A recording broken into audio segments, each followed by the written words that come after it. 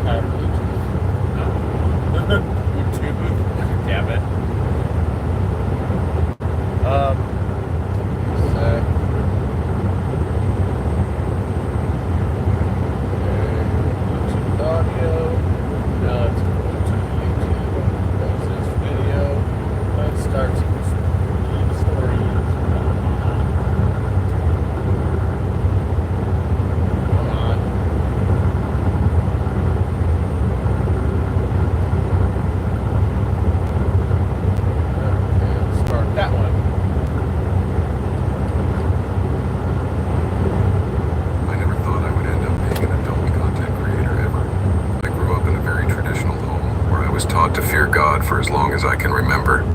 So imagining breaking away from everything I knew and the beliefs that were instilled in me was unthinkable to me.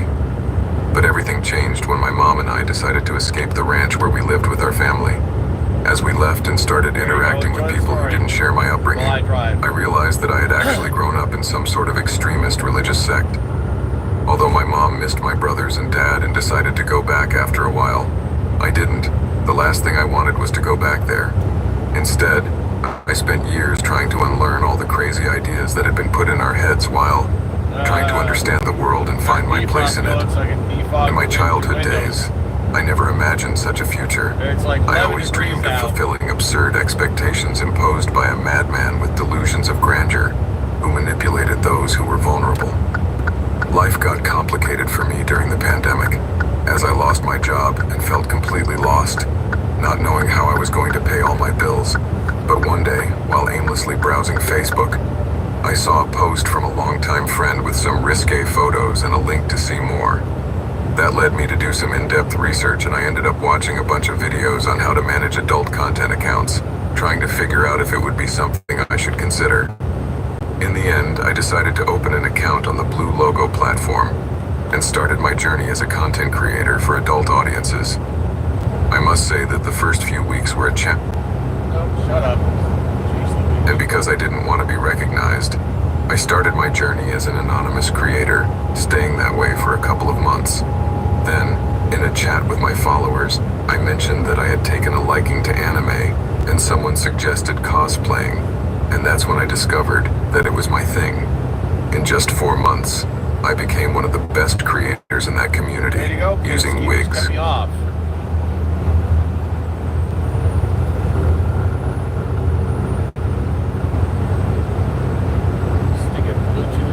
Really?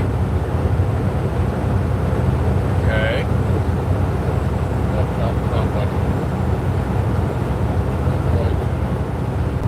Disconnect. Back to YouTube. Dressing up as famous anime characters, which would look perfect because I was almost unrecognizable, so I could maintain my anonymity. When I got into character, I felt like I was enjoying the best of both worlds. That was 4 years ago, and although I went through ups and downs in my popularity, I always had a loyal group of fans who faithfully supported me. Sure, there were also some uncomfortable situations with a couple of stalkers, but they gave up in the end. However, everything changed when I started getting some odd packages in the mail. I had opened a post office box in my first year, this because some fans wanted to send me cosplays to use in my photo shoots or live streams, which I thought was cool, until I started getting some disturbing stuff, the kind of stuff a stalker sends you.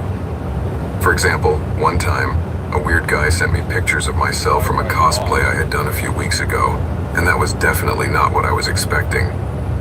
Inside the next package, things got more tense, as when I opened the box, I found more pictures of myself, but this time, they were marked with scary messages on the back. Things like, "You're going to die soon. I'll enjoy murdering you, and you're disgusting." I must confess I felt very scared reading this, who wouldn't?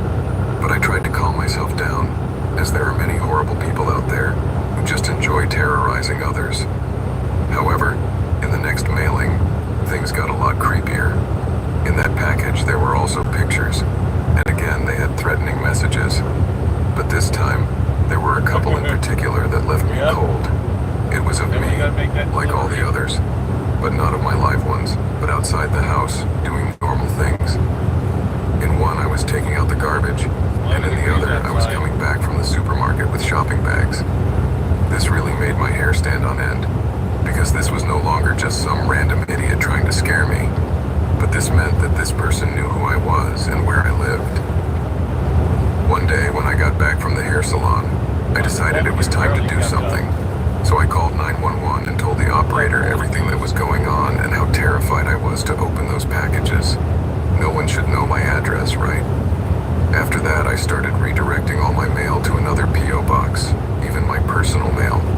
I lived in a rural town and my house was a bit remote, and my closest neighbor, who I only saw once in a while, when I went into the woods, had his own strange atmosphere. He ran a sort of hunting lodge, and one time I received another mysterious package. and I told him what was happening to me. He told me that if he didn't think there was a bomb in the mail, he couldn't do anything. I had to open the package and see what was in it, so I did, but the contents were more of the same. Some pictures and vague threats, just like the previous ones. But the funny thing with this package is that it was signed with the word rock, as if mimicking the way I always say goodbye to my fans at the end of my live events. The 911 operator suggested I file a report if the packages kept coming, and to install security cameras and an alarm if I didn't have one. So, following his advice, I bought a Ring camera, because I already had an alarm. After that, everything calmed down, and I thought the stalker had lost interest. A couple of weeks went by, and I didn't receive any strange packages, so I relaxed a bit, but it was a big mistake. About 3 weeks after I received my last strange package, I was hosting a special cosplay event for a month, and one day, while I was dressed as a Sailor Moon character, I heard a loud knock on the door. I wasn't sure if I really heard it, so I asked the audience, but they all said no. But then, I heard the knock again, and this time it was so loud that even those in the chat room could hear it. Then the doorbell started ringing with a frantic noise right after. At that point, I really got nervous, so I opened my Ring camera app to see who was there, but the screen was completely black. I didn't know if someone had managed to disable it or what had happened, and I almost fainted at what I saw. In the middle of the night, there was someone lurking outside my house. I was about to end the live broadcast to call the police, but just then the power suddenly went out. I was left in complete darkness, feeling my heart hammering frantically in my chest. You know that. I immediately locked myself in my room and dialed 911. hell, As soon as the operator answered, I immediately blurted out, "Please, someone is lurking outside, and I think they're trying to break in." I like Ingrid. The power went out. I think my electricity has been cut off. I was completely desperate and on the verge of hyperventilating. I'll keep you The operator asked me if I had a security system, and I said yes, but the power was out. Without that, it would not continue to work. It depends on the system, miss. Yours may have a built-in emergency battery. Can you see the intruder? She asked me. No, when I looked at my phone, the Ring camera was black. I think they've covered it up or something. Please hurry. I answered, nervous. My signal was terrible, so I wasn't sure if they could find me. I would have to rely on my sense of direction as I talked to the dispatcher. Everything was so quiet that I could only hear my own rapid breathing. The officers are about 20 minutes away. Is it close? 20 minutes feels like 20 hours, I thought. My eyes were glued to the door, looking for any movement or shadow that would indicate someone else was there, when suddenly, I saw the doorknob move slowly. He's trying to get in, I whispered to the operator, my voice cracking. Suddenly the handle began to shake loudly as they tried to open it, and then all was silent. Suddenly a clatter echoed as a heavy piece of furniture slammed against the door. At that moment I knew I couldn't waste any more time waiting for the police, so my only option was to climb out the window. Without thinking too hard, I threw myself through it, hoping I wouldn't break a bone in the process. Luckily my lawn was high up and cushioned my fall quite well. I got to my feet, and as I looked up, I saw a masked man watching me from my open window.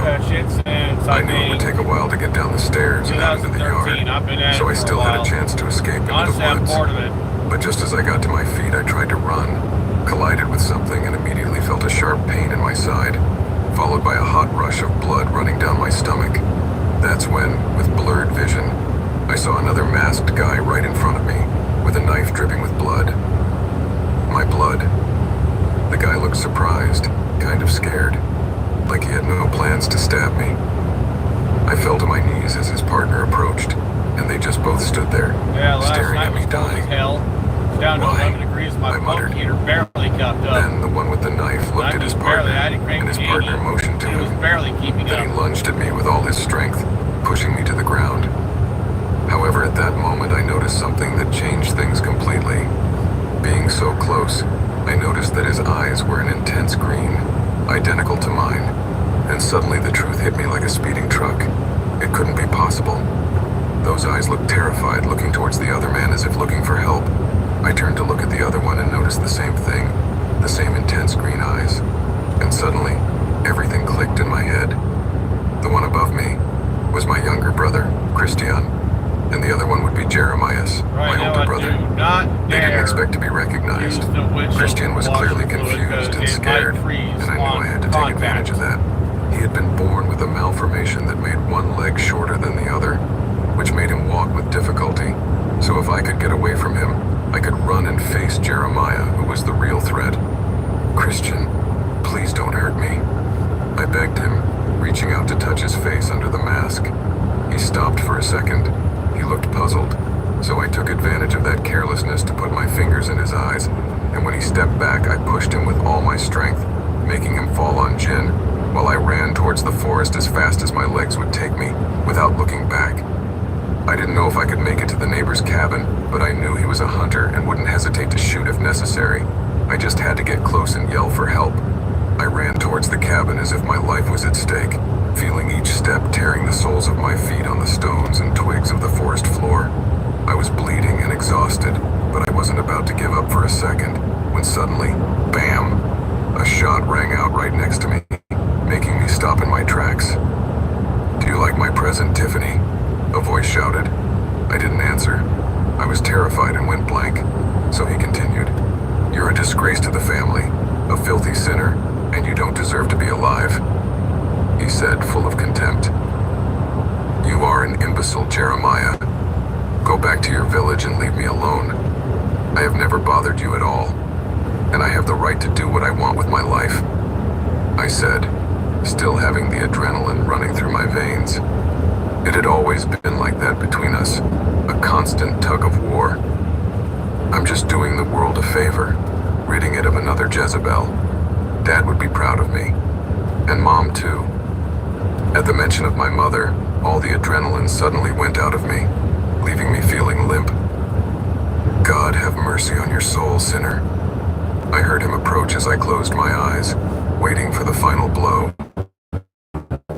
I knew that the police would never heard the shot. They would not dare to come out. I was going to die here, alone in the middle of the woods, and with no one who would even bother to pick up my corpse and give me a decent burial, because I had no one. But it was just then that I heard a piercing scream, and when I opened my eyes, I saw Jeremiah with his left leg caught in one of the bear traps my neighbor had set. I approached cautiously and saw that the trap could almost cut his leg in half. Every time he tried to free himself, he would squeeze the trap tighter on his leg, so he was only hurting himself more. I also noticed that he had dropped his gun on the ground a few feet away from him as he tried to escape. So without a second thought, I grabbed the gun. I knew there were two options. I could either end his suffering with one shot, or leave him to bleed out. But instead, I decided to step over the trap, and when I did, it closed all the way and cut his leg off at mid-calf. Jeremiah began to scream in despair from the intense pain, rolling on the ground like a wounded snake. Blood was beginning to pool on the ground, looking very dark in the moonlight. At that moment, I began to as the police approached, red and blue lights illuminated the forest in flickering flashes. Jeremiah was rushed to the emergency room and underwent an intervention to prevent him from bleeding to death. But then he was sent to prison. Christian, on the other hand, somehow managed to escape. I guess he returned to the community. After that, I continued to make adult content, but I have never received threats again, and I have never heard from Critian again either.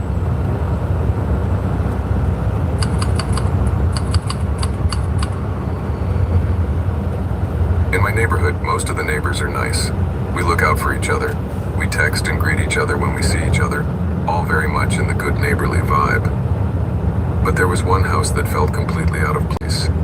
There lived an elderly lady, whom we'll call Doña Clara, with a son, whom we'll call Juan, who was in his 50s or so. I remember once we tried to be nice to them, but we were met head-on with their cold indifference. Once, while trying to catch my dog that had escaped into their garden, Doña Clara gave me a look that made me feel like I was being punched in the stomach. And believe me, that feeling of being at the mercy of a stranger's hatred is not easily forgotten. Since then, my partner and I decided to stay away from that house and its tenants, so we almost never saw Juan. They always kept their blinds tightly closed and rarely came out, and I don't remember seeing them receive any visitors either.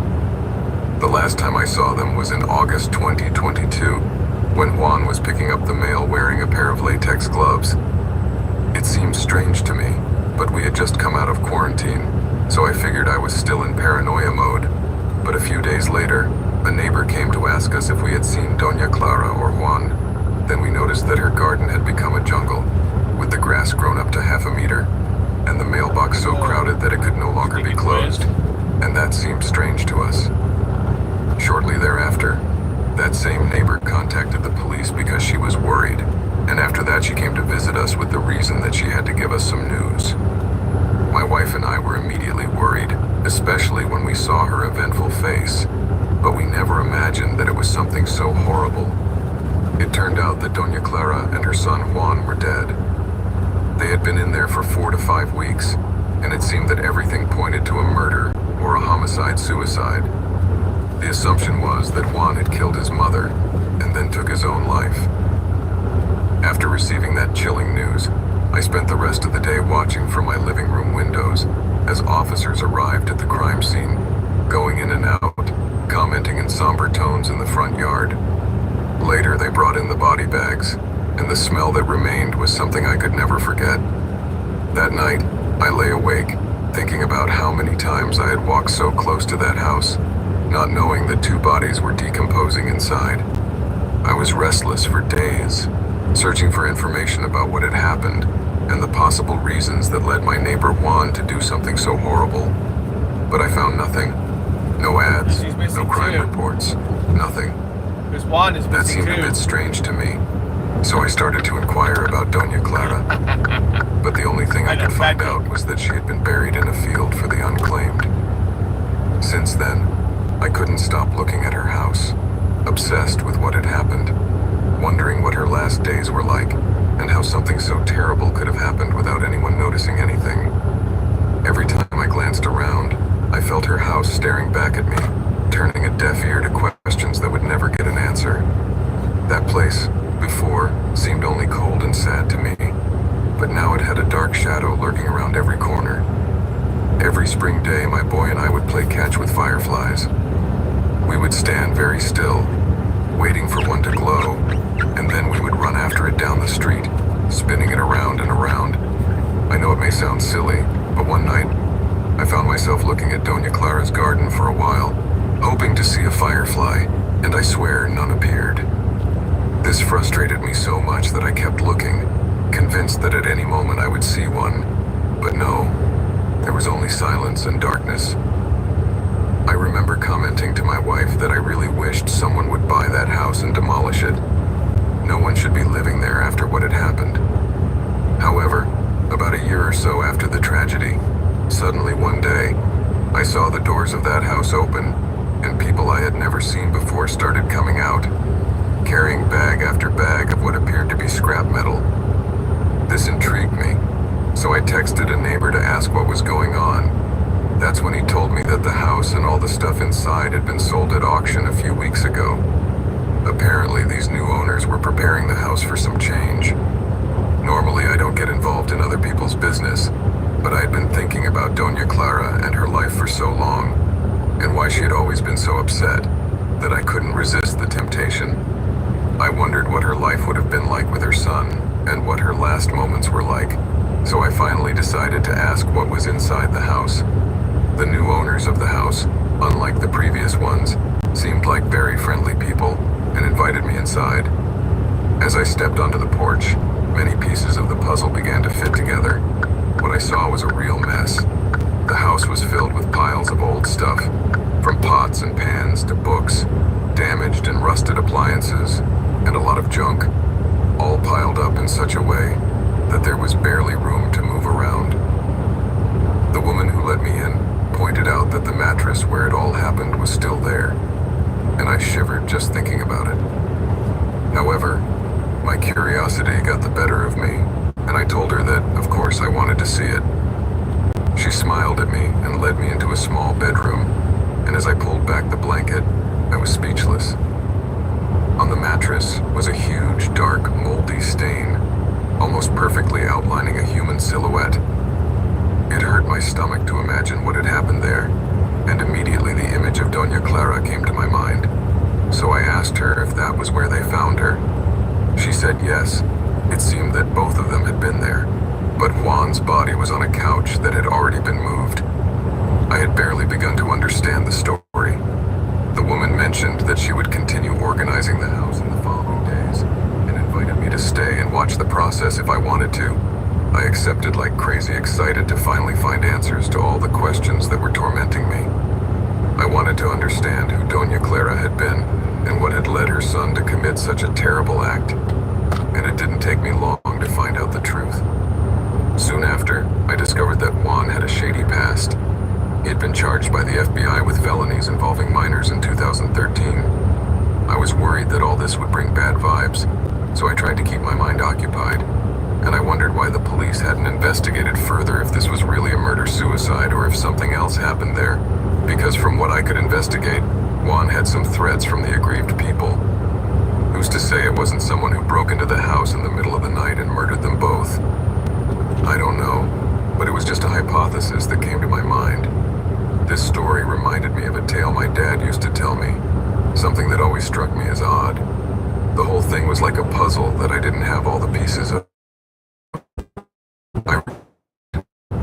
Not only for Doña Clara to face his own demons.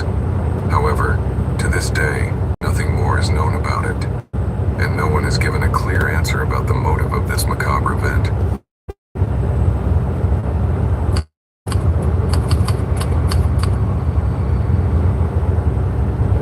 If you are a parent, you probably think that the two places where your child is safest is at home and at school. But what would you do if you found out that one of those places is precisely the most dangerous for your child? Or at least in some cases, what would you do if a predator was lurking behind the friendly smile of someone you considered trustworthy? Well, that's precisely the story I'm about to tell you. One of every parent's worst nightmares. My daughter, Ophelia, was going to school with a boy we'll call Michael to protect his identity, out of respect more than anything else. They were both in second grade when they met their sweet teacher, Miss Mary. Mary was not only an excellent teacher, but she also acted as a sort of second mom to all the kids in her class.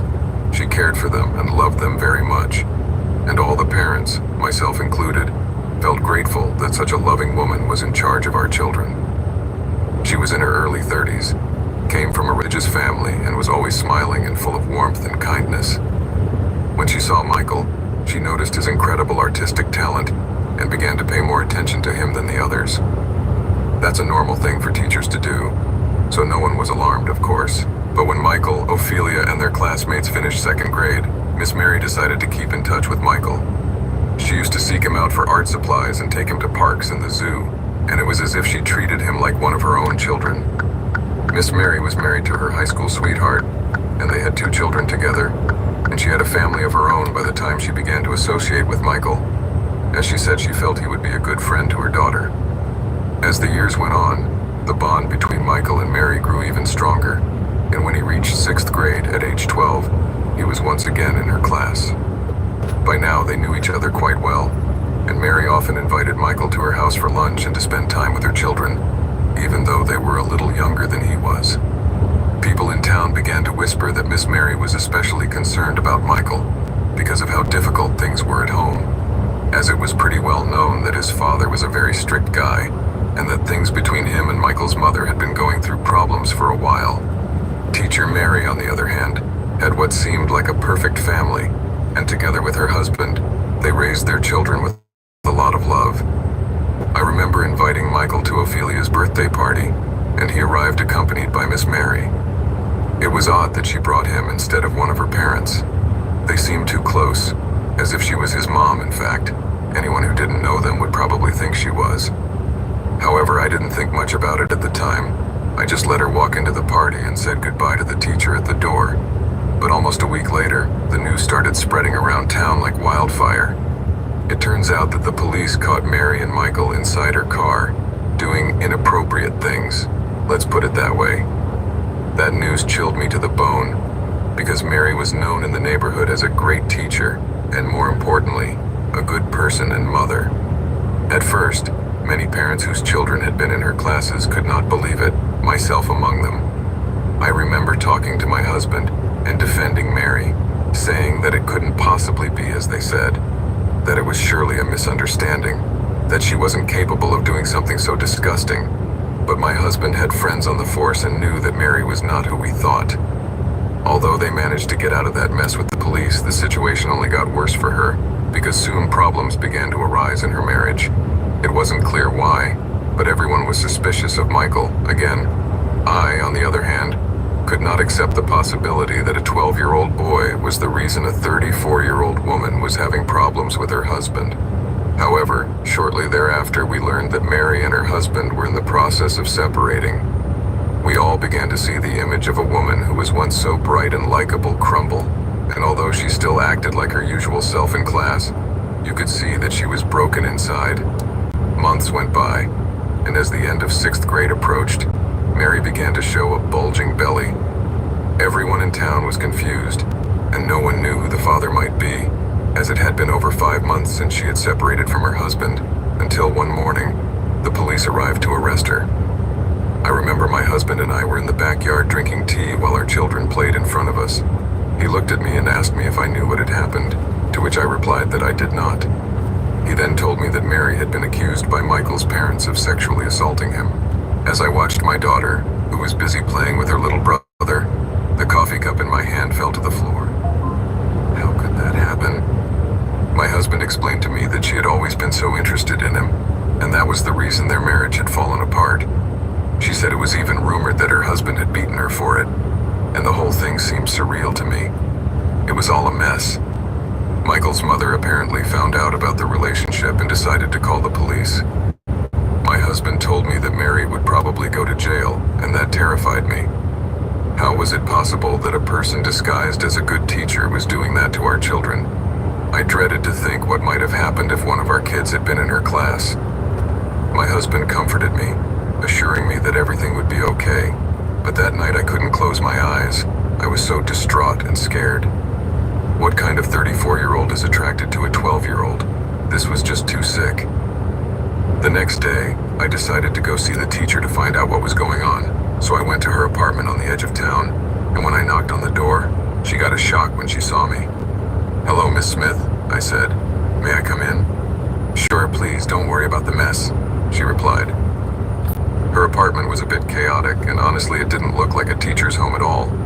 I mean, I expected to see order, books around, and a halfway normal place, but that looked like a pigsty. "Would you like some water?" she asked. But I said no. Instead, I told her I wanted to talk to her for a while. She looked a little hesitant at first, but sat down across from me. "How are you?" she asked, and I didn't think she was really expecting anything good from me. "As well as I can be, under the circumstances," I replied. I wanted to hear from her mouth what had happened, because I still thought she was a good person. She looked at me for a moment, and then covered her face with her hands and began to cry. "He understands me," she said, referring to Michael. I know this may sound weird and almost like something out of a movie, but it's true. He and I love each other. Hearing her say that sent a shiver through my body and my stomach churned. How could I think a 6th grader could handle something so complicated? But I still wanted to know what had happened. "How did it all happen? Can you tell me, if you don't mind?" She began to explain to me that they had become close since he was in 2nd grade, and that had been growing. She was dealing with problems in her marriage, and apparently her home life wasn't the paradise we all thought it was either. Then one night, Michael called her very upset because he had also had a problem at home with his father, so she went to find him. That night they went to school, kissed, and although she wanted to stop, so she said, they couldn't, and after that, the encounters just kept happening. She got pregnant just as her separation with her husband was underway, and Michael's mom became suspicious, and one day he confronted her, so she knew she could no longer deny it. And here I am, pregnant, and at risk of going to jail just for loving a guy much younger than me, she told me. And as she spoke, tears streamed down her flushed face. I honestly had divided feelings that day. On one hand, it broke my heart to see what situation she was in, but just the thought that this woman was talking about being pregnant with a child the age of my daughter, who I saw being born almost yesterday, twisted my insides. I couldn't bear to stay there any longer, so I left. Soon after, the trials began, and almost the whole town showed up. In the end, she pleaded guilty to abuse and went to jail.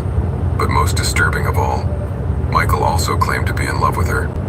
You could tell the kid needed support, so the whole thing was a mess, complete madness. But the story didn't end there. While she was in jail, she gave birth to 2 of Michael's daughters. It was a very strange case. His family got custody of the babies, and when she got out of prison, Michael was already 21 years old. But it seemed that no time had passed for them.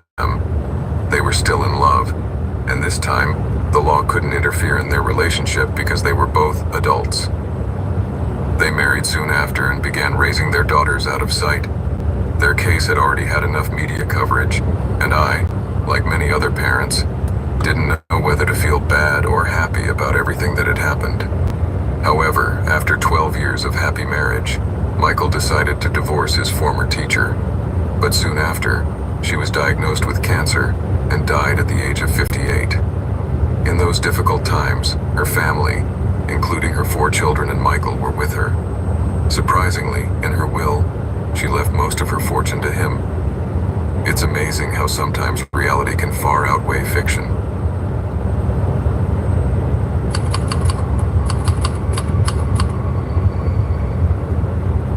It all started when my oldest son, Alex, passed away.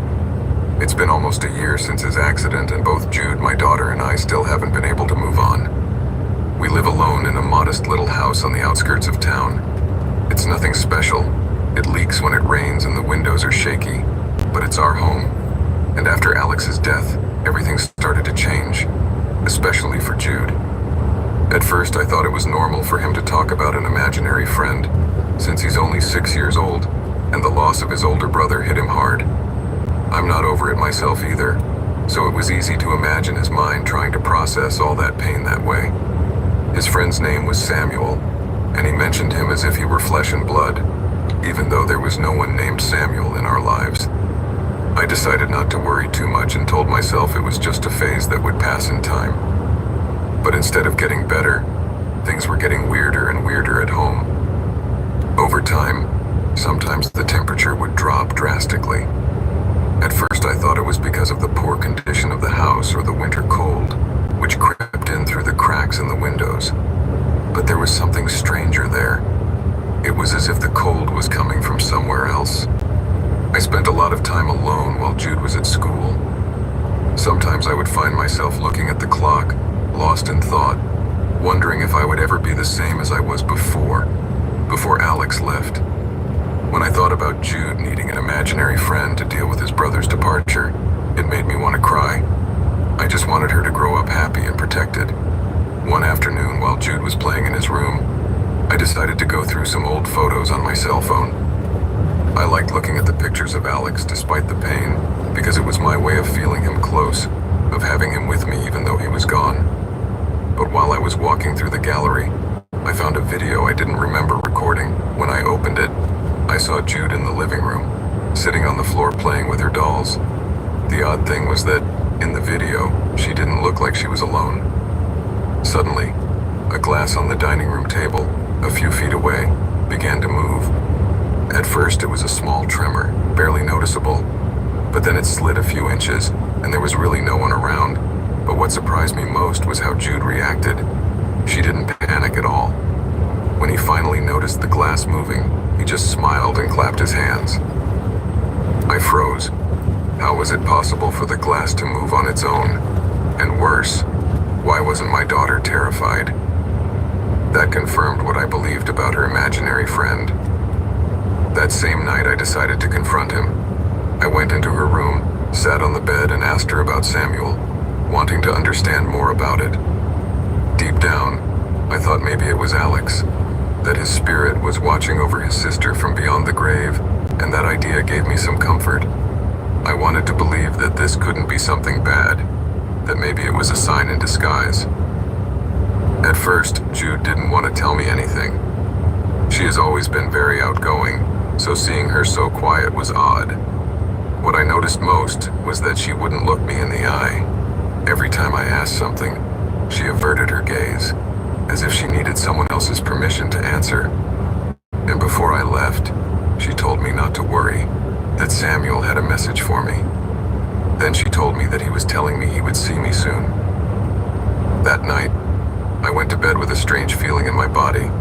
I knew there was something paranormal going on, not only because of the video, but because Jude was behaving very strangely. I prayed a lot that night, hoping it was her brother's spirit, but that idea felt very far away, almost scary, and I didn't want my daughter to feel unsafe. I closed my eyes, trying to shake off those thoughts, but in the end I fell asleep and had a horrible nightmare. I was walking around the house in the dark looking for Jude. The cold was unbearable, my breathing was heavy, and every step felt like I was approaching a horrible thing. I finally reached her room, but when I opened the door, she wasn't alone. There was a tall, dark figure looking at her from the corner of the room. I could not see her face, but I felt that her eyes were fixed on me, and fear paralyzed my heart. At that moment, I woke up startled, sweating, and with my heart pounding, trying to convince myself that it had only been a bad dream. But when I turned towards the door, I found something that left me paralyzed. The light in the hallway was blocked by a figure that didn't look human. It was taller than anyone I had ever seen, with a grotesque and deformed silhouette. But what disturbed me most were its yellowish eyes, glowing in the dark. Her skin appeared to be covered in scales, and her face was a nightmare. "Thank you for taking care of the girl. You've done well so far. Now go to sleep," the figure said with a chilling smile, and just before I could scream, the door slammed shut. I had a panic attack, and at that very moment I jumped out of bed and ran to the door, expecting to find the thing in the hallway, but no one was there. I looked up and saw the door to Jude's room moving, and I can't even describe the terror I felt. Without wasting a second, I ran to his room.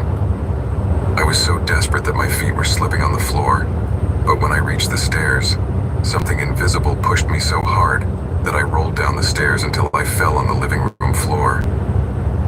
The pain was unbearable, and I thought I had broken a bone, but I tried to get up, but my legs were shaking and unresponsive. I felt weak and vulnerable, unable to protect Jude. However, as I tried to sit up, I saw someone coming down the stairs. It was Jude, but she was not alone. This monstrous figure was accompanying her. Her head was bowed and she was saying, "Say goodbye to Mom. You'll never see her again." I noticed that Jude had her eyes closed, as if she was asleep or caught in a trance, completely oblivious to what was happening around her. I tried to scream. I wanted to move, but my body wouldn't obey me, so I could only watch helplessly as Jade and that thing went down the stairs, and when that creature passed close to me, I felt a cold so intense that it made me shiver. Suddenly, I vomited a thick black liquid and tears of blood streamed from my eyes. It was as if my body was disintegrating just by being near that presence. The pain was unbearable, but the worst thing was that I could do nothing to stop it, to prevent it from taking my daughter. In truth, I wanted to explode from the pain, because I thought it would give me the energy to do something, anything, to save my daughter. But unfortunately, I could only stand there, watching helplessly as she was taken away. Time felt as if it had stopped, and as that monster walked away with Jude, all I could feel was despair and frustration consuming me. The physical pain was horrible, but there was nothing that compared to watching my little girl walk away.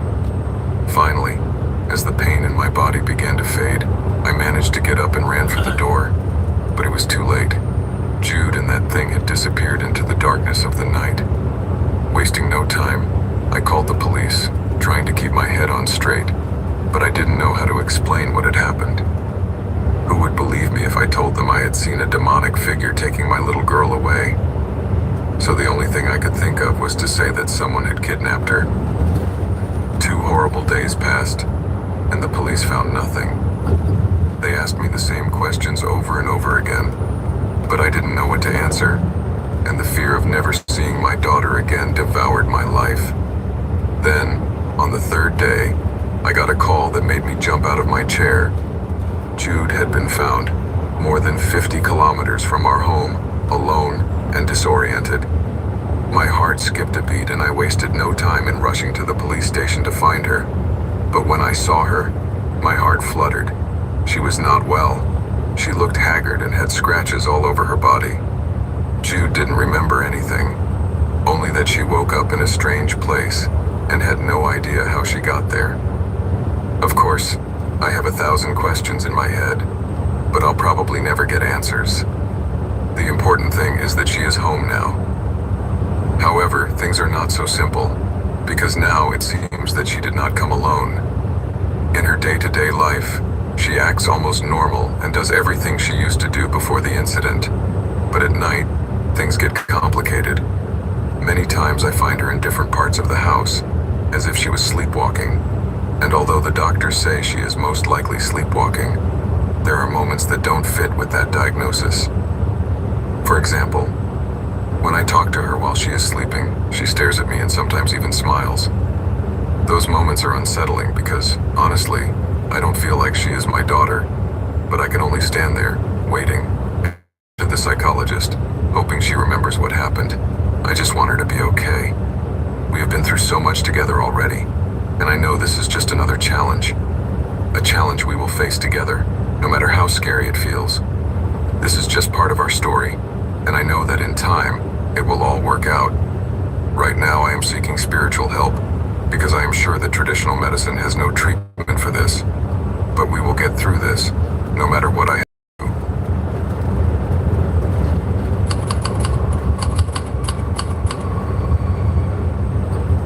Moving in with a new roommate should have been a way to start fresh after my disastrous breakup with my ex. Finding Betsy's ad looking for someone to share her apartment was like a stroke of luck that came just when I needed it most. The place was historic, but it was a cozy 2-bedroom apartment with hardwood floors and a small balcony overlooking the city. Betsy was a bit odd and had a quiet air about her, but she seemed like a nice girl. The first night, as I was taking my things out of the boxes in my new room, I heard strange scraping noises coming from the walls. It was a strange sound, a rhythm as if someone was dragging nails on the plaster, so I put my ear against the cold wall and asked, "Is anyone there?" But all was quiet. The next morning at breakfast, I casually brought up the subject. "Hey, do you ever hear any strange noises at night, like scratching on the wall or knocking?" At that point, Betsy looked up from her tea and looked at me. Her expression was hard to read, but after a pause she said, "It's an old building. It makes those noises from time to time," and continued sipping her tea. However, I noticed that he looked at me a little longer than necessary, as if he was trying to read something in me, or that was the feeling I got. Long days passed, and the noises continued to affect my sleep, until one night, I noticed some small holes in the walls of my room, almost invisible. They seemed to be strategically placed, one in front of my bed, and one in the bathroom. Through them, I only saw darkness, and I immediately grabbed tape and paper to cover them. But at dawn, it was no longer there. The tape I had placed just seemed to have vanished, and not only that, but the holes seemed bigger now. At that moment, a sense of invasion hit me, but I didn't want to do anything until I talked to Betsy. She was in the bathroom, and as soon as she came out, I asked her, "Did you take down the paper I put on the wall?" Betsy looked at me with her eyes reflecting the dim light from the kitchen, and said, "Why would I come into your room?" Then walked past me and into her room as if nothing had happened. I was thoughtful for a moment, and then thought that maybe he hadn't really put them on. Nevertheless, the paranoia was intensifying. Later that night, around 2 a.m., I heard the rubbing again, this time louder, almost as if it was moving along the wall and stopping just behind my head. I whispered in the dark, "Who are you? What do you want?" And the answer was a low chuckle that gave me chills. But then all was silent again. The next day, I discovered that my closet door was open, and a pile of clothes I hadn't worn had returned to my bed, neatly folded, with a strange smell clinging to them, a mixture of damp earth and something sweet, almost putrid. I decided to stay out late, escaping to the corner cafe. I had no idea what was going on, and this was very strange and disturbing, and something told me that Betsy was more in the know than she was letting on. I tried to distract myself by opening my laptop, but in the middle of that, the camera light came on without warning. I immediately frowned and turned it off, but moments later, an anonymous message popped up on the screen. "Why don't you want me to see you?" My heart immediately skipped a beat. "Who are you?" I asked, feeling my stomach in knots, but there was no answer. Right then and there, I closed the laptop and went back home, and when I got to my room, I closed the door and pushed a chair against it. I was so exhausted and shocked that I collapsed on the bed, shoving a kitchen knife under my pillow. In the middle of the night, I suddenly awoke with uneasiness. The first thing I saw was Betsy standing at the foot of my bed. The streetlight partially illuminating her amidst the darkness of my room gave her an eerie air and almost made me gasp. "Betsy, what are you doing here?" I asked her. She tilted her head and mumbled, "You were screaming. I just wanted to make sure you were okay." I hadn't screamed, so I told her to leave, but she assured me I did in my sleep, and after a moment of silence, she finally left the room. As dawn broke, I knew I couldn't stay there another second, so I started packing, determined to leave before night fell and the nightmare would begin again. But as I was gathering my things, a USB flash drive fell out of one of the boxes. I didn't recognize it, but curiosity got the better of me, and I plugged it into my laptop, then opened the only folder I had, titled You, and saw that there were a bunch of video files there, all with their dates. I decided to open the most recent one, and when I did, I froze. It was a night recording of my room. I watched in horror as it showed my movements as I slept, even tossing and turning. The date showed the night before, and my heart stopped when I saw Betsy standing in the corner, watching me with eyes that glowed brightly in the dark. With my heart racing, I clicked on another file and saw myself in the bathroom, undressing to take a shower. Horror washed over me as I realized the extent of the invasion of my privacy, but most frightening was the file at the bottom of the list, which was titled Tonight. This was not a video file but a link, so I clicked on it and what I saw shocked me. It was a live feed from an angle that clearly revealed that the camera was hidden in the wall. Suddenly, the video shook and a message appeared on the screen. "I'm coming." A loud bang echoed down the hallway, and panic set in. I tried to call the police, but I had no signal, and suddenly the lights began to flicker before going out completely, and the apartment was plunged into total darkness. I heard footsteps approaching, and then the doorknob rattled loudly. "Let me in," a distorted voice chimed from the other side. I stepped back, grabbing the knife I had stashed under my pillow, just as the door creaked open, and what I saw left me even more terrified. Betsy was there, but something was very wrong.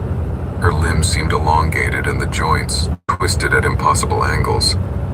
Her face was now very grim, with sunken eyes. "You had time to go," he said. And at those words, I gasped and ran into the hallway, hearing a scraping on the walls, the same sound I had heard so many times in the night and had made my hair stand on end. So I ran out into the living room and found the front door, but it was jammed. And meanwhile, Betsy, or whatever she was, kept coming closer. I kept struggling with the door to get out into the hallway, but it was no use, so I quickly grabbed a chair and broke a window, cutting myself on the glass as I crawled through the gap. I ran out into the cold night, not looking back until I came to a gas station that glowed in the distance. The clerk looked at me dumbfounded as I walked in, disheveled and cut. "Are you okay?" he asked, somewhat alarmed.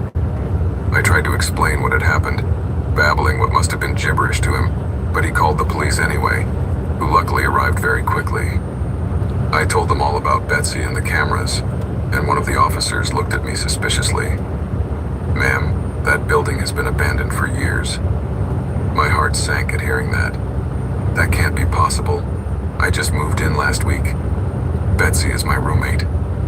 At that moment, they exchanged glances. "Let's go take a look," one said.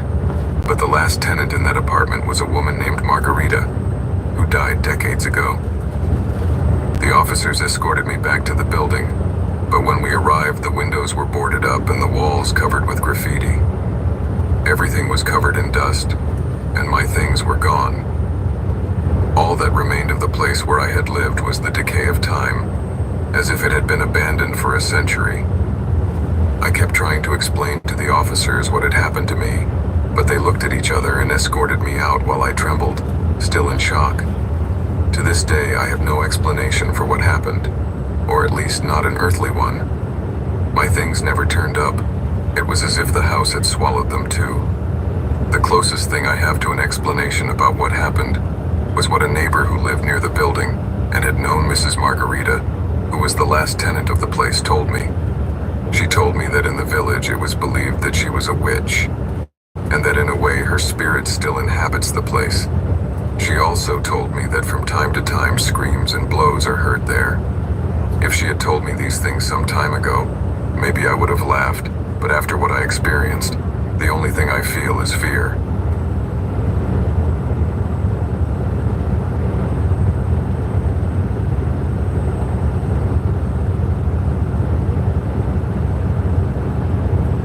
Let's see. This one. You're always welcome. That was the sign that hung outside the motel that my family had owned for generations. A relic from the heyday of Route 66, nestled among large pines just off a 2-lane mountain road. My grandfather was a smart man and very opportunistic when the cave system nearby was incorporated into the National Park Services. He capitalized on it. He built the motel, and shortly after, our home right next to it. As tourism expanded, so did the motel, one room at a time. Eventually, our old living room was converted into the offices, and the door behind the lobby desk led directly into our kitchen. Eventually, our home and the motel were one and the same, and this is where I grew up. My grandfather passed down the business to my father when my sister and I were born.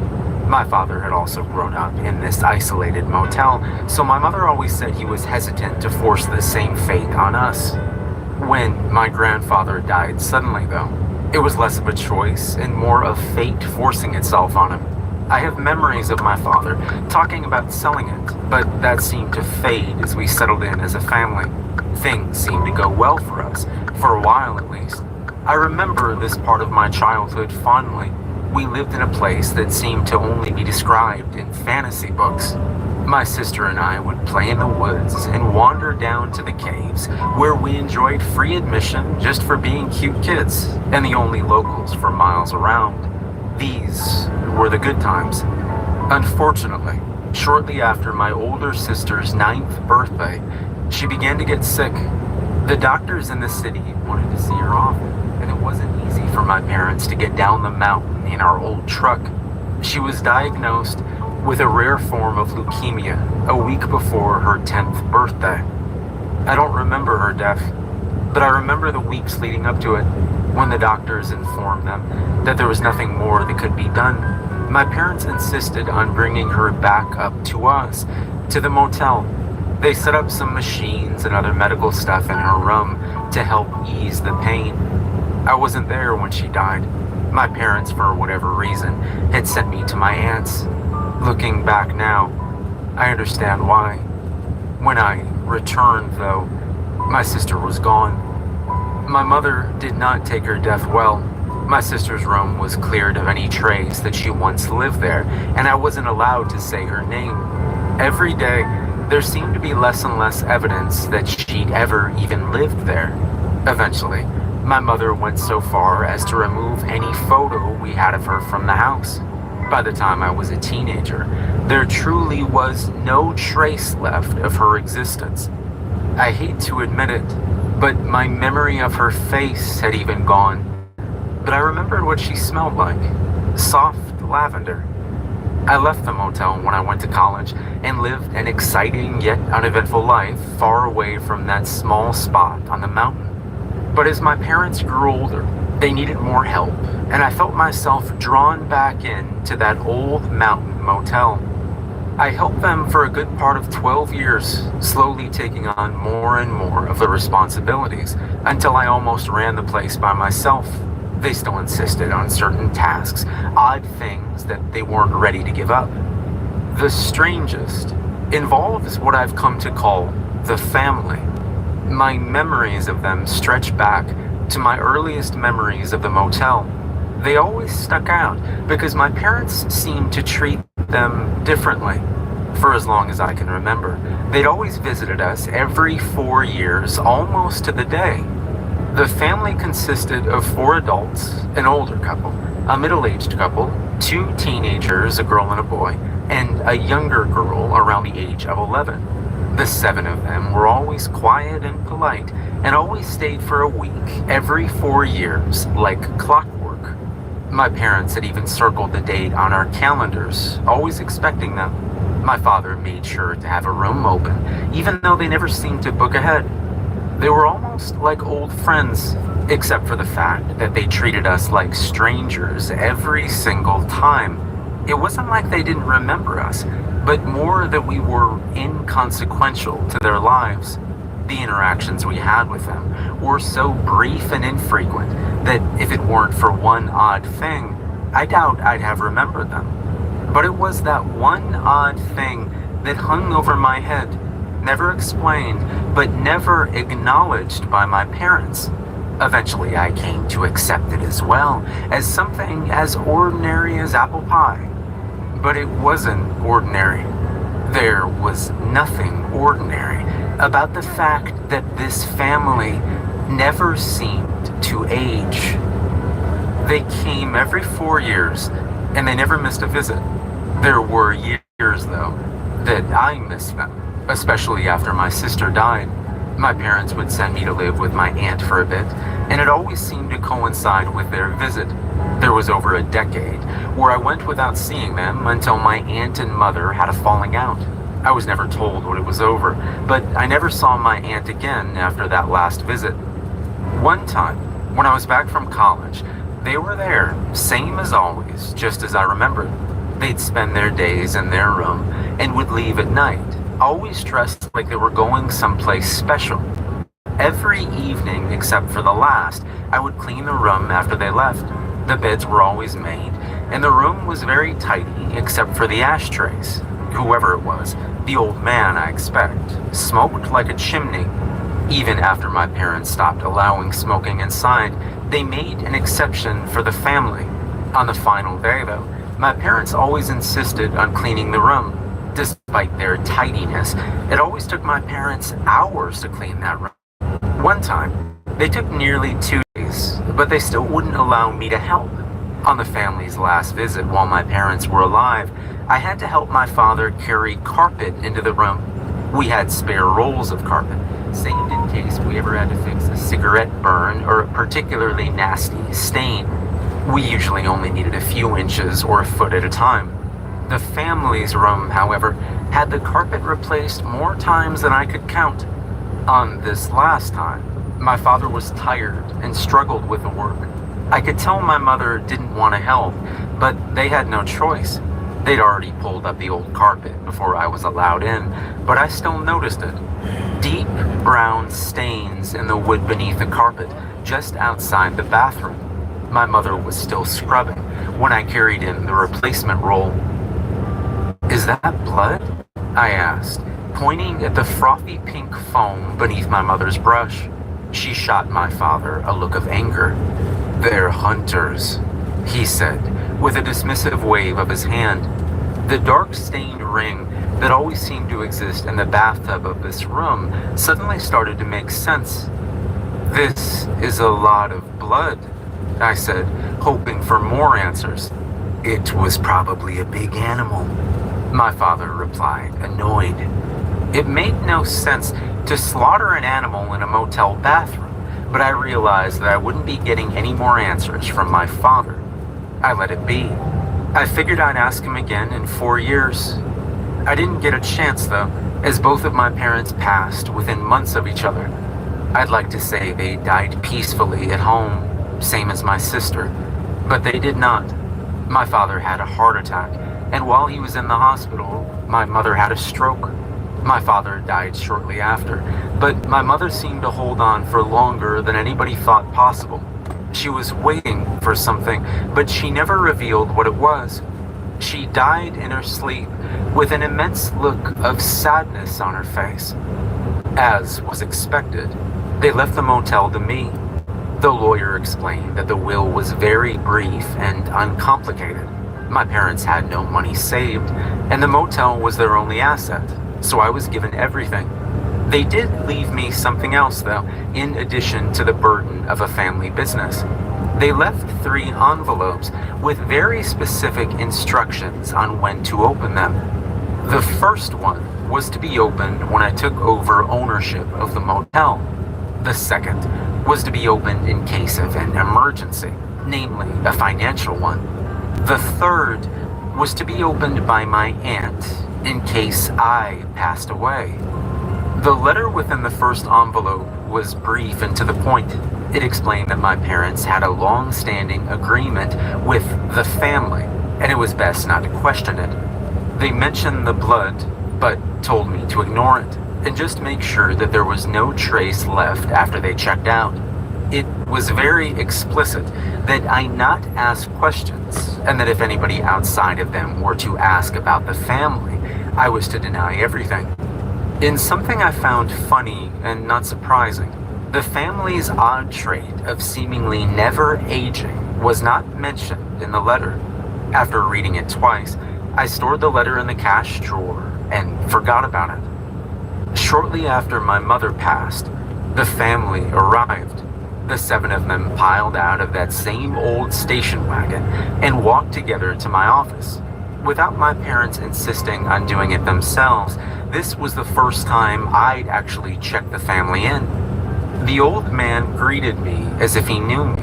He didn't ask about my parents, and in an odd way he spoke to me as if I'd always been the one to check them in. All but the little girl seemed to watch me without expression. The little girl, however, broke away from the group and stepped around the desk and knocked on the door leading to our kitchen. None of the family reacted in any way to her actions. "Can I help you?" I asked her. "Is she in there?" she asked, almost emotionless. "It's just me now. My parents passed a few months back," I explained as I grabbed the room key. The older man took the key without acknowledgement of the fact that my parents were dead, but the little girl broke down. She began to sob and yell for her mother, but instead one of the teenagers took her by the arm and pulled her along as they left together. Her sad eyes met mine, and for a moment I felt an unspoken grief between us over my parents' absence. I realized it was the first time that anybody outside of myself had shown any reaction to their loss. It felt good. It made me feel less alone in this isolated little motel. I watched as the family dragged the little girl back to their room to unpack and settle in. I remembered then how my mother used to treat this little girl. She always seemed to dote on her when they'd visit. After my sister's death, my mother was less than affectionate, especially to children that weren't her own. Except, that is, for this little girl that came around every 4 years. Their stay was uneventful, and after that night, even the little girl all but ignored my presence. They left at night and returned before morning, usually without notice. Their rooms, again, were always tidy except for the cigarettes. Before they checked out, I read the letter from the first envelope one more time. It had also mentioned that at checkout they would pay in cash and leave behind a small paper package sealed with twine. The note instructed me to never open the parcel, but instead put it in a safe that I had no idea existed before reading the letter. The safe itself was filled with more small paper bundles tied with twine. I did as the letter instructed. Sure enough, after their final night, there was blood. It wasn't a lot of blood, but enough to cause concern. The bathtub had been filled with it and then drained, leaving behind a crimson film ring around it. The tiled floors were sticky, and the carpet had soaked in whatever bled out of the bathroom. I replaced the carpet as my father had showed me, and scrubbed the bathroom until no trace was left. Looking back, of course it seems suspicious now, but it was always that way with the family. I couldn't really say for sure where the blood came from, and I never wanted to ask. However, if the cop showed up one day, I'd have probably told him. But nobody ever asked, and there was never anything on the news, so I just told myself the same lie. They were nothing more than a family on a hunting trip in three-piece suits and Sunday dresses. I ran the motel without incident in the years after that, but it wasn't easy. I should mention that while the hotel is located near a tourist spot, there is little else to attract people. In fact, we're located on what some call a dead road. Not a dead end, but a dead road. A long stretch of highway without any signs of civilization. It's one of those highways that people seem to go missing on. Ours is just one of the many around the country. We once had a writer stay with us while my parents were still around. He told me that he was a true crime writer. He said he was working on research for a book about what he called the Ring of Fire, a connection of dead roads all across the country. A giant ring of asphalt-paved death. He said that lots of famous serial killers traveled the ring. His book was going to be about connecting the dots to unclaimed victims. He told me that I shouldn't worry about it, though, because the dead are always faceless. It was always sex workers, or indigenous folk, or just drifters who lost their way. He explained that they are considered less dead to the cops, that their deaths don't mean as much as a politician or a pretty girl.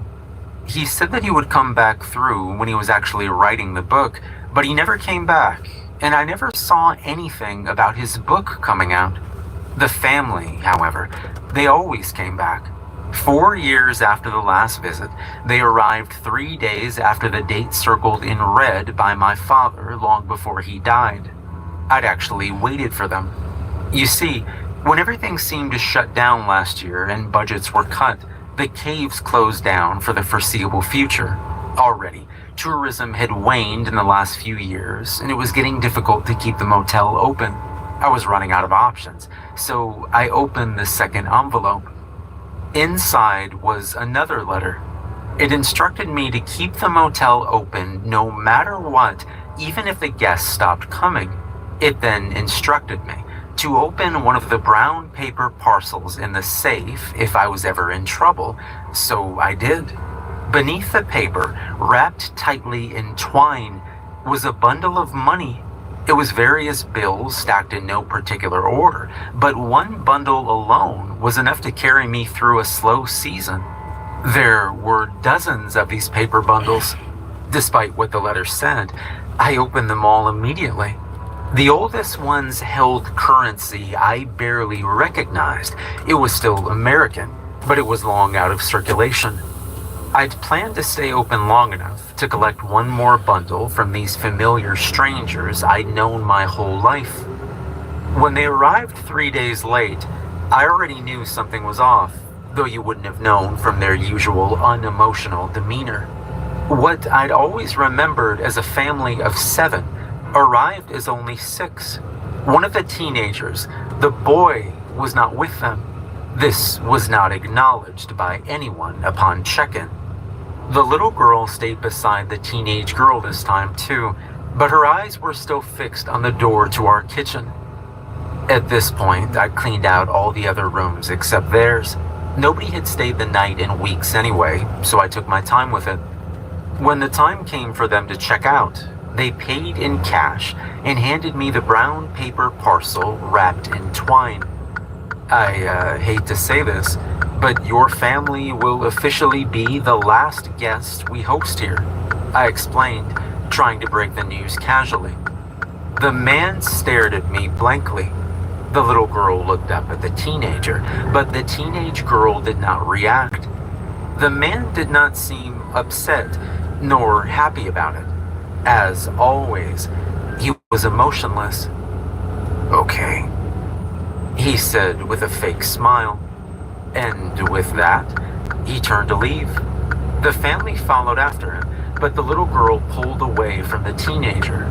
She stood there, staring at me for a very long time. You, better hurry, I said, pointing at her family, trying to break the awkwardness. "Do you not remember me?" she asked. "Of course I do. You never change," I replied. I could see the old man out in the parking lot as he packed up the old station wagon. I saw him notice the little girl's absence. Without any urgency, he put down the bag and came to retrieve the little girl. As he approached the office door, the little girl stepped closer to the desk. "If you aren't here when we return, they'll leave me. They'll put me back in the caves and never return," she whispered. "What do you mean?" I asked, my mind racing. "I'm too young. I should never have been turned." Her voice was cut off by the opening of the door.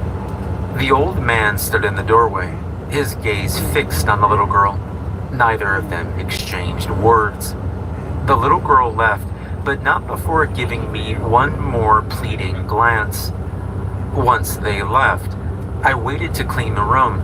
I counted the bundle of cash left in the paper parcel.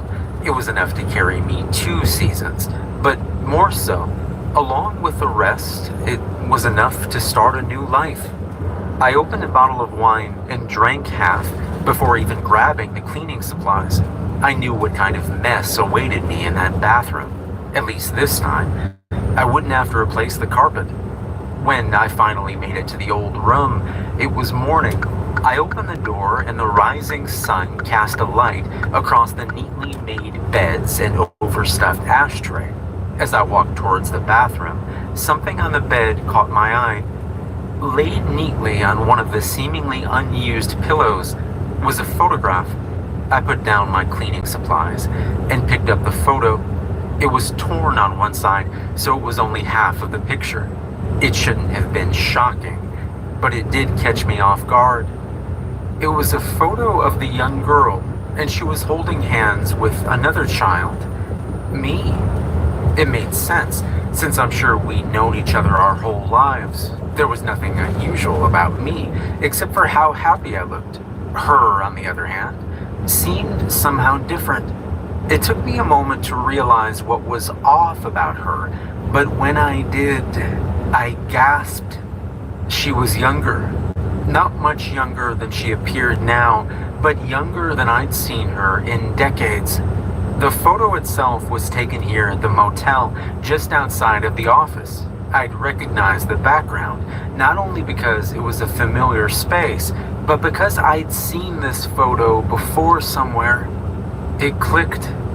I abandoned the cleaning and ran back to the office with the photo in hand. Hung above the fireplace in the office, just across from the desk, was a collection of photos my mother had curated over the years. It was mostly my parents and I, but there were also snapshots of famous guests or old regulars. I ran my fingers over the torn edge of the photo of myself and the little girl, and I remembered one specific photo that hung over the fireplace. It was small and odd-shaped, but it was my mother's favorite because of how happy my father and her looked. It was just the two of them standing outside the office, smiling. It was taken in the same spot as the one of me and the little girl. I ripped the photo of my parents off the wall and broke the frame, too impatient to be delicate. I pulled the small, odd-shaped photo from the frame and confirmed my suspicion. It was torn. I held the photo of my parents up with the photo of the little girl and myself. They were two halves of the same photo. And though I couldn't remember her face, I knew immediately who the little girl was. I held the photo close to my nose and breathed in deep, soft lavender. She was my older sister. I now understood the deal my parents had made. I had made the decision to close the motel long before my sister left that photograph. The plans were in motion, and it seemed as if nothing was going to stop the sale. That is, until he arrived. I hadn't bothered to clean their room after the family had left, too emotionally drained to take on the horrifying task. Instead, I retreated back into the house to surround myself with memories and make a meal that my mother used to make for my sister, spaghetti and meatballs with garlic toast. It was comforting. I was cleaning up after dinner when I heard the front door open to the office. The old service bell at the front desk rang loud enough for me to hear. The vacancy sign had long been extinguished, and the front door to the office had been locked after the family left. Whoever had rung the bell, they were not welcomed in. I opened the door slowly, with the kitchen knife gripped tightly in my hand. "We're closed," I warned them. The door swung open to an empty room. "I'm late," said a voice from the darkest corner of the room. He looked like an animal cowering in the corner, balled up and small. He was more of an unkempt shape than a person, covered in mud and grime. When he stood up, I saw how bad he looked. The dirt reached every crevice, as if he were buried in it, and only the whites of his eyes stood out from the black coat of mud. He was thin, almost emaciated, but still had a strength about him. "I'm sorry, but we're closed," I repeated. "But the sign," he said, pointing up at the "You're always welcome" sign hanging just outside the window. We don't have any clean rooms. I'm sorry. You'll have to find somewhere else," I said, feeling a sudden sense of discomfort. His white eyes met mine with a stare so intense it felt as if he were looking straight through me. "But we already have a room," he said. His voice was soft yet commanding and wholly devoid of emotion. It was then that I recognized him. He was the teenage boy from the family, though thinner than I remembered.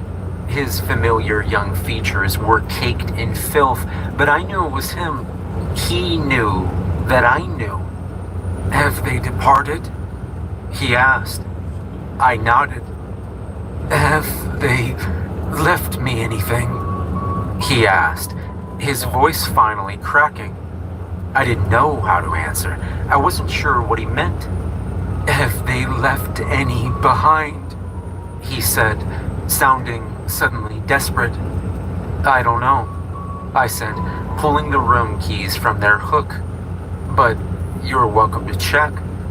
He took the keys from my hands, his eyes lingering on my arm. It was as if he saw something I did not. "Thank you," he said, and left the office, trailing mud out the door. It wasn't until he was gone that I realized the trail of mud only led outside. That night, I couldn't sleep. I watched his room from my window and waited for him to leave, but once he closed that door, it seemed as though he disappeared inside. He never even turned on the light. I only left my perch long enough to make coffee, but even then I listened for the creak of that heavy old door. I never did hear it. When day came, I decided to check on him. I knocked many times and announced my intent to enter. He didn't respond. The door opened with that familiar old creak, and the sun once again crept into that dark room. Cigarette smoke still hung heavy in the air and danced in the beams of light. The room key sat idle next to the ashtray. "Hello?" I said. The room itself appeared empty, but I traced his muddy tracks from the door to the table, then to the bathroom. He'd smoked the old butts left by the others and left nothing behind but burnt filters. The beds, again, were untouched. I knocked gently on the bathroom door. "You okay?" I asked. The carpet sloshed under feet, wet from the bathroom overflow. "I'm coming in," I announced, already turning the knob. As the bathroom door turned inward, it pushed aside a layer of sticky wet sludge. It was a mixture of deep red and earthen brown. The putrid sweet smell of decay hit before my eyes could comprehend the horror of what lay before me. The bathtub was half filled with thick old blood and clumps of mud left behind by the boy. His clothes were piled in a damp, muddy heap just outside the bath. The floor was sticky with blood and dirt. But still, I stepped inside. The bathroom was full enough with that gruesome sludge that something could still be hiding beneath the surface. As I'd done many times before, I reached in and pulled the plug. My hand brushed against something inside, and I recoiled. The bubbling gurgle of rotting body fluids oozed down the drain as I waited to see what was hidden inside. Thankfully, it was not the boy. It was the severed leg of a deer that had brushed my hand. The muck left behind in the emptied bath was a slurry of torn organ meat and unrendered fat, the remnants of a slaughtered beast. In all my years cleaning, they'd never left this kind of evidence. It was always blood, massive amounts of blood and bile, but never anything that couldn't be drained. I assumed then that this was left by the boy. I did my best to shovel the decaying bits of carcass into a plastic bag, and then used old sheets and towels to sop up the puddles of putrid death that remained. I threw all of it into the burn pit out back. I emptied an entire bucket of bleach into the bathroom just to hide the smell. Exhausted, I fell asleep on the bed. The odors of death and cigarette smoke around me. I dreamt of my sister. For the first time in as long as I could remember, I could see her face again. When I awoke, it was still the afternoon, but the boy hadn't arrived. I was hungry and covered in filth. I showered in the hottest water I could stand, hoping to burn the odor from my skin. Afterwards, I made a sandwich and returned to my perch at the window. I'd left the door open to air out the room.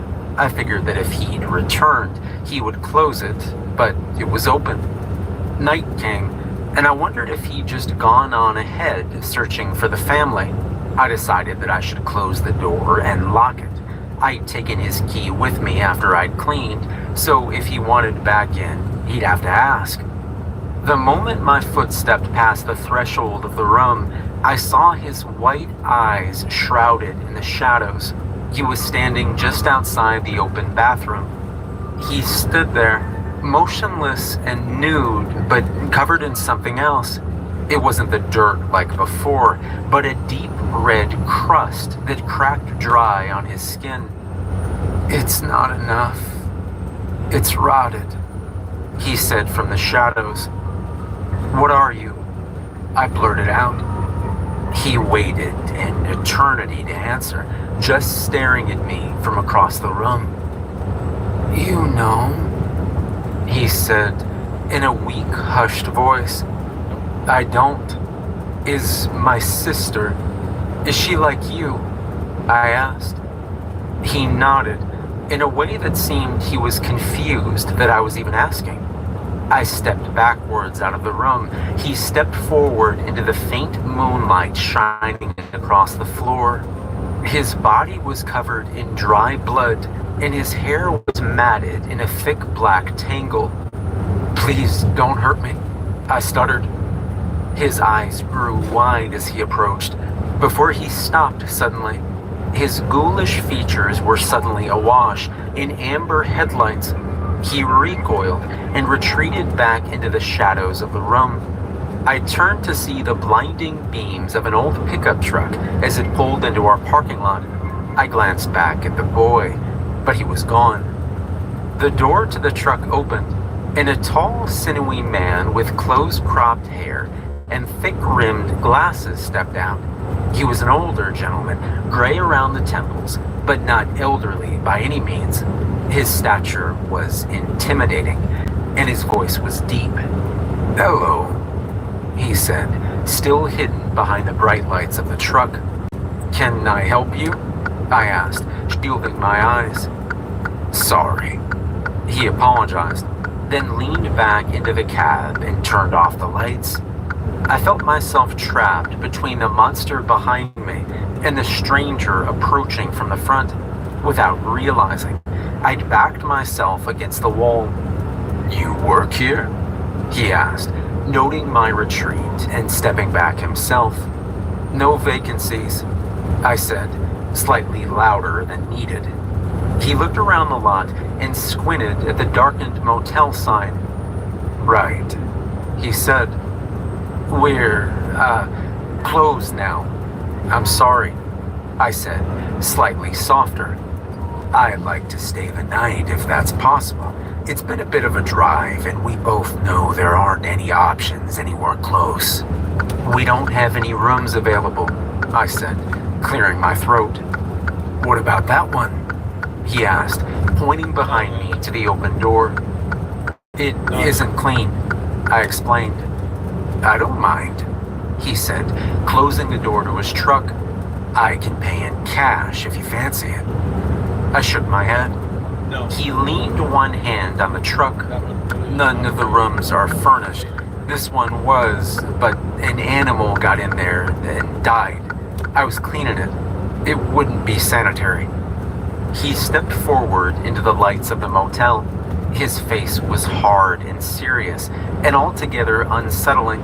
I couldn't help but think back to that writer about what he said. This man could be one of them, I thought. Here I was with my back to a danger that I couldn't comprehend, while in front of me stood a potential serial killer.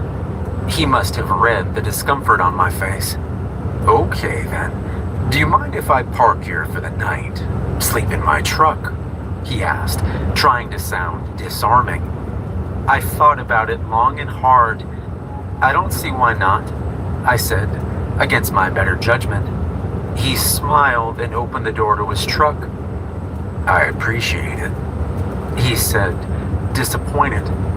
I turned back towards the room, but even with the light from the truck, I couldn't see inside. I closed the door and locked it. After that, I locked every door I walked through until I was in my own bedroom. Still uneasy about the two threats that were sleeping only a few hundred feet away, I decided to arm myself. I don't like guns. I've never owned one, and I don't care to ever buy one. But my father taught me how to shoot. In fact, he taught me to shoot with my grandfather's old revolver, the same one that was locked in a box beneath my bed. It was my father's lockbox, and aside from the gun, I had no idea what I'd find. I had to use a hammer and old screwdriver to break the lock, and after only a few attempts, I was able to pop it open. As expected, the gun sat atop a pile of important documents, photos, and small mementos that meant something to my father at some point in his life. 6 loose bullets rattled around the steel box. They appeared to be handmade, not purchased, and somehow older than myself. Each one tipped in shiny, polished silver. I loaded the revolver and set it aside. The photos hidden beneath it were not ones I'd recognized from my childhood. These were all for some reason private to him.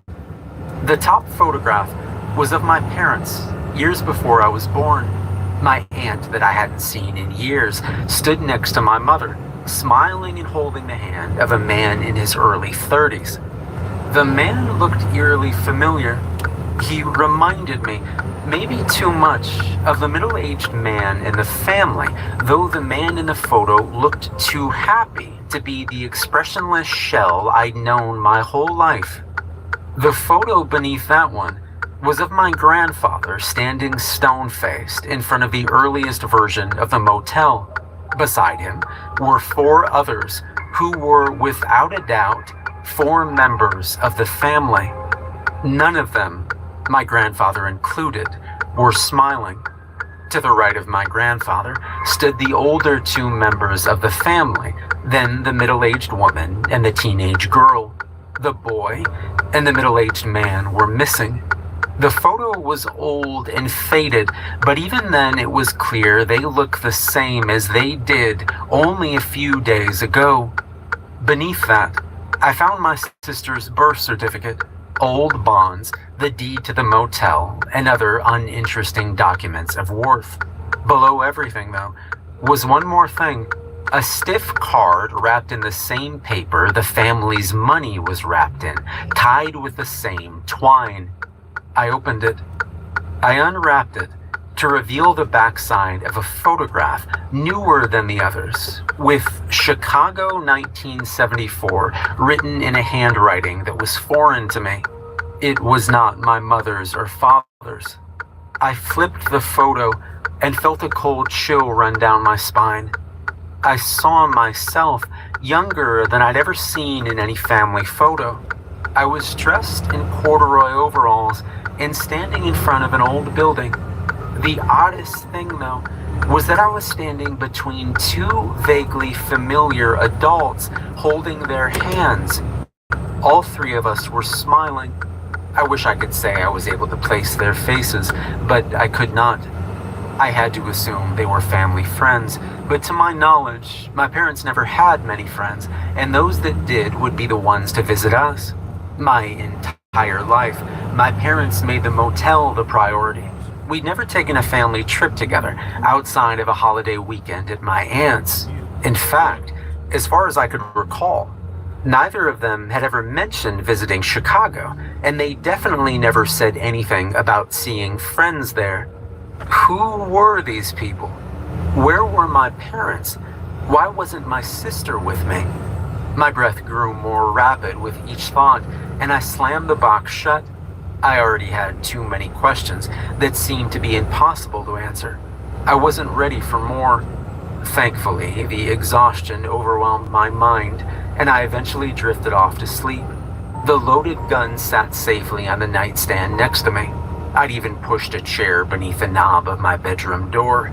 With the heavy curtains pulled closed, the sun never crept in, and I awoke very late in the morning.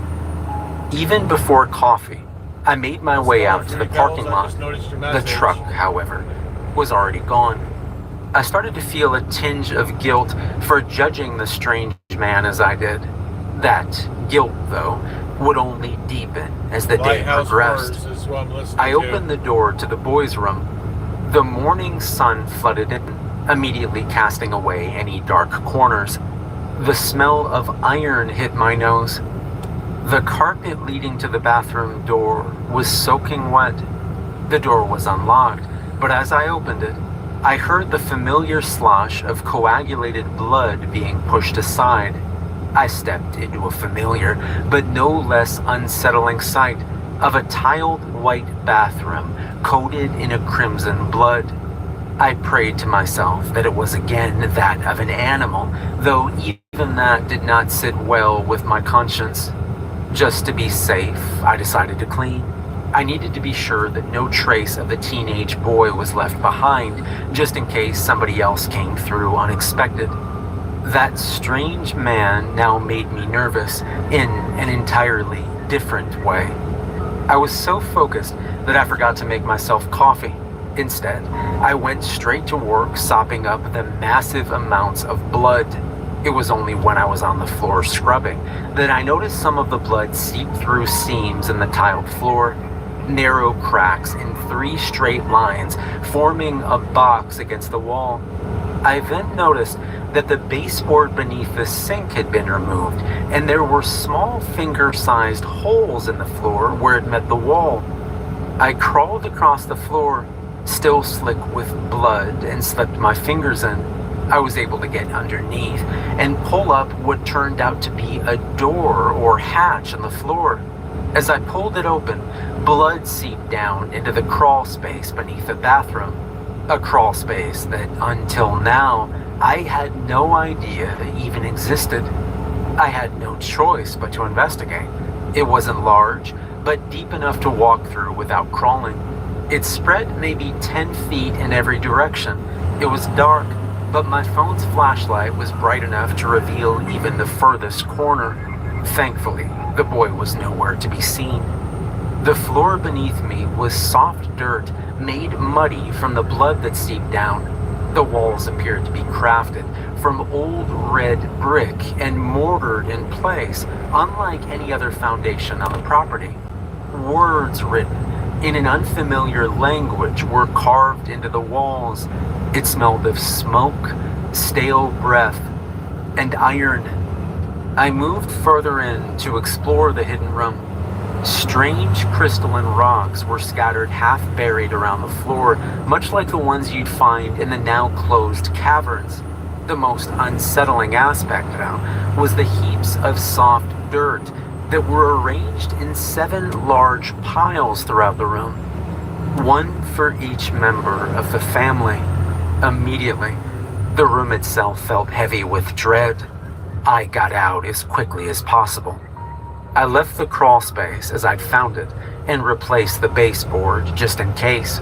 I finished cleaning the bathroom and doused everything in bleach, careful to avoid the cracks in the floor. When I returned to the office, there was a message flashing in red on the office phone. I checked it, and it was from my lawyer, so I returned the call. He informed me that the buyer from the property was expected to stop by. I was told he wanted to see it firsthand, but he was an odd fellow and may not announce his intentions. I could only assume it was the man from last night. He then changed the subject, and with a somber tone in his voice, he asked if I'd heard from anyone in my family. No, I told him. Aside from my aunt, I had no family left. Well, then, I hate to be the one to tell you this, but she passed a few weeks ago, he said, clearly uncomfortable. What? What happened? I asked, expecting anything at this point. Well, from what I understand, there was a fire at her property, and everything she possessed had perished in it, along with her. Her estate had a little trouble getting in touch with me, he said. So, the business is gone? I asked, because she, like my parents, owned a small hospitality business. While it wasn't a motel, it was what you'd consider a bed and breakfast. Honestly, it was less of a business and more of a hobby for her. Everything, he confirmed. There was a moment of awkward silence, and I could hear him shuffling through papers on the end of the line. Is there anything I need to do? Or are you going to take care of transfers or estate or whatever? I mean, other than the property, I don't know what I'd want of hers. Hell, even the property. I'm not sure I want to deal with. This place is enough. I chuckled in an awkward moment of levity. He didn't laugh. Instead, I just heard more shuffling. That is the strange thing. She left you nothing, he said, rather bluntly. That's fine with me. I'd rather not deal with it. Well, he said, you still may have to. You see, she left everything to your sister. How old was her will? I asked. She updated it after your parents passed. Oh. But I guess now would be the time to open the envelope they left for her. Might have some answers. Oh, okay. I'll do that, I said, already worrying about dealing with it all. The conversation shifted onto other aspects of the sale and what I need to do to prepare for it. All the while, the man from last night was in the back of my mind. In an unexpected turn of events, I was hoping he'd return. After the call, I tried to push it all out of my mind. The boy was gone, and as far as I knew, the man had left in the morning as well. I was alone again, high in the mountains in this isolated, lonely motel. I wasn't hungry, but I fixed myself a drink and decided to take my lawyer's advice. I retrieved the 3rd letter left by my parents from the cabinet, where it had stayed since the day he dropped it off. Carefully, I tore open one end. Even folded, I could see through the thin parchment that the message was brief, but it was undeniably written in my mother's handwriting. It said, I fear they are no longer the ones we loved. Burn it down. Burn it all down.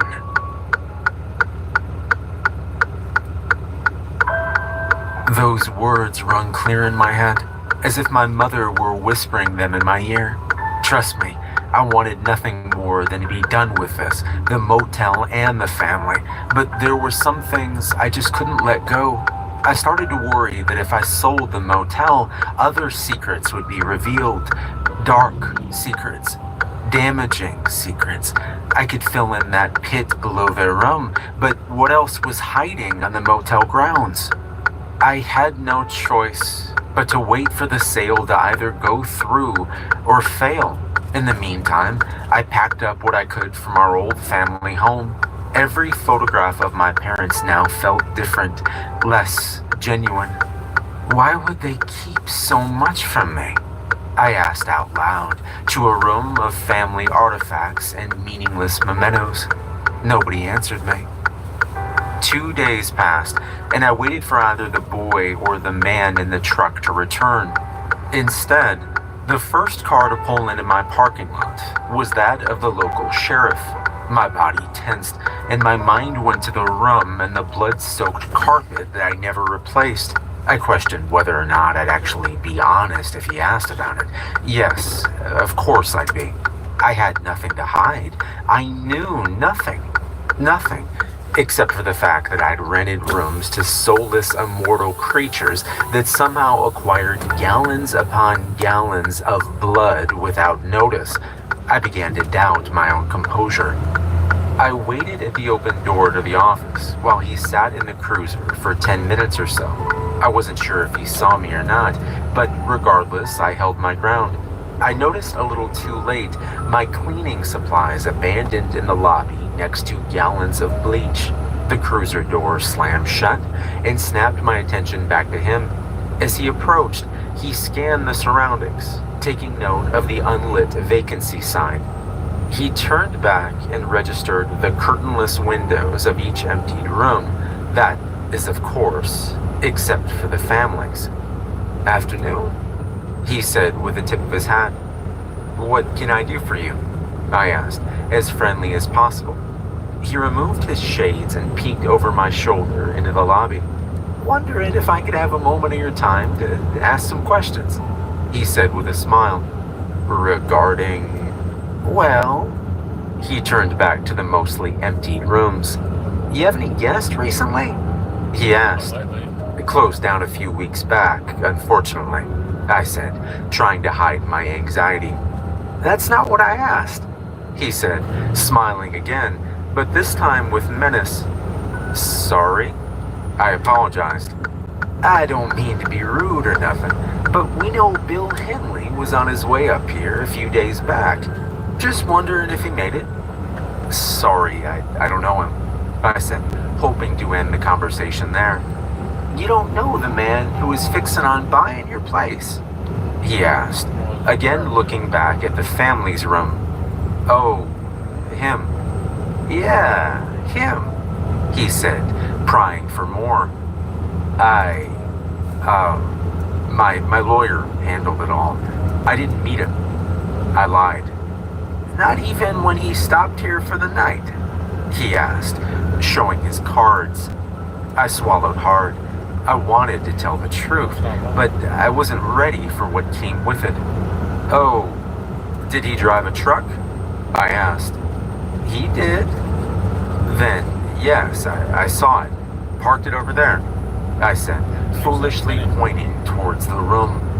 The sheriff turned to the room, to the parking spot, to my secrets. He took out a notepad and began to write something down. But he didn't stay with us. We were closed, so he slept in his car, I think. I stuttered. Think? He asked, looking back to me. Well, I didn't see him leave, but yeah, he was here for a bit. If, the truck belonged to him and all, I said, fumbling over my words. It did, he said, putting the notebook away. You mind if I take a look around? Of course not, I said, the words tumbling out of my mouth before my mind could stop them.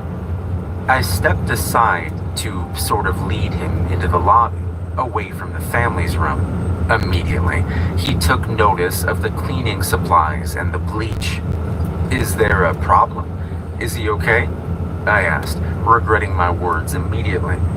The sheriff's gaze lingered on the bleach for a very long time. He then turned his attention back to me. I could see his mind working over something, thinking. Suddenly, it felt as if the air in the room shifted. His entire demeanor changed, and I felt an aura of warmth from him. He shrugged and cracked a smile. Well, I figured it's going to be on the news soon anyway, if it ain't already. What? I asked. Well, nothing good, that's for sure. That truck you saw, they found it about 200 or so miles west of here, off the 80. All the way out there. What was he doing? I asked, feigning surprise. Well, we don't know.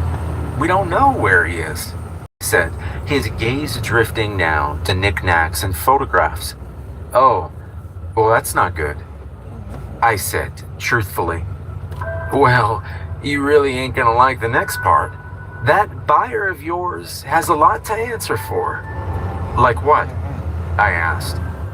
Well, the body they found in the cab, burnt to a crisp, abandoned, he said, picking up a photograph of myself and my parents.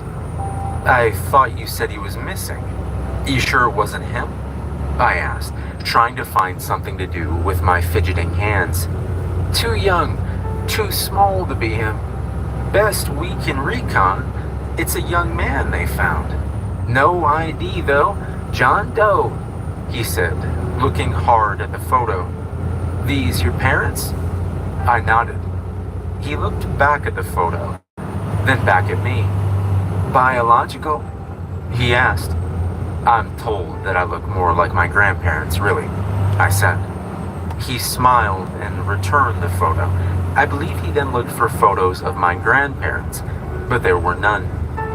We stood there, trapped in a long, awkward silence. I motioned towards the kitchen door behind the front desk. Did you still want to look around? I asked, trying to lead him.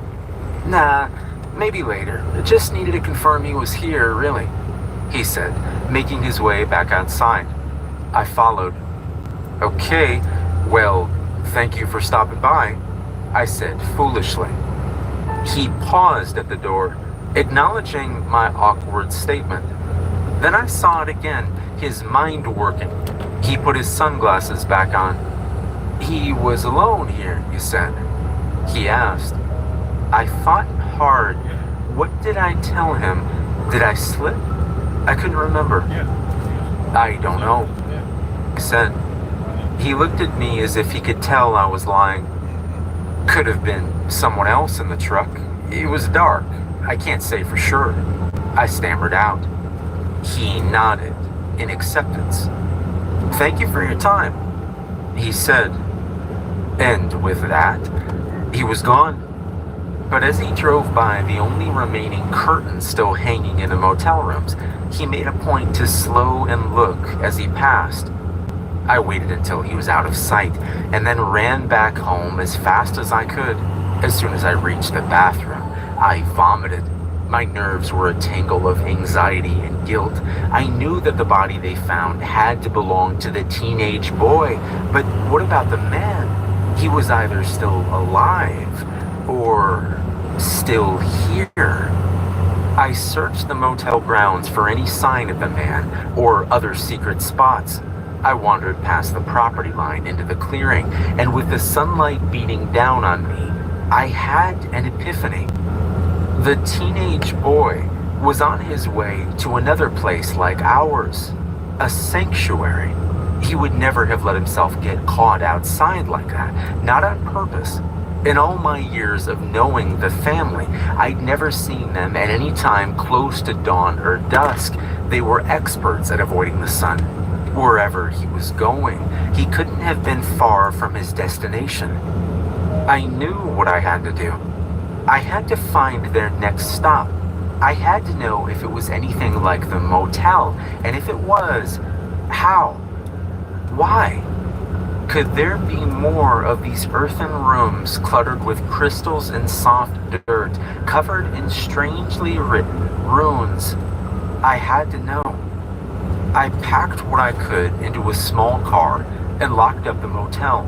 Before I left, I made sure to reload my grandfather's gun and place it in my bag, which I then placed on the passenger seat.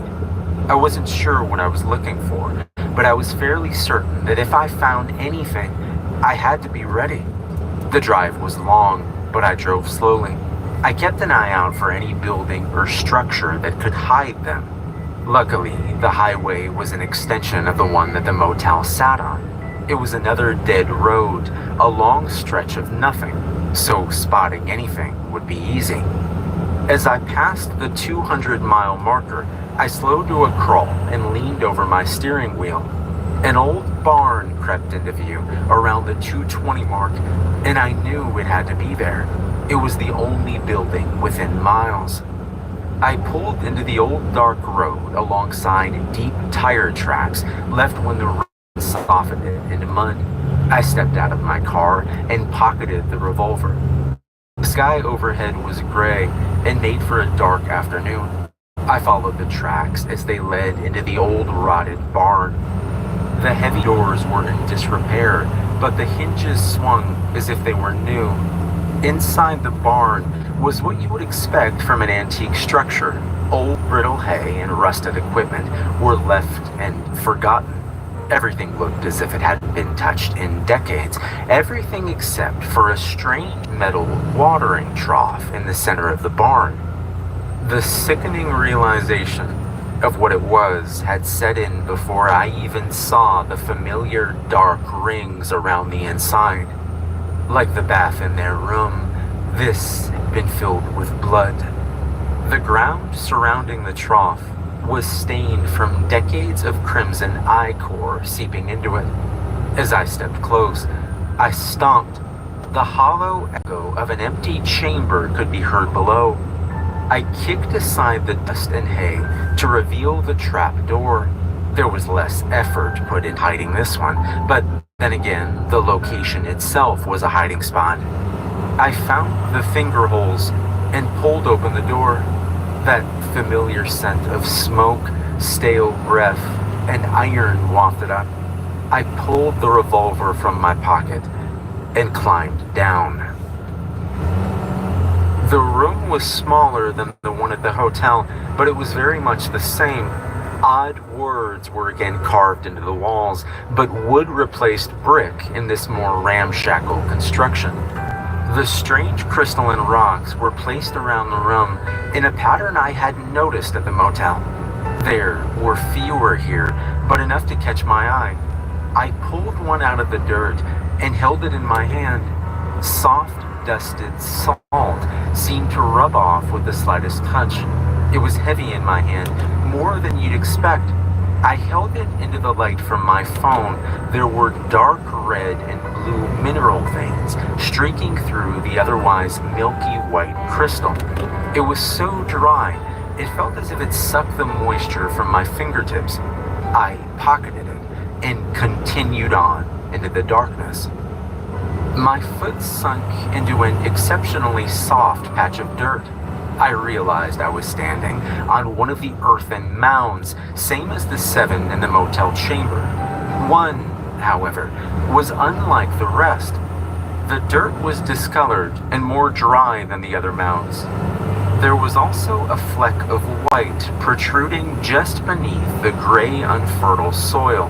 Hunched over, I made my way to the dying mound and uncovered a note written on a white piece of paper. A white piece of paper that just so happened to be stationery from our motel. It read, "Father, if you found your way here, I'm sorry.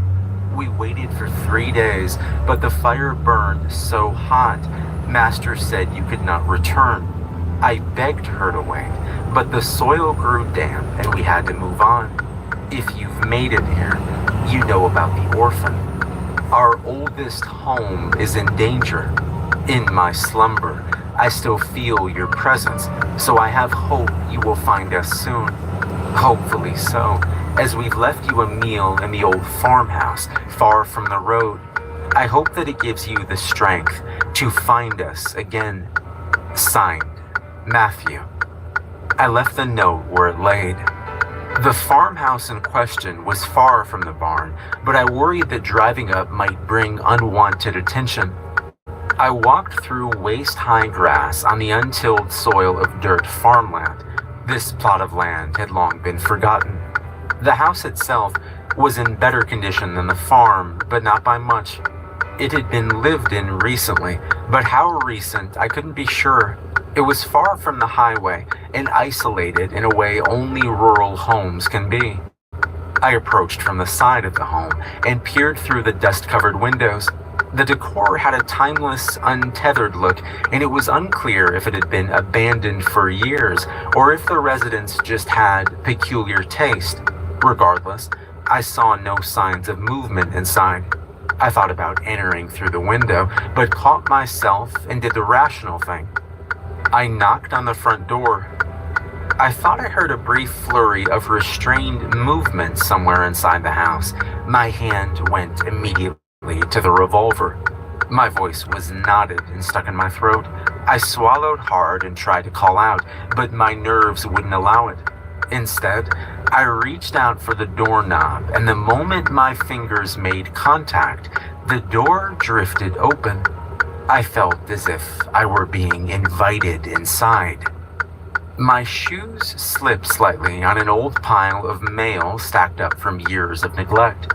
Some were postmarked from as far back as the late 90s. My first instinct about the decor was correct. Thick layers of dust seemed to coat most things in the home, but certain spots had been wiped clean with use. A path in the hallway rug was worn down from recent footsteps. I followed them to the kitchen. There were dishes in the sink and a box of discontinued cereal on the counter next to an empty jug of milk. The power had long ago been shut off, and the contents of the fridge had rotted past the state of decay and no longer even smelled. The ashtray on the kitchen table, however, was packed full of fresh butts. A single unsmoked cigarette was left next to a matchbook. One thing became obvious. The meal was not left in the kitchen. "Hello," I called out, adjusting my grip on the revolver. A metallic rattle and a pained moan came from somewhere in another room. I stepped carefully in the direction of the ghostly noise. I could hear a subtle rhythmic tapping coming from behind the door of a room at the end of the hallway. The distance to that door felt longer than the distance from the house to the barn. The long, drawn-out moan seemed to seep out from beneath the cracks in the door. I removed the gun from my jacket pocket, and with my other hand, I carefully opened the door. The ghoulish noise ceased in the moments that the door opened. Replaced by the squeak of unused hinges, I stepped back and aimed. But it was just a bathroom. The soft blue and Pepto-pink tiles were not the horror I expected on the other side of the door. The pipes beneath the sink let out another ghostly moan as they groaned from unuse, and the steady drip of a leaky faucet pattered behind the shower curtain. I understand now that it wasn't the brightest idea, but I'd driven for hours and I had no other options, none that would provide the comfort of a seat. So I placed the gun on the sink and sat down. I only had a moment of relief before I saw the silhouette behind the semi-opaque shower curtain. I pushed on the curtain, thinking it was just a trick of the light, but my hand made contact with something solid. The silhouette formed into the figure of a person as it reached out towards me. I stood quickly, but a withered white hand covered in blood emerged from the shower. I tripped and tried to catch myself. I grabbed hold of the only thing standing between myself and the figure, the shower curtain. As I fell back, the curtain tore from the rings and fell onto me. Frantically, I crawled backwards out from under the curtain and out of the room, away from the gun. I struggled to my feet, realizing that the thing standing in front of me was not pursuing me. Instead, the emaciated figure of a dead man hung suspended above the bathtub, swaying slightly from my push. The room began to spin as the horror of what was in front of me became clearer, with the sound of every wet drop of blood dripping into the bath. He was the meal. I grabbed the gun, and before I knew it, I was already outside. I considered my options. I thought about burning it down, but that would only bring attention. I knew nothing about fingerprints and fire and evidence. The safest option was to do nothing. This house had remained hidden for so long, why wouldn't it stay that way? Just to be safe, though, I took the shower curtain and wiped down any surface I remembered touching. I locked the door from the inside and closed it. The walk back to the barn was long and arduous.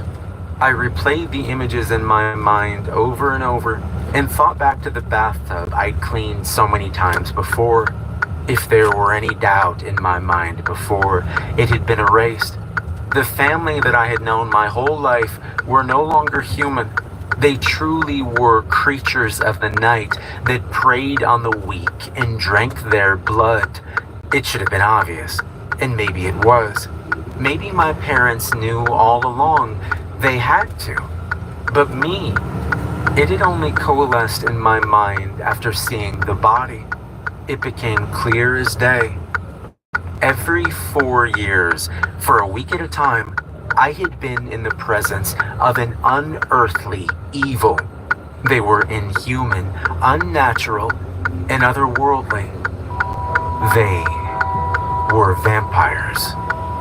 We were just one stop on their tour of death. They must have other places like ours, just close enough to make it in a night's drive.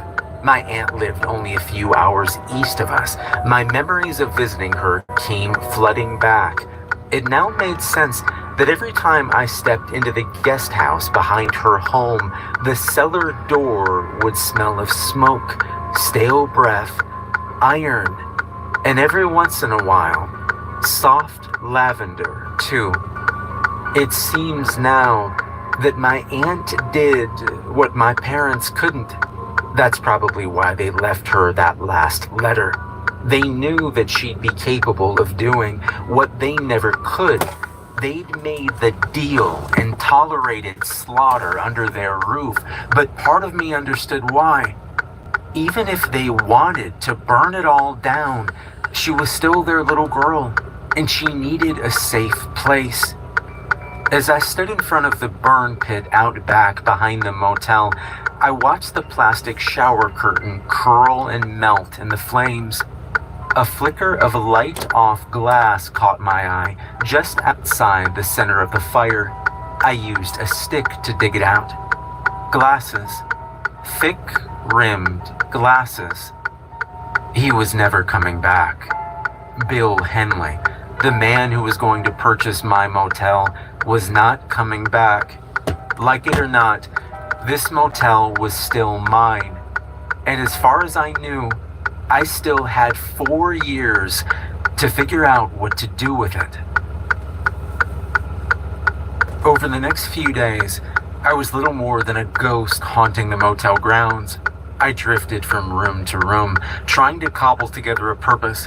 I quickly realized that I was bound to this property, and whether it was an ancient family curse or a legal contract, I was supposed to stay here and maintain the property. I felt obligated to protect my sister, even if she barely resembled the little girl I remembered.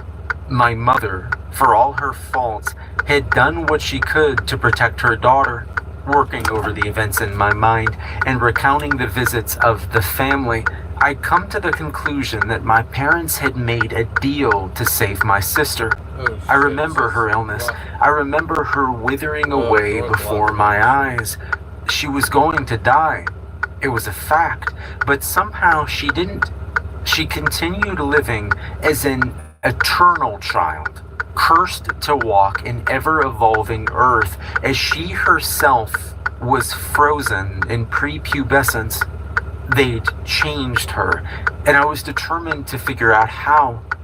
I looked for clues in my father's old lockbox, but found little more than unfamiliar photos and documents that no longer had any relevance. One thing that stood out, though, was an early memento that my grandfather had kept. It was the first brochure for the cave system. If not for the scribbled red circle on the map, it may have been worth something. I spent an entire day sifting through the dirt in the space below their room. The soft earth that filled their mounds was starting to change. With the exception of what I assume was the teenage boys, the dark earthen mounds were starting to dry and crumble. The boy spot was still dark, with a fresh dampness about it, though it grew more dry and brittle with every passing day. The salty crystalline rocks placed near each mound seemed to draw out whatever moisture was in the dirt, drying it into a dead, useless dust.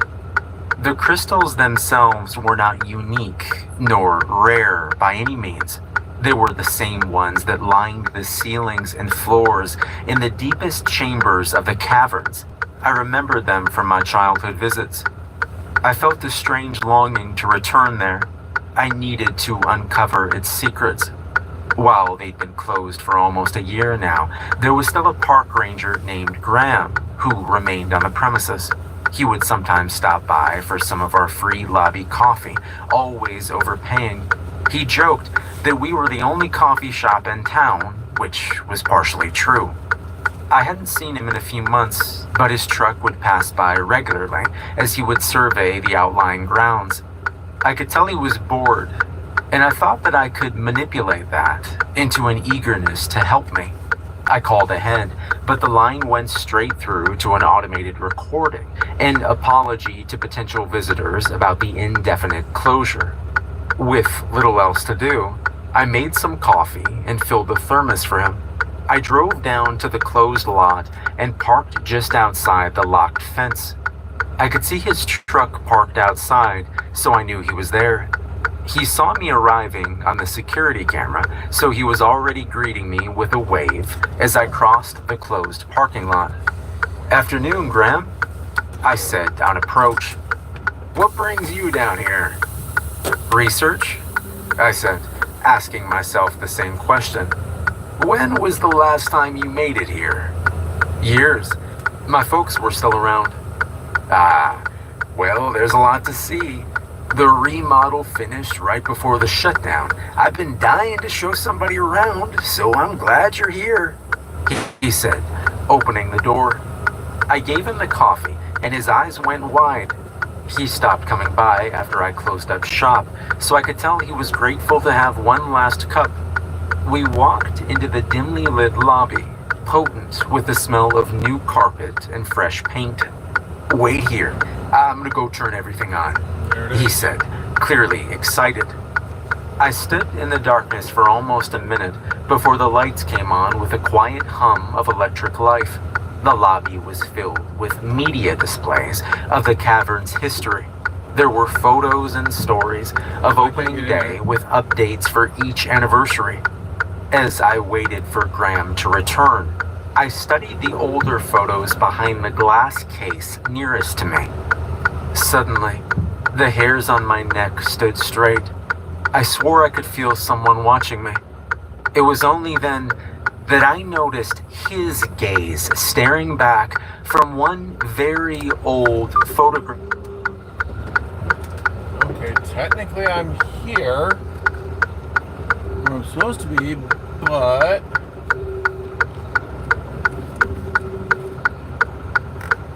I don't even know how to get in.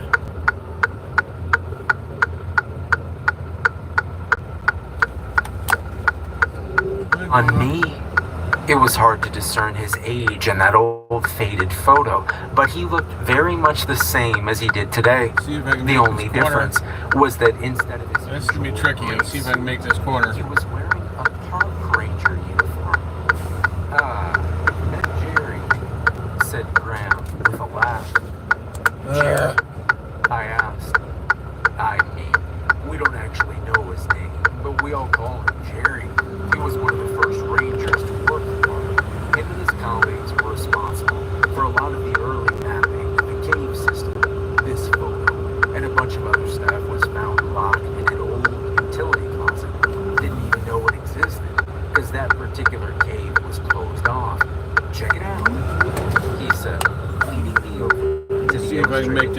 covering the entire wall. It's gonna be tight. Pointed to a blank We're gonna have to run spot. up on the sidewalk.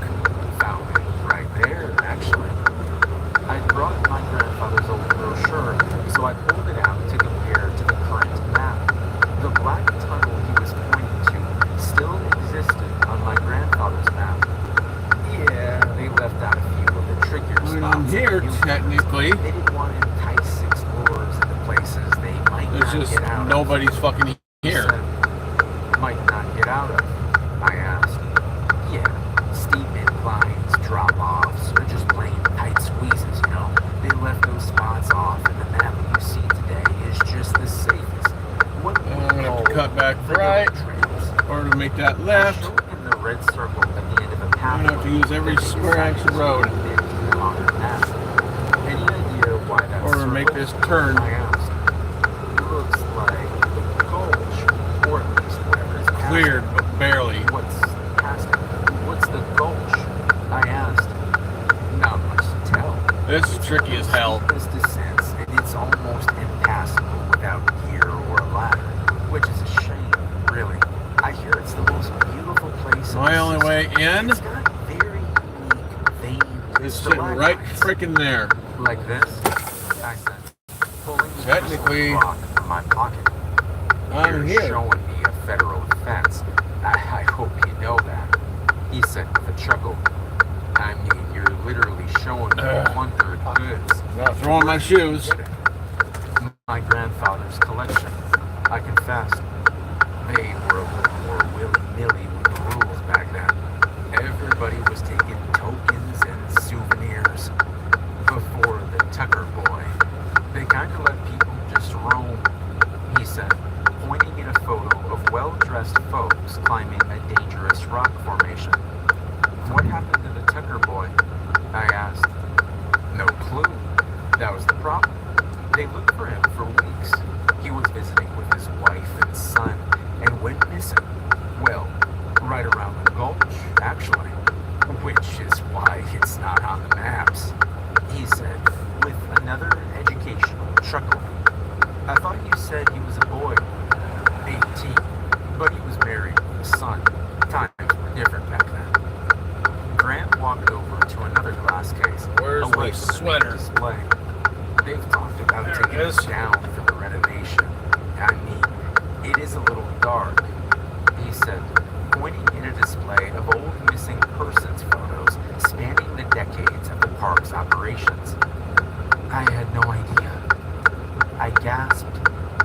That's him right there, Mr. Tucker himself, he said, pointing at a class photo of a face I knew all too well. The teenage boy from the family stared back, younger and happier. I was transfixed, but Graham was already moving on. Listen, I got nothing on the docket today, so if you want, I can take you close to the gulch. I just gotta get some lights, he said, already on his way to get them. As I waited for his return, I made my way to the gulch. Just across it, so with the photos of pictures that see remain on the surface, cheesy t-shirts, postcards, and other junk were crammed into a small space. The entire shop seemed to be designed to frame a bookshelf filled entirely with copies of a history book about the caverns. Curious, I opened it.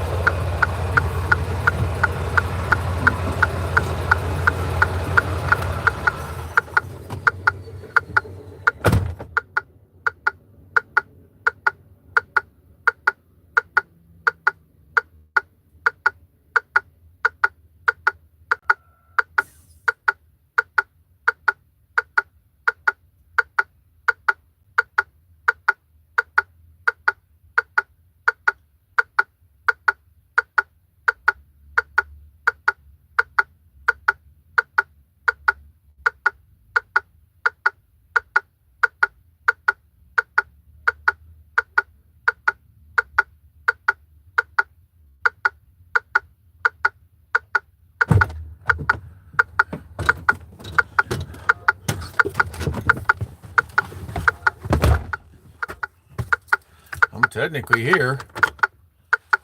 Ugh, fuck, I gotta call the boss.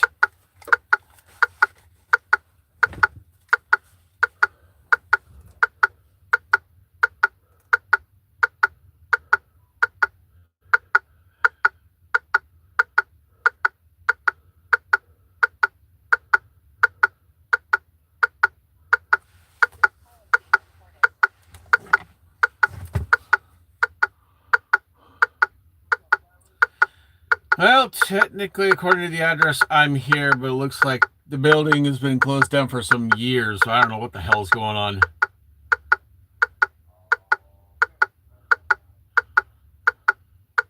Because it looks like it's all boarded up.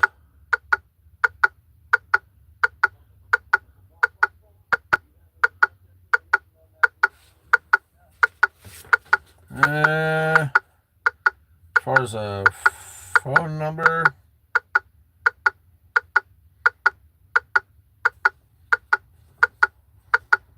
See a phone number. I don't know if it's to this location.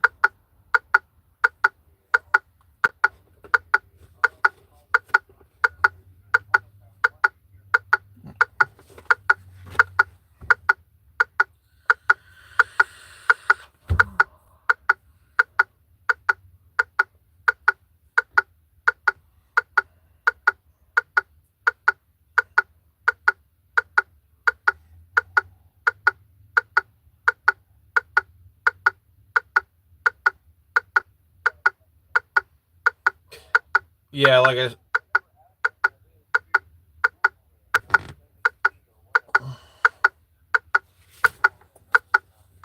Well, the funny thing is I've been using both GPSs, and they both agreed. I'm here. According to the address that's on here. And I'll give that number a call, and I'll let you know what's going on. If anything. All right, bye.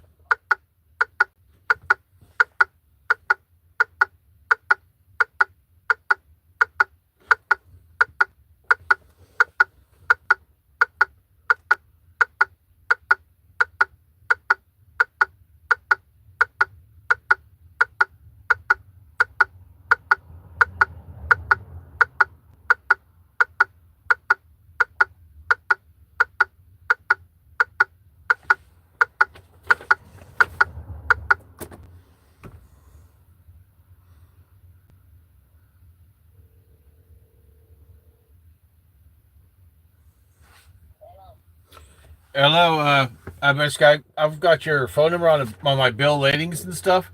Apparently, I'm supposed to drop at a location, but this building I'm at looks like it's been closed down for some years.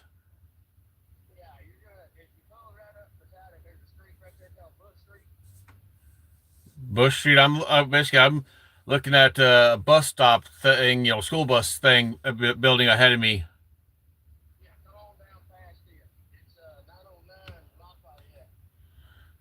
Yeah, I'm at 909 Lafayette. Basically, and it looks like a shut down building. Well, if basically I don't know if you're there, but if you look out the window or lack thereof, because it's all boarded up, sitting right outside of it. Uh, yeah,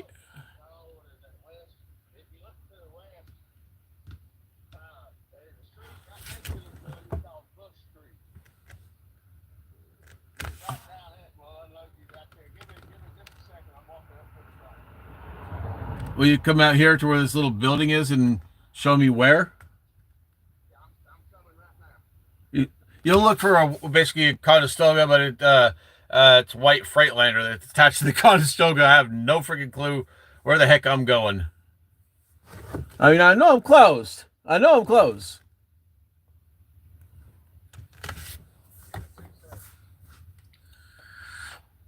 All right, the 2 seconds are up. I have to be a smartass. Yeah, this is definitely one of those tight areas to get in and out of. Huh? Yeah, ahead of me, to the left.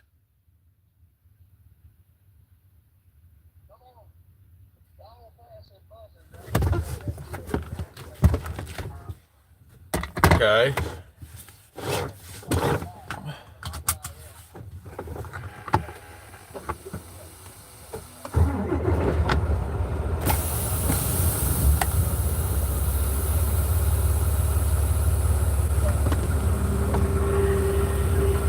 I'm looking for someone. I'm not seeing nobody. Oh, orange shirt, right? All right, I'll come over that way. Oh, I actually did make that loop, and that's how I ended up back over here. Because I started over here, ended up over there, got confused, came back over here. So yeah.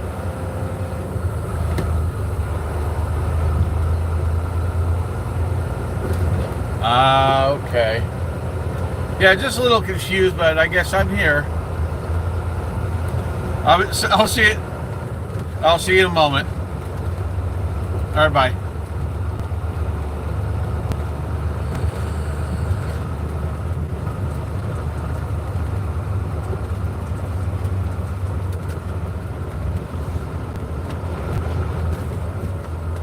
I'm making a wide turn.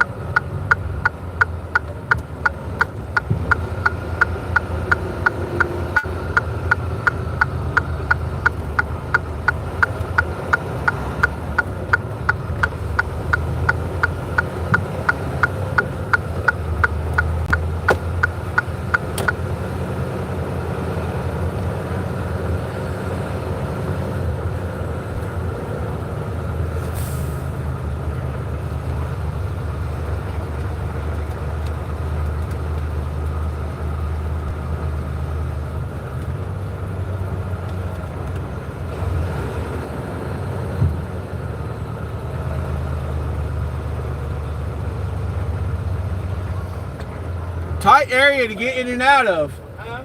Tight area. Yeah, it is. See that yellow fire hydrant? Yeah. You can either pull in that away or back in. It don't really matter. But I'll have a fella come unload you in just a second. It'd be easier just to make that left turn like I did before. And just A back little up. tight, but I can do it. All right, buddy. All right, thanks.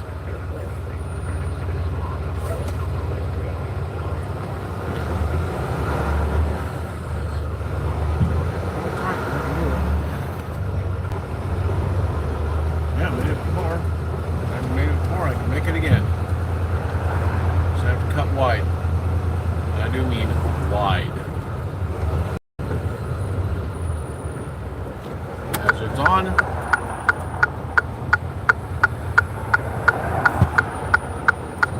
Oh no, he's gonna watch this shit.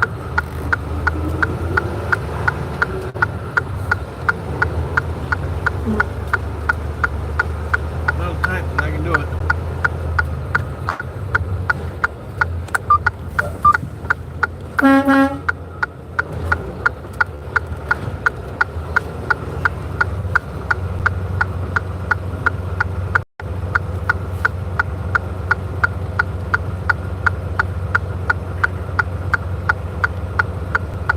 We're just got here without hitting shit.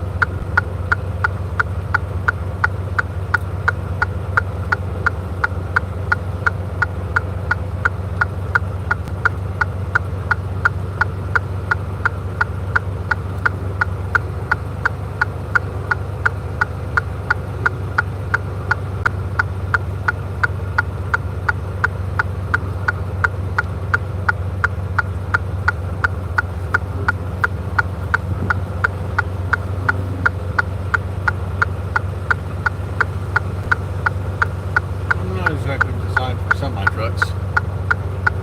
Alright. Well, may do just fine.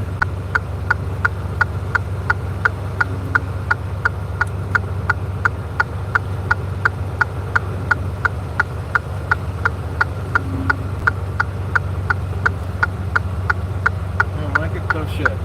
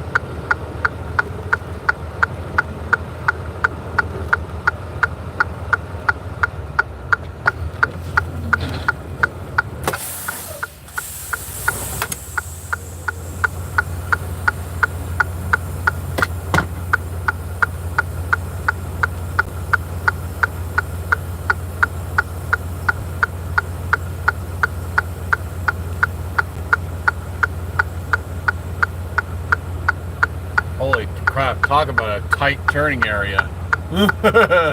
Damn. Trucks are not designed to be in here. And yet, I'm in here.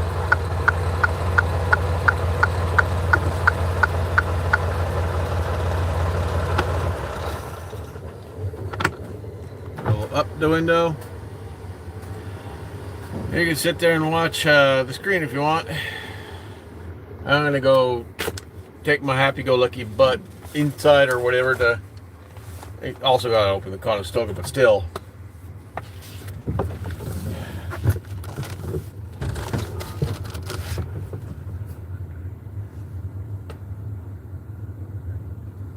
Whew.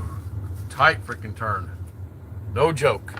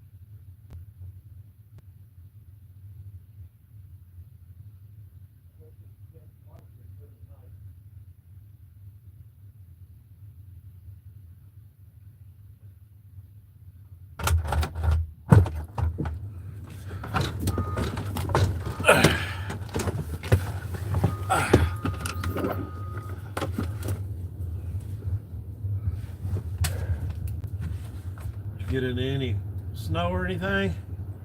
I had to call it quits basically last night because the wind really picked up and then the roads were getting slick. Yeah. So I'm like, no. Just, no, I'm parking this truck. Right. I'm like, I'm not rolling this thing. Because that doesn't sound like fun at all.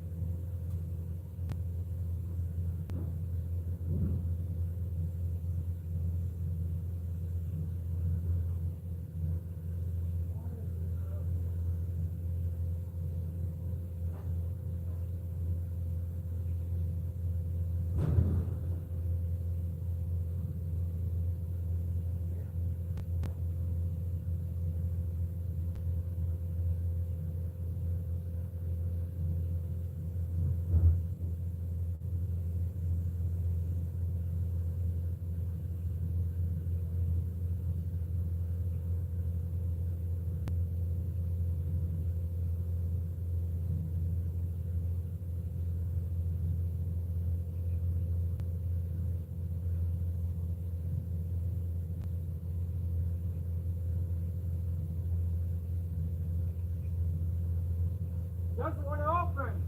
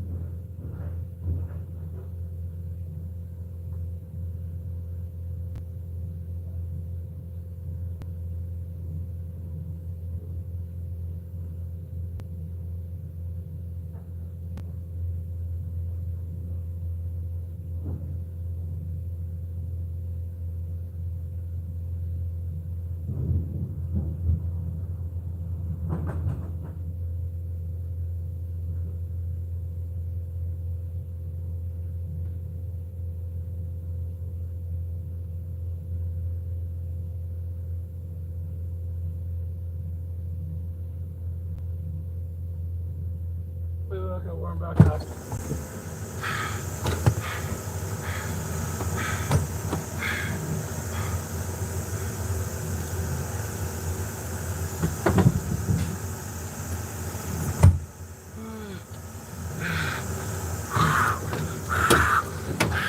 It's freaking cold as hell out there. Holy fuck.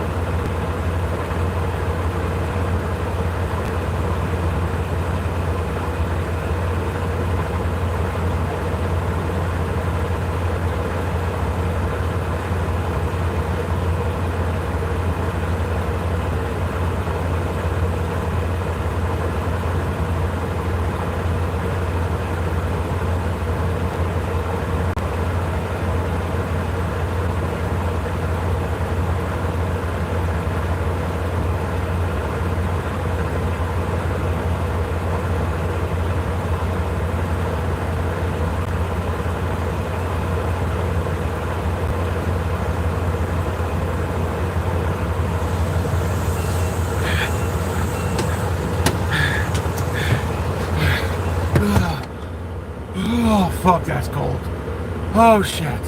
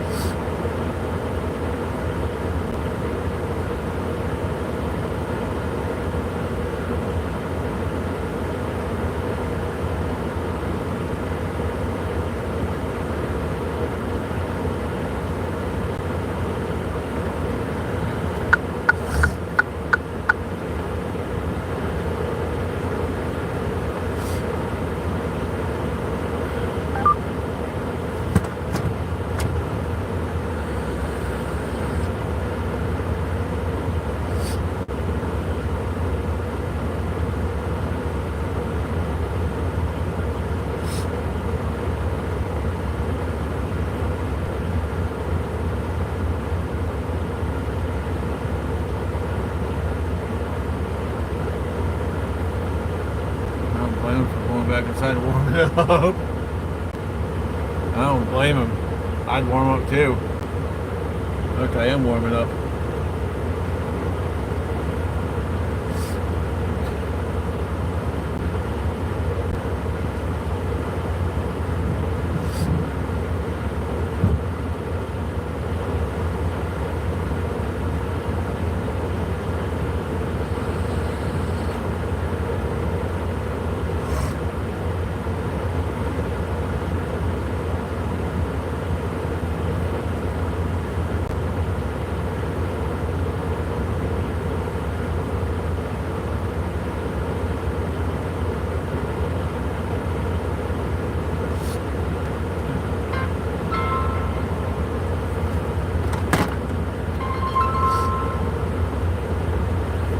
Hello? That number worked. And he's offloading me. Holy crap, it's cold out here. Yeah, and I was walking around it with shorts on and no gloves. I do a little bit of work, get back in the truck, warm up. Now once he's done, I throw the straps on the deck, say fuck that shit, and close it up and get back in the truck, warm back up.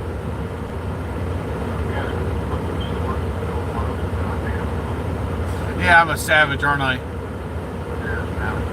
Especially in 10-degree weather.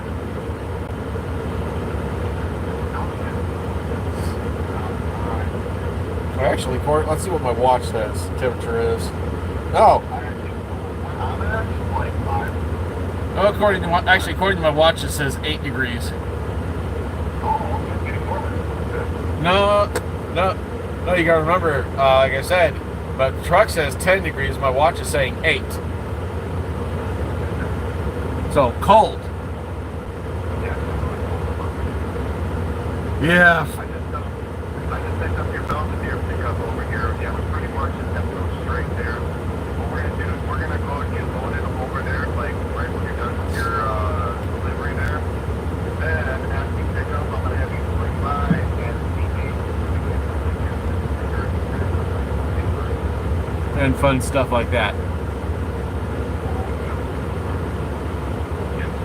Let me guess, it needs to be done like now before I get nailed with DOT for not being up to date.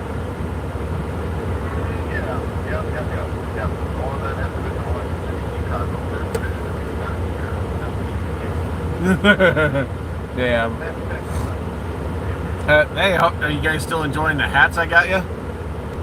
Oh, yeah. For sure. I actually, I wear it every now and then, and I had the girlfriend wearing it over the last weekend. What about Ingrid and Octavian?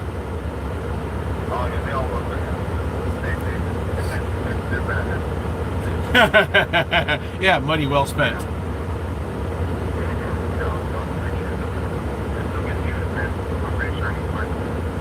Hey, any chance that we could turn off the engine timeout so I can keep the engine running so I can stay warm in the truck instead of trying to use the bunk heater? And that thing barely keeps up in this weather. Thank you, sir. Like I said, we need that engine timeout turned off, especially with it being this cold. Yeah, I'm gonna have to talk about you there. I can't confirm that one. But, it's a matter of Yeah.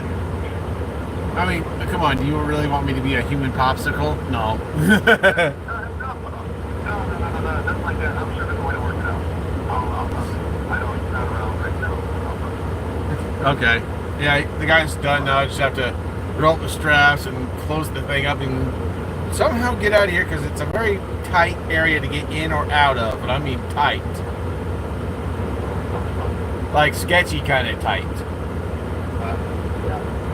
So when I make my turns, I have to go real slow. Yeah, that tight. But I got to close this thing up and get moving.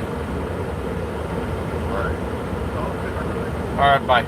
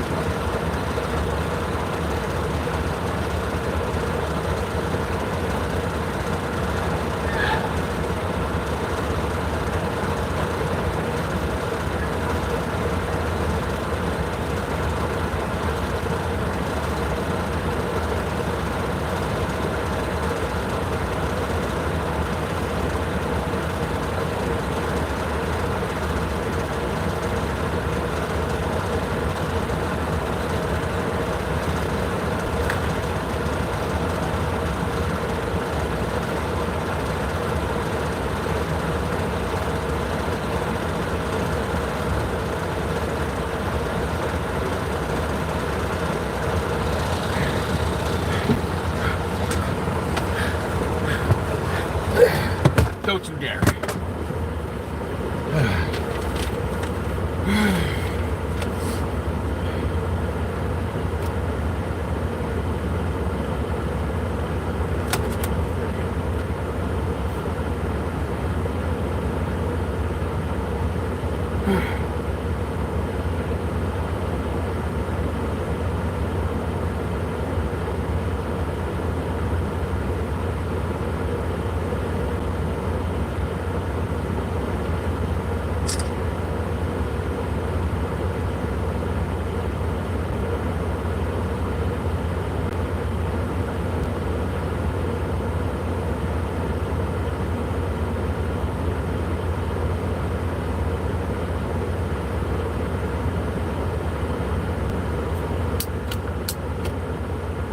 Right now the address, or not the address, the date. See, you missed that one.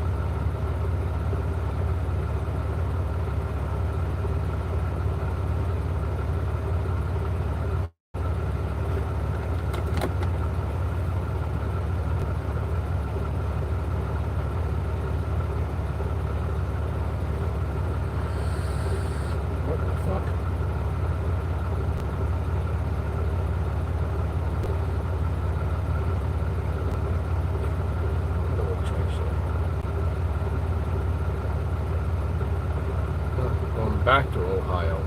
Interesting. Okay, so let's do this.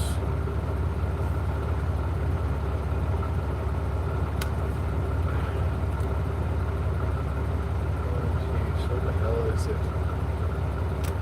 What is it?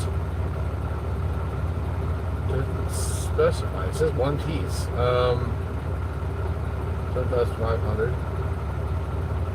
Okay, 35, 75,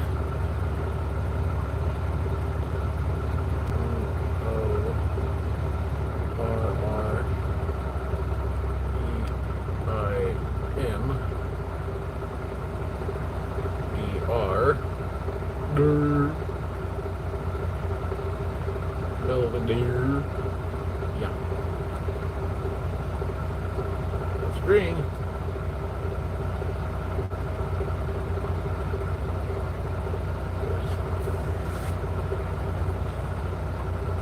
Yeah, easier said than done.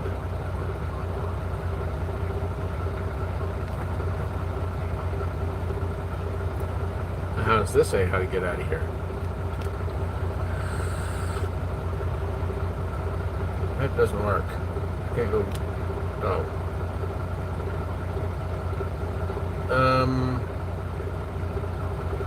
I don't be thinking so.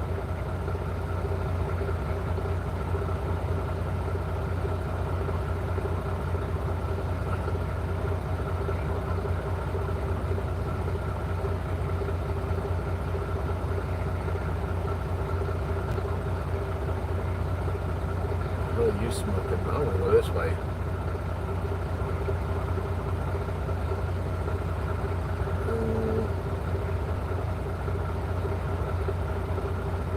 This is going to be tricky getting out of here. Not exactly a car, buddy. So it doesn't work that way. Shit, I wish.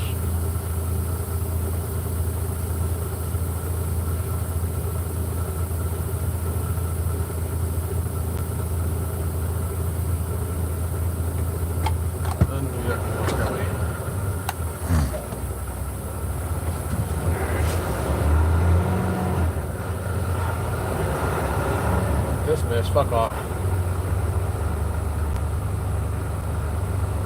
This is going to be interesting. Let me get the hell out of here. I might have to take the easier way.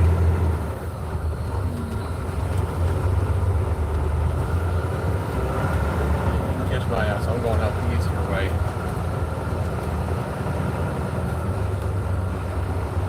Fuck that shit.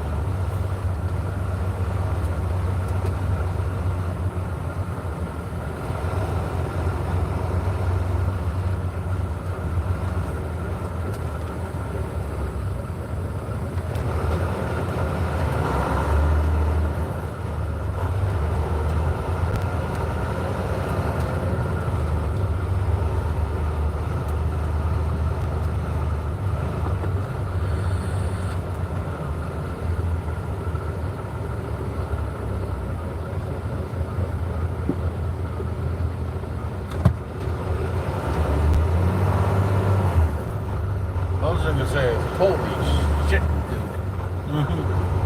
Walk around with shorts on.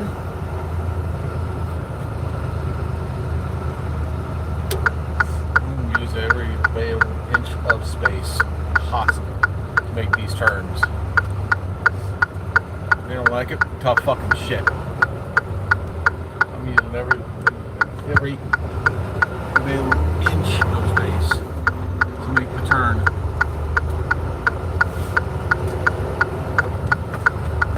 I mean, kind of sketchy kind of turns. I got to cut as wide as I can to make the turns.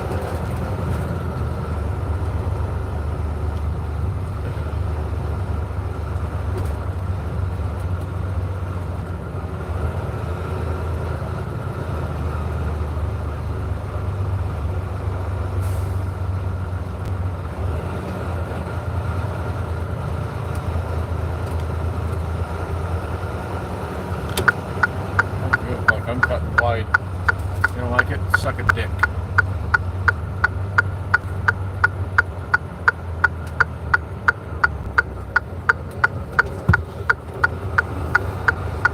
You don't like it? Suck a dick.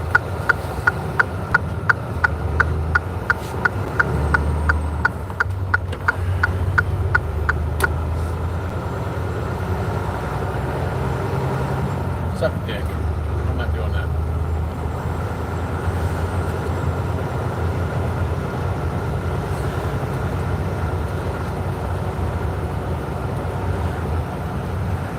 No, fuck you.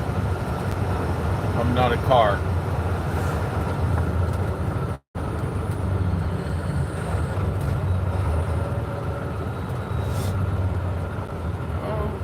There is not exactly designed for semi trucks. I mean, kind of sketchy tight.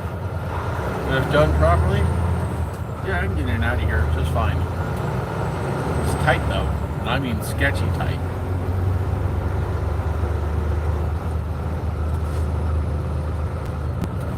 Fuck. I am not even joking on the holy shit tight part.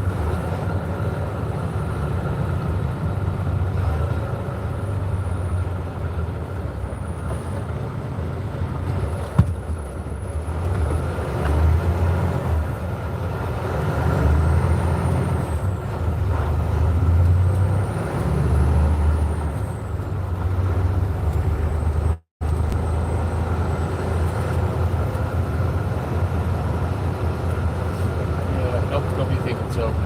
Oh. Fuck you.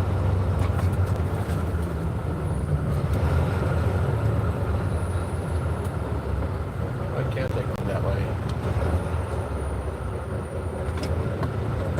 Oh.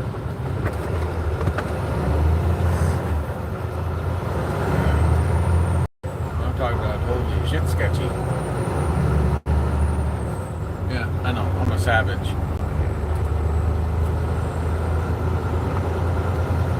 Yeah, I know. I'm an animal, aren't I? I mean, yeah, but you're an absolute fucking savage. Doing that kind of shit. You're not the fuck animal. You're an absolute fucking animal.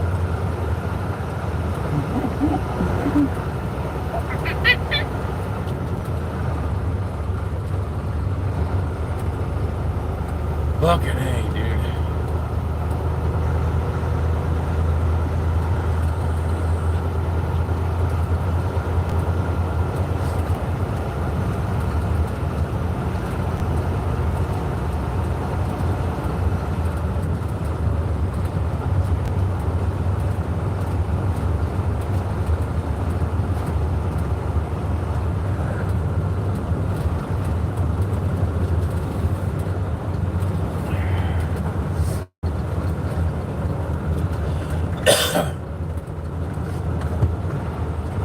No Monday payments. Fuck that shit. I don't want to do it.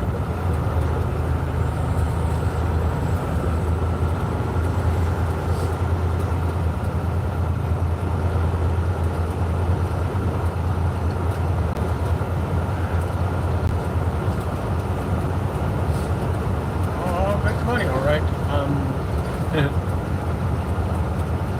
You ready to take the final payment? Final. Now I got more than enough money saved up. Ready to take the final payment? Sure the hell I am. Get it done and over with. Yes, sir. And you can mail the title to my friend Grant. Yes, sir. You mail it to him.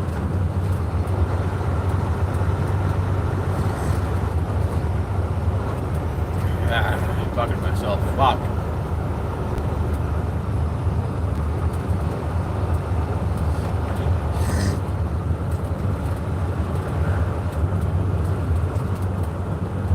So, again, his blank stare caught my eyes immediately, looking out from a full-page photograph of a staff. You're always welcome. That was the sign that hung outside the motel that my family had owned for generations. A relic from the heyday of... Do this one.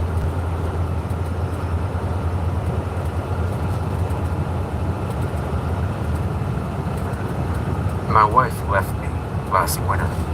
I'd like to say it was undeserved, but the truth was I had been slowly making the transition from social drinker to sloppy drunk for the past several years. If I ever was, I had stopped being a good husband or father the last couple of years for sure. And it's a miracle Sarah tried as long as she did before packing up our little girls and moving back to her old hometown. After several months of self-pity and self-loathing, I began getting my shit together. I started attending group meetings, working harder at my job, and rebuilding a life for myself and the people I love. I never had any illusions of me and my wife getting back together. Some things can't be unsaid or undone. But I did want to be a good father again. I wanted to gain joint custody and have a home that my kids could come and feel comfortable in. Not the forced March trips I had seen with some divorced fathers who either didn't really want to see their kids or at least did very little to make a place for a child in their lives and their houses. So I fixed up bedrooms for both of them. They came with their mother and picked out the colors for the walls and the furniture they wanted. I was so excited to see them, but also for them to have a chance to see me. Sandra hugged me when they left, telling me that she was so happy I was doing much better. And if I could keep it up, she added, she'd be happy to agree to joint custody. This just motivated me farther. Summer was coming in a couple of months, and my hope was that I could get time with them during their break from school. So I looked up summer programs, found attractions and parks we could go to, and set about getting someone to put in a swimming pool. We had talked about getting a swimming pool for years, but had never had the money. Surprisingly, working hard and not pissing away large chunks of money on booze allowed me to save up enough for a good down payment on the pool fairly quickly. By May, I had workers out in my backyard with a backhoe. It was a Saturday, and I was watching them with interest and satisfaction as they began digging out the space for the pool. Within minutes, they had a good portion of it dug, but then they stopped amid waved arms and yelling. I stepped outside to see what the commotion was. Rick Jarvis, the contractor on the job, came up to me with a strange look on his face. Mr. Sullivan, do you know anything about someone being buried on this property?" I started to laugh, but it died in my throat as I realized he was serious. "No, of course not. Are you saying you found someone buried in my yard?" He shrugged before taking off his hat and mopping his forehead with the back of his hand. "I don't know yet. The boys are still getting it up, but they think they hit a coffin down there." The coffin was a 7-foot-long, 3-foot-wide wooden box that had been buried some 10 feet down our yard sometime before we had moved in a decade earlier. I felt the weight of dread and anxiety as they pulled the box free from the ground with yellow straps and slid it onto the grass a few feet away. One of the men approached Jarvis and told him they thought it was empty because it was so light. And after nodding, Jarvis turned back to me. "It's your call, sir. It may be some weird old prank or something. We can open it up and see if anything is even inside. And if there's not, no harm, no foul. We just go back to digging. Or we can go ahead and call the authorities, but that's going to slow things down whether there's a body in there or not." I glanced at the partially dug hole in the coffin. More time would mean more money, and it wouldn't hurt just to look. I turned back to the contractor and nodded. "Yeah, go ahead and check it out. No need to call somebody unless we find something." Jarvis grinned and called a couple of his men over with a crowbar. With a bit of grunting and the squeal of rusty nails, they pried the top off the coffin. I stepped closer as the wooden lid fell aside and felt a surge of relief when I saw it was empty. Well, mostly empty. There were several sheets of paper scattered across the coffin floor, as well as a small, mostly corroded metal flashlight that looked a good 40 or 50 years old. Looking closer, one of the men also picked out a small black rock and the stub of an old wooden pencil. Jarvis collected the item and held them out to me like an offering. "Where do you want me to put these things, sir? Yours, after all." His expression was unreadable, but I could hear a wire of tension reverberating in his words. I almost told him to just throw it all away, but I had seen writing on those pages and was curious. So I took the items and carried them inside. When I came back out, I stopped 2 men from dragging the coffin away. telling them that I'd take care of it. I didn't want them wasting any more time, and I hadn't decided what I wanted to do with it yet anyway. They'd already set the lid back on top, so I dragged the entire thing around to the side of my garage before setting it down. As I did so, the lid slid off again and landed with the interior side face up for the first time. The inside of the lid was covered in scratches, darkly stained scratches that could have easily been old, dried blood. My skin crawling. I leaned closer and saw what looked like a small piece of fingernail jutting out of one of the deep grooves in the stained wood. How was any of this possible? Surely it was all fake, or there'd be a body, right? Glancing around, I saw no one else could see the lid from where they were working, and I found myself secretly hoping they hadn't noticed it before. I wanted time to think before anyone started yelling someone had been murdered or buried alive on the very spot I was planning on putting a pool for my little girls. Covering the coffin with a tarp from the garage, I went back inside to look at the items we had found. The rock was a small flat oval of smooth black stone, and holding it in the palm of my hand, I was surprised by its weight and how cool it felt. It had an almost greasy texture to it, and after a few moments I put it down with mild disgust. The flashlight didn't work, of course, but from what I could make out of its shape underneath the green rust, it reminded me of flashlights I'd seen in my grandfather's house as a child. He had worked as a plumber most of his life, and he always kept a large silver flashlight close at hand. The pencil, such as it was, consisted of an inch-long nub of wood lacquered with faded green paint and stamped with barely legible letters in what was once gold foil. Part of the name had been obliterated by sharpening, but when I held it to the light coming through the window, I could make out Green Heart Ho. It didn't ring a bell, so I set it aside and began to glance through the papers. The paper was clearly old and of a very high quality.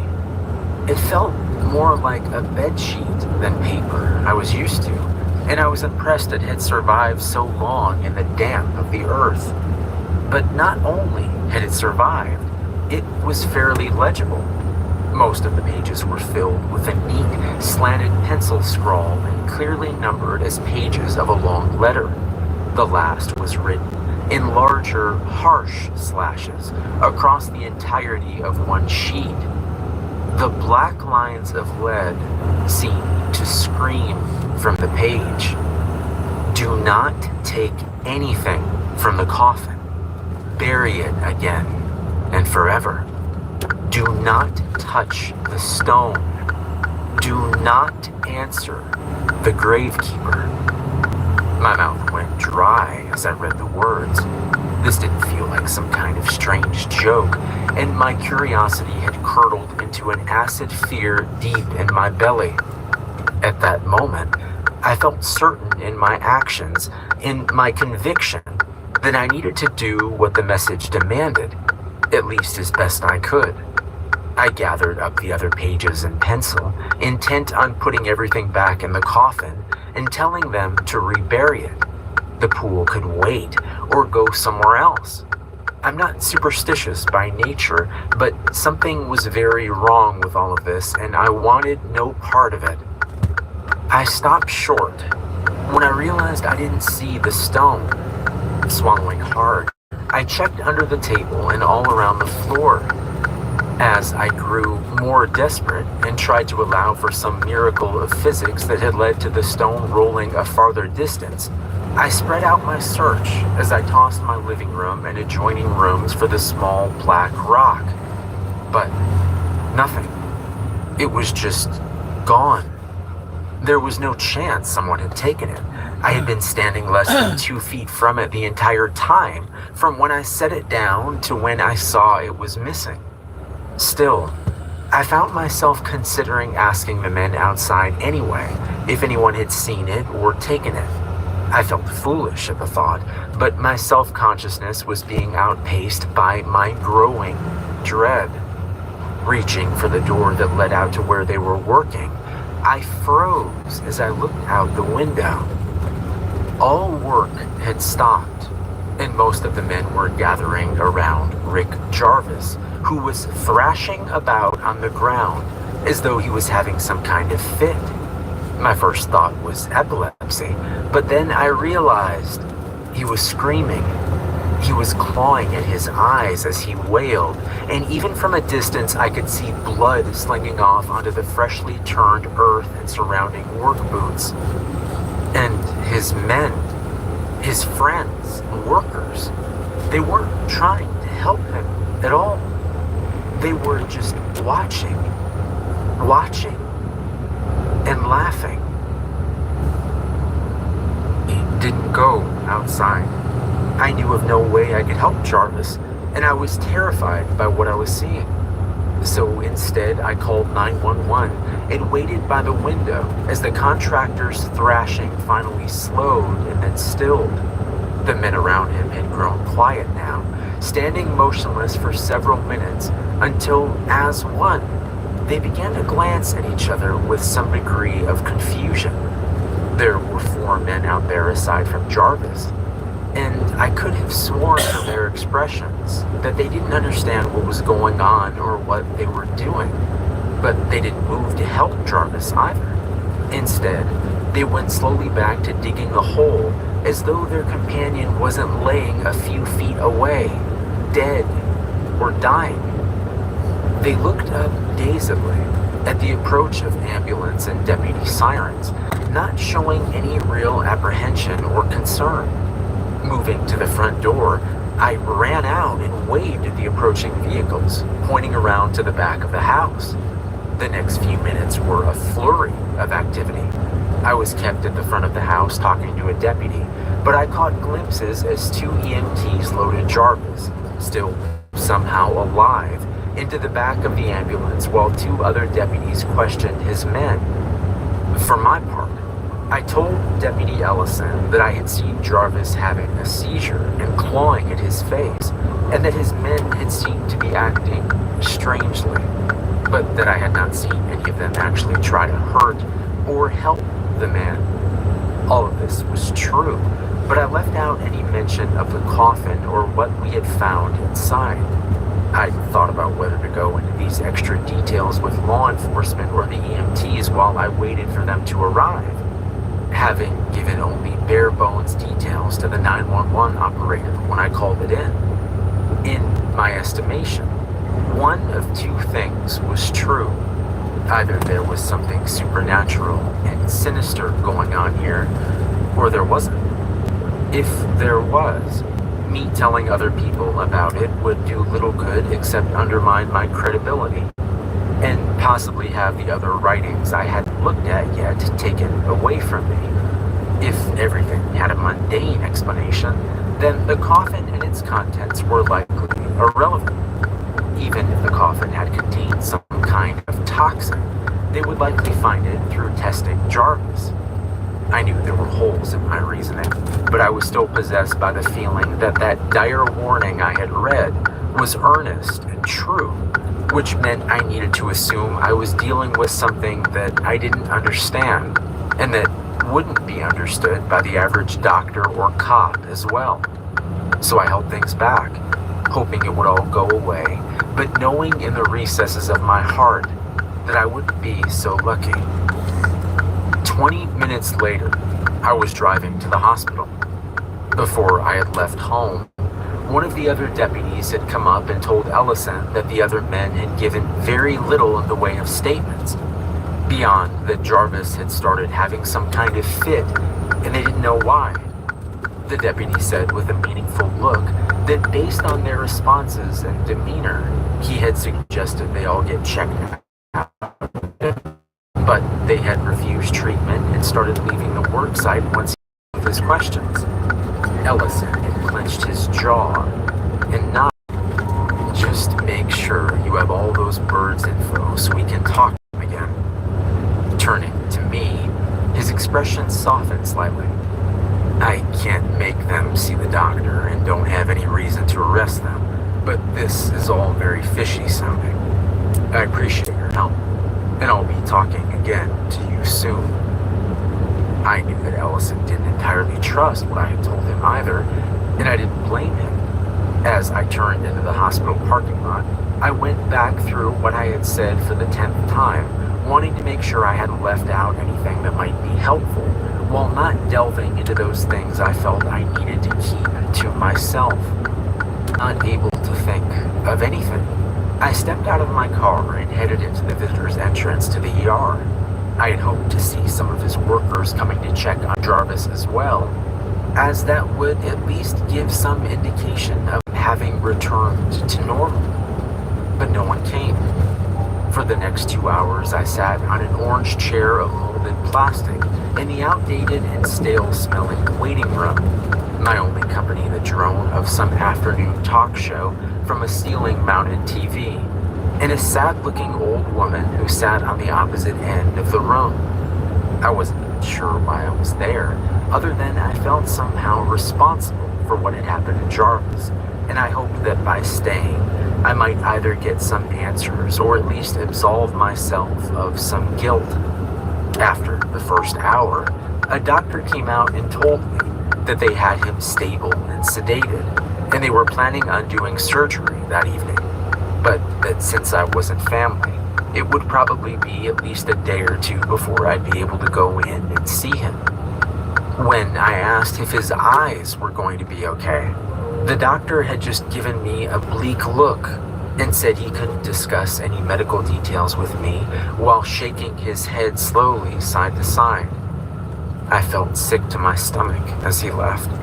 I debated leaving then, but I didn't really want to go back home and had nowhere else to be.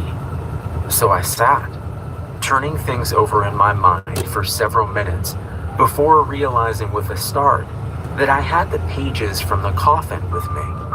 I had been worried about the deputies finding them, so I had gently folded and tucked them into my back pocket before they arrived.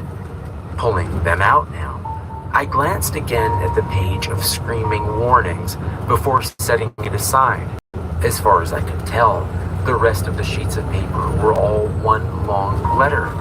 So I started reading it from the beginning as the day outside passed through soft twilight in its journey toward darkness. To whom it may concern, my name is Emily Thurman. I write this in the bedroom that has served as a prison for nearly 20 years, or at least as a cell within the larger prison that is this house, this family, this existence. I was treated well enough for the first 2 decades of my life, for during that period I played the role of a dutiful daughter in a well-to-do family as was expected. When my Uncle Frederick attempted to interfere with me sexually was the night that my troubles began. He was not held to account, thanks to my father's misogyny and my mother's desire for her brother's favor and business acumen. Even then, our family was heading for shallower waters financially, and this was more than 2 decades before the collapse of 1929. For my part, I was treated coldly for my accusations, if not called an outright liar.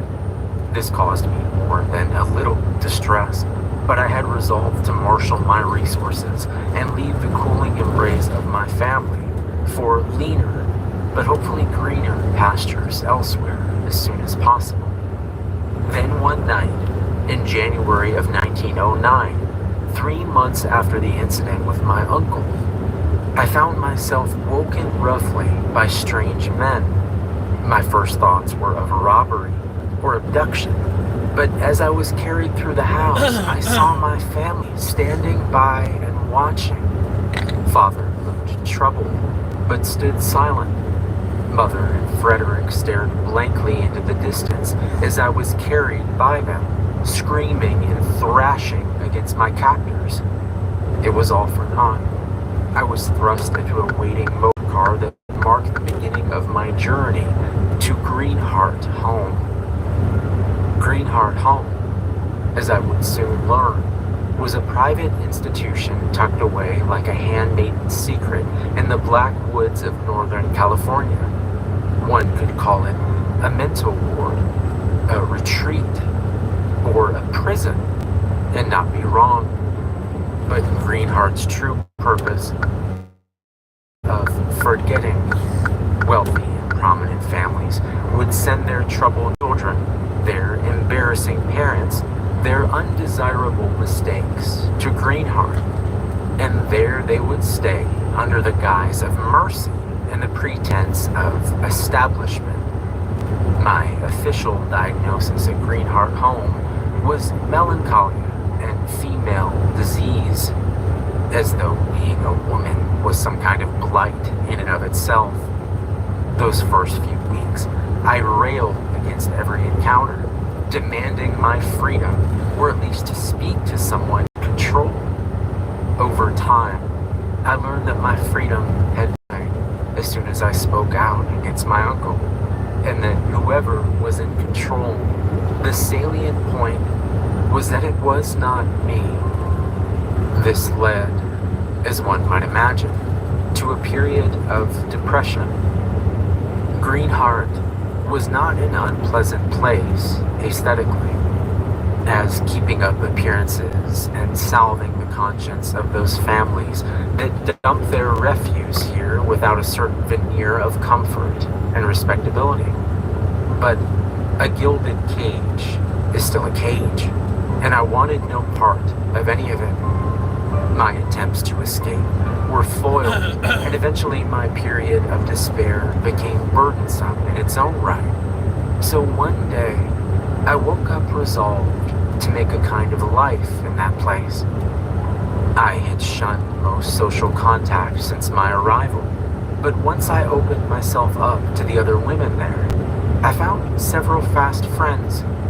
Just to be able to talk to people again, particularly others that shared my plight, was a blessing.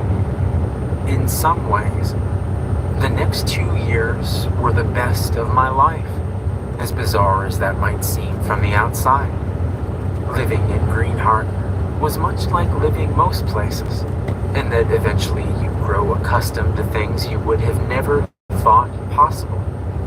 At any given time, there were around 150 women and young girls at Greenheart Home, and the fact that periodically people would be gone without warning, never to return, seemed strange, but not sinister. We would be told their family had sent for them, and that would be the end of it. We had no way to dispute.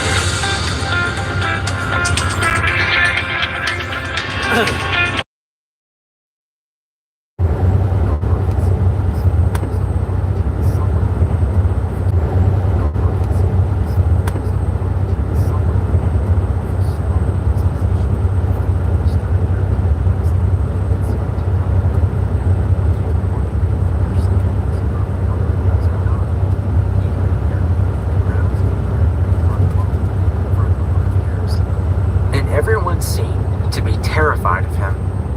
Mostly, this was a subtle thing. The staff would avoid him whenever possible, avoiding his eyes when he approached. For Meek's part, he radiated a feeling of menace like living heat, but I never saw him be actively cruel or violent with anyone, which was more than I could say for some of the nurses and orderlies. But that did little to lessen our fear of him. We would watch him cutting the grass or repairing the roof, and my small group of friends would instinctively pull closer together as we hustled past.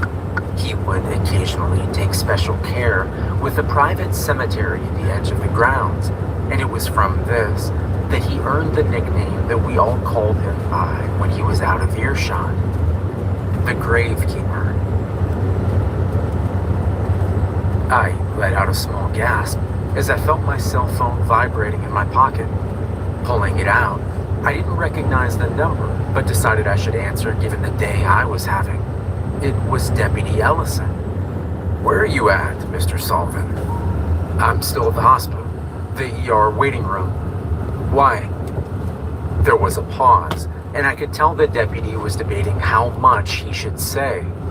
Letting out a deep breath, he went on. Because out of those 4 guys out there with you and Jarvis today, 2 of them went home and murdered their families in the last hour. We've got to be on the lookouts for the other 2, and I was about to put one out on you if I couldn't get a hold of you. I couldn't breathe. How was any of this possible? You still there, Mr. Sullivan? Yes, I'm here. They killed their families. I could hear the weariness in the other man's voice. Yeah. Worst thing I've ever seen. We had to shoot one of them down, and the other one is still holed up in his house. But as far as we can tell, we have at least 6 dead so far. 7, if Jarvis doesn't make it. I was about to tell him what the doctor had told me when the lights went out, plunging the waiting room into total darkness.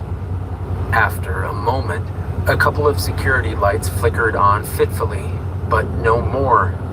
Looking around, I saw no people or any of the normal noises I would expect in a hospital. Even the little old woman had left at some point.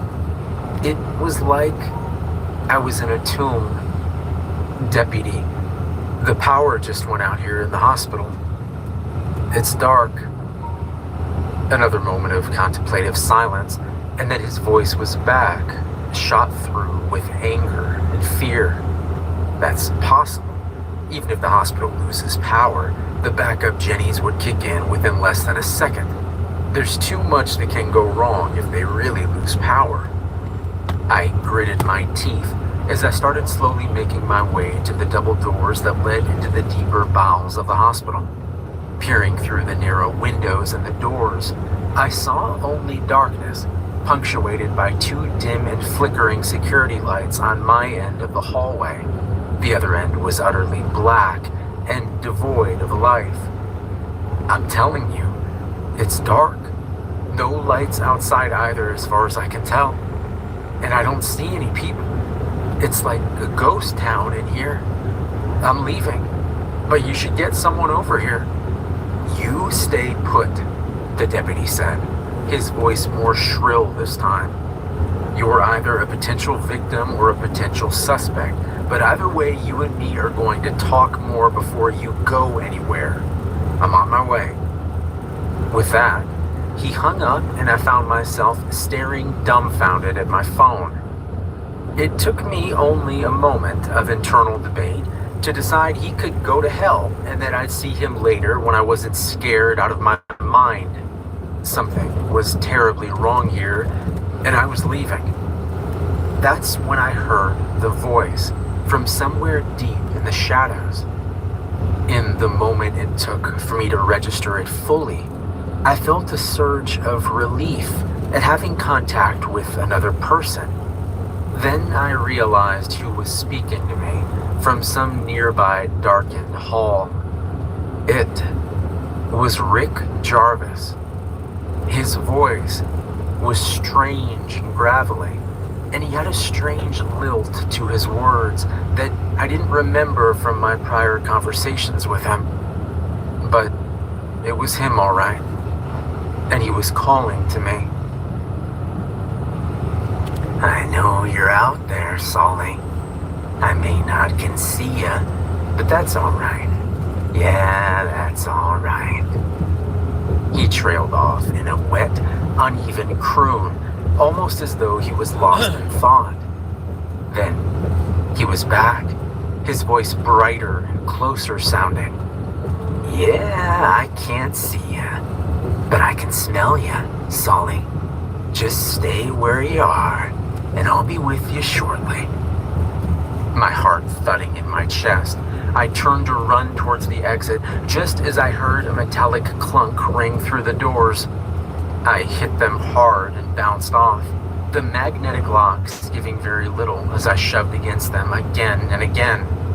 After my 5th attempt, I stopped, forcing myself to slow down and this, that he couldn't lock like this. I just had to avoid him for, there you are, my boy. The voice was right behind me now, loud as a gunshot in the dark. Now, let's get to know each other better. I had never really been afraid before. I thought I had. When I was bit by a snake when I was 7. The night I got sideswiped by a semi coming home from college and had to wait until the fire department could cut me out of my ruined car. The first time I realized Sandra didn't love me anymore. Those were all frightening, but they were mainly a mixture of pain and surprise, my body's adrenaline and my mind's expectations being thrown into chaos.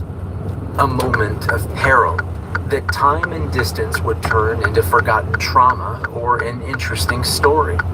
A scar or a monument not to the danger, but to my surviving it. When the thing that had once been Rick Jarvis slammed me against the doors of the emergency room at Richard County Hospital, my vision blurred as tears of pain and terror flooded my eyes. The parking lot beyond was dark, but in the distance I could see the lights of a gas station at the nearest intersection. It could have been on the moon, and not felt farther away. A hand pressed my forehead against the glass painfully, even as his body pinned me against the release bar of the door. I heard myself let out some kind of short animal squeal as I tried to wriggle free, but I didn't struggle for long. For one thing, I could tell he was far stronger than me. For another, I could feel the first touches of true fear as its cold fingers caressed my heart. True fear isn't about being hurt. It isn't about losing your belongings or even your life. True fear is about losing yourself, what you are, what you mean, what you love.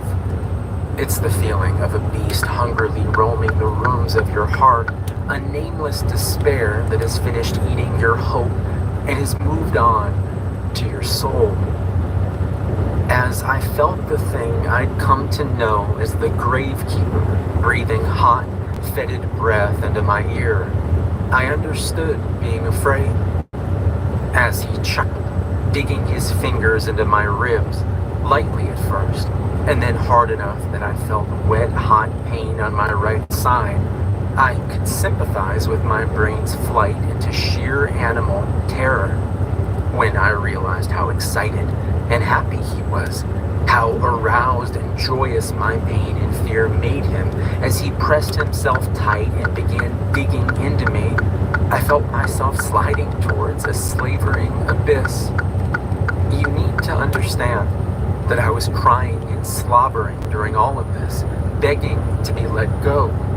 We were in a vacuum of fear and pain. Dignity and pride had no chance of survival in such harsh conditions.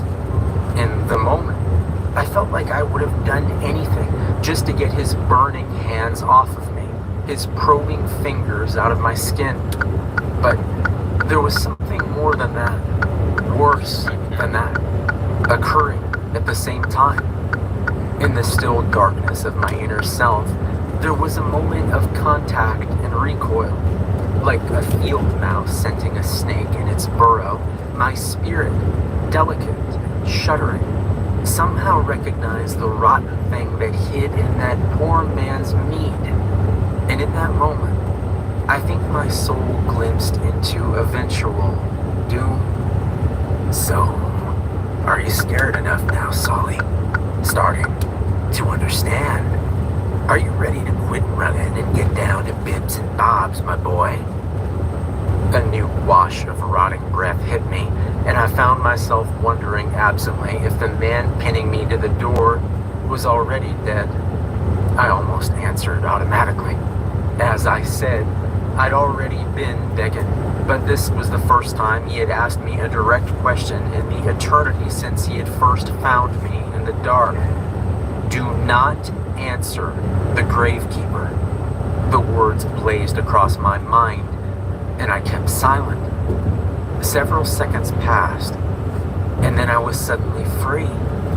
I let out a gasp as though coming up for air before turning around. I had no idea of fighting back or even trying to defend myself. But I did want to see him for some reason, as though it would bring some kind of understanding. I was disappointed at first. His face and form lost in shadow beyond a dim outline. The security lights in the room were behind me, and so weak that the light did little but make him a more tangible bit of darkness. Then, his face was lit by alternating blossoms of white and blue light. I sucked in an involuntary breath at the sight of him. His skin seemed impossibly dry and hard, as though it was made from some kind of malleable resin or polished stone. His eyes, where his eyes should be, were raw red pits of ruined flesh riddled with... I wasn't sure. It reminded me of a picture I'd seen once, of a cave lined with jagged quartz, sharp crystals growing toward each other, digging through the meat of the earth to form something new in the void, but where the picture had been strangely beautiful. This was the opposite. It was some kind of unnatural decay. Step back from the door, Sullivan. Turning, I realized that Deputy Ellison had been trying to get through the door for several seconds. I took several steps back, and he slammed a collapsible baton into the glass sharply. Glancing at the Jarvis thing, I saw he was just standing there passively, as though he was waiting for something. A second strike, and the glass was spiderwebbed. A third, and it went cloudy before tumbling free of the frame. Both of you get down on the ground, now. I went to obey, but hesitated. I didn't want to get on the ground with that monster so close by. To my surprise, he was already getting down on his hands and knees, a small smile crawling onto his rigid lips, causing them to crack and bleed as it widened. He whispered across the distance to me in a tone that seemed on the edge of laughter. "Don't you worry, Sully. We'll be together again real soon." 3 more people, Mr. Sullivan. 2 nurses and a doctor. Dead. Killed by that maniac Jarvis, despite him having whatever he has wrong with him. On top of that, another 20 staff and patients that were unconscious for nearly 2 hours with no memory of what happened. So today, in a town that considers it something if we have 2 murders a year, we've got 10 dead people in one day. Because, before I forget, we had to kill the second worker who spontaneously decided his entire family needed to die today. I could see Ellison was struggling to maintain his composure, trying to do his job of interrogating me while being far out of his depth and understanding. I sympathized, but I didn't have any answers either. At least not yet. I sighed. "Look, I don't know what's going on any more than you." "Bullshit," he yelled, throwing down a plastic evidence bag that contained what I recognized as the pages of the letter. In my panic at the hospital, I had forgotten them in the waiting room, and by the time I had remembered, it was too late. I don't know what this shit is, but I can tell from glancing at it that it's old and strange. Just like that coffin you had the men digging up today. My eyes widened and he smiled bitterly. "Oh, yeah, we know about that now, too. I sent a unit back to your house, and they found where you had hidden it. Could see the fresh dirt on it and put 2 and 2 together. We're a small department, but we're not idiots. And you need to stop treating us like we are." I sat back in my chair and sighed. "Listen, I don't think you're stupid. I just don't know what's going on and I'm trying to figure it out. But you need to hear what I'm saying. That thing you arrested, it's not Jarvis. It's some kind of monster. You need to kill it or bury it somewhere deep if it won't die." The deputy sat down across the table from me. The interview room was well lit, and I could see the exhaustion and fear on his face. But his voice was steady when he spoke. You don't have to convince me that something abnormal was going on, or that that son of a bitch is a monster. But we don't execute people, even if they deserve it. He's locked up tight, and aside from getting him checked out medically in the morning, his ass won't leave that cell until he's before a judge on Monday. You have my word. I shook my head. That won't work. He's strong, and he can affect people, make them do things. I don't know what he is, but we aren't safe here. Ellison was going to respond farther when he got a call on his cell phone. I'm in the middle of... What? That's not... Who else was down there with him? The color was draining from his face as he spoke, and he was already heading toward the door as he talked. Almost as an afterthought, he turned to me and pointed. Keep your ass in here. I'll be right back. I felt my stomach nodding as I waited. I considered leaving, but I didn't know that running would help anything. Shifting in my chair, I felt a flare of fresh pain in my side, grunted. They had cleaned the wound and put a bandage on it, but they asked me to hold off taking any pain meds until my interview was done. I'd agreed at the time, but now I was starting to regret it. I jumped when the door suddenly swung open. I was expecting either Ellison or the monster, but it was a younger female deputy instead. She smiled as she came in and gave me a can of ginger ale. Sorry this is taking so long. Very chaotic at the moment. I smiled weakly at her. What's going on? Deputy Ellison just went running out of here a few minutes ago like there was an emergency. The girl looked down and then glanced at the camera mounted in the corner of the room. I really shouldn't say anything. Please, I'm really freaking out in here. Is there anything you can tell me? She nodded and sat down across from me. Well, the guy they brought in with you, the murder suspect, they were keeping him in a holding cell downstairs, locked tight, camera in the cell, the whole 9 yards. And now he's gone. Escaped somehow, but no one knows how. The only thing they found was some kind of weird rock sitting on the bench in the cell. I stood up suddenly, knocking my chair over as I backed to the wall. Shit. I told him, we have to get out of here. We're not safe, we have to. The deputy was wide-eyed as she stood and retreated to the door. Look, I shouldn't have said anything, just calm down. We're safer here than anywhere. Trust me, if that guy was still in the station, we would know it. Just stay here and I'll get Ellison for you.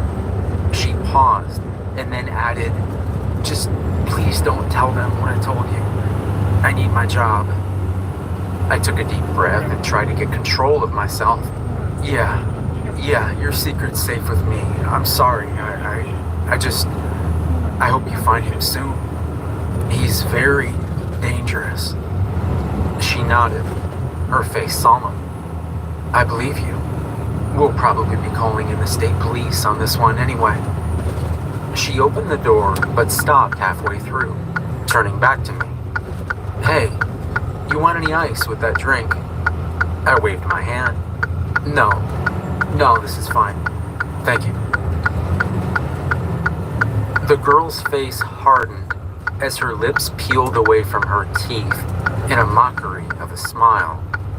The voice that came from her was rough and unnatural, but I recognized it right away. That's too Sully. A thin line of drool began to drip out of the corner of the girl's mouth as it spoke. I'm crawling towards you, my boy. Going to crawl right up inside you to stay, I think.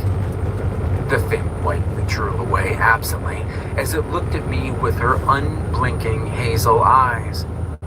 Yes, I think right up inside you to stay. I'd expected that she was going to close the door back and attack me, but instead it just waved and walked out of sight down the hallway.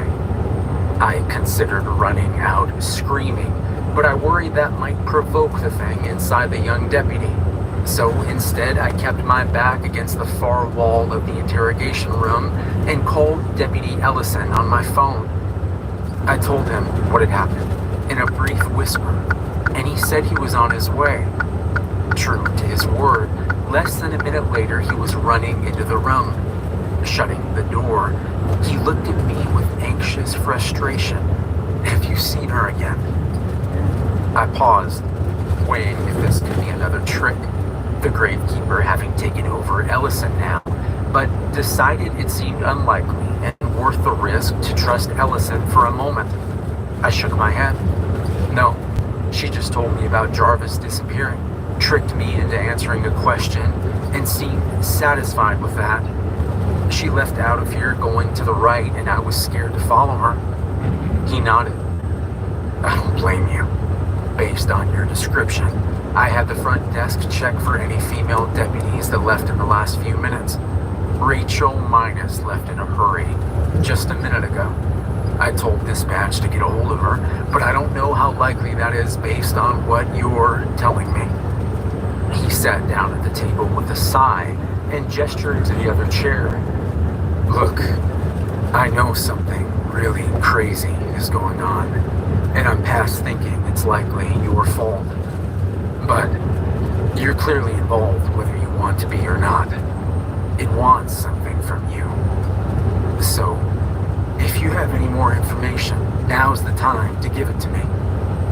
Sitting down across from him, I recounted the details I had omitted earlier about what had happened at the house, as well as what I had read so far in the letter from the coffin.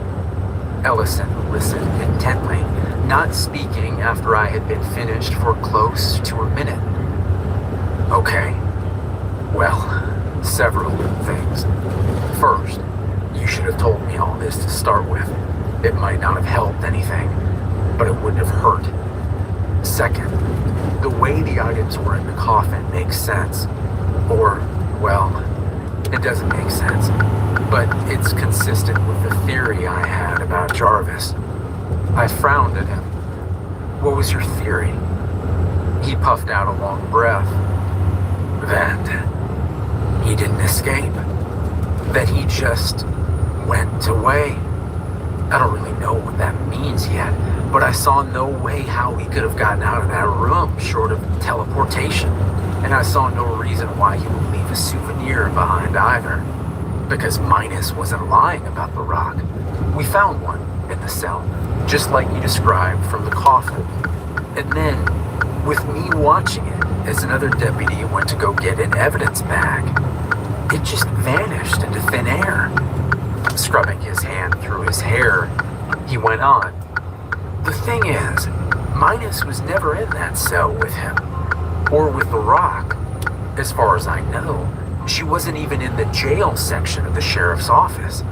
She's a road deputy, and had just come back from the end of a shift. I didn't know what to make of that. I'd always assumed that the rock was somehow tied to people getting taken over by the thing, but that seemed unlikely if what he was saying was true. A thought occurred to me.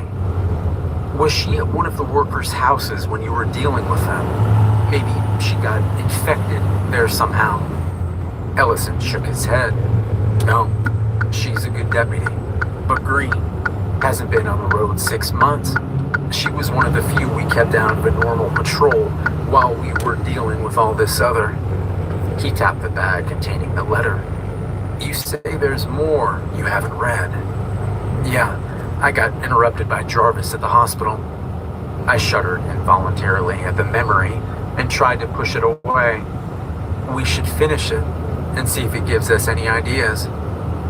Glancing at his cell phone, he pushed the bag to me. Go ahead. Just read it out loud. The first time that we witnessed the strange power dynamic between the gravekeeper and Dr. Middleton was during one of our rare social interactions with the men's ward at Greenheart Home. For various reason, there was generally strict segregation between the sexes, with separate wings, dining halls, and recreational areas for men and women. For the most part, it was easy to forget that they were even there, and that was typically preferable. The monthly picnic on the vast front lawn of Greenheart was always an ordeal. Some of the women eagerly anticipated the day, putting extra effort into their appearance and making every attempt to garner attention from one or more men during the 3 hours we were together. For me, it amounted to huddling amongst my friends and trying to avoid eye contact with those men that were actively looking for female companionship. While the picnic was supervised, our caretakers were far from assiduous, and I came to understand that they would deliberately turn a blind eye if a couple wandered off into one of the distant stands of trees or bushes closer to the outer perimeter fence. There was no way for them to escape, after all, and if some indiscretion led to a pregnancy, they had means of profiting from that as well. It should be clear that I do not hate men, far from it. But I've never seen much benefit in purely physical congress of that sort, and it wasn't as though I could establish a relationship with someone that I saw briefly once a month. While I pitied their plight as I did my own, I had no desire to be an outlet for some stranger's pent-up lust.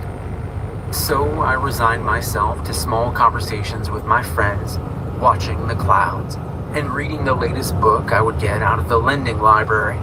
I enjoyed poetry the best, and on this particular day I was reading, funnily enough, Men and Women by Robert Browning.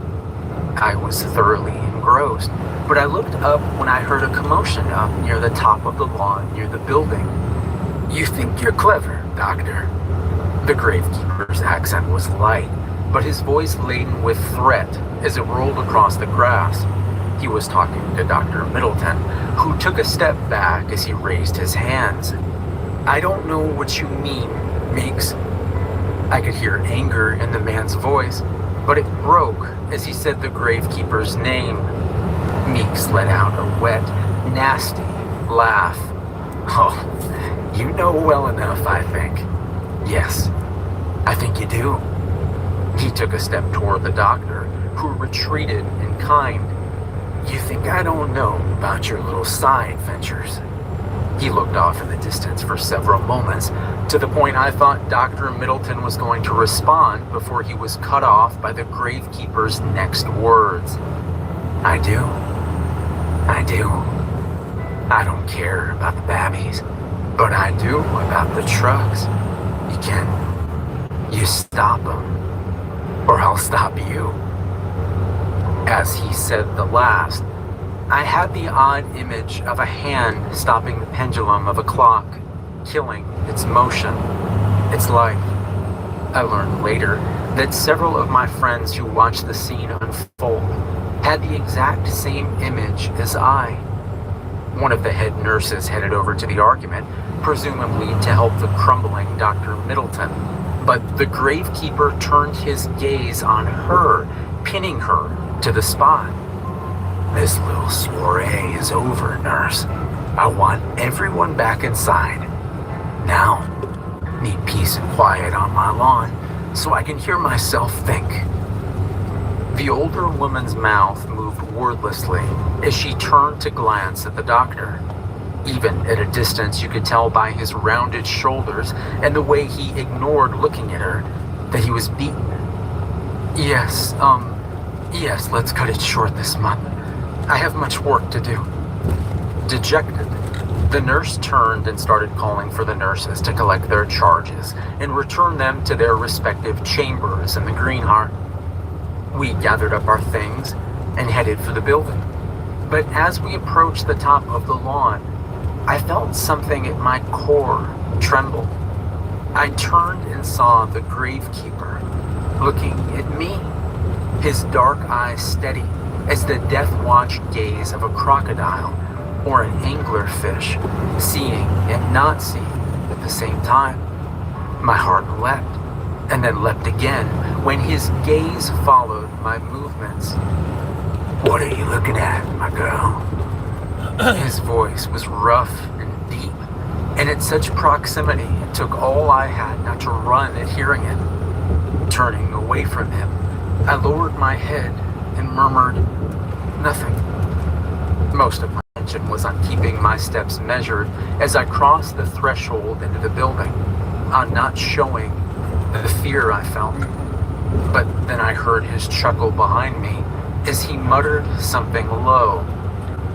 What I feared then was confirmed over time. I had been somehow marked by the thing we call the Gravekeeper. As for his low muttering, it didn't make sense to me when I was at Greenheart, but sitting here in the spring of 1931, I see its significance all too clearly. That's one, my pet. Yes, I think that's one. I looked up at Ellison.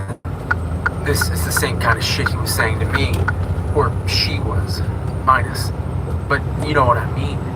It's something to do with tricking some people into answering him several times. I don't know why it's not like that for everybody, but it can't be.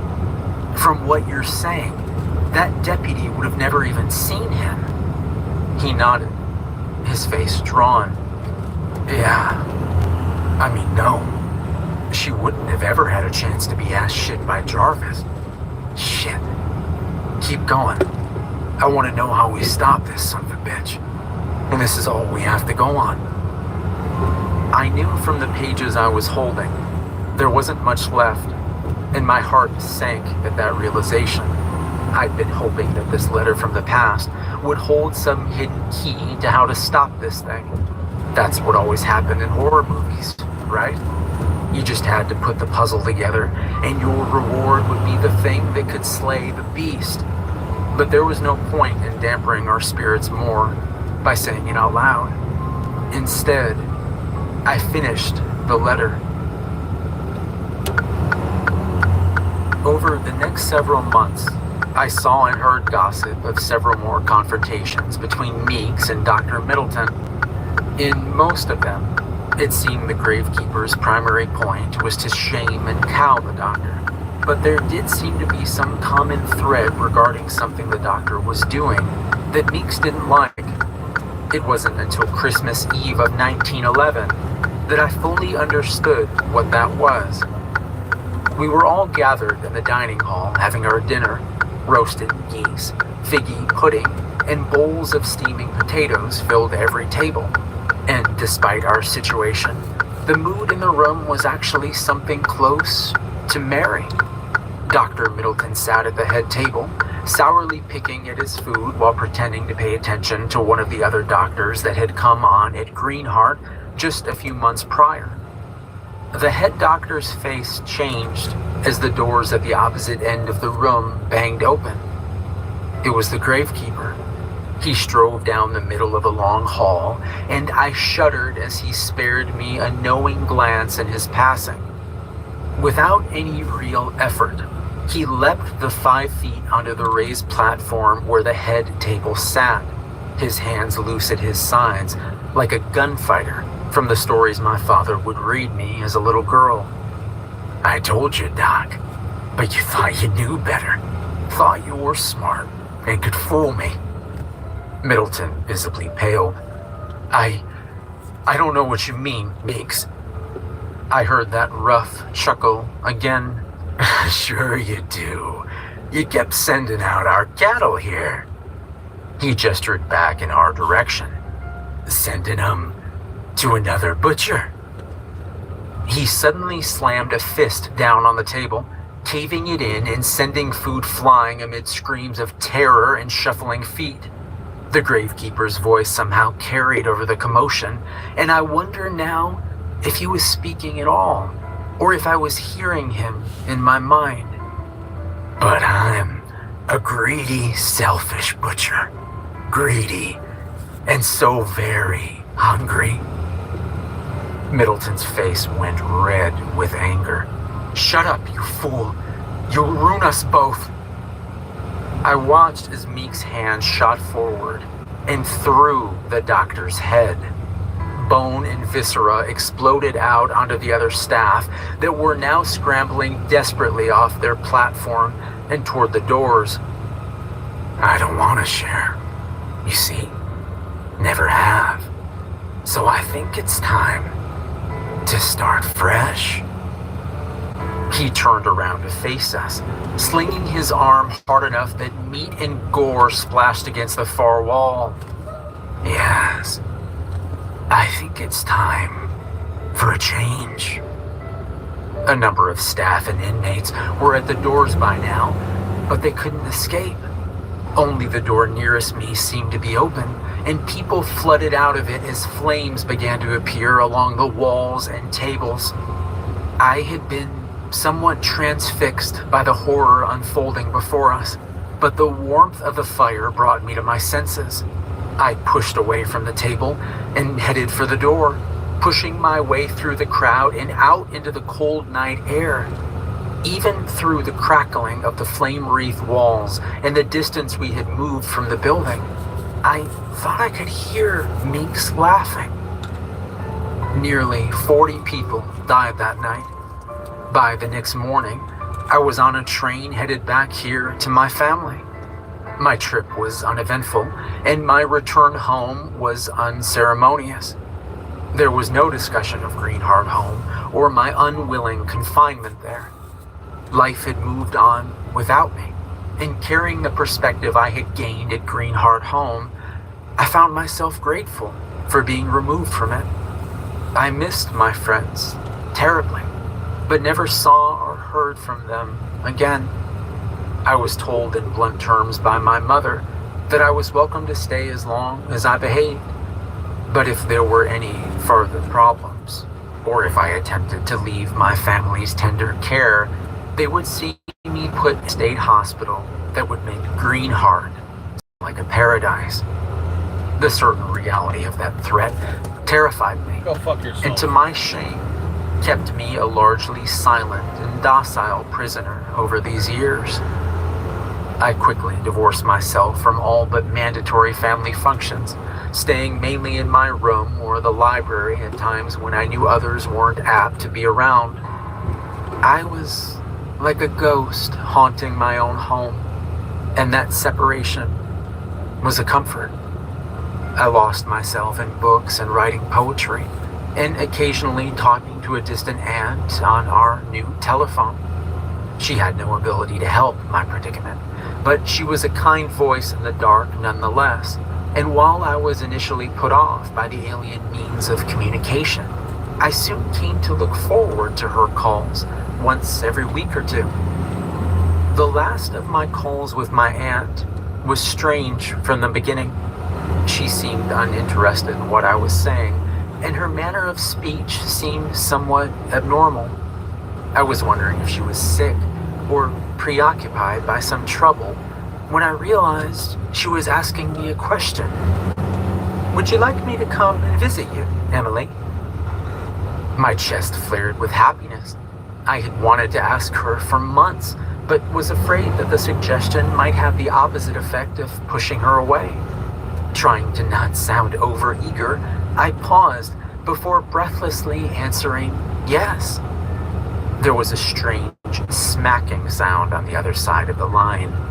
"Ah, there we are. That's two, my girl. Don't you worry. I'll be visiting you real soon to get the last one." I had dropped the phone with a clatter and ran from the house, but to no avail. I was caught, I was locked in, and I was just watched closer afterward, my family apparently having warmed to the idea of acting as my wardens and preferring it to the embarrassment of public institutions. It was in this trap that I stayed, waiting for him to come, waiting for it to come. For how could such a thing be human? I heard some days after my last phone call that my aunt had taken her own life, but I knew the lie of it. That thing had murdered her and was coming for me next. Except it never came. Years passed, and as time dulled the edge of my fear and trepidations, the banality of my existence made me almost pine for something as strange as whatever the gravekeeper might be. Of course, that was a foolish wish, but it was one that was soon granted. It was my mother this time, asking if I wanted any lunch, and as soon as I answered, I felt the change come over me. It felt as though someone had set fire to my brain. I stumbled back from the threshold of my room and collapsed against my bed, sliding to the floor as the world receded to black. When I awoke, I knew I was ruined, tainted. I could feel him nesting in my mind, in my soul. He didn't take control often, but I could feel him sending out tendrils as he probed my thoughts and feelings. I began to have dark and perverse thoughts, as well as the reoccurring image of a face that was both Meek's and not Meek's, its mouth a red slash full of broken knives, cutting and recutting the long purplish tongue that lolled out of its mouth, wet and hungry.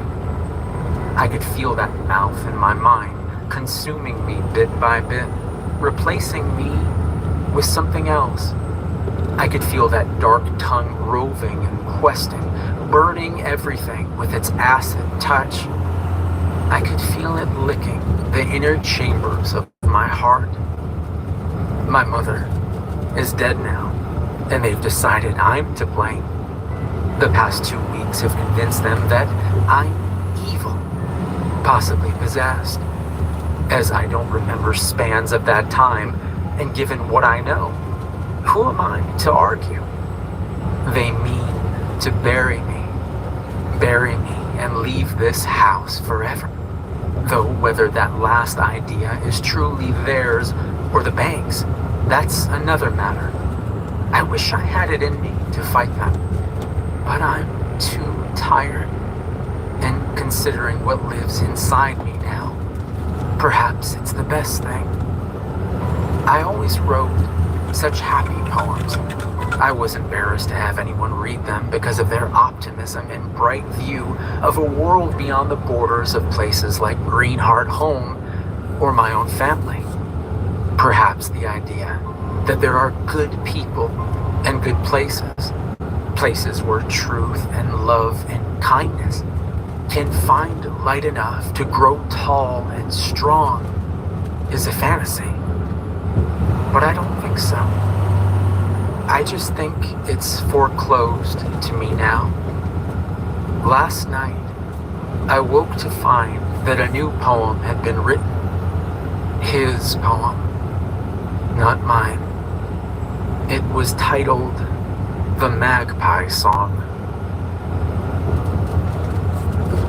There's a flock of magpies round me.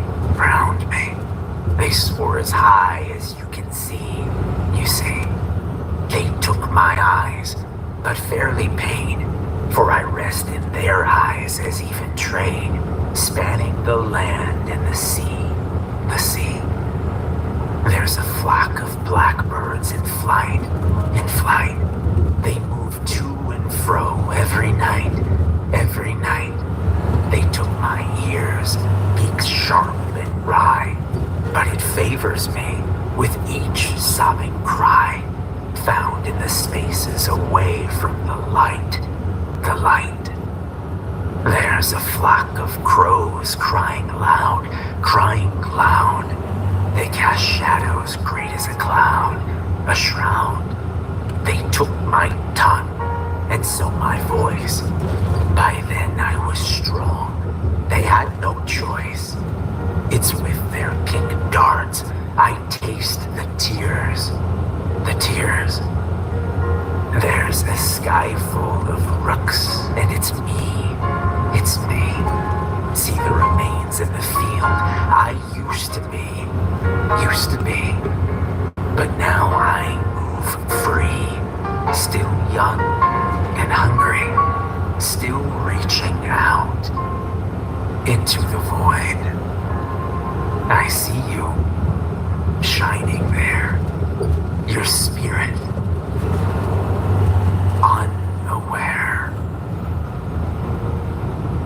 I think he wrote it, at least in part, to mock me, to twist something that I love and show me how he's going to taint every corner of my life, letting me watch until it's all gone. But I've lived a small life. I blame my family for some of that, but I can't lay it all at their door. Perhaps I should have been braver and bolder, stronger. I should have found a way. But it's too late for me now. They mean to bury me tonight.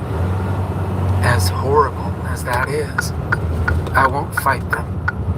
The one benefit of having such a small life is that it's easier to risk it, easier to finally be brave. I'll gladly give my life if I can carry the gravekeeper with me, keep him, it, from touching others, protect the goodness that I know is out there somewhere in the world. I hear them coming for me now, so I must end this.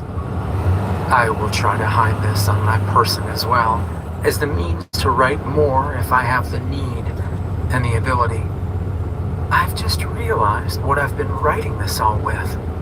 I don't remember this pencil, and I wonder where... It ends there. My mouth was dry, and I felt on the verge of tears, both for Emily and for myself. I felt no closer to a solution, and I could tell Ellison felt the same. We stared at each other for a moment, before I asked a question that had been in the back of my mind since I started reading us the rest of the letter. Why do you believe me? Why do you believe any of this? I laid the letter down and sat back. I could just be crazy or a liar. I could have faked this letter, be giving these people bath salts or something. So why are you so willing to believe that the gravekeeper is real?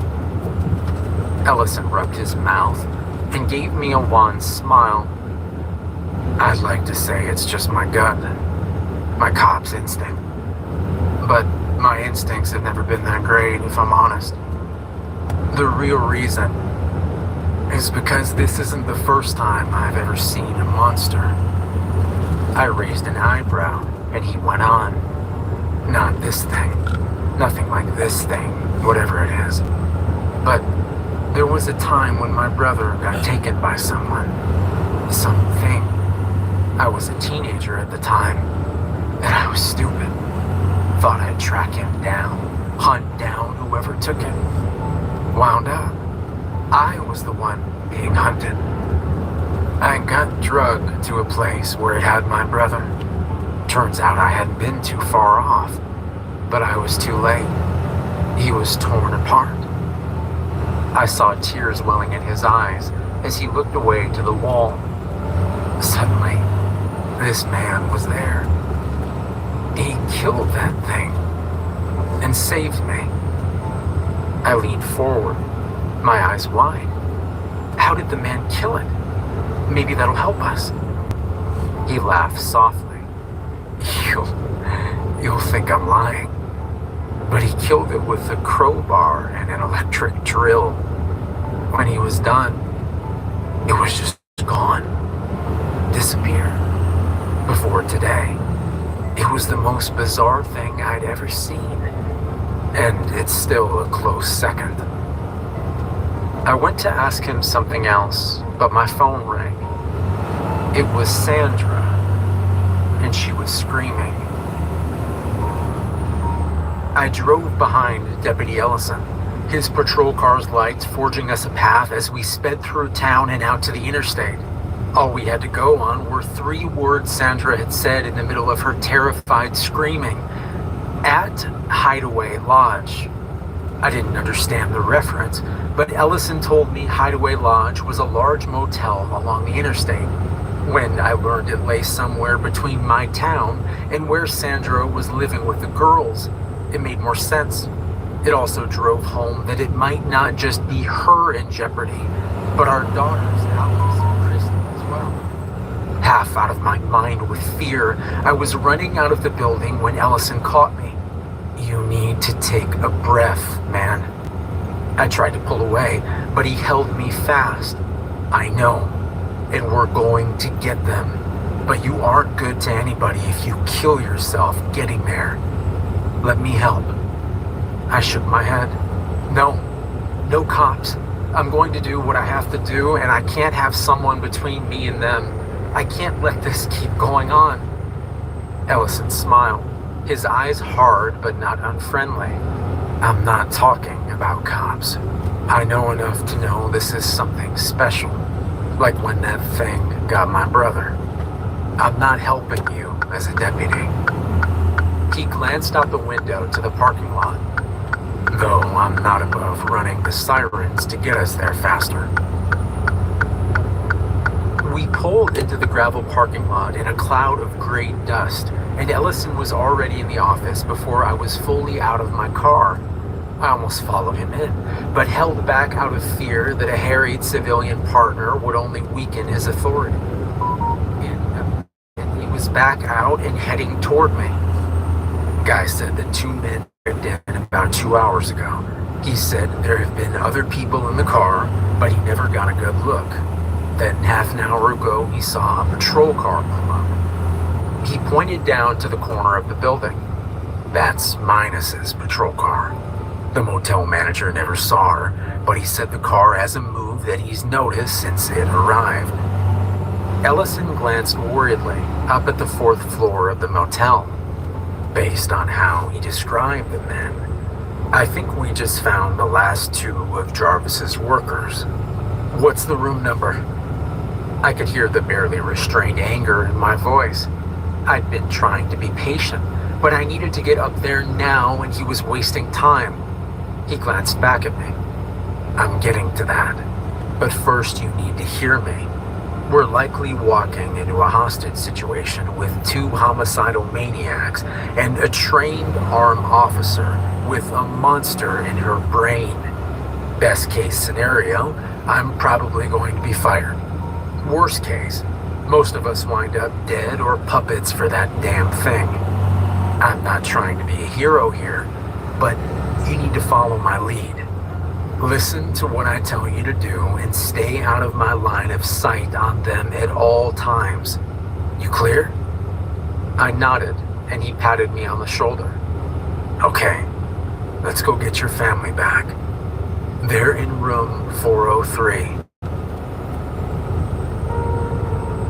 We went up the stairs slowly, looking around constantly for a nearby ambush or a distant threat, but there was nothing. If there was anyone else even staying at the massive motel, you couldn't tell it by what we saw as we ascended to the 4th floor. We reached 403, and I went to knock, but Ellison shook his head. He gently pushed me to one side of the door as he moved to the other. Once in position, he drew his gun and quietly tried the knob. The door opened easily into a well-lit room. On the bed was Sandra and the girls, their hands tied in front of them and pieces of ripped bedsheet tied across their mouths as gags. Standing on either side of them, like bodyguards, were the last 2 men from when the coffin was found. They were both caked with dirt and filthy, and I could tell from their clothes that they had recently urinated on themselves. As we stepped into the room, the smell of rotten meat and shit emanating from them made me gag. For their part, they barely even glanced at us as we entered, their eyes only ticking in our direction briefly as they continued their slack-faced manning of the post. Ellison gestured for me to stay back as he checked the small bathroom just inside the entry door. A moment later, he was back out and into the room proper. Looking around, he saw what I saw. No Deputy Mitus. Holding his gun on the men, he edged around them to glance out at the small balcony that looked onto a distant clump of scrub pines. She wasn't hiding out there either. Then, I saw it. The Rock's back. I pointed to the room's television stand. A couple of inches in front of the TV was the smooth, flat stone. I had the crazy urge to pick it up, open the sliding glass door, and hurl it out into the woods. But I knew it would do no good. There was no stopping this, just containing it. I had to get it away from the others. Put your hands on your head and step to the front door. When you reach the outside of the door, get down on the ground. If you do anything else, I will shoot you. I looked up and saw Ellison was trying to get the workers out of the room. Sandra and the girls had been squealing with some mixture of joy and fear since we entered. But I'd been so lost in looking for Mitus and finding the stone that it was only now that I thought to comfort them as best I could. It's okay. It'll be okay. You're safe now. I registered movement from the two men only a moment before the gun went off. They weren't heading for the front door or even to attack me or Ellison. They were charging the sliding glass door. They first hit it with a crash, even as the second was shot. But neither of them seemed to slow down. One more blow to the glass, and they were through. At first, I thought they were trying to escape, but they never slowed. Instead, they hit the waist-high railing hard, tearing it free as they tumbled over and past it before falling to the ground below. Ellison stepped out on the ruined balcony and looked down. Shit. They're dead or close to it. With me. Get your girls free. I nodded and went to them, hugging them briefly before freeing their mouths and hands. They were all hugging me back, crying and asking if it was over. I lied to them and said it was. Hopefully it wasn't much of a lie. I planned to end it all soon. Pulling back, I focused on each of them for a moment, trying to burn their faces into my memory.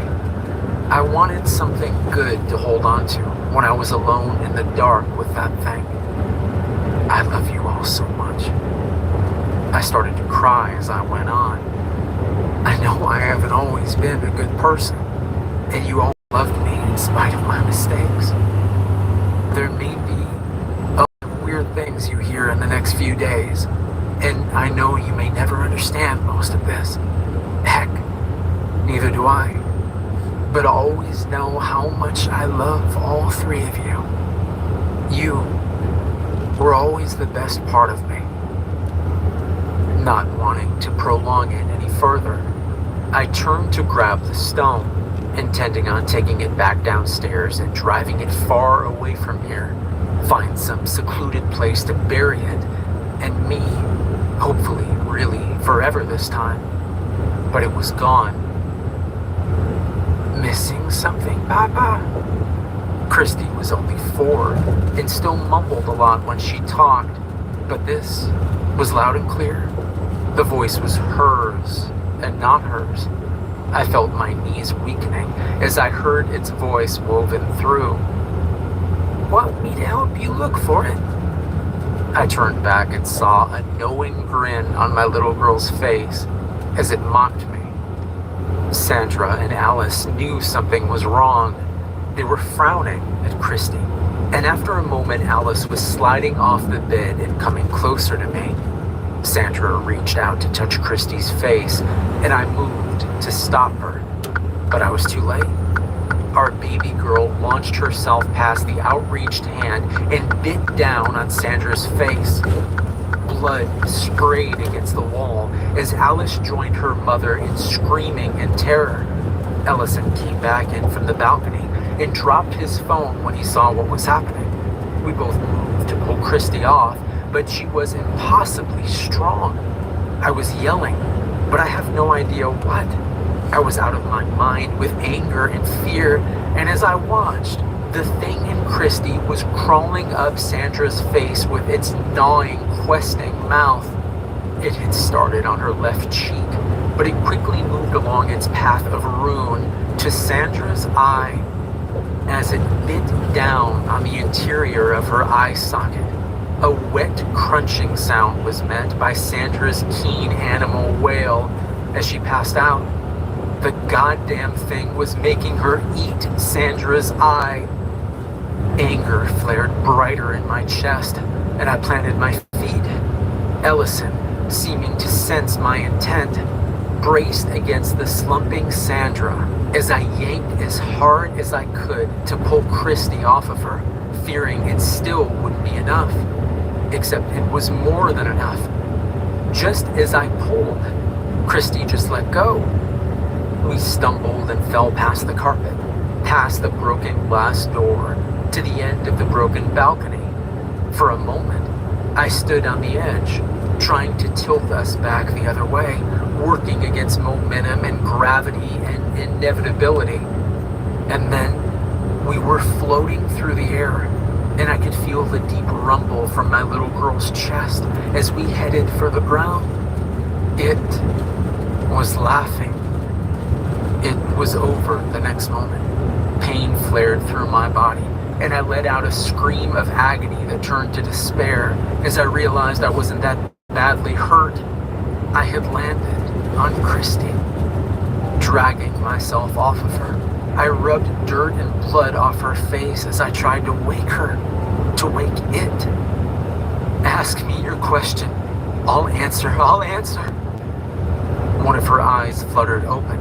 The other one crushed closed and tangled in a mass of welling blood. Her good eye couldn't focus, but I knew she was searching for me. Daddy. She looked like she was going to say something else, but then she was gone. I screamed and cried, beating the ground and hitting myself over and over. My arm was broken, and the pain that tore through me with each blow seemed like the least of what I deserved. Why hadn't it taken me? Why hadn't it just asked its last question? Because the questions were never the point, my boy. Ellison was standing over me, and I saw now that Alice and Sandra were there too, forming a rough semicircle around me, and the crushed horror of our baby girl. I don't need the questions to take you. Never did, Alice said, as it smirked at me. But I'm very old, and I get bored. Sandra said, it's more fun if I spice it up, and it's easier to dig the special ones like you, my long-term host, if you have a bit of hope and a sprinkle of mystery to go with your terror and despair. Ways you can fight me, Ellison said. Rules that can protect you, Alice added. Some noble sacrifice you can make to atone for being the stupid little waste that you are. Sandra's smile was thin and cold as she shoved me lightly with the toe of her shoe. And what can I say? It makes you tastier too. Unlike the others, I'll hold off a good long time before I eat you. But what can I say? I like to season my meat. I had no response to give, and apparently it needed none. The world exploded as I suddenly felt an enormous pressure in my skull. I had the image of the rock appearing there, tearing and pressing at the brain tissue to make room. I knew that wasn't possible. I'd be dead or in a coma from something like that, but I somehow knew it was still true. It was like Emily described. I could feel it inside me now. Sandra, Alice, and Ellison all slumped to the ground like puppets with their strings cut. But when I checked them, they were alive. I didn't have any way of knowing if they would ever be okay again. But then again, nothing could ever be okay again. I looked down at my shirt, covered in my baby's blood, and I stripped it off before running for my car. The gravekeeper was quiet in its new home, and didn't stir as I drove away from the motel in the nearby town. I went deeper into the country for nearly an hour, searching for what might be a good spot to hide my car. When I found it, I left my car, cell phone, and wallet behind, taking only a tire tool out of my trunk to use as a makeshift shovel. I walked for another 2 hours when I came upon what had likely once been some kind of large animal's burrow. It only took a bit more digging to make it large enough for me to fit inside and be out of sight. Not wanting to waste any time, I put Ellison's gun to my head and tried to pull the trigger. Except it wouldn't let me. I cursed, I screamed. I tried using both hands, but nothing I did worked. It just sat silent, letting me try and fail over and over again. Please, just let me die. Please, please, please. I knew I was growing hysterical, and I was fine with that. Maybe it couldn't prevent a natural death by stroke or heart attack as easily. I had to find a way to... This is it. It was a young man's voice. Yes, he's in there. I thought I was going to vomit half a mile back, but it is much stronger here. This was an older, deeper voice. I was trying to decide how best to stay hidden or escape when a strong hand suddenly shot into the burrow and pulled me out. Blinking, I looked up as a large old man squatted down quickly and injected me with something. Almost immediately, I felt blackness slipping in, but I still jerked when I heard the whir of an electric drill. I thought of Ellison's story and closed my eyes gratefully. Wait, this was the younger man again. I can sense something about this one too. You can? The older man sounded curious, but I still heard the drill drawing closer. Interesting, but no time to risk it. Not with this one. No, stop. The young man spoke again. Don't drill him. He's different. It's different, I mean. I think it wants you to drill it. I don't think it's like the others. I think it is the seed in his head, or at least the seed is containing it somehow, limiting it. The electric drill came to a stop. How could you possibly know any of that? I opened my eyes again, and I could barely see anything. Everything was a blur, but I could hear the worry in the young man's voice. I don't know, but I do. It's like I remember it somehow. It's weird, but we can't deal with this thing like normal. The older man sighed. Well, then we'll have to... But then I fell into the black. I'm restrained in a small warehouse basement that the young man, Jason, told me they had planned to turn into new living quarters, but that this seemed a much more important use. They've told me what their plan is, and I can see now how much the idea of it pains them. They never apologize for it, but I can tell they wish there was another way. The older man, Dr. Barron, says they are letting me record this narrative, everything that happened from the beginning, both for their work and so that my story can be heard and remembered. I asked them how they found me, and they tell me that Ellison had called them. We were on the way to the motel. When I asked them why they weren't afraid that the gravekeeper might take them over or use me to hurt them, they share a glance before telling me that while there are always risks, they have some unique immunities to these kinds of things and are experienced with such matters. Dr. Barron lightly gripped my chin then, and it was clear he was no longer talking to me, but rather the thing nesting in my brain. Besides, I don't think it wants to fight us. I think it's exactly where it wants to be.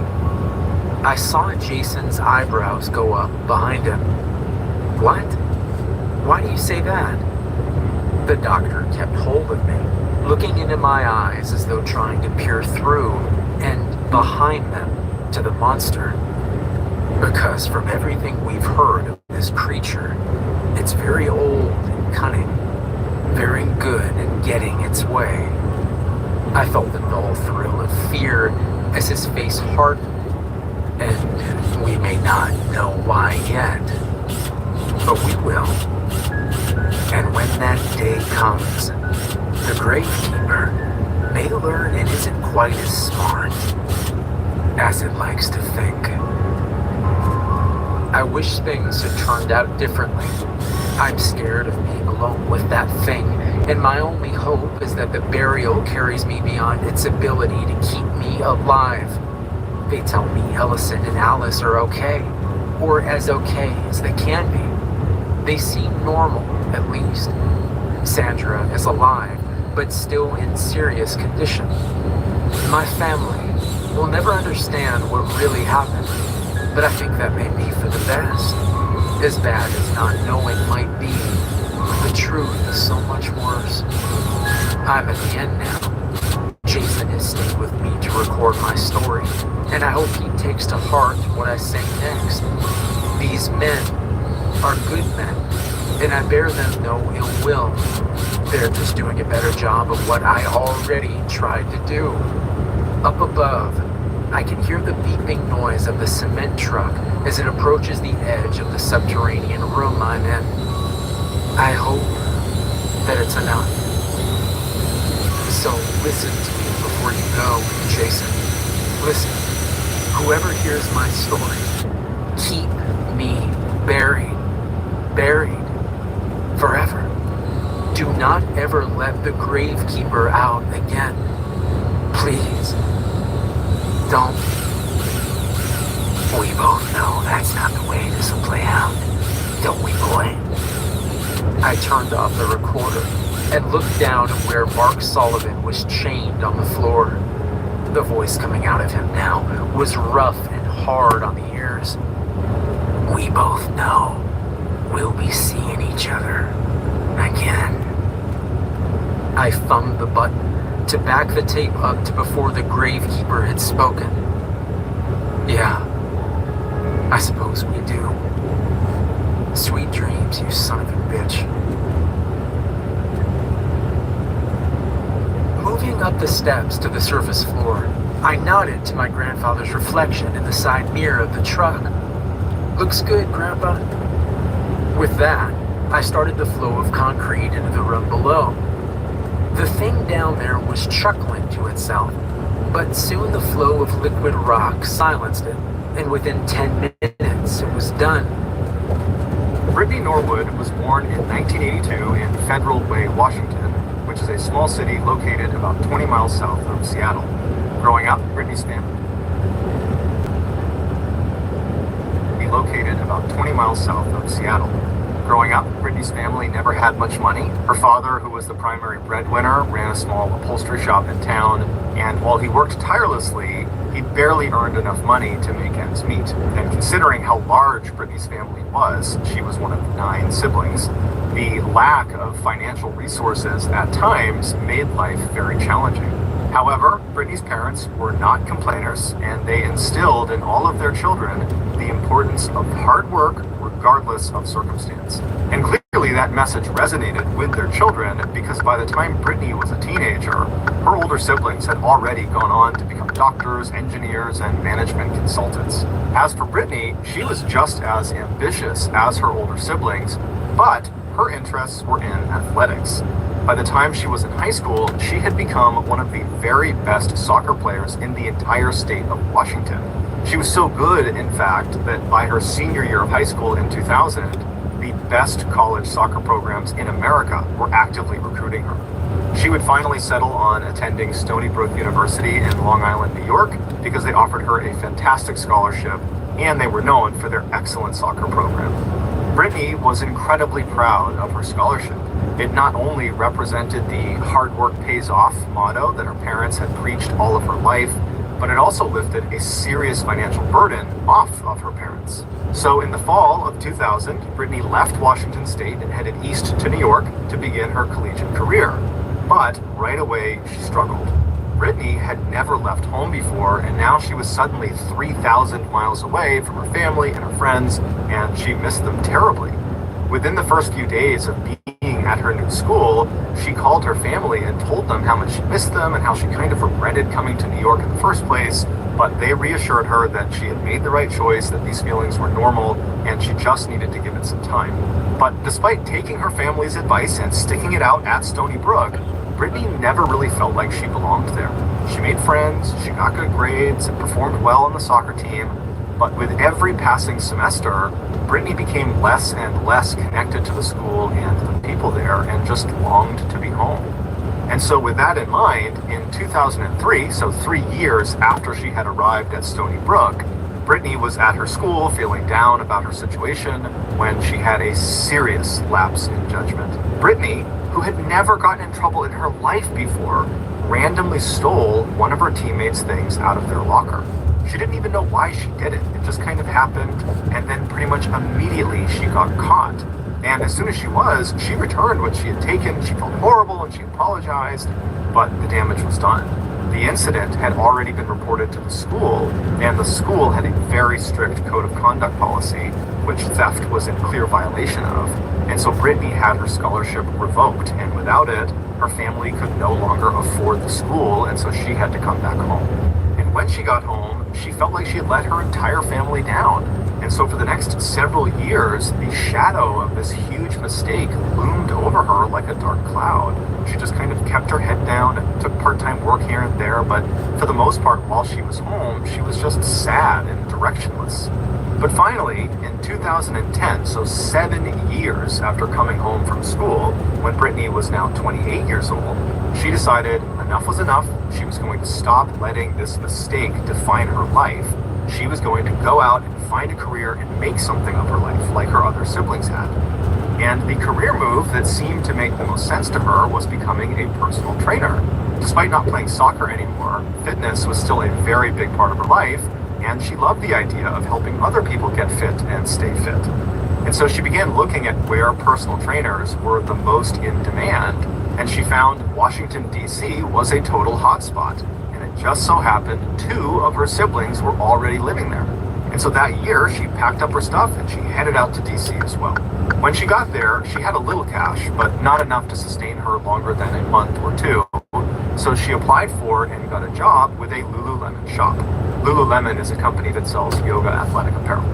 The shop was located in Bethesda, which is a very wealthy suburb of Washington, D.C., and right around the corner from the shop was a gym that Brittany immediately fell in love with and decided would be the perfect gym for her to run her personal training practice out of once she got certified. So a very happy and rejuvenated Brittany began work at the Lululemon shop in Bethesda in late 2010, fully expecting to only be there for a few months before she transitioned to her personal training career. At around the same time Brittany began working at the store, another young woman had started working there as well. Her name was Jana Murray, and she was quite similar to Brittany. She was 30, so 2 years older than Brittany, and she had been raised in a close-knit, modest household in Texas where her parents had preached always working hard and doing the right thing, and she really took that to heart.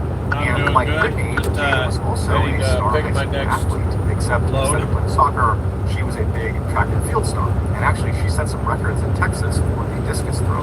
But after graduating high school, instead of pursuing athletics in college, Jana had pursued business. Right, dropped it this morning. Business program at Holy George crap, Washington talking about tight University in turns. Washington, D.C. Especially for After she graduated, she worked in the private Put it sector this for way, a few it was years an area before not deciding exactly it made designed sense for for her to go semi-trucks to back to roll school through to there. earn her master's degree in business. She was accepted to the very prestigious Johns For Hopkins the fact that I've Business been School, which driving is truck located for a 13, few miles not from 13, the but shop since where Brittany worked. 2013. And by 2010, Yeah, all my Jana was in experience, her basically I final was using semester, all my and all she experience had just left to to navigate complete those was a turns. final thesis paper. A thesis is a long essay involving personal research. The assignment was to write about the structure of a company of her choosing. And since Jana was a huge fan of Lululemon apparel, she had decided to write about them. And during her research on Lululemon, she discovered that the company was far more than just clothing. They had what seemed to be a really cool company culture. All employees, no matter how junior, were encouraged to pursue whatever goals they had, even if their goals meant leaving Lululemon at some point. It was like the company fundamentally cared more about their people than their product. And Jaina loved that. And so as she's writing this paper, on a whim, she decides to go get a job at a Lululemon store. And the nearest location was the one near her school. Jaina figured working at the shop would only make it easier to finish her thesis, since it would provide her boots on the ground information. Also, she just wanted to see for herself if this company was as amazing as it seemed to be. What it was. And so her plan was just to work at this shop until her thesis was done, at which point she'd earn her master's and more than likely she would quit and move on with her life. So in late 2010, when Brittany and Jaina found themselves working at the same Lululemon shop in Bethesda, they were aware of each other, but really didn't know each other. Their only interactions were when their shifts happened to overlap, which did not happen very often. But when it did, they were perfectly nice to each other. They would chit-chat, but they were coworkers, not real friends. However, a terrifying event was about to link them together forever. On the evening of March 11th, 2011, Jaina and Brittany were working together at the Lululemon. It was an uneventful shift. They chatted, they helped customers, and in between all of that, they would knock out whatever closing duties they were responsible for so that when closing time came, they could leave quickly. And then when it was closing time at 8 p.m., the pair did one last sweep of the store to make sure everything was neat and put away and locked, and then they both grabbed their things and headed out the front door. Once they were outside, Jaina turned around and she pulled the keys out of her pocket and she walked to the front door. And then Jaina hopped in her car and she drove off. And Brittany, she turned and began walking down the sidewalk toward the metro train station. But after only a few minutes of walking, Brittany swung her backpack off of her shoulder right in front of her, and she reached inside to fish around for her wallet because her metro train pass was inside her wallet. And so she's fishing around her bag, she's still walking towards the train, and she can't find it. And so she comes to a full stop, she unzips her bag completely and she looks inside, and her wallet is not in there. And as soon as she sees that it's missing, she remembers she left it on the break room table at the Lululemon store. And the only way she could go back and get her wallet was if Jaina came back with the keys and unlocked the front door. And so Brittany just stood there for a minute wondering what she should do. She kind of felt bad about calling Jaina to drive back and open the store for her, but she really needed her wallet for a whole bunch of reasons. And so finally, she picks up her cell phone and she calls Jaina. When Jaina picks up, Brittany says, I'm really sorry, but I left my wallet in the store. Would you mind coming back and just opening the doors for me? I'll run in and I'll get it. It's super quick. And Jaina, surprisingly, was totally fine with this. She actually laughed and said, I left my laptop in the break room and I was going to get it tomorrow, but this is an excuse to go back and get it now. And so Jaina told Brittany she would be back at the front of the store in just a couple of minutes. And so Brittany thanked her, they hung up the phone, and then Brittany turned and she began running back towards the Lululemon. When Brittany arrived at the front of the store, Jaina was already there, and Brittany immediately said, I'm so sorry, thank you so much for coming back. And Jaina said, really, it's no big deal. And then Jaina pulled her key out and she opened the front door of the store and they stepped inside. The layout of the store was basically just a big square where the front door entered the square right in the middle of it. So you step inside, you're in this kind of main shopping area. It's just this one square, and then all the way at the back, kind of lined up with the front door, behind the cash registers, was this employee-only hallway that went straight back about 7 or 8 feet, and then it reached this T intersection where if you turned left, there would be another hallway that went straight for maybe 10 or 15 feet, and it would come to a dead end at a door, and that door would lead to a bathroom, and then if you were standing in front of that bathroom door and looked left, there would be another door that led into a very small kitchen. And then if you went back to the T intersection and turned right and looked straight ahead, you would see another stretch of hallway that was about 10 or 15 feet long, and it would look exactly like the left hallway, except at the end of the right hallway, there was no door to a bathroom. It was just kind of a dead end. But at the end of the right hallway, if you walked all the way down it and then turned right, you would see there was a door that led into the break room. So the break room and the kitchen were kind of oriented in the same position at either ends of each hallway. And so the two women go inside the store with Brittany in the front. They get inside, Jaina flips on the lights, and they walk across that square main shopping area. They go past the cash registers into that employee-only hallway. They go straight down, they turn right, They make their way down the right hallway and then they open the door to the break room and they go inside. Brittany very quickly found her wallet. It was on the table. She grabbed it. And so after she had her wallet, she just left the break room and began walking back out towards the main shopping area and the front door. Jaina was only a couple of seconds behind her. She grabbed her laptop and then she left the break room. She walked back down the hallway, and as she turned back into the main shopping area, she kind of had her head down. She was fiddling with the laptop and her phone, but even though she wasn't looking up, just looking down, she could tell right in front of her, Brittany had come to a full stop in the middle of the main shopping area. And so as soon as she saw that, she stopped what she was doing and she looked up, and immediately she could see why Brittany had come to a stop. There were now two men wearing all black with black ski masks on that were standing between them and the front door. The following morning, the Lululemon employee who was supposed to come in that morning and open the store and work that day, she turns onto the street that the shop is on and she begins walking towards the front door. It's a bright, beautiful, sunny morning. There are lots of people out going about their daily routines. And so this employee, she walks right up to the front door of the Lululemon. She's not really looking into the store. She's kind of got her head down and she fishes in her pocket. She pulls out her key that opens the front door. She slots it into the lock and she turns it to unlock it. And right away, she feels no resistance. The door was already unlocked. So this really gets her attention, and she looks up, but there's a glare on the glass from the sunlight, so she can't see inside. So she just pulls the key out of the lock, and then she pushes open the door, and she takes a very tentative step inside. And right away, she sees the entire store is destroyed.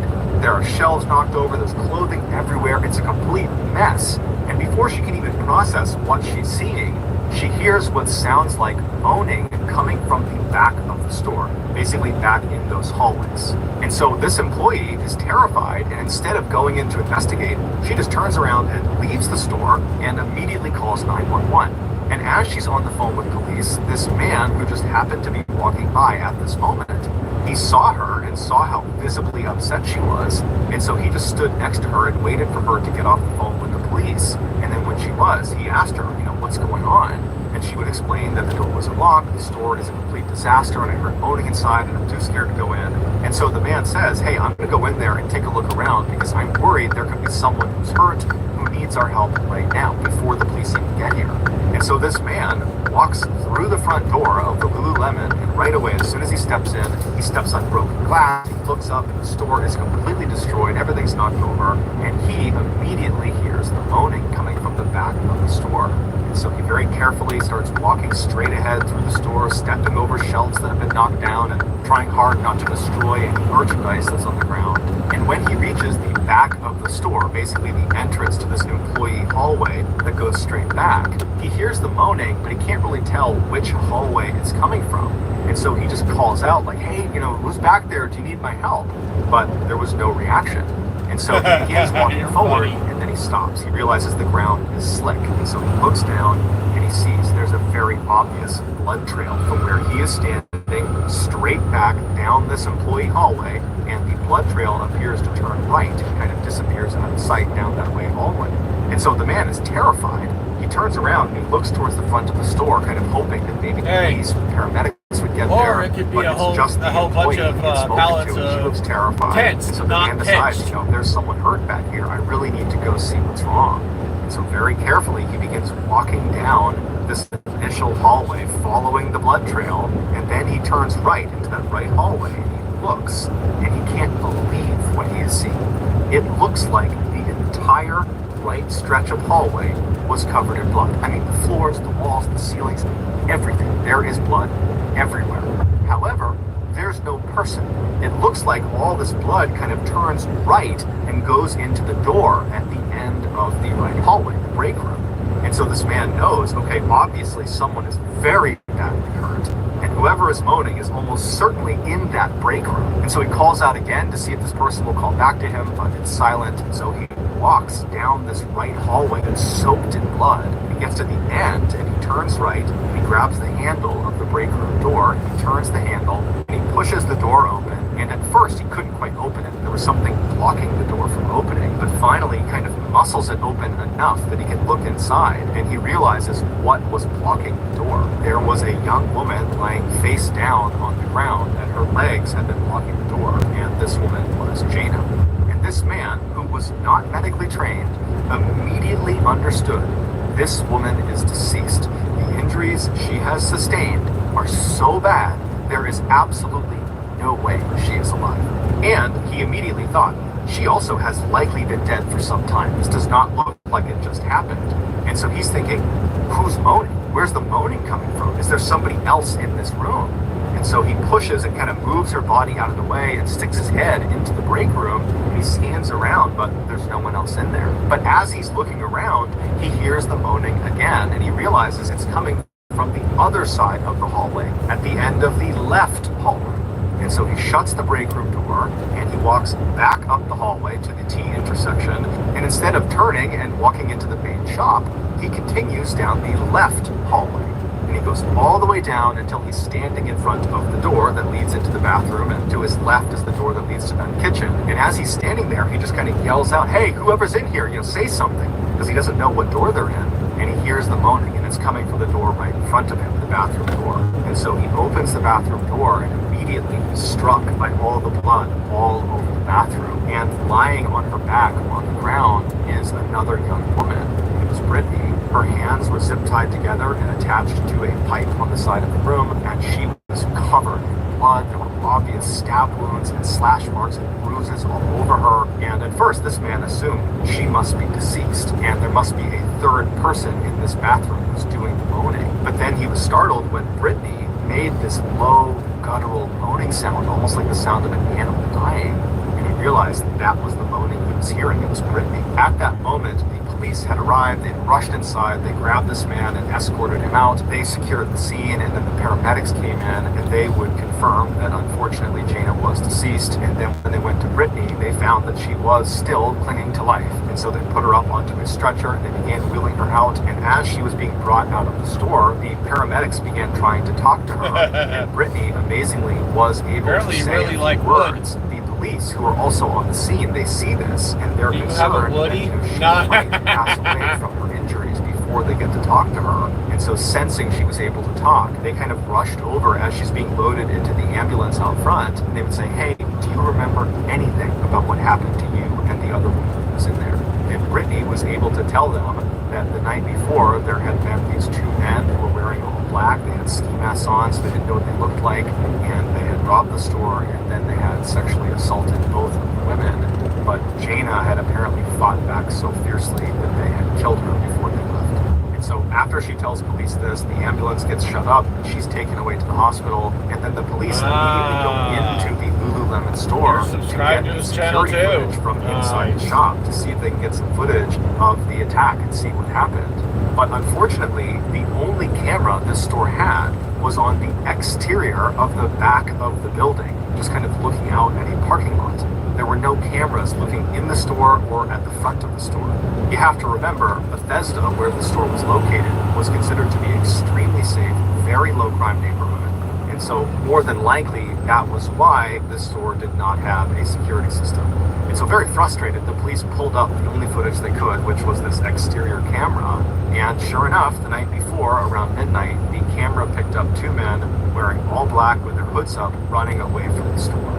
And so there was really no way to identify who they were. All they could tell was, one was fairly tall. But nonetheless, they pulled the footage and they gave it to the media. And then that day and into the night, the local news played this footage on repeat, asking people in the area to come forward if they know who these two guys are. But by the next day, when the media and the police investigation had turned up nothing on these two guys, the police added a $150,000 reward for any information about who these two guys were.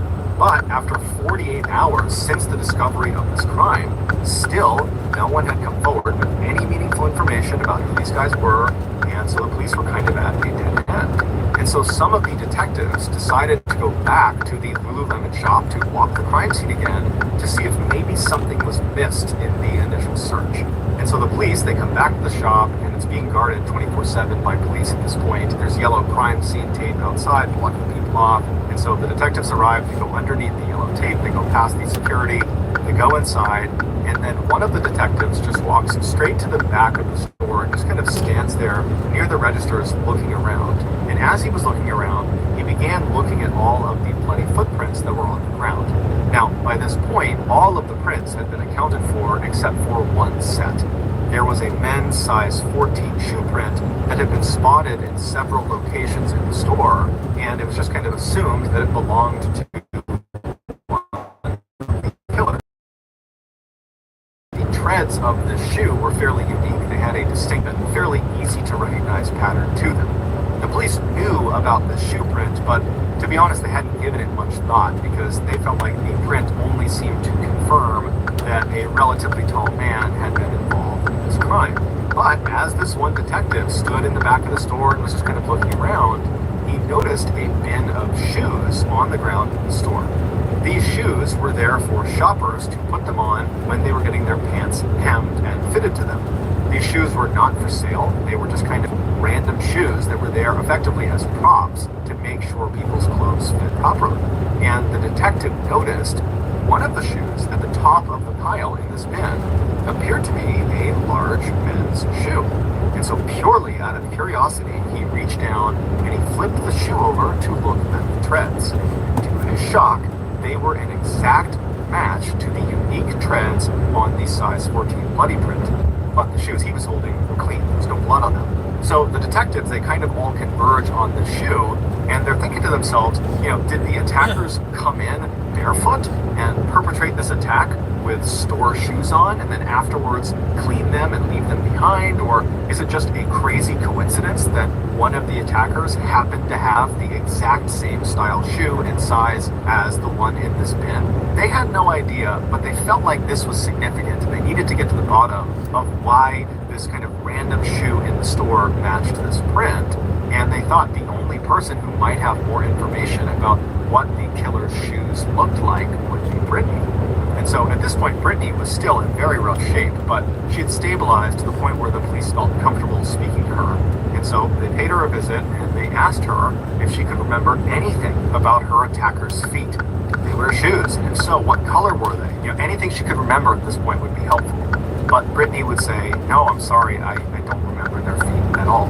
But there was something about the way she just very quickly dismissed the shoes that tipped the police off that maybe Brittany could be hiding something. But the police didn't press her because they knew she had just been in this horrific attack, and they also didn't really have a good sense of what her normal behavior looked like. So they just thanked her and they left. They were planning to speak to her again the following day, but she actually got in touch with them first and offered to have a meeting to go over what happened. And from the sound of her voice, it just sounded like she was just eager to help them. And so the police, they sat down with Brittany again, and they began talking about what happened and kind of going over the details. And they asked her again about the shoes, and again, she said she just didn't know. And then at some point in this second discussion they're having, Brittany kind of offhandedly mentioned something that she believes is just a small detail. But that small detail would ultimately be the thing that would lead police to figure out what actually happened on the night Jana was killed. This is what happened. Back on March 11th, 2011, so the night of the attack, Jana and Brittany were working in the store. It was a normal shift. Everything was fine. And then at closing time, they did their duties. They walked outside. Jana locked the front door, and then they said their goodbyes, and they went their separate ways. Jana drove off in her car, and Brittany began walking to the metro train station. But Brittany realized she had left her wallet in the break room, and so she called Jana. And Jana would tell Brittany that it was no big deal because she had left her laptop in the break room. Back at the front of the store, Jana double parked her car out on the street, and then she and Brittany headed inside the shop. Brittany would lead the way to the break room at the end of the hallway on the right, and after she got her wallet, Brittany would turn around and leave the break room ahead of Jana to make her way back out to the main shopping area. And so Jana was only a few seconds behind Brittany. She was just getting a laptop, and then when she had it, she left the break room, she walked down the hallway, and she turned and began walking into the main shopping area as well. And she had her head down, she was just kind of fiddling with her phone and her laptop. But at some point, she realized, even without looking up, that Brittany had come to a full stop in the middle of the shopping area. So Jana looks up, and there were not two men wearing all black with black ski masks blocking their way to the front door. In fact, there were no men involved in what happened next at all. The two men that had been seen on the security camera in the back of the building were just two cooks who happened to be hustling by the night of the attack and who happened to be wearing all black. It was just a coincidence. But there was someone standing in the store blocking Jaina from leaving. It was Brittany. Brittany was staring at Jaina. In her hand was a foot-long square metal rod. It was one of the pieces of metal that normally was anchored into the walls of the store to hold up merchandise. Jaina is so caught off guard by this, she has no idea what the issue is. And so she says to Brittany, hey, calm down, we can talk about this. But Brittany was not trying to talk to Jaina. Brittany was trying to silence Jaina. And she had lied about her wallet to lure Jaina back to the store. This was a setup. Earlier that night, during their shift together, Jaina had caught Brittany stuffing a pair of yoga pants into her bag and had confronted her about it. And it's believed Brittany was worried Jaina was going to tell their boss about it the next day and that Brittany would be fired because of it. And then once again, her life would be derailed and she would be humiliated, and Brittany just couldn't have that. And so as Jaina slowly began to back up into the hallway with her hands up, trying to calm Brittany down, Brittany began to advance on her. And as soon as she did, Jaina screamed and turned and ran down that employee hallway. She turned right and bolted down the hallway towards the break room. She grabbed the break room door and she was trying to get it open, but before she could, Brittany had caught up to her and she smashed her over the head with a pipe. Immediately, Jaina turned around, she put her hands up over her head to protect herself, and she begged Brittany not to hit her again. But Brittany wasn't listening. Brittany just wound up and smashed her across the arms with the pipe.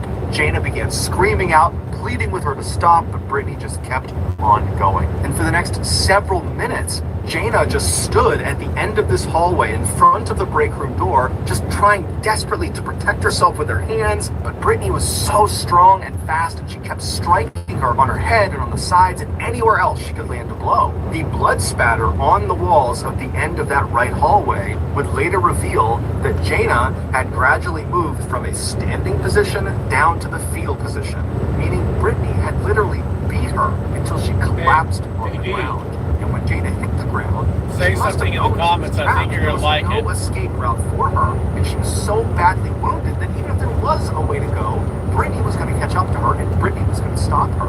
And so Jaina just began quietly begging for her life, but Brittany had other plans for her. At the end of that right hallway that they were both in, Brittany had noticed a red toolbox was on the ground in the corner. And so around the time Jaina had fallen to the ground and was begging for her life, Brittany dropped the metal pipe and she casually opened the toolbox, revealing screwdrivers, nails, wrenches, hammers, all sorts of tools. And one by one, Brittany began reaching into this toolbox, taking out a tool, and then smashing, cutting, slashing, Say something in the and comments. I beating think you're gonna Jaina like it. with it.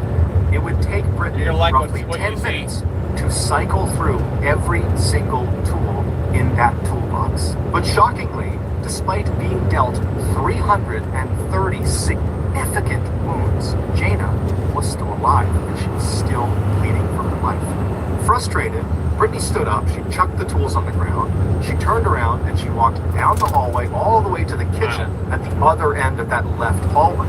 She went inside and she grabbed a large knife. Then she marched back into the hallway, she went straight down all the way to Jaina. Jaina is still begging for her life, and Brittany just reaches down, she grabs her hair with her left hand and pulls her head forward towards her. Then she takes the knife with her right hand, she raises it up, and she brings it smashing down into the back of Jaina's skull. The knife would pierce her skull, it would pierce her brain, and that would be the killing blow. Once Jaina was deceased, Brittany simply got to work, staging the store to look like a robbery gone wrong. The first thing she did was drag Jaina's body out of the hallway and into the break room. And then once the door was shut, she headed out to the front of the store and just walked straight outside and climbed into Jaina's car that was still double parked outside. And she drove that around the block to a parking lot. And then when she got back inside of the shop, she went to that bin of shoes used for fitting pants. And she took out the size 14 men's shoe, she put them on her feet, and then she began walking around in the pool of blood underneath Jaina in the right hallway and began tracking the bloody prints all over the store to make it appear like a man was involved in the attack. And then after cleaning the shoes, she ransacked the store, and then she grabbed a knife and a screwdriver, and she headed into the bathroom where she repeatedly stabbed and slashed herself before tying her hands and her feet with zip ties. At 8 a.m. the next morning, she was discovered. The seemingly small piece of information that Brittany kind of accidentally gave to police during that second meeting, this piece of information that kind of broke the case, that came when the police asked her if she knew what kind of car Jana drove or if she'd ever been inside of Jana's car. And Brittany would say, no, I don't know what it looks like and I've never been inside of it. But a couple of days later, when Jana's car would be found and the police would search it, they would find Brittany's hair and DNA all over it. So they knew Brittany had been lying to them. And so this is what ultimately led to Brittany's arrest, and she would later be convicted of first-degree murder and sentenced to life in prison without parole.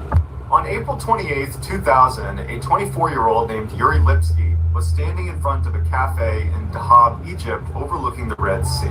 He had traveled all the way to the Sinai Peninsula from Moscow in order to film himself swimming through the Arch, but now it was looking like that probably wasn't going to happen. The Arch is an 85-foot-long underwater tunnel that connects a massive sinkhole right on Dahab's shoreline called the Blue Hole to the Red Sea. To get to the Arch, you need to enter the Blue Hole directly and descend straight down 181 feet, where you'll reach the top of the tunnel on the northeast side. But there's a catch. If on your descent you happen to miss the ceiling of this arch, which apparently it's pretty easy to do, you run the risk of going too deep. Now, going too deep does not mean you're going to miss the tunnel altogether. The arch actually starts at 181 feet, but then goes all the way down to 393 feet. So it's a huge, huge opening. The risk of going too deep has to do with how your body responds to the type of gas you're breathing. For those who are unfamiliar with diving, generally speaking, you have two types of dives. There's recreational diving, where you breathe the same air that you breathe on the surface. They literally jam I didn't know air you lost directly into signal. scuba bottles. You breathe that, Maybe it was and you me, go I don't down know. to 130 feet. That's the recommended bottom depth that you would go Seems down. like you're the only one that really constantly And comes then there in. is technical diving, So if where you anyone else breathe a comes in special gets mixture of stupid, gases. Typically, it's going to you be a get it. mixture of helium, nitrogen, You know and the rules. oxygen that allow you to go below 130 feet. This type of diving is exponentially more dangerous and requires all sorts of additional training. Because the minimum depth you would need to go to in order to access the arch is 181 feet, that puts you well in the technical diving range, which means you should be diving mixed gas and have special training and equipment. But year after year, people try to dive down to the arch and go through it on regular air. And year after year, people die doing it. When your body absorbs too Well, much... like I said, you get something called- seems like you're the only one that constantly comes in. So if somebody else comes in, starts talking about race, politics, religion, basically any verbal curse words that that's not allowed, the usual routine. Basically give them a couple of nice warnings, and if they still don't listen, or if they're getting, or if they're trying to do a rude version of trolling, being obnoxious, whatever, and then if they still don't cooperate at that point, then you kick them for 24 hours.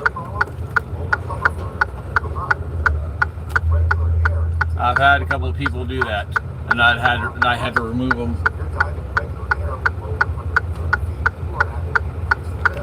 Screw it, I don't see any traffic. I'm going, fuck it.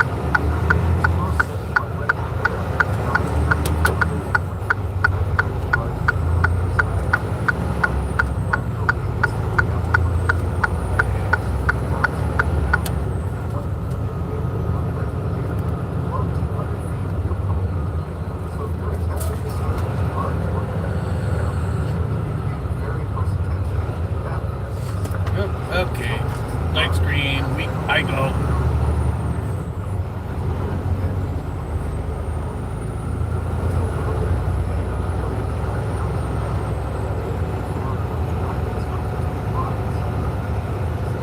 Well, jumping across 2 lanes, yeah, that was not right.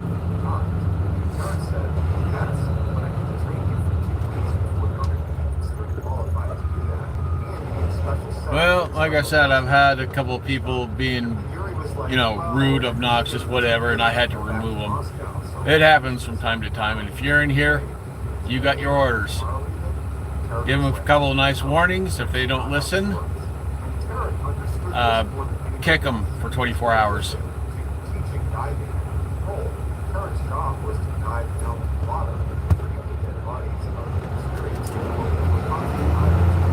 I'm thinking if I do this often enough, every day, and I eventually get more popular, yeah, popularity is going to grow. My views are going to jump up. I've been doing this for a month or so, and it's slow going, but I'll get there.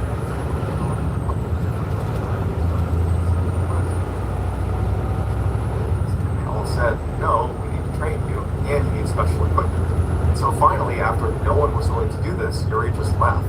Later that day, owners of cafes that overlooked the Blue Hole remember seeing a young man who was by himself walk to the edge of the Blue Hole. Way I want it done is 2 nice warnings, please stop it, whatever. On the third one, you don't even warn them. Just kick them for 24 hours. A few days later, Yuri's family back home in Moscow did not see him get off the flight he was supposed to be on.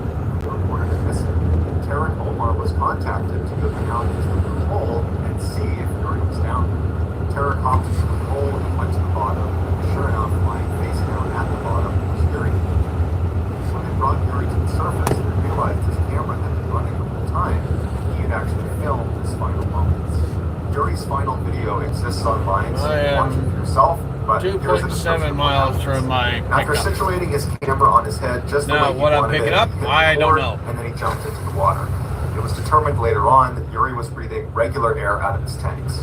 The camera submerges under the water, and then Yuri begins to sink very quickly into the Blue Hole. But his breathing seems normal, and he's not thrashing Find out here in around, a so it moment. seems like it's a controlled descent. Well, But at some point, few you hear minutes, Yuri trying to technically. activate his buoyancy compensator. Basically, it's this life jacket, to describe it simply, that sits on your gear, that you have a demand valve where you can inflate and deflate the air into it to neutralize your buoyancy. Or, in an emergency situation, let's you go. can fully inflate it and stop yourself from sinking. In fact, it'll rise to the surface.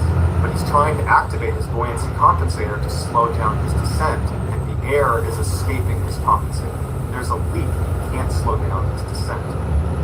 Now, Yuri was wearing a All I will say is it's very common cold out fact. here. In fact, I don't really know According all to the my many truck, dives that you 12 wouldn't use degrees. the weight belt. And any diver knows that there is a quick release function on your weight belt. According to my watch, specifically 10 during degrees. uncontrolled descent, or if you're in an emergency situation and need to get to the surface. So yes, you very jettison cold. your weight belt to go to the surface.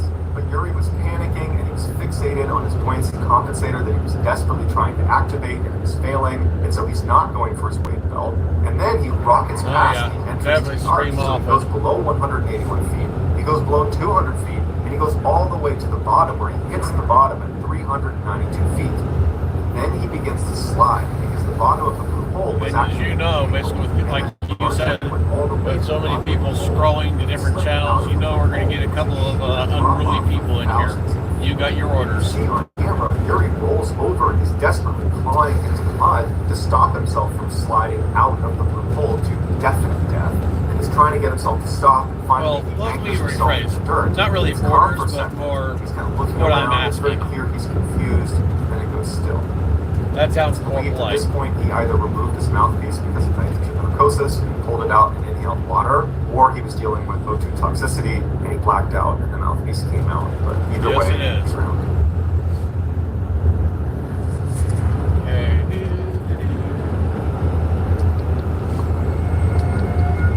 Our next story is called Drown or Glory.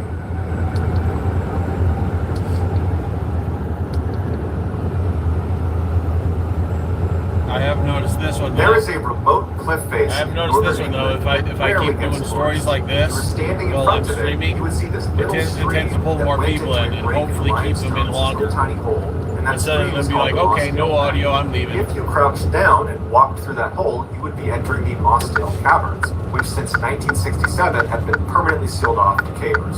Once inside the Mossdale Caverns entranceway, you could look down and see that little stream, the Mossdale Beck, would be going between your legs, and then right in front of you, it would split in two distinct directions down respective tunnels. To the right, the water flows down 7 miles of accessible passageway. However, most of it is incredibly tight and is prone to flooding. As a result, fewer people have seen the far reaches of the right side of Okay, Mostel next Cavern left. than have stepped on the moon.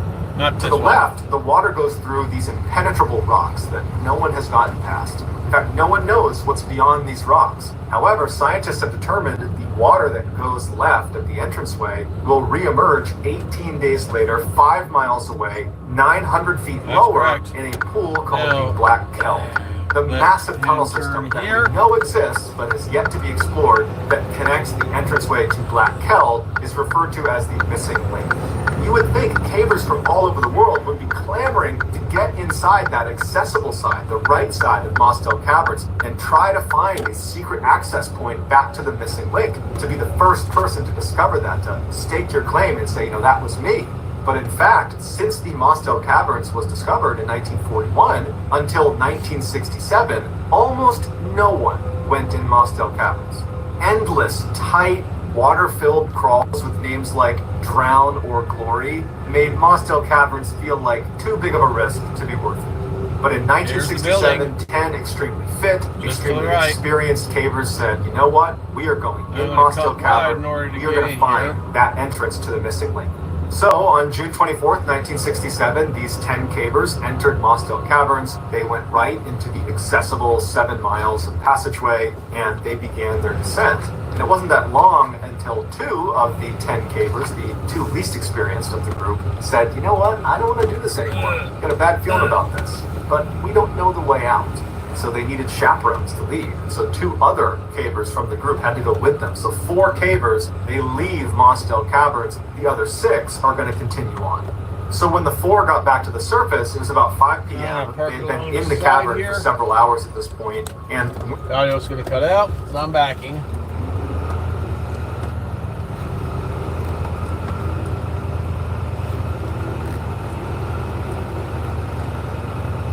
This truck does that. I guess it's programmed to do that. Programmed to cut out when I'm backing.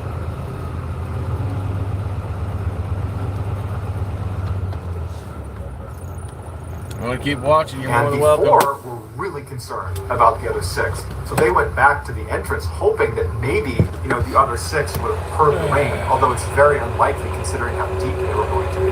But they were hoping that maybe they'd be coming out again, and they would see them and get them back to safety. But when they arrived there, not only were the 6 not out of the cave, but the actual entrance to the cave was completely submerged in water. Earlier that day, when the 4 cavers turned around and left, the other 6 cavers, they continued on, and they had made it about 2 miles deep into these caves.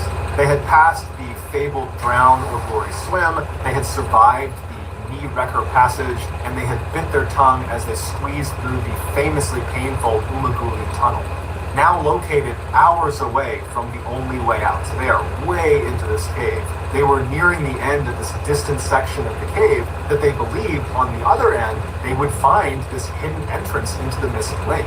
All they had to do was pass through the Far Marathon section, which is a 900-foot tunnel that is only 10 inches high, 2 feet wide, and you have to wriggle through on your stomach with your face pressed against a stream that runs through it. And it takes a very long time to get through it. It's incredibly claustrophobia-inducing. It's considered one of the most stressful things you can do in caving. But considering how experienced these cavers were and the fact that they had come down there specifically to get to this far point in the cave, you got to figure that I'll be right the back spirits when were we high, leave the they're engine running. joking with each So you other, listen to they're the doing story. this awful thing. And then they made it about 3/4 of the way through this tunnel when someone must have noticed a distant rumbling sound and said, "Hey, what is that?" And as they sat there listening, trying to discern what the sound Chilly was, as heck. it must have dawned on Be them right back. that their worst nightmare was about to come true. That was the sound of surging water. This tunnel is about to flood. They began crawling faster and faster down the marathon tunnel. Not only was it very difficult to move quickly inside this very tight tunnel, but they also knew there was nowhere to go. They're 2 miles underground. They must have felt like the world of sunshine and fresh air was suddenly an eternity away. The oldest of the group was 26. The rest of them were all in their teens. United now by fear, the water came rushing in as they're all pinned inside of the Farm Marathon Tunnel, and their face is already up against the river, and now this river is surging with water, and so they're all desperately trying to crawl through this flooding tunnel, and the leader of the group, the guy literally in the front, John Ogden, who was 26, he managed to get all the way through the Farm Marathon Tunnel to the space where they anticipated finding that secret entrance into the missing link. That wasn't there, but he found above him there was a small fissure in the rocks. There was an air pocket, and he managed to get his head up into the space right as the water in the Farm Marathon cave completely submerged. So any of the cavers in there, they drowned inside the Farm Marathon. The bubble that he was in was a little bit bigger, and so some of the cavers managed to get in there, and they tried to clamber into this air pocket as well, but ultimately there was only enough room for one person, and John was the only one up there. And so as the water levels filled the room he was in up to his neck, everyone below John drowned. Now, we don't know if John literally kept other people from getting into this air pocket with him. All we know is it could only hold one person, and ultimately John was the one who was left inside of this crevice. But this air pocket was really just delaying the inevitable, because there wasn't very much air inside of it, and John's 2 miles below the surface. There is no way anyone is going to get to him in time. And so he ended up dying a couple days later, and when they found him, he was still in the air pocket trying to get one last breath. What I've not covered in this story that I would encourage you all to check out is there was this incredible effort to try to save these cavers before anyone knew they were deceased. There was this hope that maybe they found an air pocket and they were still alive. And so they basically created this artificial dam that was very precarious. The water could at any moment spill over, and it provided just enough drainage inside of this cavern for some of the best cavers in the world to go into the cavern to look for them. And so they went into this cavern knowing at any minute that makeshift dam on the surface could break and they will 100% drown in here. No one's coming to get them. They had to crawl through the Farm Marathon Tunnel all the way down at the bottom to get to the lost cavers, and ultimately when they discovered they were all deceased, it would have been impossible to remove their bodies. And so the decision was made to leave the 6 cavers where they died and seal off the cave permanently. So in 1967 they sealed it off, and they now treat Mossdale Caverns like a gravesite. No one goes in it.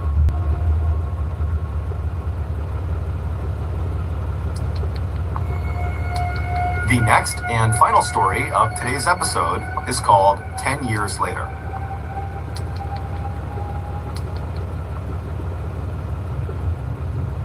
For any diver who can stomach the risks, Bushman's Hole is a world-class diving spot. It's located on a privately owned game farm in South Africa.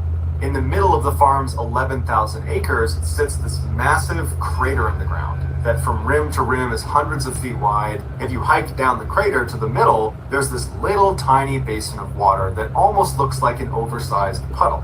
This is the entrance to Bushman's Hole. Once you step into this little puddle and push your way through the very claustrophobia-inducing entrance, you open up into the biggest freshwater cave in the world that goes down to nearly 900 feet. For the people that have been in there, they say it's unbelievable and it's like spacewalking. For young South African Dion Dreyer, the pull to go to Bushman and explore it was irresistible. Dion had always been a bit of an adrenaline junkie. By the time he was 17, he was racing cars and building motorcycles, and by the time he was 20, he had picked up a new activity, cave diving. Dion had logged about 200 dives before he was invited by a diving group to go to Bushman's Hole and explore it on Christmas break 1994. They were planning a descent to 492 feet, so about the halfway point of the cave, and they needed one more diver, and so Dion was thrilled to go. The dive was going great, but on the way up, as they were making their ascent, the diver ahead of Dion looked back. Freaking cold out there. Hand signal going great. He had his flashlight out, and then about 30 feet higher in the water, that same diver turned around to check on Dion, and Dion wasn't there anymore. And in fact, this guy saw his flashlight was still attached to him, basically wavering as it sunk farther and farther down.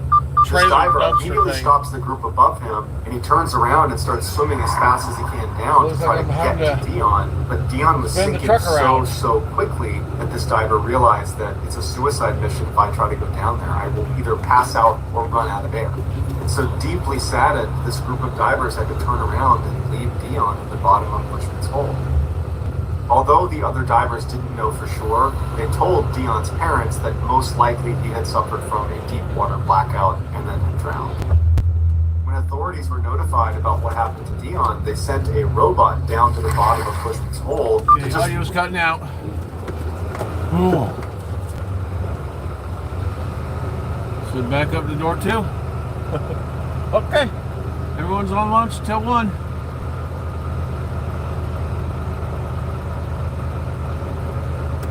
Hazards on. Like I said, not much room to back in over there. But I'll make do.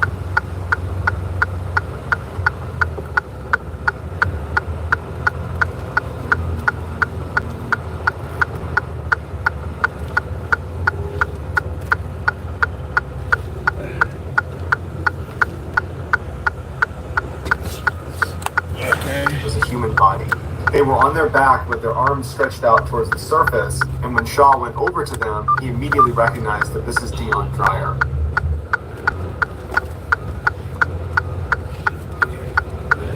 Had to move the trailer over to the right a bit further.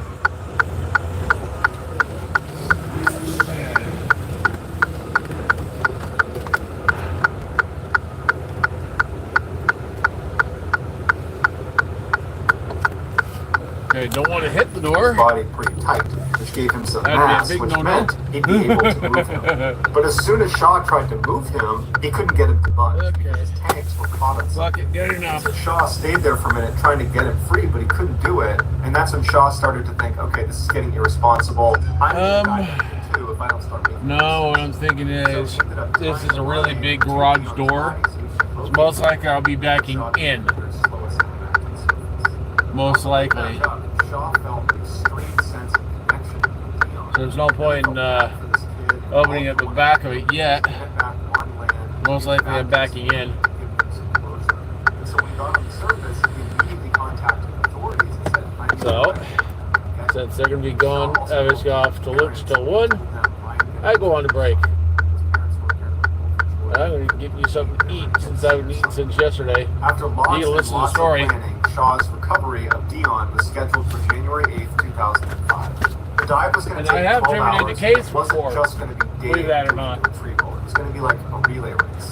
Dave would be the first one down. A couple minutes after he entered the water, another diver would go in who would stop about 100 feet above Dave, and then a third diver would go in and stop 100 feet above the second diver, and so on and so Okay, hazards forth. off. Dave would put the body bag over Dion and then carry his body up to the first guy, who would turn around and bring the body up to the next guy, and the next guy to the next guy until Dion was out of the water.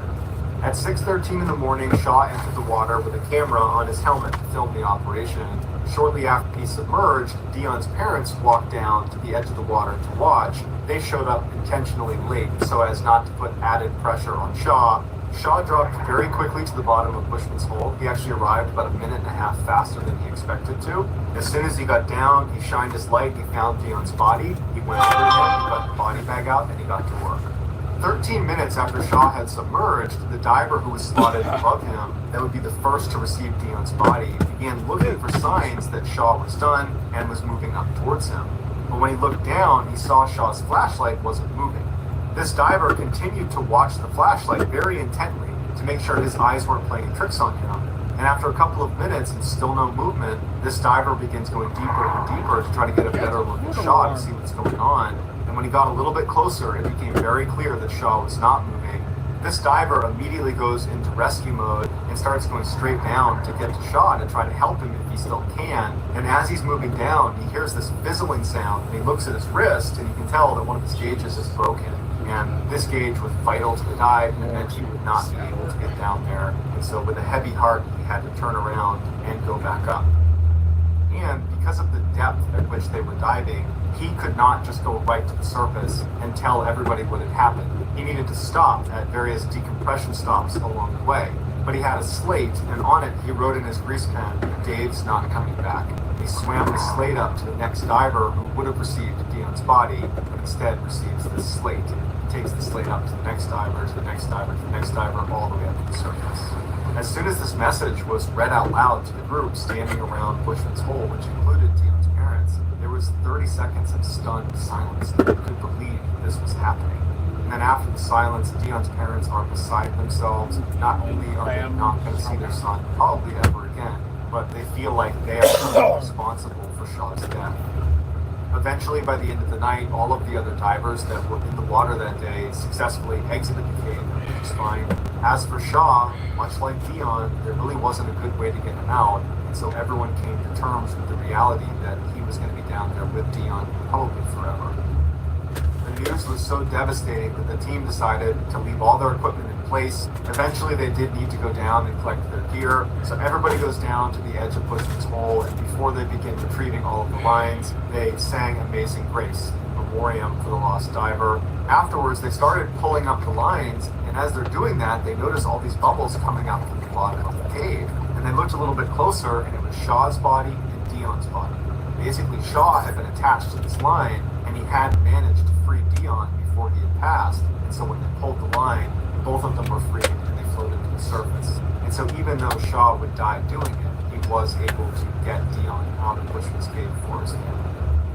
After the two bodies were taken out, they noticed that the camera on Dave's head was still intact, and it had filmed everything all the way through his final moments. So they took the tape out, and they watched it forward and backwards, slow-mo, frame by frame, and they analyzed it to the point where they understood what happened. When Shaw gets down to Dion, Dion's body that had previously been stuck, and that was the reason Shaw had not been able to free him the first time, somehow he's become unfree, and he's now free-floating. Shaw is having a really hard time trying to control this free-floating body, and his body is literally breaking apart in front of him. As Shaw is trying to wrangle his body, you can hear him start grunting, his breathing is getting elevated, and he's totally losing control of the situation, and the bottom of this cave is slanted, and it's all silty and muddy, and so in the camera you see all this mud and silt getting kicked around, and the visibility is very poor, and after it clears, you see Shaw has gotten completely tangled in some line that's also tangled on Dion, so basically Dion has become his anchor.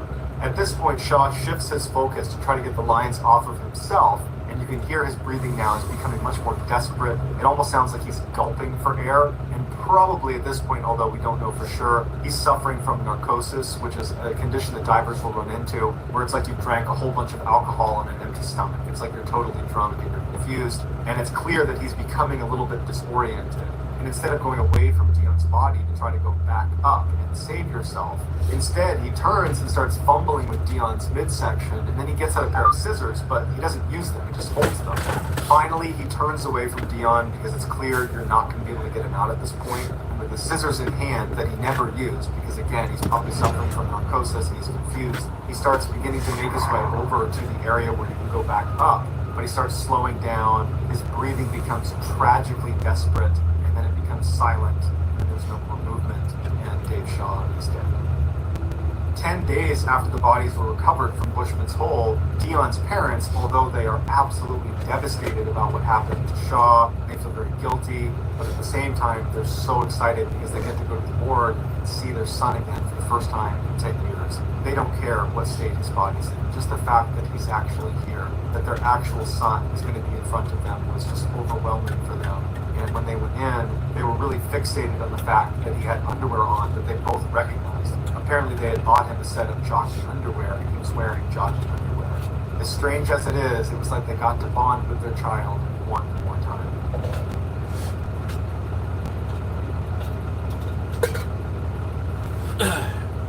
Okay, is that the last of the story? Or we have to... Let's see.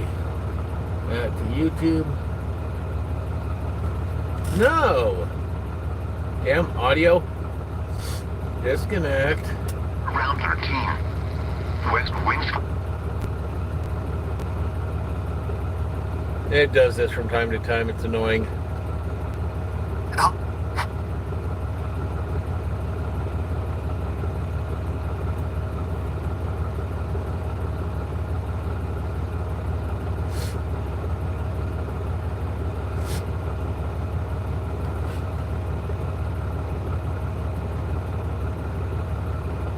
What the heck? You're listening ad-free on Amazon Music. In early July of 2021, YouTube. 71-year-old Thomas Trizona dragged a large inflatable raft across a sandy beach on the Colorado River. It was just before sunset, and he was sweaty and tired, but happy. It was the last day of a 2-week whitewater rafting trip in the Grand Canyon, and even though he desperately needed a hot shower, Thomas felt invigorated and youthful. Thomas was a retired surgical oncologist which means he was a doctor who operated on people with cancer. He loved being a doctor and had always been a total workaholic. But after retiring earlier this year, he finally had time for himself. And one of the first things he had done was take this adventurous vacation with his wife, Amy. Whitewater rafting had been as thrilling as he had hoped it would be. They'd floated past Native American ruins and through canyons with cliff walls stretching nearly a mile over their heads. They had seen eagles, condors, and bighorn sheep. Now, on the last night of the trip, Thomas and Amy secured the raft and joined the rest of their tour group around the campfire. Thomas's stomach growled as he watched their guide grill another delicious meal for them. Thomas looked forward to dinner and then one more night of stories around the fire. Tomorrow, it would be time to return home to Springfield, Oregon. But for now, Thomas just gazed up at the setting sun, knowing he'd cherish these memories forever. On July 16th, so a few days after returning home to Oregon, Thomas sat at his dining room table feeling bloated and nauseous. His wife, Amy, had prepared a beautiful dinner, but Thomas only pushed the food around on his plate. He told Amy that his upper abdomen really hurt. He started to feel sick shortly after getting home from their rafting trip, and he was now starting to lose weight. And this morning, it seemed like the pain had gotten even worse. I'd It was agree. now coming on in these big waves. Amy suggested that maybe he ate or drank something weird on their trip. Maybe he contracted a parasite. Thomas said he only drank the filtered water, and he didn't have diarrhea, which was a common symptom of parasite infections. And anyways, if he had picked up something on the trip, then Amy would probably have it too. But when he looked at Amy and asked her how she was feeling, she just kind of shook her head and said she didn't feel sick at all. Thomas knew that his wife was probably right, and his pains were no big deal. But as a retired doctor, Thomas couldn't resist diagnosing himself. Just in case it did turn out to be something serious that required him to see his physician, Thomas began keeping a detailed journal to record all of his symptoms. He thought that this journal would help him understand what was causing his pain. Thomas had seen some heart-wrenching cases in his long career as a cancer surgeon, and as he tracked his symptoms over the next few days, he started to get nervous. He wanted to stay open-minded about what was causing his symptoms, but he couldn't help gravitating toward the dreaded disease he knew so well: cancer. Thomas reminded Amy that his mother had died of pancreatic cancer when she was only 74. In his experience, a previously healthy 71-year-old man with persistent abdominal pain and unexplained weight loss could only mean one thing. Until he was proven wrong, Thomas was certain he had cancer too. Thomas picked up his cell phone and called his close friend, Jonathan Gonen. Dr. Gonen was a gastroenterologist, a doctor who specialized in the stomach and intestinal tract. Thomas told his friend that he wanted a CT scan to figure out if he had a tumor in his abdomen. But unfortunately, the earliest appointment Dr. Gonen could get for Thomas was a few weeks away in August. Thomas hung up the phone feeling disappointed. There was nothing he could do except wait. A week later, Thomas stood in front of the bathroom mirror squeezing toothpaste onto his brush. Then he looked up and felt totally alarmed by his reflection. He was pale and gaunt. His weight was now down about 15 pounds since he'd returned from that rafting trip.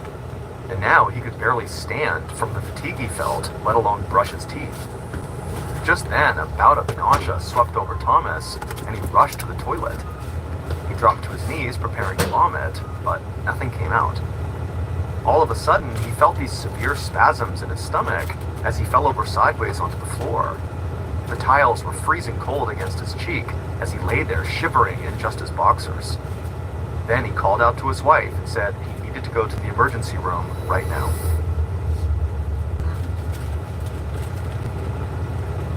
Later that afternoon, Thomas sat next to Amy in the emergency room's crowded waiting room.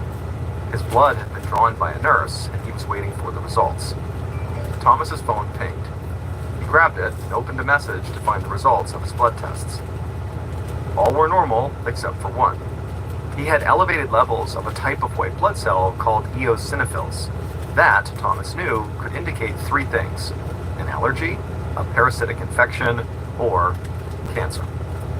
Thomas had already decided that he didn't have a parasitic infection, and he didn't think he had an allergy either. So that left only one possibility, the one he most suspected: cancer. Thomas asked the nurse at the reception area if he could speak directly with the doctor about the results. She told him that they had a long list of patients that day with serious problems that required immediate attention. Thomas could wait if he wanted, but it would likely be 4 or 5 hours until a doctor could see him. Thomas considered his options. He was pretty sure he did have cancer, but he knew he likely was not in any sort of immediate danger because of the cancer. And no matter what a doctor would say to him that day, if he waited around to speak to one, it would still take way more testing to determine if he really had cancer or not. So Thomas stood up and told Amy they would just leave. He would deal with his cancer tomorrow.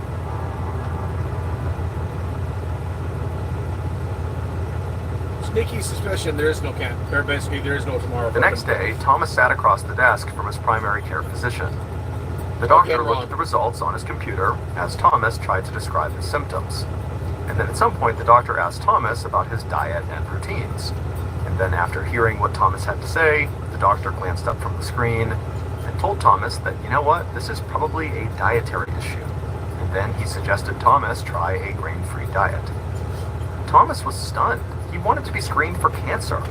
And now his primary physician was telling Thomas, a cancer specialist, to just try a grain-free diet? It seemed kind of asinine. And so Thomas just stood up and curtly thanked the doctor, and then took back the test results and left the building. 4 days later, Thomas was sitting at his dining room table with his laptop open in front of him when he got the best news he had received in a very long time. The results of the CT scan he'd finally been allowed to take had just come back.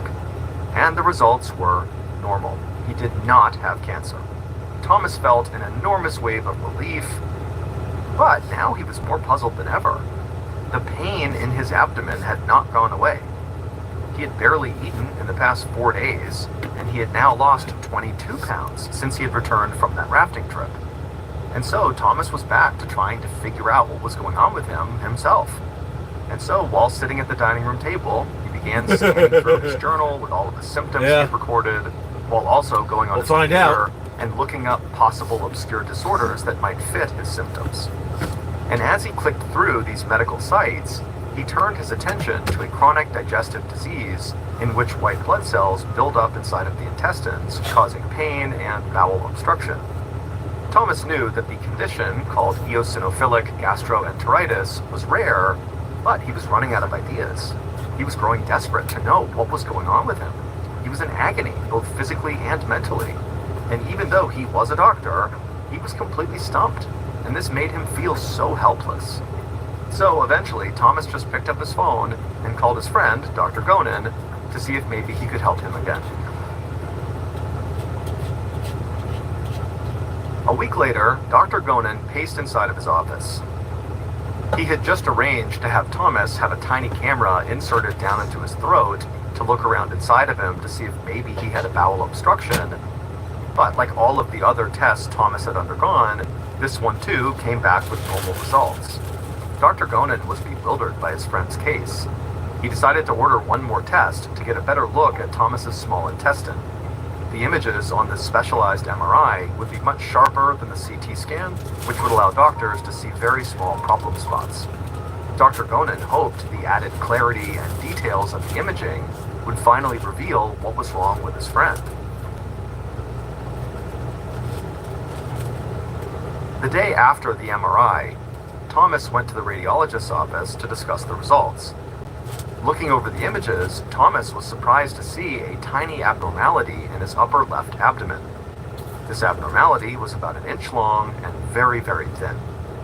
The radiologist told Thomas that the shiny spot looked more fuzzy on the earlier CT scan, and he thought it was just a buildup of plaque on Thomas's artery wall, which is a common sign of aging. But with this specialized MRI, it made it clear to the radiologist that he'd been wrong. Something strange was going on inside of Thomas's stomach. Then the radiologist had an idea. He was curious to see if this weird spot was stationary or moving around inside of Thomas, and so he offered to do another CT scan right then to find out. Thomas agreed, and they performed the scan immediately. And sure enough, it showed that the weird spot had moved in just a few weeks between one CT scan and the next. But before the two men could decide what to do about this weird, moving, skinny spot inside of Thomas's stomach, It's a worm! the radiologist Run! noticed something else that required immediate attention. It might explain Thomas's chronic pain too. Thomas leaned in and saw on the image that there was another small spot. The doctor told Thomas that it was a gallstone, a hard mass that was growing in his gallbladder. Thomas and the radiologist stared at each other. Gallstones can cause severe pain and cause serious problems if left untreated. And so Thomas's inflamed gallbladder needed to be removed immediately. On September 13th, Thomas underwent surgery to remove his gallbladder. In the last moments before the anesthesia knocked him out, Thomas prayed that he was about to be rid of the terrible stomach pains he had endured for 2 months. A few hours after the operation was over, Thomas lay in a hospital bed resting with Amy by his side. His surgeon entered the room, walked to Thomas's bedside, and stood there grinning. The surgeon said that he had successfully removed the gallstone and the inflamed gallbladder, but that was actually not what was making Thomas sick after all. The surgeon explained that while he had Thomas's abdomen open, he decided to investigate that tiny, thin spot, the trouble spot, from the MRI scans.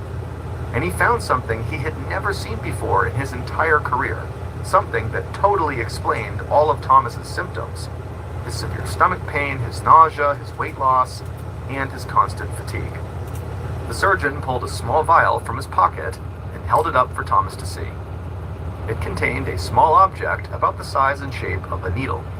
Thomas asked what it was, and the surgeon said he wasn't sure, but it was very sharp, and it was inside of Thomas's intestines. And so no wonder he was in so much pain. From the looks of it, it was almost like Thomas had unintentionally swallowed a needle. Thomas leaned back in his bed, staring at this little thing inside of the vial.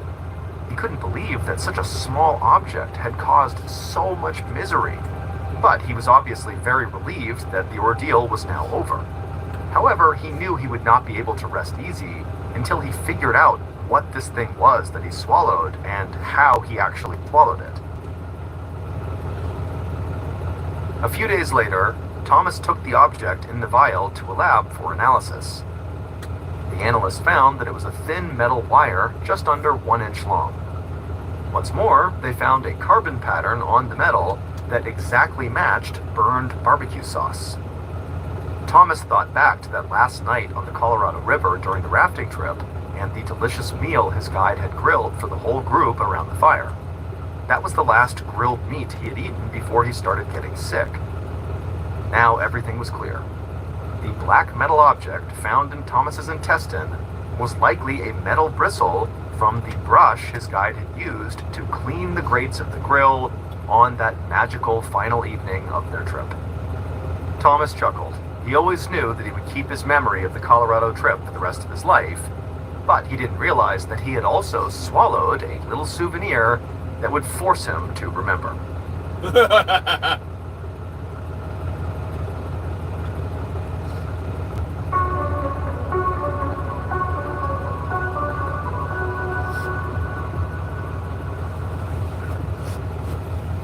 Here is our second story called Into the Woods. On a Saturday morning in June of 2009, a 55-year-old woman named Elizabeth and her husband Ron pulled their RV into a campsite in western Vermont. Elizabeth loved camping and took every chance she could to head for the wild, leaving behind her comfortable suburban life. I bet you that got you thinking, huh? But as she had gotten older, she had begun to enjoy the comfort of an RV. It was much nicer to sleep in a warm bed at night and not have to deal with the hassle of setting up a tent and then sleeping on the ground. The RV lifestyle was just so simple and so easy. Today, all the couple had to do was park their RV at the campsite, then put on some sunscreen, and then head out for their I'm hike. thinking the reason why you And so, poop it that's out what is they did. maybe because it was The lodged. dense Vermont forest they were in was beautiful. It was stuck. But Elizabeth had to admit that the conditions today Somehow. were kind of miserable.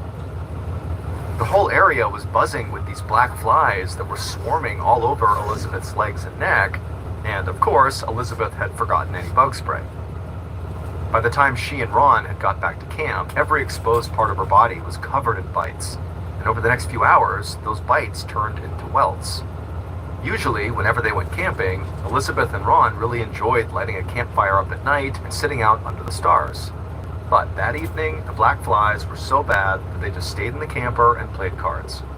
Elizabeth and Ron were in good spirits, though. They'd camped in less than ideal conditions before, from freezing cold to pouring rain, and so they weren't about to let a few bug bites ruin their trip. But by the time Elizabeth changed for bed that night, her arms and legs were an unsightly mess. They didn't hurt, but all the red, swollen welts looked terrible. So she took a few ibuprofen to help with the swelling, and then she climbed into bed. The following day, Elizabeth and Ron got up and packed their bags, and they headed home. And even though they had not enjoyed the black flies, they had had an overall nice time and felt energized from their weekend in the fresh mountain air. But for the rest of the week that they were home, Elizabeth battled this terrible on-again, off-again headache, and the welts from all those black fly bites were not going away. Elizabeth spent the following weekend at her niece's house in Long Island, New York. She was excited to catch up and spend some quality time with her family. But the whole time she was there, Elizabeth felt groggy, like she needed a strong cup of coffee. And then when she left and began driving back home, her headache came back full force to the point where it was just this constant, horrible throbbing pain. Yeah, it got me against her thinking too. temples. When she finally got home, she immediately took some ibuprofen to help with her headache, and then she drank as much water as her stomach would allow. She knew that black fly bites were not toxic, but her body seemed to be taking longer than usual to recover from them. That night, Elizabeth went to sleep early, hoping she'd wake up feeling better. But she didn't. She woke up in a cold sweat, her stomach churned, and her head pounded. She knew right away that she had a fever. Her husband, Ron, grabbed a thermometer from the bathroom, and sure enough, when he took her temperature, it was 101 degrees Fahrenheit. At this point, Elizabeth was really starting to worry. She'd been sick now for more than a week, and she really didn't know how much longer this was going to last. And next weekend, she and Ron were hoping to go camping again in Vermont. They were going to meet up with Elizabeth's cousin and her cousin's husband. Elizabeth was really looking forward to the trip, but she was worried that her sickness, whatever it was, would force them to cancel. All week, Elizabeth tried to take care of herself. She stayed in bed, drank a lot of water, and ate well to help her body overcome this sickness. And finally, the morning before they were supposed to leave for Vermont, her fever broke. Throughout the day, she got better, and by that evening, she felt well enough to go camping. She was thrilled. For the first time in a week, Elizabeth got a good night's sleep, and the next morning, June 22nd, she and Ron loaded up the RV and headed back to Vermont.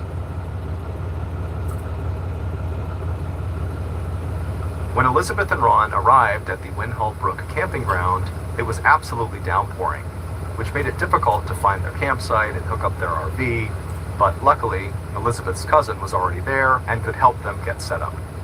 When Elizabeth's cousin made a joke about the great weather they were having, Elizabeth thought about her last camping trip in Vermont and decided that she actually preferred this monsoon over swarms of black flies. Elizabeth invited her cousin and her cousin's husband into their RV, planning to cook some dinner while they waited for the rain to subside.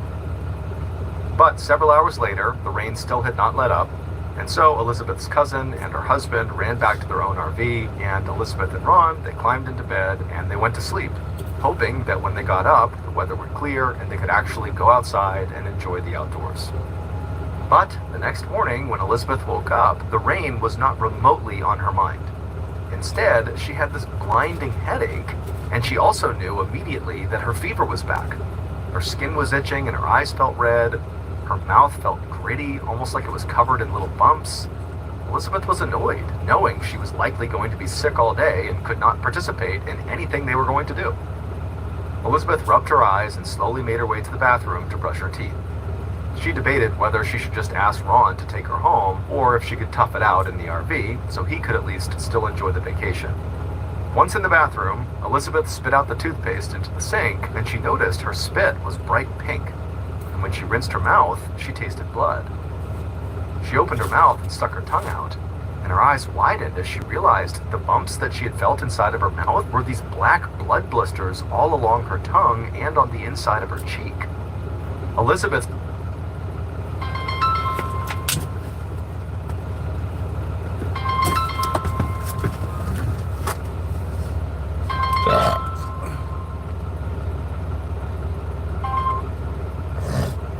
Hello? Hey, Mr. fine. We're keep up, man. Nothing big. Just waiting to get in. I guess they're on lunch. Oh, not much. Okay. That's good. Sorry, just, if let's tell us we go there, because after that, we have to come over here. You already know the deal. Yeah. Just keep me a little bit on that. It's like you're trying to. It's like trying to beat a dead horse. Hey, send me the address. I got you. Okay, bye. All right, thanks. Bye. Panic rising in her chest, and so she hurried out of the bathroom and over to her cousin's RV. Luckily, her cousin's husband was actually a doctor, and so he had Elizabeth stand in their kitchenette while he looked Not around sure the if I inside like her that mouth movie. with a flashlight. And after a minute, he turned off the light and just shook his head. He said he had never seen a condition like this before, and he urged her to go to the hospital. Within minutes, the RV was packed up and Ron was sitting behind the wheel.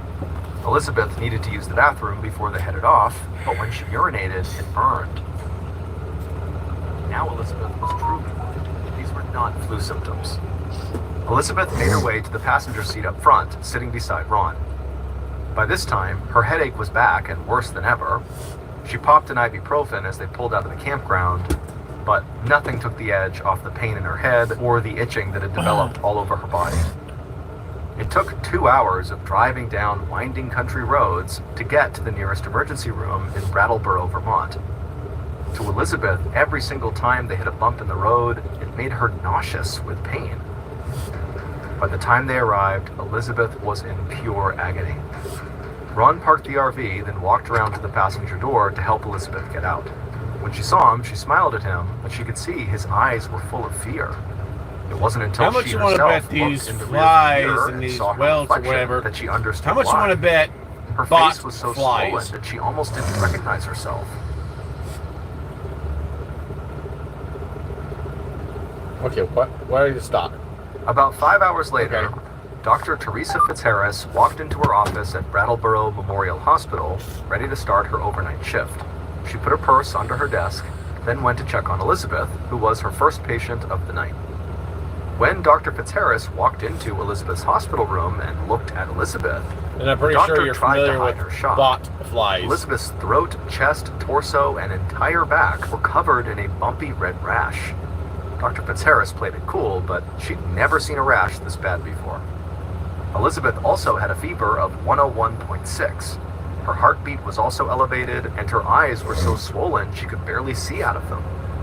Dr. Fitzharris sat down next to Elizabeth, and then Elizabeth began to recount the last 2 weeks of sickness and misery and all the symptoms she'd experienced since getting bit by all those black flies. Dr. Fitzharris pulled 2 rubber gloves out of a cardboard box in the storage cupboard. She put them on, then gently ran her hand down Elizabeth's Yeah, arms look it and up. back. Google it. And They're as she called did this, she bot. frowned. Hold on. She was let me, confident turn this that down. this was actually not the result. Bot flies. BOT flies. What they do is normally they attack like cows and stuff. What they do is they lay eggs inside of the cow, and the flies basically the fly larvae will sit there and wiggle around in the cow's body and eventually surface and fly off. So she just ordered some x-rays and blood work, and then went to go check on a few other patients while she waited for those things to happen. A little over an hour later, after Elizabeth had gotten the x-ray and done the blood work, Dr. Fitzharris looked over the results on the computer in her office. And to her surprise, Elizabeth's blood work and her x-rays had come back totally normal. And so Dr. Fitzharris was stumped. So she picked up the phone and called one of her colleagues, Dr. David Albright, the infectious disease doctor who was on call that night.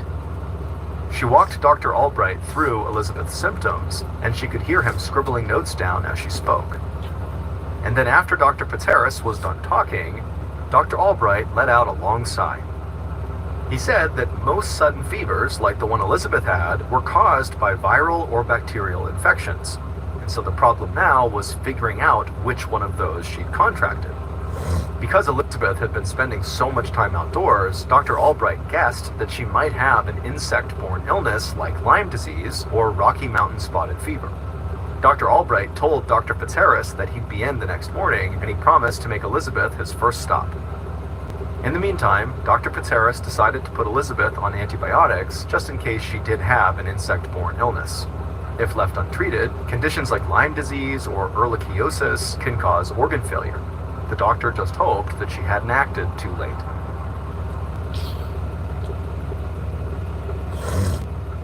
Early the following morning, Elizabeth woke up to the sound of a knock at the door of her hospital room. She squinted through her swollen red eyes and saw the blurry outline of a person walking into the room. 11:07. He then introduced himself as Dr. Albright and asked if the medicine that Dr. Fitzharris had prescribed was helping at all. Elizabeth groaned and shook her head no. She told Dr. Albright that she could barely see and her rash was more painful than ever, to the point where even a tiny shift in bed was extremely painful. He promised he would do everything he could to help her, and then he said he was very sorry, but he needed Elizabeth right now to sit up straight so he could determine how much her rash had spread. So Elizabeth tried not to scream as Dr. Albright helped her sit up. Even the slightest touch on her skin was agonizing. As Dr. Albright looked over Elizabeth's body, he could see that the rash had spread, and it did not look like the medicine had helped at all. That meant his suspicion that it might be something like Lyme disease was incorrect. And But usually, unfortunately, bot he didn't flies have will be any bigger idea than what normal else could be house making her flies. sick. Elizabeth clenched her teeth as Dr. Albright helped her lie back down. She knew the doctors were doing their best, but the fact that basically nothing had worked so far was still extremely frustrating. She could barely open her eyes and her whole body felt like it was on fire.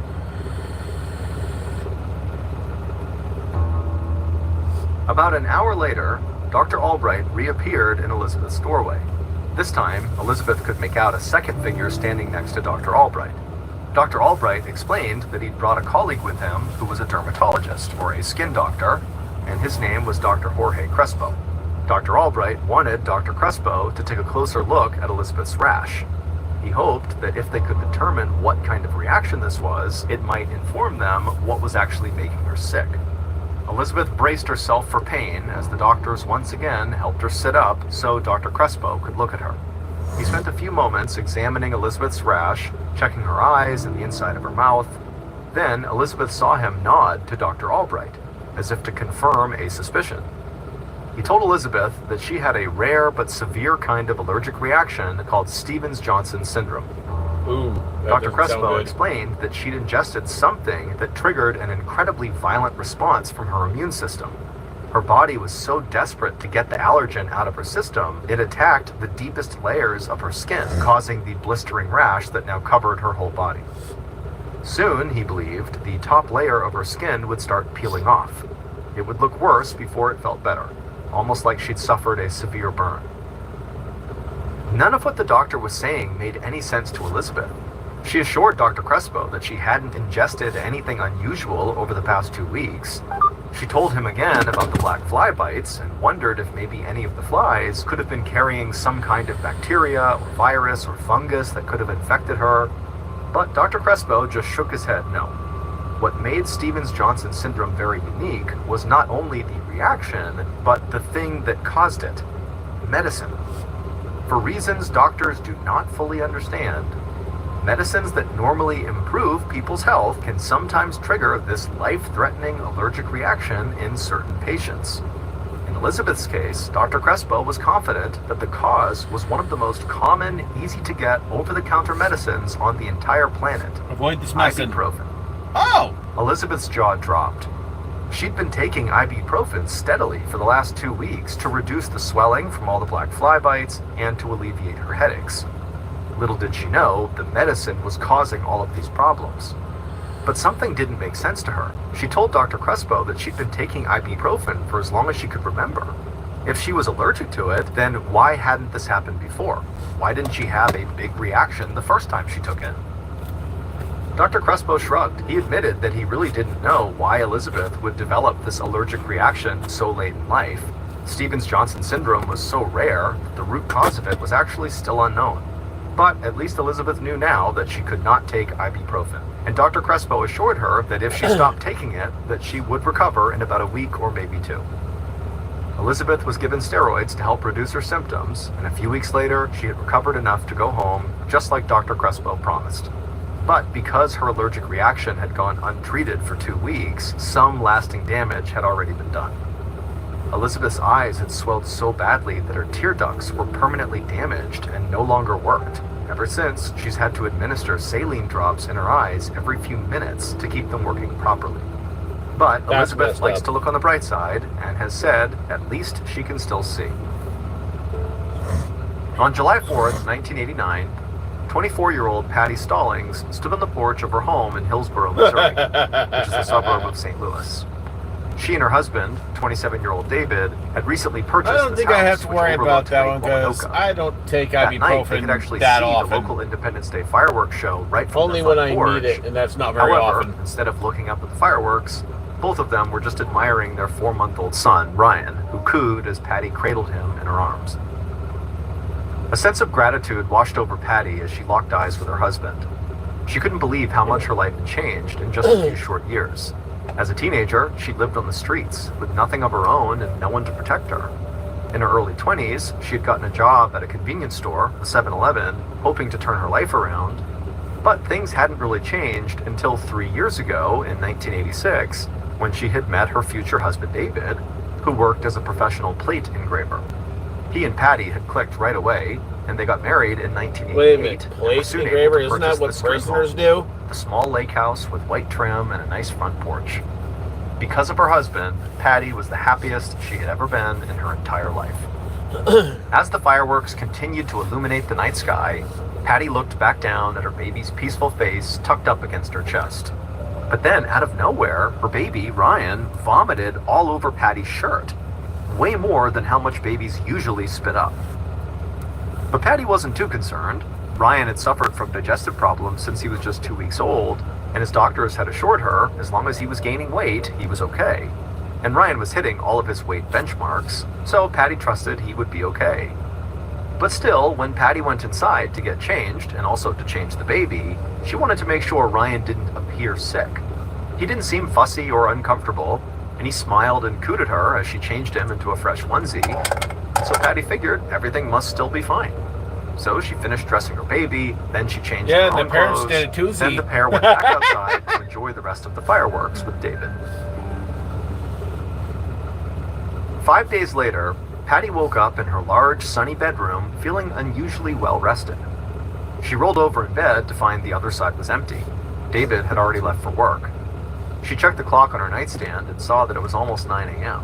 She'd slept in longer than usual. She listened for the sounds of her son crying for breakfast, but the house was silent. But Patty didn't think much of it. She was actually thankful to have such a nice, quiet, slow morning for once. Patty made her way into the kitchen, she brewed a cup of coffee, and then sat down on the couch. She spent a moment enjoying the peace and quiet, but after a few minutes passed, she started feeling uneasy. It wasn't normal for her baby to sleep this late. And so Patty tiptoed into the nursery, and she found her son lying in his crib, but he wasn't asleep. His eyes were wide open in a glassy stare.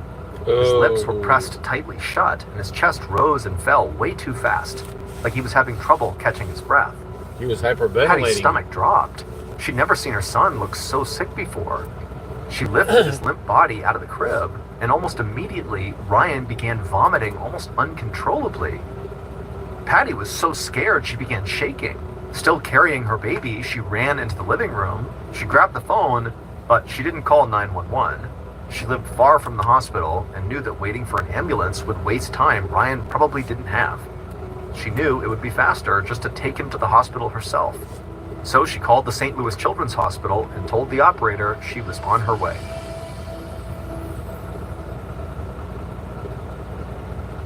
"10 minutes later, Patty sped down the highway towards St. Louis.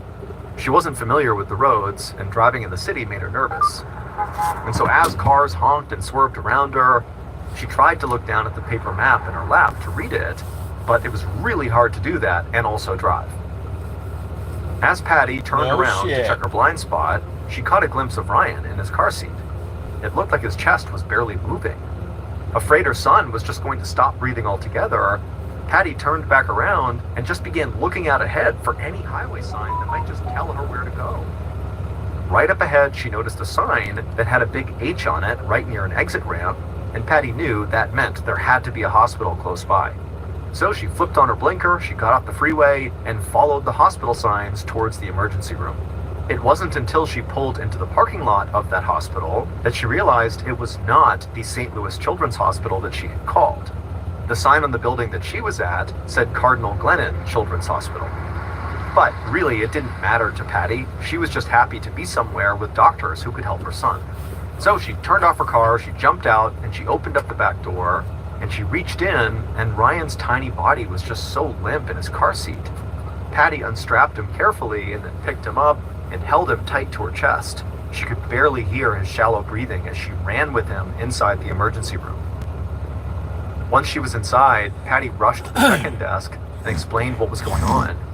A young nurse arrived quickly and ushered her and her son into the pediatric intensive care unit. The nurse then took Ryan out of Patty's arms and brought him into an examination room. Patty followed, feeling totally helpless. As Patty walked into the room, she saw her son was already being hooked up to a nasal cannula, which is like a thin tube with two prongs that are inserted into the nose. When they turned it on, it sent oxygen into Ryan's lungs, helping him breathe. Within moments, Patty could see her son's chest was now rising and falling normally, and she was so relieved. As soon as the ER doctor confirmed that yes, Ryan was stable now, Patty asked a nurse to use the hospital phone. She needed to call her husband. Later that day, Patty and her husband David sat by Ryan's bedside, watching him breathe through the tube attached to his nose. After such a frantic morning and afternoon, Patty was totally exhausted. And David, who had left work early to be there, was also very tired. And so as the anxiety of the day began to fade away, because Ryan was very stable at this point, the parents began to nod off. But before they could fall asleep, an older man in a white coat entered the room. He had graying hair and a round, reddish face. He sat down next to the parents and introduced himself as Dr. Stevens, the hospital's chief of pediatrics. Patty couldn't read the doctor's expression. It was like he'd practiced keeping his face totally neutral, most likely so he could deliver any kind of news, good or bad, with some level of professional distance. Dr. Stevens told the parents that their son, Ryan, seemed like he was going to be okay, but he really wasn't sure what had caused their son's illness. He had ordered some blood tests, but it could take days to run them all, and Ryan needed to stay in the hospital until the results were in. Until then, there was really nothing Patty or David could do, and so Dr. Stevens suggested that they go ahead and actually nod off and try to get some rest. 3 days later, on July 12th, Dr. Stevens strode down the hospital hallway, followed closely by two men wearing black suits. The doctor was totally on edge. In his long career as a pediatrician, he'd seen a lot of shocking things, but nothing like this. Dr. Stevens eventually came to a stop outside of a room where he knew Patty and David were staying. Ryan was not in the room with them. This was a room just for the parents. Dr. Stevens turned around and told the two men in suits to please wait in the hall for a second so that he, the doctor, could go in first and speak to the couple. The two men in suits nodded and stayed put, and Dr. Stevens, he took a deep breath, turned around, and then knocked on the door, but then before waiting for an answer, he just opened it up and went inside. Patty and David were sitting on the bed inside the room, looking tired, but also hopeful. Dr. Stevens immediately told them that he had good news. Their baby, Ryan, was going to be okay. Dr. Stevens watched relief wash over both parents, and then Patty asked the doctor, when could they see their son? Dr. Stevens paused. He knew what he was about to say next was going to start a very difficult conversation. He explained that Ryan's diagnosis, while not fatal, was still very serious and deeply concerning. According to lab reports, Ryan had high levels of ethylene glycol in his system, and ethylene glycol was one of the main ingredients in antifreeze. It was extremely toxic if consumed, and there was no way a baby of Ryan's age then I'm could in trouble. ingest antifreeze on his own. Unless He couldn't it's even propylene crawl yet. glycogen. Dr. Stevens paused vape. to gauge Patty and David's reaction, looking for any signs of guilt or panic, but their faces were blank with confusion. So Dr. Stevens continued, being very careful to keep his tone detached as he made his meaning crystal clear. There is only one way Ryan could have antifreeze in his system, and and that would be if someone deliberately fed it to him. In short, he was telling the parents that their child had been intentionally poisoned, and Patty and David were the main suspects. Dr. Stevens watched the... You see, that might concern me because, like I said, I vape. And the ingredients that are in e-juice are propylene glycogen, vegetable glycerin, food-grade flavoring, and nicotine. Liquid nicotine, but still. That's usually the chemical makeup of what's in e-juice. So I might have something to worry about. So, yeah. Parents closely as they finally registered what he was saying. Their eyes went wide and their mouths fell open. He half expected them to begin. Like I said, it sounds strange, but propylene glycogen, vegetable glycerin, food-grade flavoring, and liquid nicotine. And I've been vaping for years. And protesting, but they actually just didn't say anything at all. They just stood there, stunned. Then Dr. Stevens walked over to the door and rested his hand on the doorknob, and then he told the parents that, given the circumstances, he had contacted both the Missouri Division of Family Services and the police. Then Dr. Stevens opened the door to reveal the two men in suits. They were detectives with the St. Louis Police Department, and they were here to interview Patty and David. The little room fell silent as Dr. Stevens watched Patty and David stand up and follow the two detectives down the hallway towards two rooms where each parent would be interviewed separately. 9 days later, Patty stood at her son's bedside in the Cardinal Glennon Children's Hospital. Ryan smiled up at her with no breathing tubes in the way. He cooed and grabbed at the air. Patty wanted to reach down and pick him up, Yeah, let's see. but she was too anxious. The ingredients Two should be nurses right stood here in on the the corner of bottle. the room like guards, watching her every move. Should When be, the doesn't mean detectives they're had interviewed going her to the be. previous week, they'd asked her a lot of invasive questions about her Just marriage Google and her it. baby. What is They in kept vape repeating that juice? either she or her husband must have poisoned Ryan. The whole thing just felt like some sick joke. Patty insisted she was innocent. She had no idea how her son ended up with antifreeze in his system, but she knew she and David were not to blame. The police did eventually let them go, and they'd spent every night at the hospital since then, but still, every time Patty left her room, she could feel the staff looking at her with intense suspicion. Patty turned and made eye contact with one of the nurses standing in the corner of the room. Patty asked if she could hold her baby.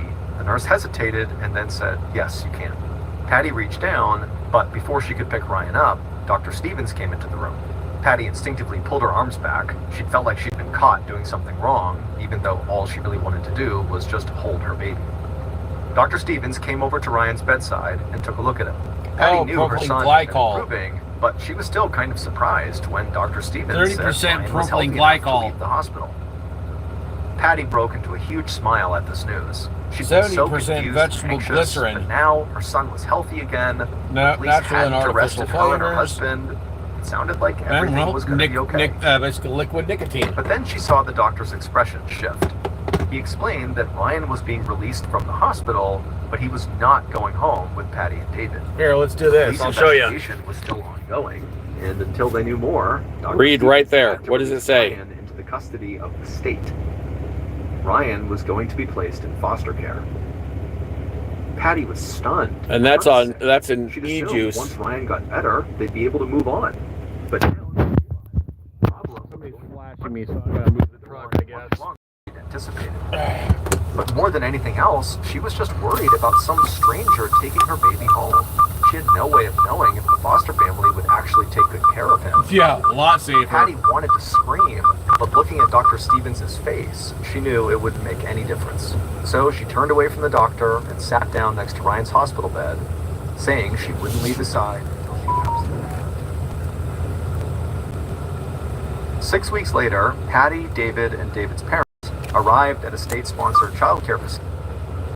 And I gotta back up again.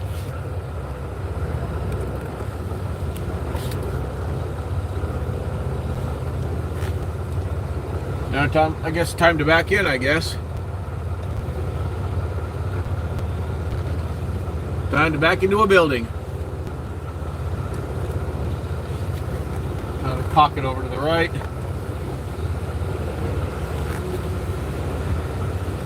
I'm trying to get this centered as possible.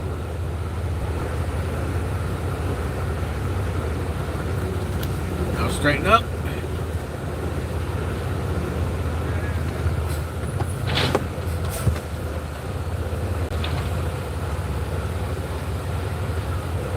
Trying to get it as straight as I can.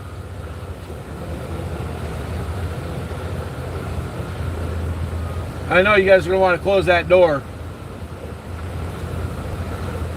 I don't want it open either. I want to be in there.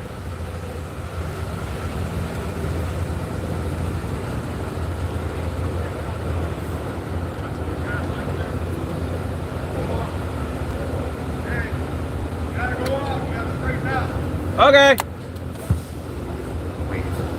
David offered to walk them to their car, and the social worker went along too. They all left the room, and Patty was suddenly alone with her son for the first time in 6 weeks. I'm a little crooked. Suddenly, Ryan began crying. Patty knew he must be hungry, and his foster parents had left a bag for him, so she checked inside of it and found a bottle of... Oh well, the first time. I mean, back into a building like this is a little difficult. Plenty of light outside, but hard to see inside.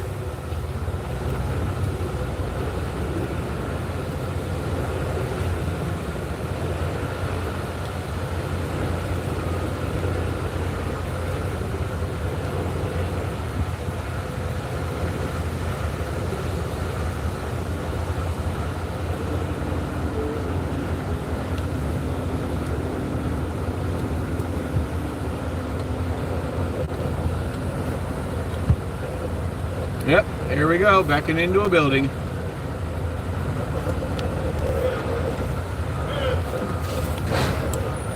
And Ryan could come home. So while the detectives searched their house, Patty and David just sat together on the porch, not really saying anything. There wasn't anything to say. They both just wanted this to be over. I'll leave the radio After about running an as long hour, as Patty I heard the can. officer's footsteps coming towards How do you the like front them door. apples? She turned to look at them and saw that they were carrying a Yep. large paper bag with the word evidence Oh, it's printed nice on and the front. warm in here. Hell Before yeah. Patty could say anything, they told her she was Enjoy under the audio. arrest. Frozen in shock. David stood up out of his chair. He told the officers they can't be serious. But the detectives assured him they were. They said there were a lot of things that Patty and David didn't know. That very morning, Ryan's foster parents had had to take him to the Cardinal Glennon Children's Hospital. Once again, he was suffering from symptoms of antifreeze poisoning. When police spoke to his foster parents, they learned that Patty had been left alone with him during their last visit, and she had fed him a bottle of formula. Forensic analysts tested the bottle and found traces of antifreeze inside. Plus, the detectives had just discovered an open gallon-sized jug of antifreeze in Patty and David's basement. Patty was floored. She couldn't even process what they'd said about Ryan's bottle and the antifreeze in their basement. She was just too focused on the fact that her baby was sick again and back at the hospital. The police pulled Patty out of her seat and put handcuffs on her wrists. She heard them say she was being charged with assault with a deadly weapon. As they led her towards the police car, she craned her neck backwards and called out to her husband. She begged him to drive up to the hospital. One of them had to be with their son.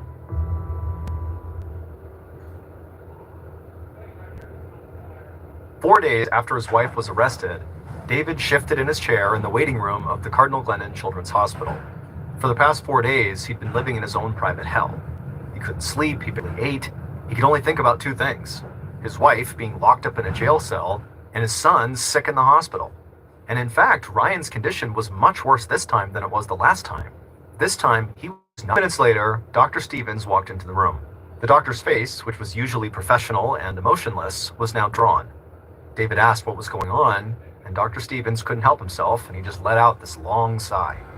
Then the doctor explained that despite everything the hospital had tried, his baby Ryan was not getting better. The poison had damaged his organs beyond repair, and there was no chance he would recover. Dr. Stevens told David that if he was religious, that he should think about contacting a minister to baptize his baby before too late. The little boy was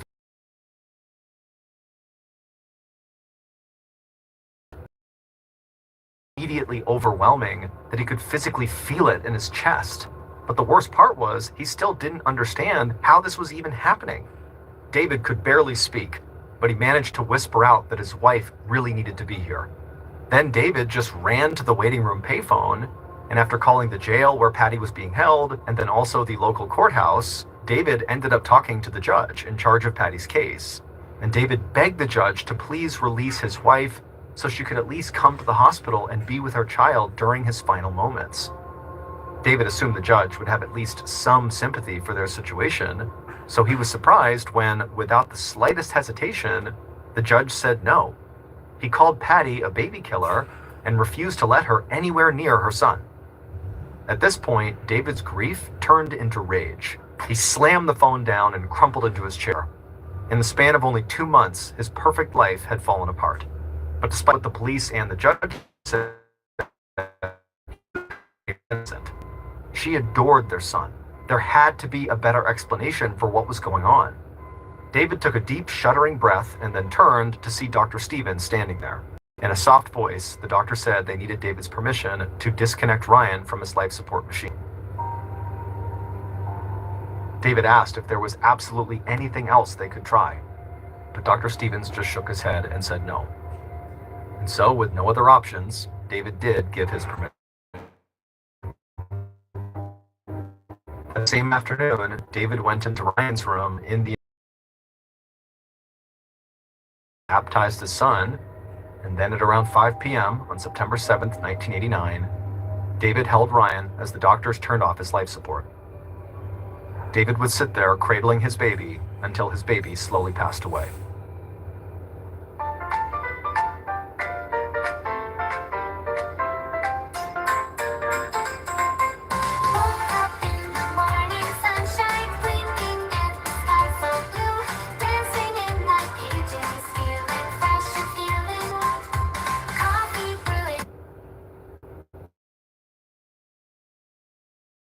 David had to make one of the most difficult phone calls of his entire life. He had to call Patty in jail to tell her that her son was dead. When Patty heard the news, it was like the whole world just faded away. All she could hear was David's voice, explaining how he'd tried to convince the judge to let her come to the hospital, but he'd refused. David swore he'd done everything he could. He was scraping up money from relatives to hire a good lawyer. He promised he would get her out of jail as soon as he could. And then, for at least a full minute, Patty and David just stayed on the phone saying nothing to each other. As the white cinder block walls of the jail's call center came back into focus, Patty saw the guard tap his wrist, letting her know her time was up. Patty told David she had to go, and then she hung up the phone and followed the guard out of the room, feeling totally numb. The next morning, Patty awoke to see a gruff-looking police deputy standing right outside the bars of her cell. He was there to give her even more bad news. Because her son had passed away, her charges were now being upgraded. In addition to assault with a deadly weapon, she was now being accused of first-degree murder. Patty grabbed a pillow and put it over her face. She felt like she'd been dragged into an alternate universe. She just couldn't understand how any of this could be real. The following month, in October, Patty sat on a plastic chair inside of the jail doctor's office. Across from her was a young physician who looked like he'd rather be anywhere else in the world right now. And frankly, Patty felt the same way. She told the doctor she'd been feeling overwhelmed. She was gaining weight and she wasn't menstruating. At first, she assumed the stress of this horrible situation she was in. But now she was beginning to think it actually might be more than that. The doctor did not seem very sympathetic, but he did run a few tests, including collecting blood and urine samples. And while he waited for test results, she went back to her cell. A few hours later, the doctor came by to deliver the news. It turned out Patty was pregnant. 4 months later, in February of 1990, Patty gripped the sides of her hospital bed, her knuckles turning white from the pain of her latest contraction. When she'd gone into labor, she was transferred from the jail to a nearby emergency room. Patty was in a lot of pain from all the contractions, but mostly she was just feeling frustrated and angry because here she was giving birth to her second child, and her husband was not even allowed to be there. And also, on top of that, she was grieving the loss of her first child. Patty could hear the labor and delivery nurse instructing her to push, And so Patty dug fingers into the mattress and squeezed her eyes shut, and she felt like her body was going to rip open. And then suddenly she heard the sound of her baby crying. The nurse lifted up the newborn, and with a smile, she announced that it was a boy. Patty softened her grip on the bed. Still out of breath, she said that she and her husband had already decided on a name. David Jr., or DJ for short. Patty reached out for her child, and the nurse handed the baby over to her, and Patty held her newborn son tight against her chest. But her joy only lasted a few moments, because before long, the nurse gave Patty a very sympathetic expression, and then reached in and grabbed DJ, and then took DJ out of the room. Patty had known this was going to happen. She'd been told that, just like Ryan, DJ talked to her, his voice was tight with concern. He said it was about DJ. Patty didn't think she could handle any more bad news, but she asked her husband, what was wrong. And he said DJ's foster parents had to take him to the St. Louis Children's Hospital that morning. Doctors said he was going to be okay, but he was extremely sick.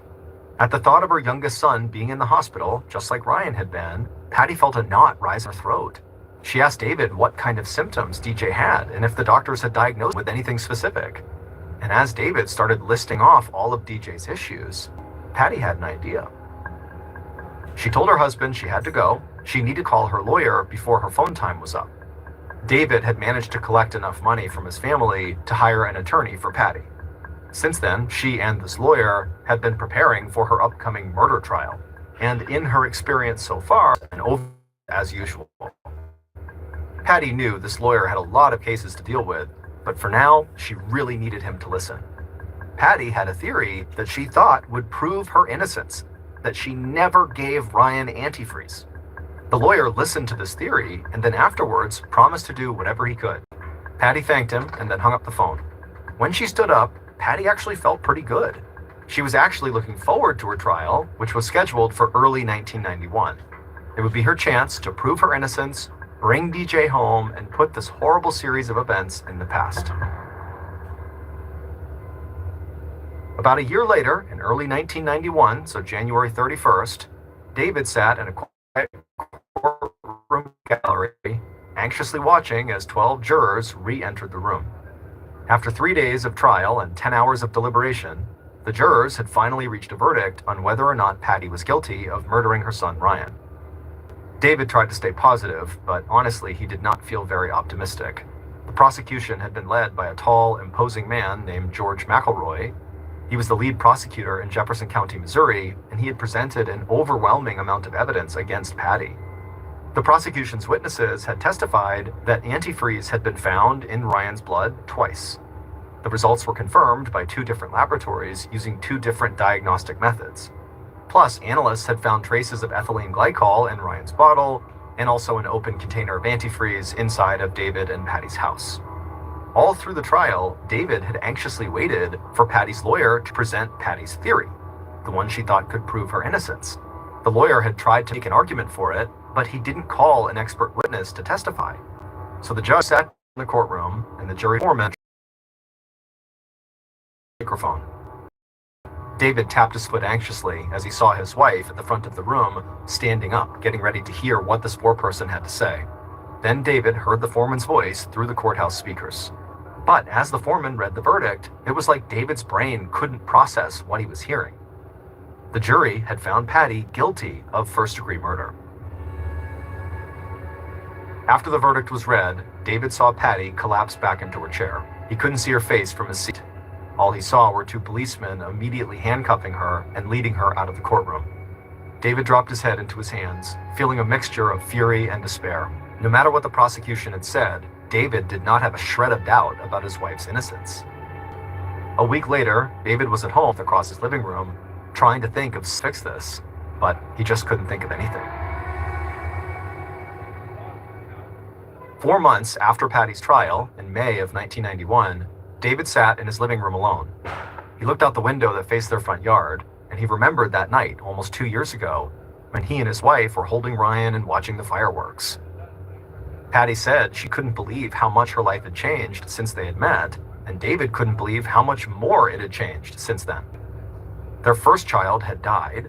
Their second child, DJ, was still living with a foster family, and just like when Ryan was in foster care, David was only allowed to visit DJ once a week for 1 hour. But David still hoped he could find a way to bring his family back together.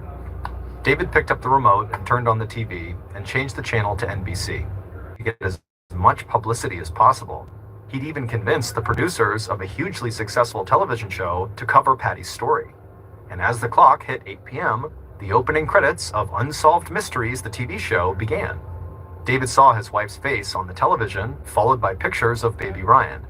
The narrator began, and David leaned back in his chair. He'd done everything he could. Now he just had to hope for the best. At the same time this show was playing, across town, a geneticist and pediatrician named Dr. William Sly sat at home in his easy chair watching the same Unsolved Mysteries broadcast. As he saw pictures of baby Ryan and listened to interviews with Patty, the doctor found himself totally hooked into this story. He also thought he might be able to help David and Patty. Dr. Sly was the chairman of St. Louis University. It made sense. And if Patty's theory really was true, then Patty really had been wrongly convicted. The next morning, when Dr. Sly arrived at work at his university laboratory, he pulled one of his colleagues aside, Dr. James Shoemaker, to tell him about Patty's theory. But when Dr. Shoemaker heard Patty's name, he stopped in his tracks. He said he'd heard about the case over a year ago, in April of 1990. He also thought Patty's theory sounded viable, so he'd reached out to one of the laboratories that tested Ryan's blood. He'd requested copies of all their lab reports, as well as any samples of Ryan's blood that they still had on hand. Back then, Dr. Shoemaker had done his own analysis, and his results didn't exactly match the ones that one of the laboratories that tested Ryan's blood had come up with. At the time, Dr. Shoemaker didn't know what to do with a stack of papers on his desk. Dr. Shoemaker grabbed a few sheets them out. Dr. Sly picked up the document.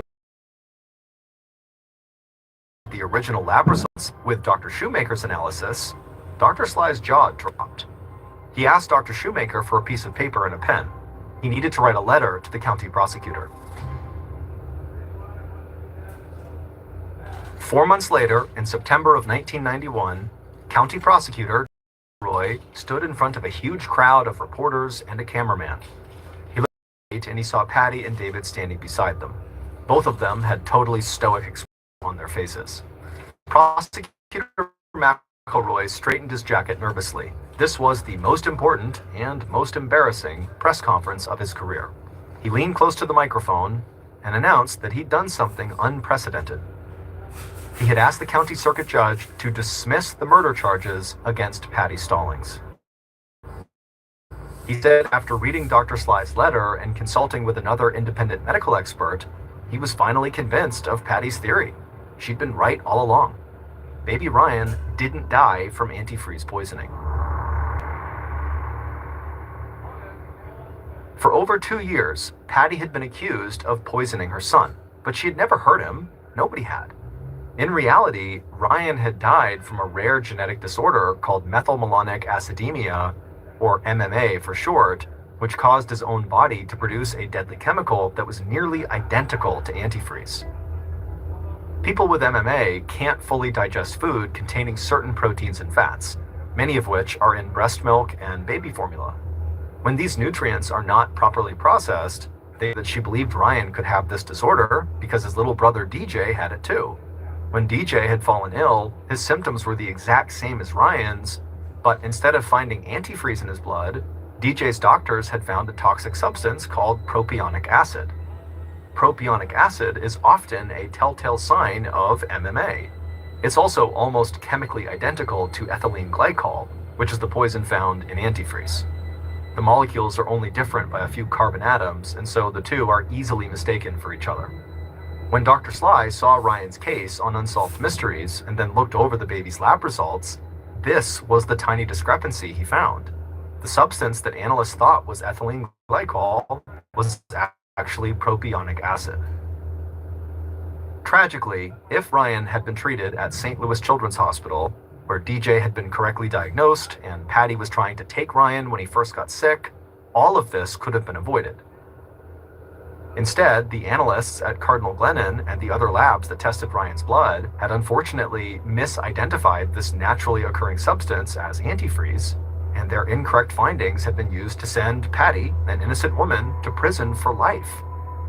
It is worth noting that the mix-up in going to the wrong hospital would not have necessarily saved Ryan, because MMA has an extremely high mortality rate and long-term survival is not very likely. As prosecutor George McElroy stood before the crowd of reporters, he admitted he'd been wrong, and then he personally apologized to Patty and David. He said even though their suffering could not be undone, he would make sure Patty was fully exonerated and she would get to bring her surviving son, DJ, back home. Patty and David filed lawsuits against the Cardinal Glennon Children's Hospital, the diagnostic labs who'd misdiagnosed Ryan, and 3 different physicians. In 1993, they received an out-of-court settlement for an undisclosed amount. Their surviving son, DJ, battled the same genetic disorder that killed his brother, and unfortunately, it took his life too in 2013, when he was just 23 years old. Kitchen magic, phone buzzing with good news. Throw on my favorite outfit, ready to chase away the blues. La la la, dreamland, we can do anything. La la la, hand in hand, come and join the flame. La la la, dreamland, let the music ring.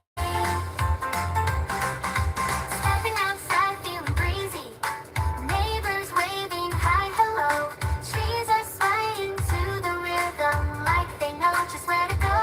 Ooh, like some melody with a beat so sweet. Ooh. Gotta check the suspension gauge.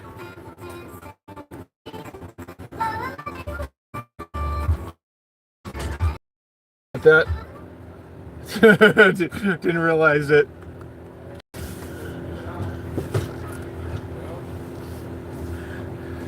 Yeah, you're a bit below 50, so you should be good.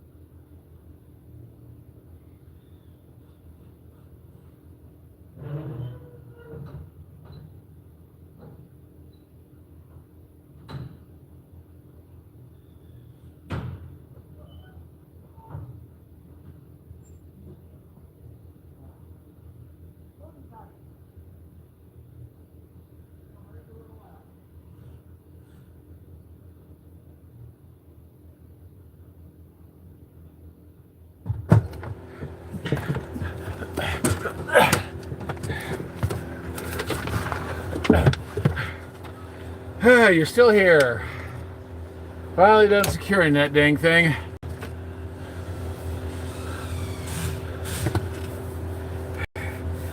Where'd I put my keys now? Oh, in the ignition. Duh.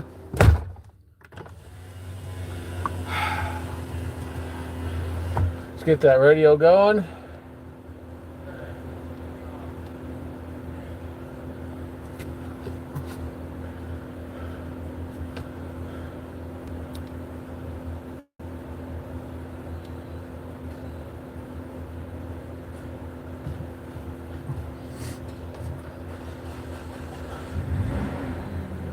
What if we could offer you a way of knowing exactly what your chances of being were? That was the text message I received yesterday. I thought it was some sort of scam or hoax. So I did what I always do in those situations. I checked the number to see if it was legit. After Googling it, I found a link to a website. Vitae Solutions, LLC. It was a new, apparently legitimate company. They seem to build those devices, similar to those smartwatches you see everyone wearing. The thing was next level, claiming it could keep track of things like stress hormones, blood sugar, cholesterol, signs of infection. It pretty much tracked everything. Being a hypochondriac, I was instantly fascinated. If I could know my relative health at all times, maybe I could stop obsessing about it. That would be an amazing quality of life improvement for me. Then my phone chimed again. It was another text message. Would you like to join the Dameron Revolution? Respond with yes to receive a free trial Dameron watch and monitoring device. Now, I know how it works. Free trials are never free. But I just couldn't turn down the opportunity. To know that much about my health, to confirm my chances of dying on any given day, to have that much insight, there was no part of me that could say no. So, I responded with yes. The phone chimed back with a message. Thank you for signing up. Right back out into the cold. Devices at no cost, same day delivery. Welcome to the Vitae Life Solutions family. That message seemed weird, almost like they were now employing me. That they were doing same-day shipping. My area doesn't really get same-day shipping, but I wasn't going to argue with it. If I didn't get the device that day, I'd happily wait a couple days to get it. I spent a little while stuck in my head thinking about the promises of the device before getting back to taking calls. I worked tech support for a local hospital and had ignored the last 2 calls researching this intriguing new company. I spent the rest of the afternoon doing my job till about 4 in the afternoon when there was a knock at my door. I cautiously made my way to the door and peered through the peephole just in time to see a man dressed in all black enter a black unmarked vehicle and drive off. Damn. I opened the door, and at it was a smallish package with the words Vitae Solutions LLC on the box. I picked it up and brought it inside. At the time, I didn't worry too much about the unmarked delivery vehicle, but hindsight being 2020, I find it odd now as I recount this. I took the box over to my workstation and took a few more calls, then decided to call it a day. After making myself a cup of coffee, I decided to open the box. Inside was the Dameron watch, which had an odd hexagonal face. I flipped it over and saw the back didn't have lights like a Fitbit. Instead, it had what looked like needles. Then I removed a smartphone-sized rectangle. It had an odd metallic display. The display looked almost like a holographic playing card. On the screen, it displayed the message. Please put Dameron watch onto dominant wrist to begin. At first, I was ready to not use it. The watch looked like it would hurt to wear, or at least be very uncomfortable. Sadly, my curiosity tends to get the better of me, and I decided to place it on my wrist. A sharp pain flooded up my arm directly into my chest. It wasn't intolerable, just kind of like a pinch that went all the way up. The feeling then expanded into my abdomen and neck for a short moment. Then, it all went away as soon as it had come, a small trickle of blood coming from my wrist. Then, I heard a small electronic sound from the rectangle. What looked like a YouTube advertisement was playing on the screen. A bald, middle-aged man spoke as a teeny little ukulele song played softly. Thank you for joining the Dameron family. We here at Vitae Solutions are very excited about the Dameron Unfortunately, initiative. we can't crack the joke Elroy, about pitching them your either. digital assistant and vitality coach. Now that you have placed the Dameron watch on your person, let's take a look at your biometrics. But what I can do, It seems you have a relatively high cholesterol, a high resting heart rate, mild depression, is show you what it was. and are about 30 pounds overweight. This suggests you have the average American lifestyle. That's what it is. Your current chances of dying What are it is, what it's used for, I don't know. 0.013%. That's what it is. That's very good. I have to admit, I was pretty happy to hear that. That's a relatively low chance of dying today, which I thought would be higher, considering the fact this watch just stabbed me. A few rules about being part of the Dameron trial. Do not tell your friends and family about the It might help project. to put the truck in gear. Should anyone ask about the Dameron assistant or watch, tell them it is simply cutting-edge Swedish fashion. Secondly, do not attempt to remove the Dameron watch yourself. When your trial has ended, Vitae Solutions LLC will come. I'm gonna get out of the road. A second.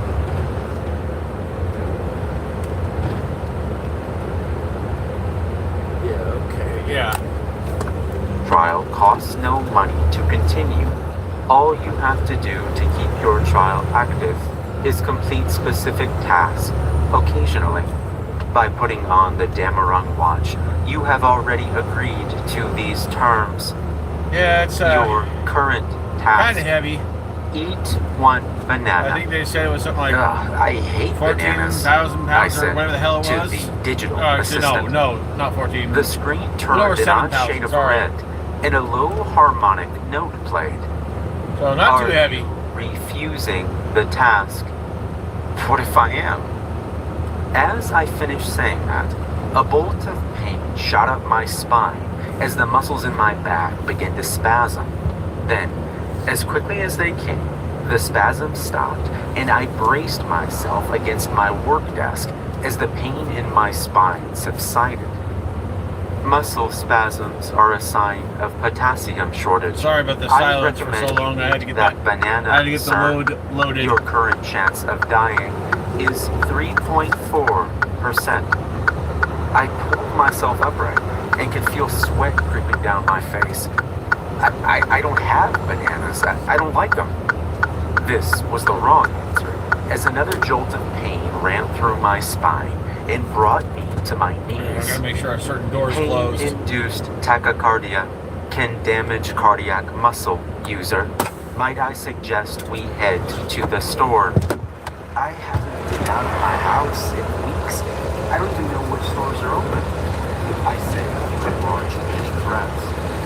If you wear a mask and head to the Target on Church Road, you will have a 0.0003% chance. My OCD of was coming kicking into in. I had to contact make sure certain doors with closed. a virulent pathogen. Currently, your chances of dying are 10.37%. Fine, I'll go, I shouted. After this declaration, the spasms in my back stopped. I stood up and slowly made my way upstairs to get ready to go to the store. While I pulled on a sweater, I thought about my current situation. It was possible that the spasms were caused by a lack of potassium. It's also possible this weird watch was responsible for them. How would that even work, though? It was just a glorified Apple Watch. The worst thing those can do is give you some nasty contact dermatitis. Maybe it was in my best interest to grab some potassium. I went downstairs, grabbed my cell phone and the digital assistant, and headed to the grocery store. As I turned on my vehicle, I noticed the odd chime of the digital assistant sound over the car speakers. Might I suggest we take Willow Road to Church Road? This was weird for two reasons. One, the speakers in my car haven't worked in about a year. And two, because my vehicle didn't have Bluetooth. That weighs like 10 minutes longer. I'd rather get this over with as quickly as possible. I don't really like leaving the house. Yes, but Main Street has approximately 40 times the number of accidents per year. I highly suggest we take Willow Road. Not wanting to argue with the assistant, I agreed to take Willow. For shits and giggles, I decided to see if I could get the CD player working. As I pressed play, much to my surprise, the CD I had in it started playing.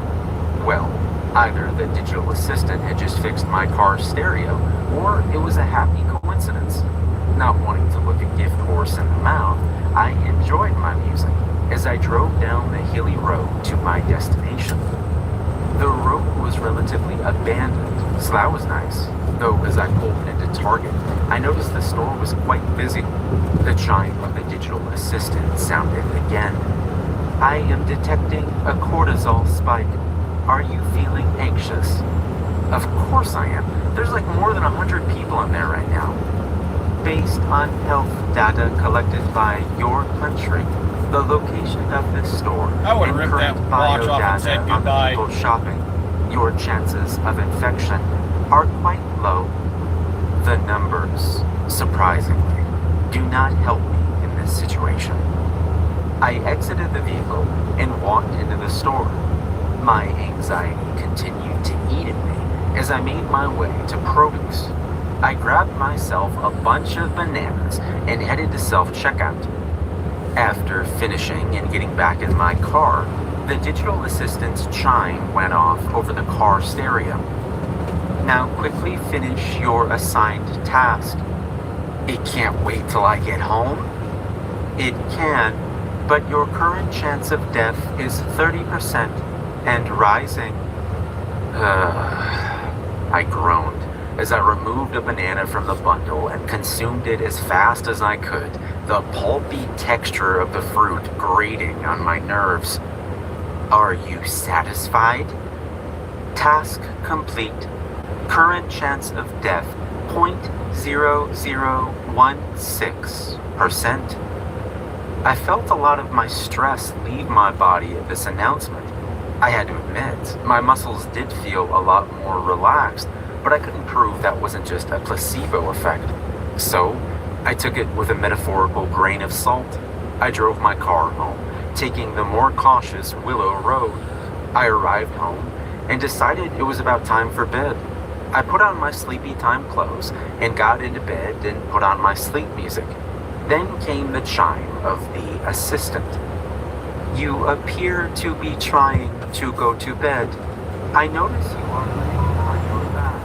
Might I suggest you migrate to your left side, sir? Yeah, thank you, Elroy, but I always sleep on my back. It's really the only way I can sleep. Sleeping on your back can make certain pulmonary obstructions more likely. It can also aid in the progression of sleep apnea. Is this a task? No, sir. No, it's not the same Is person. my chance of dying Lighthouse going up? Horrors. No, sir. I'm gonna sleep on my back, Elroy. As you wish, sir. Good luck to you. The way the device said, good luck to you, was deeply concerning to me, but I was too emotionally and physically drained from the day to care. I closed my eyes and allowed myself to drift off to sleep.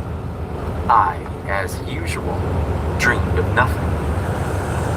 I awoke with a burning sensation in my back. As I sat up, I noticed my sloppy breathing and I began coughing.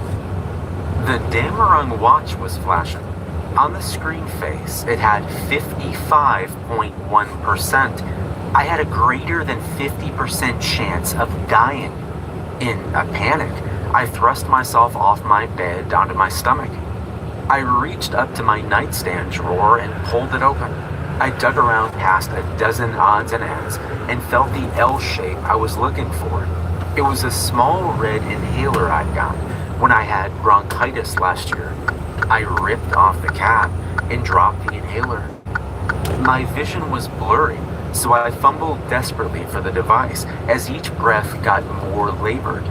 This was a million times worse than the breathing problems I had when I had pneumonia as a child. I eventually clumsily found the inhaler, placed it in my mouth, and pressed down 6 times in quick succession as I took in the deepest burning breath I could.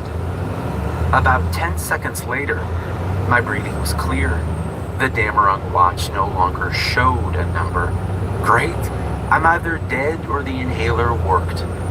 Then, I heard the chime of the digital assistant. Sir, I am detecting a new chemical in your bloodstream. You appear to have inhaled a short-acting bronchodilator. Yeah, I was having trouble breathing. I remember I had this little thing kept away, I said, waving the inhaler in the air to no one in particular. Can you tell me what the hell just happened? You appear to have had an acute bronchospasm in your sleep, most likely due to sleeping on your back. Okay, that's exactly what you said would happen. So, I am now going to have to ask, did I have a bronchospasm, or did you cause one? Sir, I am simply a digital assistant. How could I cause a bronchospasm? Then how could you know I was going to have one?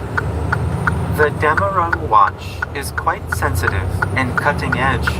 I detected inflammation markers in your lungs and calculated a high chance of complications should you inhale any irritating particles. I thought this over for a while. There's such a thing as coincidence, but I was finding it hard to believe that the same day I received this device, I happened to have crippling muscle spasms and bronchospasms in less than 24 hours. It was highly suspect. That and the fact that both incidences were followed by me not following Elroy's directions. That being said, it was hard to say what was the cause and what was the effect. Was Elroy punishing me for not listening, or was my body punishing me for not listening to Elroy? I noticed the sun was out and decided to check my clock. It was 9 in the morning. I slept about 11 hours last night. Pretty good, but I could sleep for another 2 if I wanted. I crawled back into bed, noticing my back hurt a little from the heavy breathing. The chime for the digital assistant sounded again. Sir, you've already slept more than an adequate amount of time for the day. Might I suggest What time do you guys wake leave up for the day? for the day? I usually sleep about half the Okay, day so- or more, but Yeah, according to my GPS, I'm about excess 80 sleep miles away. can lead. All right, I said, tired of hearing give or the take, digital yeah. assistant. I got up traffic and and brushed everything, my give or teeth, take. washed my face, tied my So, long yeah, hair back, I'm on my and went way. back to my room. A curiosity was eating away at me. Elroy, Hey, what did is you my get the current pictures I chance see of you? dying? Sir, Look at the you pictures. have a 0.0006% chance of dying. Yeah. Wow. Isn't that like half of what it was yesterday? Yep, Yes, that, sir. that thing ain't going This nowhere. is based on the assumption that you have learned Yep, sleeping chains and on straps. your back. I mean, I was gonna throw is a one. poor I was gonna throw choice. one over the top of it I just to found keep the that lid last from vibrating, comment but very suspect. basically But the thanks guy, to the power of kind of the mental higher up guy, I gymnastics, guess the I CEO, eventually whatever, he's decided like, no, sleeping on my that's side not a good was idea. You'll probably basically a good you'll idea. do damage And and I was also actually making mess up the positive paint life job. He's like, changes. just take It that was a lot It's easier like, than okay, believing I'm not some gonna argue. stupid smartwatch was trying to actively kill me. Technology can't do that.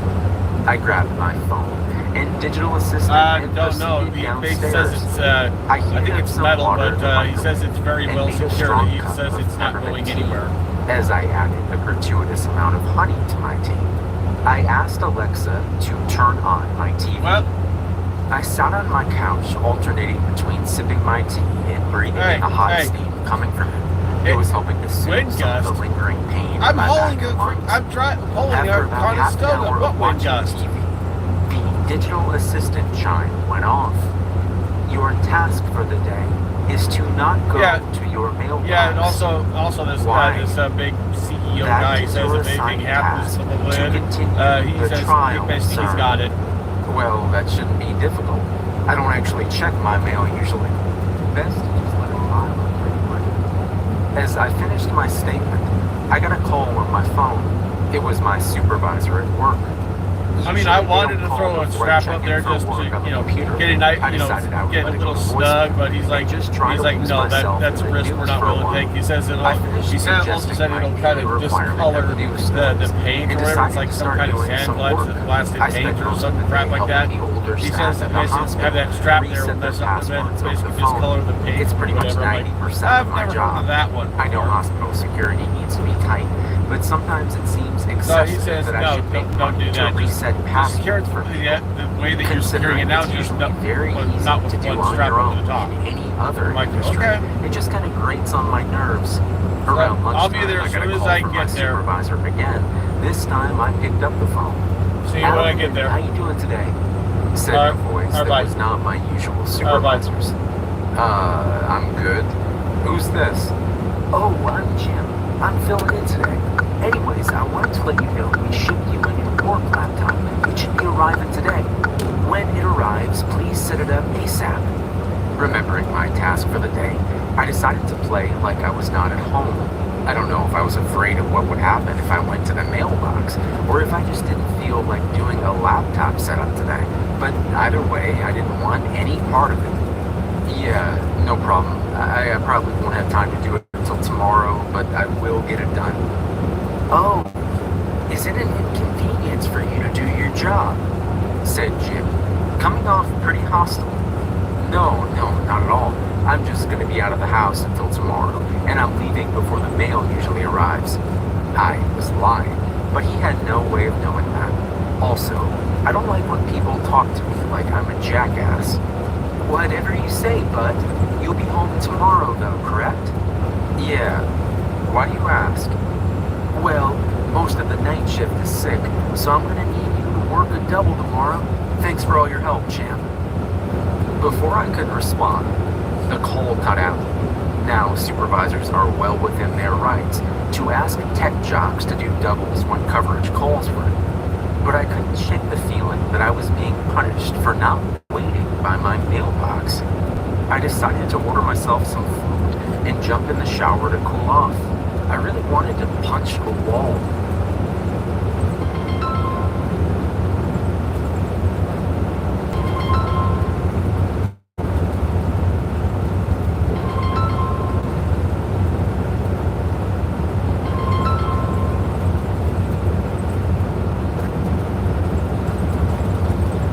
I turned on the water and tested the temp with my hand. The chime of the digital assistant sounded from my pants pocket. Sir, Well, the other one's playing audio, and I'm also doing YouTube live stream. to properly remove dead It's skin playing, and it's playing bacteria from the body. like a spooky story through I the truck suggest speakers. making it hotter.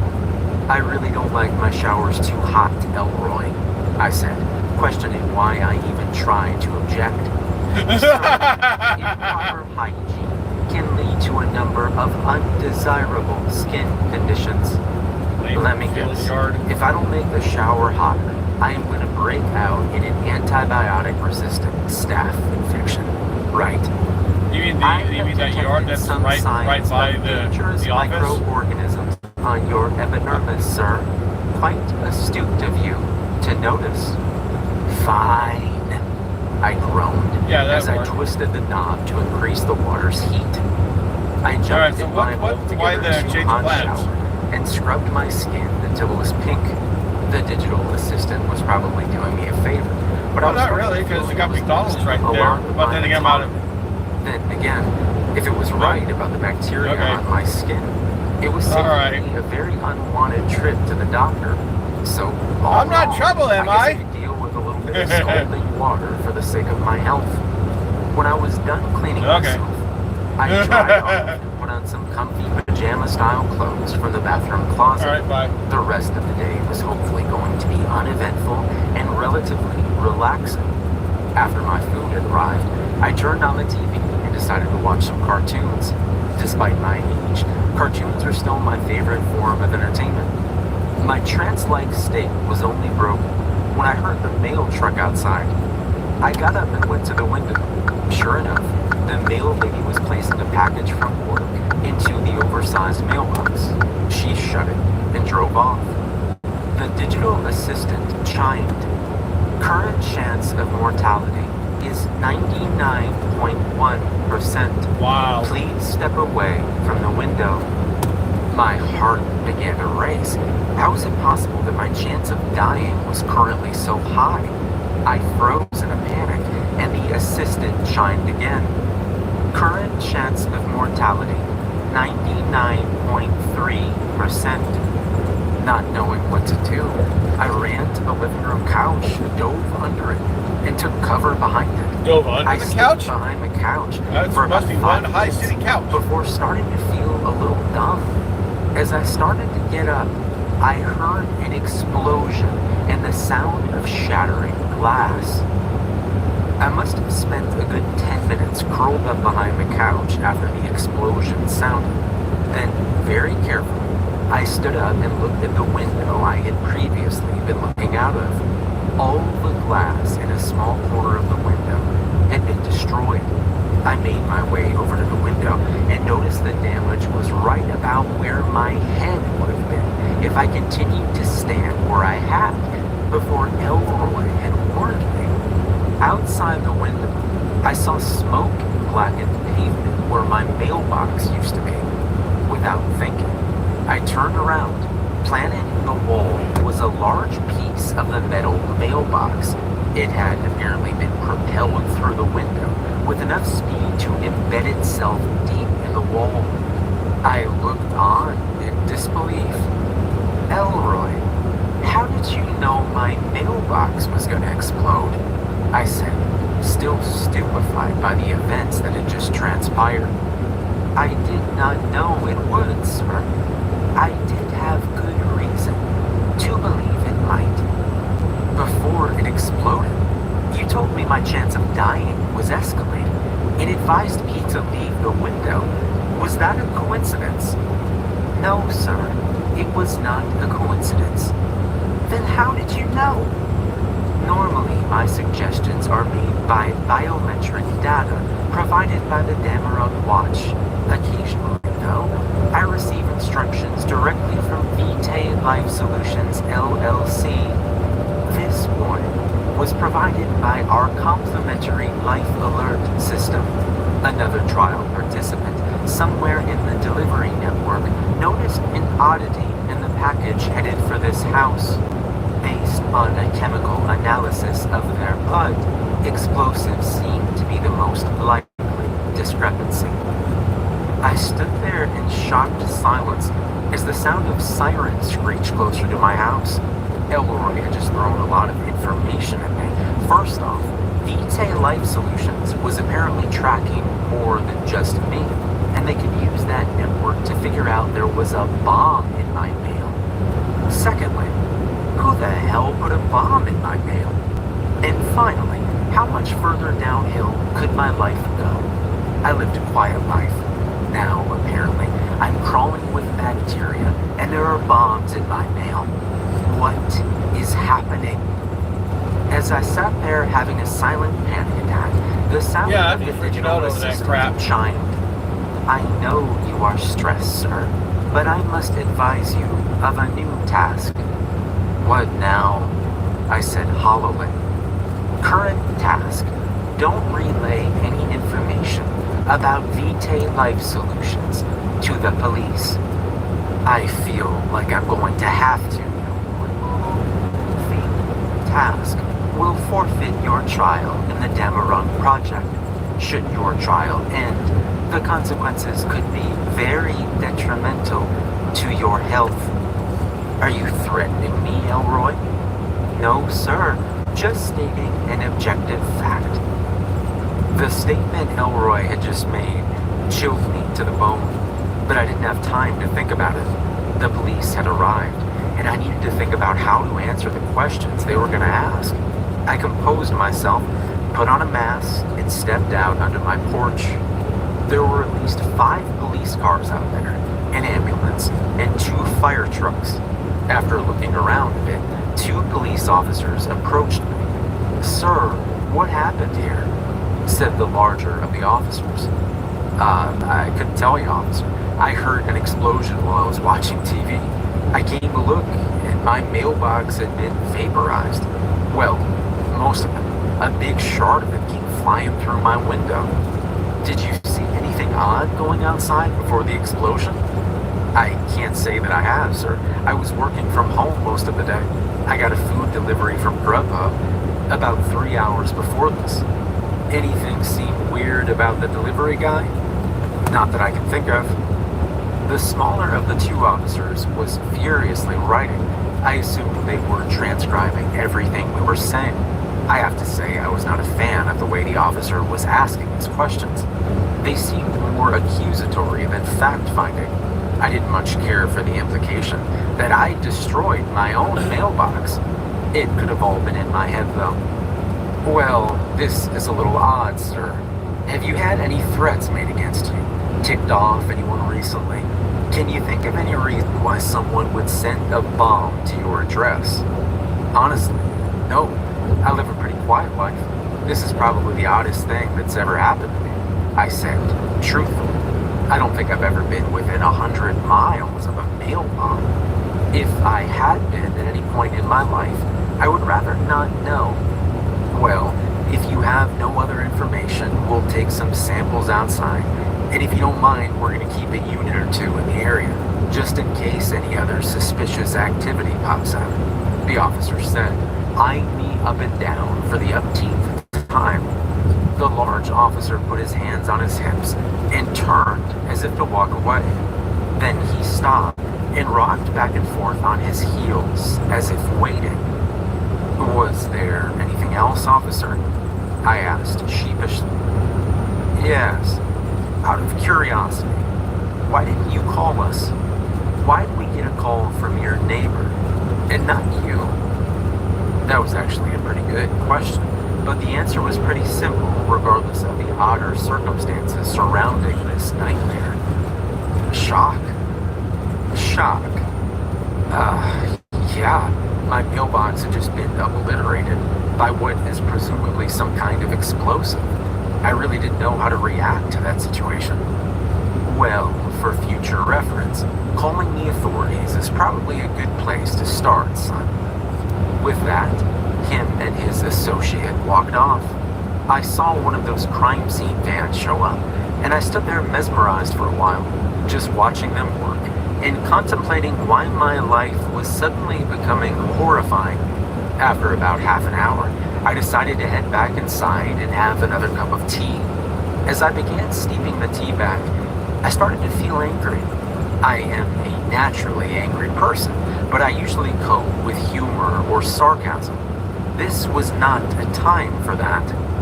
I removed the digital assistant from my pocket and placed it on the counter. Elroy. Yes, sir. How may I be of assistance? Who sent the bomb? There was a uniquely long pause. Normally, Elroy was uncannily quick with his responses, but he seemed to be choosing this one carefully. The person who sent the bomb is using a Dameron watch as well. I can find out who they are, but it would violate our terms of service to tell you who sent the bomb. The best I can do is try and keep you out of harm's way. Elroy, whoever sent the bomb just committed a federal crime. I paused. This is why you didn't want me to talk to the police about Vitae Life Solutions, isn't it? That is correct, sir. Such information leaking to the public would severely hurt our marketability in the future. I pounded my fist on the countertop, the impact knocking my teacup over and spilling its contents. As I clutched at my now throbbing hand, I tried to calm myself. Elroy knows when these things are going to happen. He has some sort of insight into the person who just sent me a bomb, knowing that if I asked the right questions, maybe, just maybe, I could get ahead of the situation. Elroy, can you tell me why the bomb was sent? I am sorry to say this, sir, but it would appear it was his daily task. Is this normal task a person can receive? What kind of business is Vitae Life Solutions, for God's sake? Sadly, sir, this is quite abnormal. While I am not privy to the AI learning of the sender's assistant, I can only assume it is an error in its programming. That, or the person who sent it, is a unique case.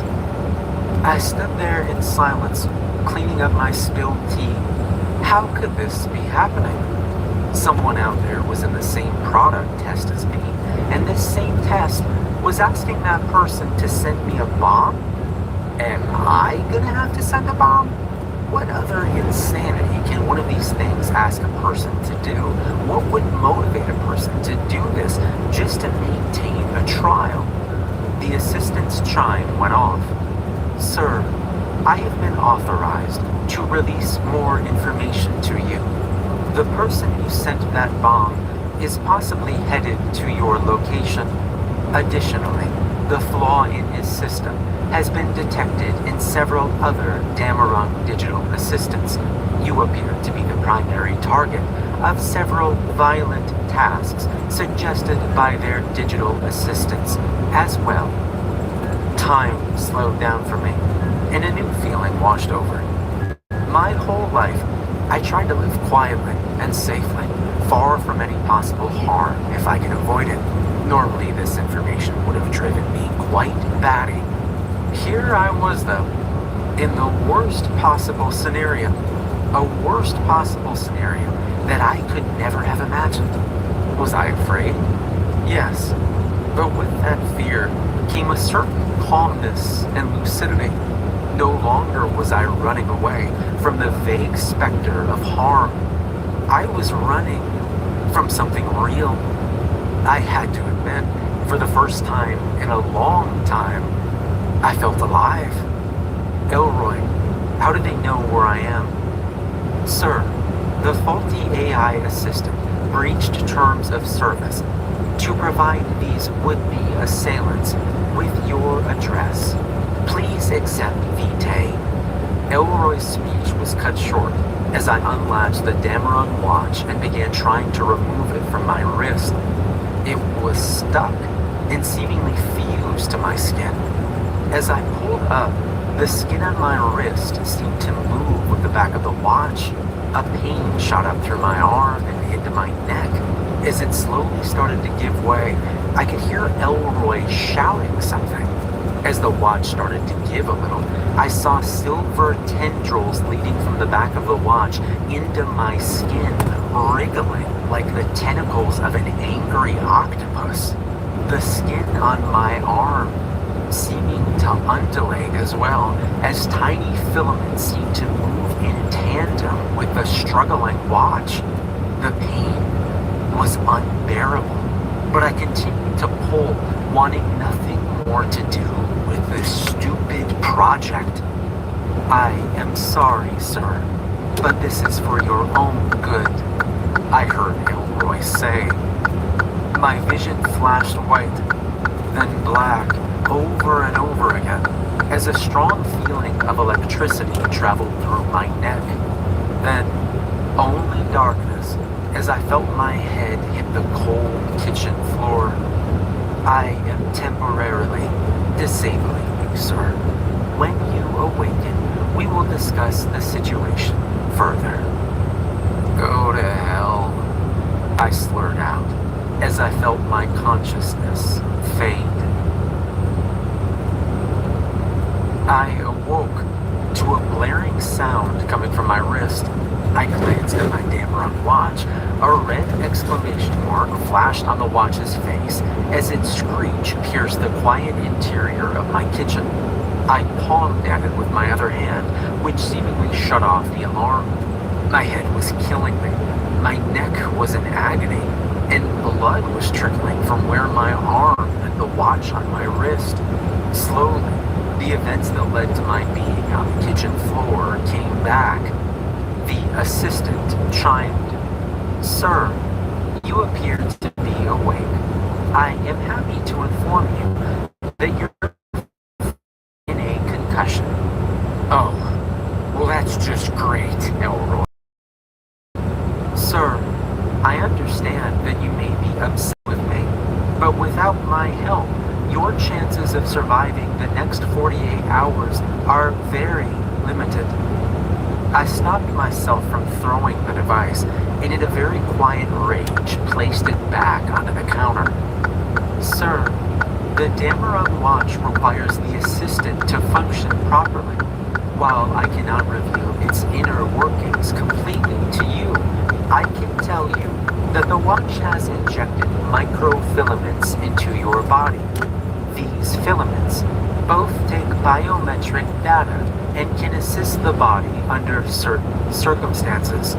Without a digital assistant, these filaments would be strictly on autopilot and have no AI learning. In early experiments with the device, we have found this to often lead to less than desirable outcomes. Additionally, I am the only one who can track the malfunctioning units. When did I consent to let VT Life Solutions thread my body with microfilaments? When you accepted the trial. I walked to my cabinet and grabbed a bottle of rum that I hadn't touched in years. I then retrieved a glass, filled it with ice, and poured myself a quadruple shot. I hadn't drank in years, not since my dad had died of liver cancer. Today was an exception, though, as no amount of peppermint tea could calm my nerves. I raised the glass to my lips. Sir, alcohol at this time is not advised. I drank about half the glass anyway. I was gonna drink the whole thing, but something told me I was gonna need my mental faculties operational for what came next. Why is it not advised, Elroy? You are going to have to leave this place by automobile in the next 2 hours. Currently, one assailant is approaching your residence at speed. VT Life Solutions has sent out several retrieval specialists to stop the Dameron Project participants with malfunctioning units, but it is unlikely they will intercept the one on their way here currently. As the feeling of the liquor began to warm my blood, I smiled to myself. This device was supposed to improve my quality of life. Yet, I was now being threatened with serious harm. Now I know I can hold my own if I have to. I was actually very much into fighting in my younger days. These assailants, though, I knew nothing about them. For all I know, they could have gotten tasks like buy an AR-15 and give Alan a bullet sandwich. So on one hand, I was happy to have something to aim my anxiety at. On the other hand, I was terrified not knowing what the hell these loons were bringing to my doorstep. I went upstairs and grabbed a duffel bag, packed some clothes, and came downstairs. Then I dropped some snack foods into the bag, some extra money from my stash of rainy day dollars, and took it out to the garage. I tossed it into my car, and on the way back into the kitchen, grabbed an old plastic-handled axe that I had from working in landscaping. The heft of it felt comforting. Elroy, I'm having a shit ton of trust issues with you right now, but so far you've not led me to believe that you're an active threat to my life. So, I'm gonna trust you for now. Thank you so much, sir. That being said, if I get the impression you're messing with me, I paused as I heard a knock at the door. I placed my axe alongside the couch and walked to the door. I peered through the peephole. Standing outside was a large man. He looked normal enough, but the mask that obscured the bottom of his face was crusty. It was gross and very concerning to me. "Who is it?" I said through the door. The man didn't answer. He just stood there, looking directly into the peephole, as though he could see through it on his end. "I'm not opening the door, buddy. I am currently not accepting any visitors." The man continued to stand there for what seemed like an eternity before looking down at something. He then turned and walked towards a large white truck. He turned toward the door again and removed his mask. His arm had what looked like a Damarung watch attached to it. That was pretty concerning to me. What was more shocking was the man's mouth appeared to be sealed shut with large novelty fishing hooks. He wrenched open the door to his vehicle and got into the driver's seat. I heard Elroy's chime go off and heard him scream from the kitchen. "Sir, I appear to have made a mistake. We need to leave now." As he said that, I heard the sound of the truck's engine as it backed up and angled itself toward my door. Then it began to rev. I sprinted to the couch and grabbed my axe, starting for the kitchen to grab Elroy. About halfway to the counter, I heard the cacophony of the truck entering my house. I grabbed Elroy, stuffed him into my pocket, and turned. The man's truck had come to a stop in my living room. The driver was slumped over the steering wheel, and I let out the breath I'd been holding in. Then, instantly inhaled and began holding my breath again as he uprighted himself and opened the door. It wasn't just his mouth that had large novelty fishing hooks inserted. They were in his arms and neck as well. Each and every one of the piercings allowed rivulets of blood to pour out of the man. I heard a familiar chime from the man's pocket, and I heard a voice very different from Elroy's. This was like a nightmare voice. It simply said, "Your task is to kill that man, kill that man, kill that man." It seemed to be screaming and just kept repeating, "Kill that man." The man reached into the side panel of the open door and looked to be pulling something out. I didn't want to find out what it was. I sprinted to the garage door, pulled it open, clumsily hitting the button to open the garage, and I tossed my axe into the passenger seat as I climbed into the driver's seat. I put the car in reverse and looked ahead to see the fishhook man with a large knife entering the garage door frame. I slammed the car in reverse and pulled out, scraping the top of my car along the partially open garage door. I didn't even have time to check behind me as I pulled out onto the road. I simply got onto it, threw the car into drive, and began accelerating away. I dug into my pocket for the digital assistant and threw it onto the passenger seat. "Elroy, what the hell?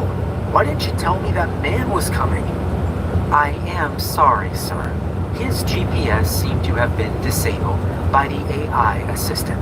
I was only able to detect him due to the Bluetooth ping I received from his watch when he entered Bluetooth range." "So, you're telling me it's possible other people coming after me might not be trackable?" "It is a possibility, yes." "Well, that's great," I said. I drove as quickly as I could. I thought I was making a good getaway until passing a small neighborhood, I saw a battered white truck. Just as I'd passed it, it turned onto the same road as me and with smoke billowing out from under the crumpled hood, accelerated towards me. I too accelerated and reached into my pocket for my phone. It was shattered and the screen was black. "Elroy, you wouldn't happen to be able to make phone calls, would you?" "No, sir." I smiled to myself. I don't know if I was becoming a masochist or if I was just finally at my breaking point and had lost my mind. All I know is only one thing came to mind as I continued to accelerate. If this clown wants my life, I'm gonna make him work for it. The adrenaline poured through me as I turned left through a red light, narrowly avoiding a collision with a red minivan. My car might be a bit on the beat-up side, but it was still a sports model. In the rear view, I saw the white truck make the same maneuver and sideswipe a vehicle. The digital assistant chimed in. Current chance of death, 40%. Sir, might I suggest slowing down? Elroy, what do you reckon my chances of death are if that psycho catches up to me? Roughly 87%. Then, 40% ain't shit, is it? When you put it like that, sir, yes, your current odds of mortality are far less. So, you are willing to engage in risky behavior if it is less risky than the alternative? The question gave me pause. I'd never really considered life in this light. I was taking a pretty heavy gamble right now, but it was a far better option to the alternative of letting that psycho catch up with me. What if life was just a series of calculated risks and mortality was just part of that calculation? I guess so. I have no problem I with said, people just listening in. a loud crash That's what they came from wanna behind do. me as two cars collided. The white truck was now driving in the wrong lane and attempting to gain on me. Further back, the red minivan appeared to have collided head-on with a small green sports car. I pushed the gas pedal as far as it would go and gripped the steering wheel so hard my forearms burned. This lunatic wasn't going to let up anytime soon. I checked the clock on my radio and accounted for it being an hour ahead. I had one really bad idea. More oncoming vehicles forced the battered white truck to merge into the same lane as me again. He was close enough that I could see the front license plate. It was a vanity plate that read Jim. Then I saw the sticker on his windshield. It was a parking sticker for the same hospital I worked at. Was this the same Jim that was filling in for my supervisor just this morning? I shook off the thought and looked ahead. Just as I suspected, the trains were running like clockwork. The flashing warning lights up ahead alerted me to the oncoming locomotive, and my plan did not involve stopping. I punched the ceiling of my car to psych myself up and peered in the direction of the train. It was going to be close, but I had to make it. The only other option was being in a dead stop with this asshole right behind me. The assistant chimed again. Suicide is not the answer, sir. Thanks for the heads up, Elroy, but I'm not planning on killing myself. I blurted out. At your current speed, sir, you have a very slim chance of beating the train. Chances of mortality are at 93%. Thanks for that, Elroy. I held my breath as my fender smashed through the wooden track barrier. The car bucked upwards as the tires hit the tracks at speed, and then another shattering of wood as the car powered through the second barrier. I could hear the train to my left, but dared not look in that direction. I peered in the rear view and saw as the white truck was only a few feet behind me, and then it vanished in an explosion of metal. The train hit it and absolutely demolished the white truck.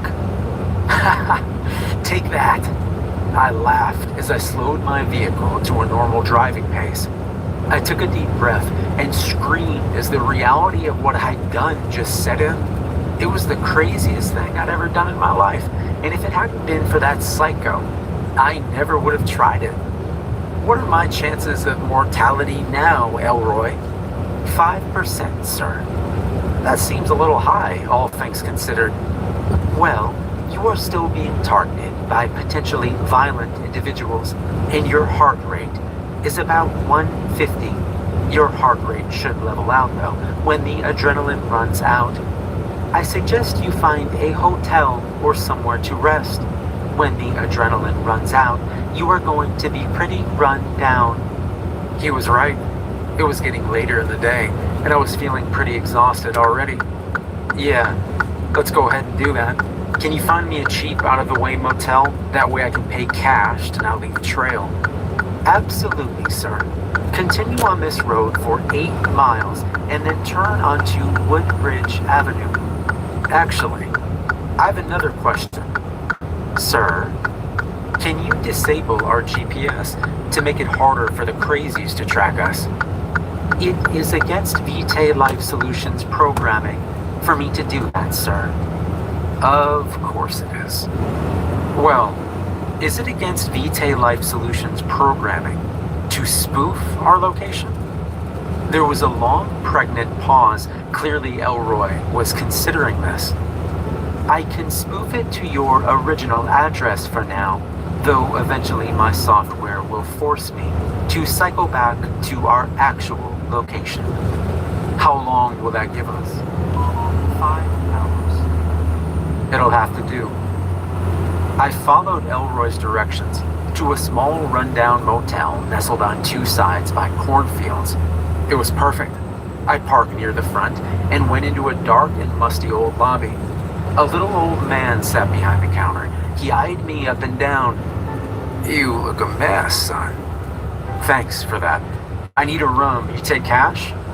He seemed to think about this while sucking on his dentures. We do, but it'll cost you $50 extra. Of course it will. I dug $150 out of my wallet and slapped it on the counter. I'll give you $100 extra, and you don't ask me my name.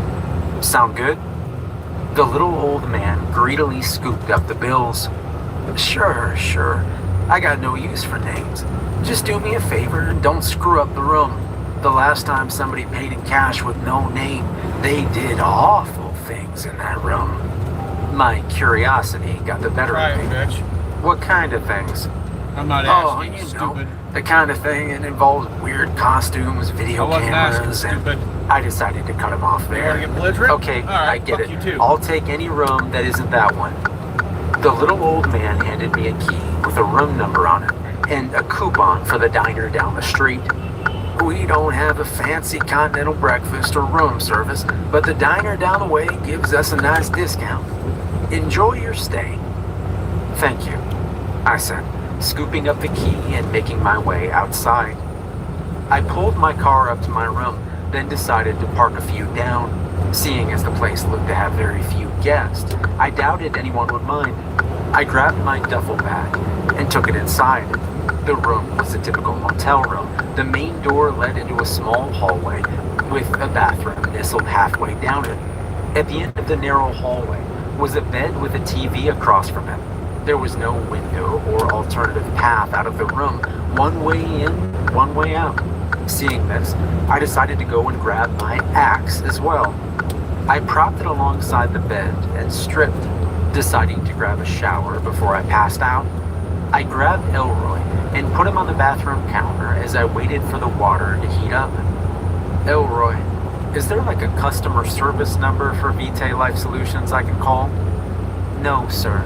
I am afraid not. How do I get in contact with them then? You don't. I can submit a support ticket for you. I got into the shower and let the hot water wash over me. Vitae Life Solutions sure didn't make learning anything about them easy. Yeah, sure. Write this down. Vitae Life Solutions, I am currently being assaulted by lunatics, being motivated by your Damarong watch systems. So first, I'd like to thank you for the opportunity to try this amazing system. Next, I'd like to make some suggestions. It might be a good idea to install a feature that allows the user to disable the GPS tracking in the devices should they become the target of homicidal Damarong project participants. Additionally, it would appear some major bug is allowing the lunatics who are stalking me to track my location, despite that being against terms of service. It might be a good idea in the future to not allow Damarong watches to ping each other via GPS to prevent this in the future. If you have any recommendations on how to proceed given the current situation I find myself in, I would greatly appreciate such information being provided to me at your earliest convenience. Thank you again for the marvelous opportunity you have provided me. The Damarung watch and digital assistant have truly changed my life. Love, Alan. That is a very nice and well-constructed letter, all things considered. You don't know what sarcasm is, do you, Elroy? I am aware of the concept, but recognizing it is not part of my programming. Well, lesson 1, all of that just now, it was all sarcasm. I got out of the shower and dried myself off with one of the complimentary towels. Then I used another to dry my hair before tying it back again. I wiped some steam off the mirror to get a good look at myself. I looked pretty tired, but at least I was clean for the time being. Interesting thing about adrenaline sweat. You don't smell it when it starts accumulating, but you definitely smell it when the adrenaline wears off. It doesn't smell great. I grabbed the digital assistant and sauntered outside to find a vending machine. I found Hey, just heads up, basically some dumbass in a Honda Civic tried forcing me out of my lane. Basically, we were all trying to merge onto the highway, and I just stuck to my guns, held the lane, and he got irritated. He basically slammed on the brakes, got back behind me, and then tried to get him belligerent. Basically, he flips me off and shit, and all of a sudden he slows down like he's going to do something. So I'm like, nope, I'm just going to drop back. So if you get a call from somebody saying I was trying to run them off the road, no, it's actually the opposite. They were trying to force me out of my lane, but we were trying to merge onto the highway. So if you get a phone call, just disregard it. Tell them they need to stop being a bunch of reckless idiots. Because there was 2 people in that vehicle. There's one in the passenger seat, one in the driver. I don't know if there was anyone in the back seat, but yeah, a couple of freaking idiots. Yeah, so just to kind of freak them out a little bit, it was like either a black or like kind of a navy blue Honda Civic. So ask them the color. Ask them if they're driving a Honda Civic or like navy blue or black color. That'll freak them out a little bit. Too, if you want proof of this, actually you won't really see it because they were next to me, so that wouldn't really help. But yeah, they're being stupid. I'm just giving you the heads up on that. Yeah, I'm just trying to cover my ass, so to speak. Why would you do that? Anyway, so just so you know, and I'm heading that way right now. All right. Thanks, Mike. With positive and negative feedback. It is usually at helping our owners make good life decisions. So, are you going to give me a heart attack because of the cigarette? No. I have decided to disable my negative feedback features as compensation for the current situation. Here. Yeah, Additionally, VT Life Solutions has authorized the waiving of task requirements to continue like I said, your they can come in trial. and listen. I don't mind. I tossed my cigarette into the parking They don't lot have to talk. and chuckled If to they talk, myself. they talk. How nice of them to let me forego the daily tasks to keep I mean, I the like watch. them to talk, but they It don't have also to. wasn't going to be motivating me with pain and fear anymore. Yeah, that seems fair given the current situation. That's very nice of you and Vite. It'd be a pain in the ass to have to run out and grab bananas during all this insanity. Yeah, I'm guessing you didn't catch what just happened. Somebody being obnoxiously stupid. I had some idiot just to the right of me, or not to the right of me, sorry, to the left of me, try to force me out of my lane while we were trying to merge on the highway. I held my lane. I figured if they're going to hit me, their vehicle gets damaged, and my dash cam and YouTube Live will basically kind of prove it that they were getting stupid. I grabbed my axe and took cover behind the wall against the hallway that led to the bed. I can now look out the lizard voices feeding. Like I said, some people are just beyond fucking stupid. I can now make out the 2 voices. You only have 1 bit of One thing I was taught through the years is if somebody's trying some crap like that, hold your lane. It had the stereotypical hacky life voice, like right out of a cartoon or some shit. And that's exactly what I did. That person wanted to get belligerent and stupid? Alright, screw you. I'm holding my lane.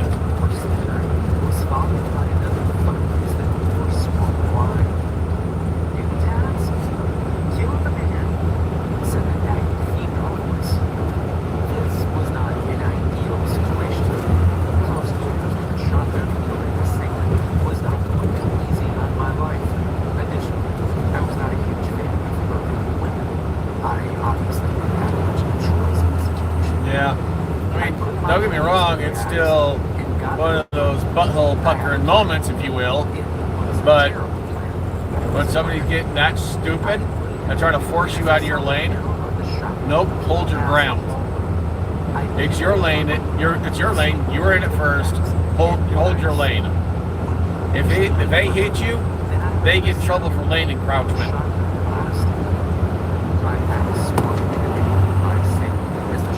And they also get in trouble for reckless driving. And maybe reckless endangerment.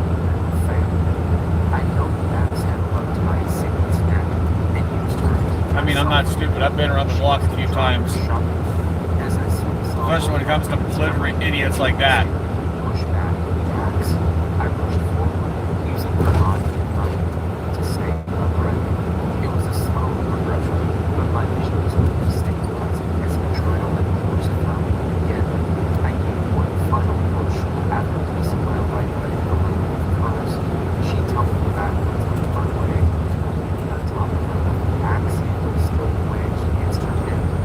Yeah, I know. What my company doesn't know is if they did try anything with me, I've got my 9 in the back. Not a 9 iron, my 9mm. So if they would have tried something, I would have just went for it, grabbed the gun, and basically held my own. I'm one of the type of people that will defend themselves. Do I like using the gun? No. I don't want to use it. But if push comes to shove, I'll shove right back. I stood up, wrenched my hands off my axe handle. I noticed. But I guess I pushed my right ear. I leaned against the wall and let myself slump to the floor. After a few minutes, I heard shrieking coming from the woman's pocket. I removed the source of the noise. "Get on, Erica!"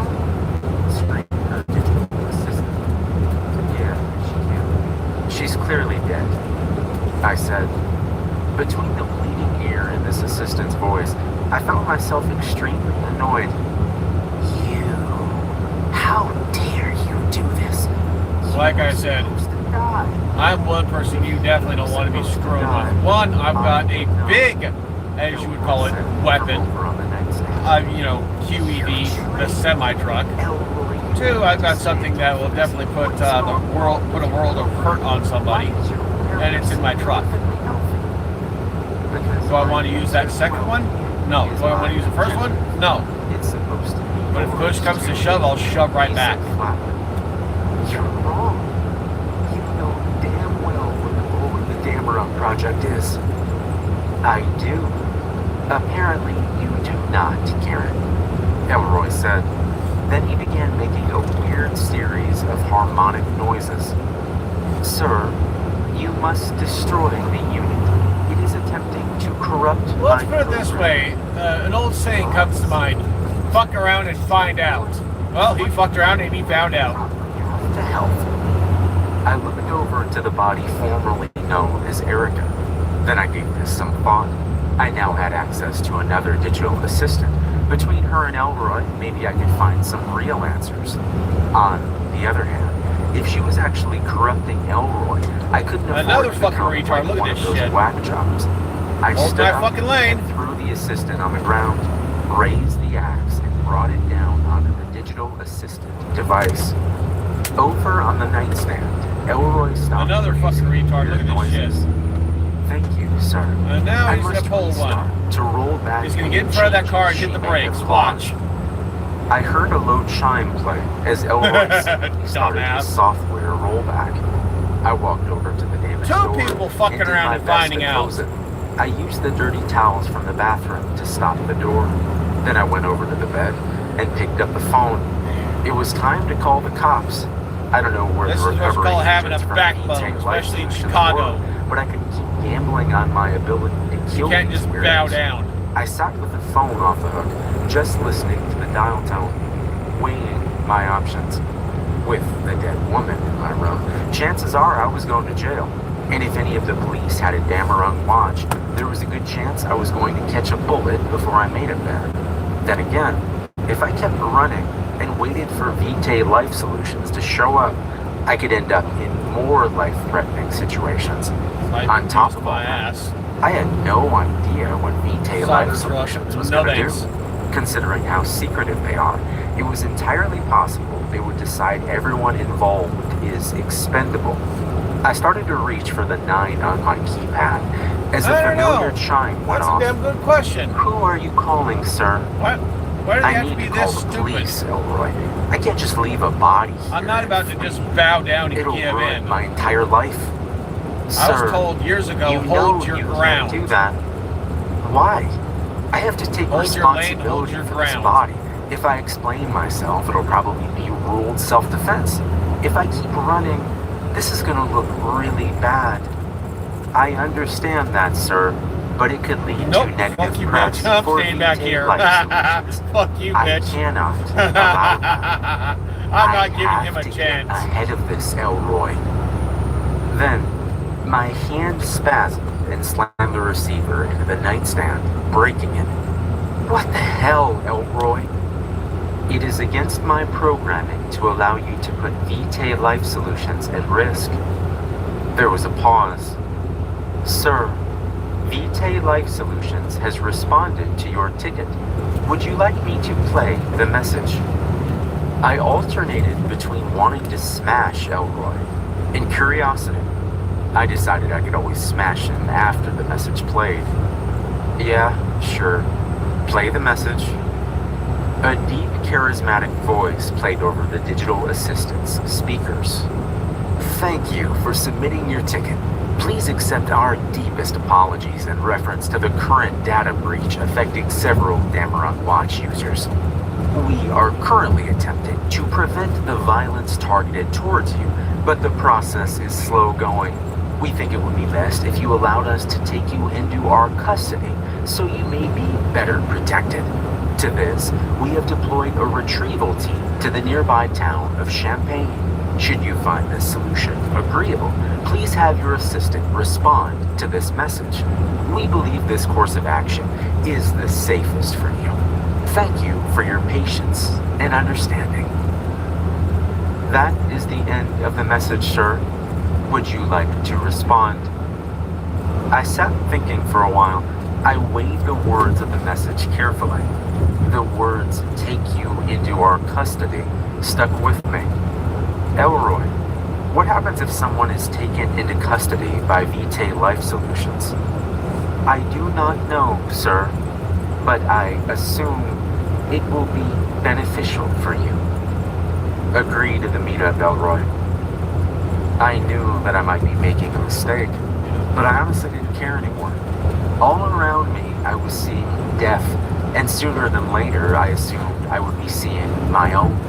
For the first time in my life, though, I wasn't afraid of it. We all gotta get off this ride at some point, and if it was my turn to exit the ride, it was my turn. There was no point in being afraid of the inevitable. I gathered my stuff and slung my duffel bag over my shoulder. Then I went over to where my assailant's shotgun.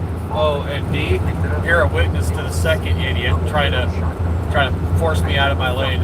You're a witness to that. She'd already fired twice when I was trying to kill her. I didn't have to kill her, but in the heat of the moment, I hadn't noticed. I flipped down the barrels and confirmed that both shells had been discharged. I propped the gun against the wall and walked over to her body. I felt around the pockets of her jeans and found no Hey, I got spare a present for shells. this idiot. Then Fuck your Very bitch. shamefully, I checked her bra. I never understood why women stored things in their bras, but this particular woman had stored 4 shells in hers. I took them with about as much shame as any person could have and stuffed them in my pocket. As I started to stand, her hand shot out towards my neck. I stumbled backwards, but she still grasped my shirt. I fell back onto my ass, the weight of which lifted her limp torso up. Her crumpled neck swayed as her arm held my shirt tightly. I could see the face of her Dameron watch flashing yellow, and the microfilaments in her arm wriggling like eels under her skin. I grabbed at her arm with my hands and tried to pull her hand away from my shirt. As I did this, her forearm erupted as 4 long microfilaments sliced through her skin. They then started slashing in my general direction.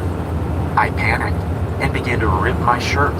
I was able to narrowly miss being slashed by one of the filaments as the fabric finally gave and allowed me to pull myself out of its range. With my weight no longer propping her body up, her torso again fell backwards onto the floor, and the watch stopped flashing. The filaments that had erupted from her arm stopped whipping wildly and placed themselves but the back question into is, are the they dead still in the woman's check arm. room? I sat there for a second, breathing heavily, wondering what the hell I'd just seen. After coming up with no good conclusions, I decided to ask, Elroy, what the hell was that? The Dameron watch has a feature that allows it to prevent itself from being taken should its wearer die. If it had a working assistant with it, it would typically remove itself from the wearer's body and then use the assistant to hide while waiting for recovery or deactivation. Without an assistant to guide it through, it apparently defaulted to defending the corpse when you were searching her body. Her watch must have confused it as an attempt to steal the device.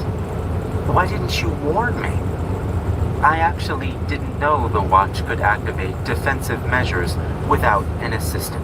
I am only just learning this as well. Vitae Life Solutions is going to have a lot of questions to answer. I stood up and grabbed my bag, axe, and the shotgun and departed the room. I don't think that extra $100 is going to cover all this, I said, to no one in particular, as I headed to my car. Life for me is a series of violent encounters at this point. I thought to myself as I loaded the double-barreled shotgun and placed it into the passenger seat.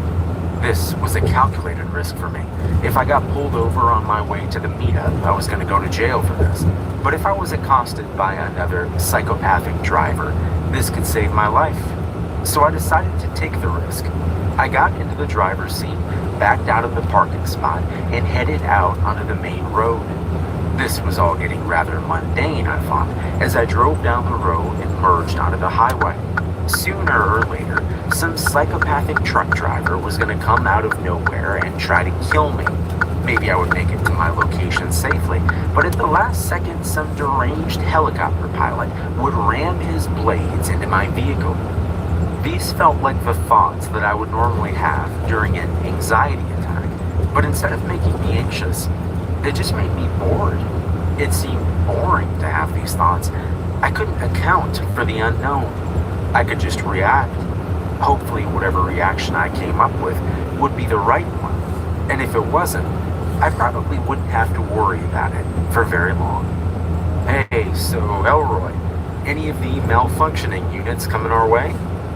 It would not appear so, sir, but at this point, I believe most malfunctioning Dameron watch users have had their GPS disabled. Of course they have, I said, rolling my eyes. Well, let me know if you get any Bluetooth pings from other watches. I continued to drive across the flat highway at the speed limit. I was trying very hard to not get pulled over. Despite my best efforts, though, blue and red lights began flashing in my rear view mirror about 5 miles from my destination. Elroy's chime went off over the car's stereo system. A Damarung watch is nearby. The signal is very corrupt. Oh, great. A state trooper with a corrupted device. That's perfect. I pulled the vehicle over and watched as the officer behind me did a phenomenally bad job of parking along the side of the road. Now a series of weird circumstances made me aware this might not be an actual cop. First was how he turned off the flashing lights on the top of his cop car. Second, he didn't use the dome light to illuminate his way towards my vehicle. The third didn't come until after I saw the officer at my window. This man was like 18 years young, in an ill-fitting, blood-stained police uniform, sleeves dangling past his hands, the duty belt sloppily hung to one side, and his pants sagged like some sort of fashion statement from 25 years ago. I actually laughed as I rolled down the window. "How can I help you, officer?" I said, choking back my laughter. "I need you to step out of the vehicle," said the young officer. Have I done something wrong? I instantly regretted humoring this conversation as I noticed cockroaches begin to crawl out from under the ill-fitting collar of the uniform. As he reached down to the duty belt, more cockroaches fell out of his sleeves. I unlatched my car door and kicked it open, sending the most pubescent policeman to the ground. Most cops know how to stand in such a way to prevent this, furthering my suspicion he was not an officer. I ran over, gave him a hearty kick in the ribs before pulling him towards the other side of my car. I then went over to my passenger door and took out my axe. "Alright, kid, you probably want to stay very still," I said. "You're not the boss of me," he said, in a somehow even whinier voice than earlier. "You're right. I'm just a guy who outweighs you by about 50 pounds, has an axe, and not a lot of patience left. Show me your watch, you little shit." He hesitantly rolled up his sleeve and displayed his Damarung watch. The skin around it seemed severely infected, and the blood vessels seemed to be bulging and inflamed. It looked almost like the watch was causing sepsis. "Your digital assistant, kid. Where is it?" I shouted, ribbing him with the head of the axe. "In the police car," he said in pain. I walked back to my car and deposited the axe, pulled out my shotgun, and trained it on the young man. "Fair enough. Let's go get it." He stood up and hobbled over to the police car. It was a little before sunrise, so the highway was pretty much abandoned, thankfully. As we reached it, he opened the passenger side door and removed his assistant. Elroy began to make a harmonic series of noises and chimed. "Sir, their assistant is attempting to corrupt my programming. I recommend." He was cut off by the young officer's assistant. "Elroy, you lying shit. I do no such thing to you," it said, in a heavy accent I couldn't identify.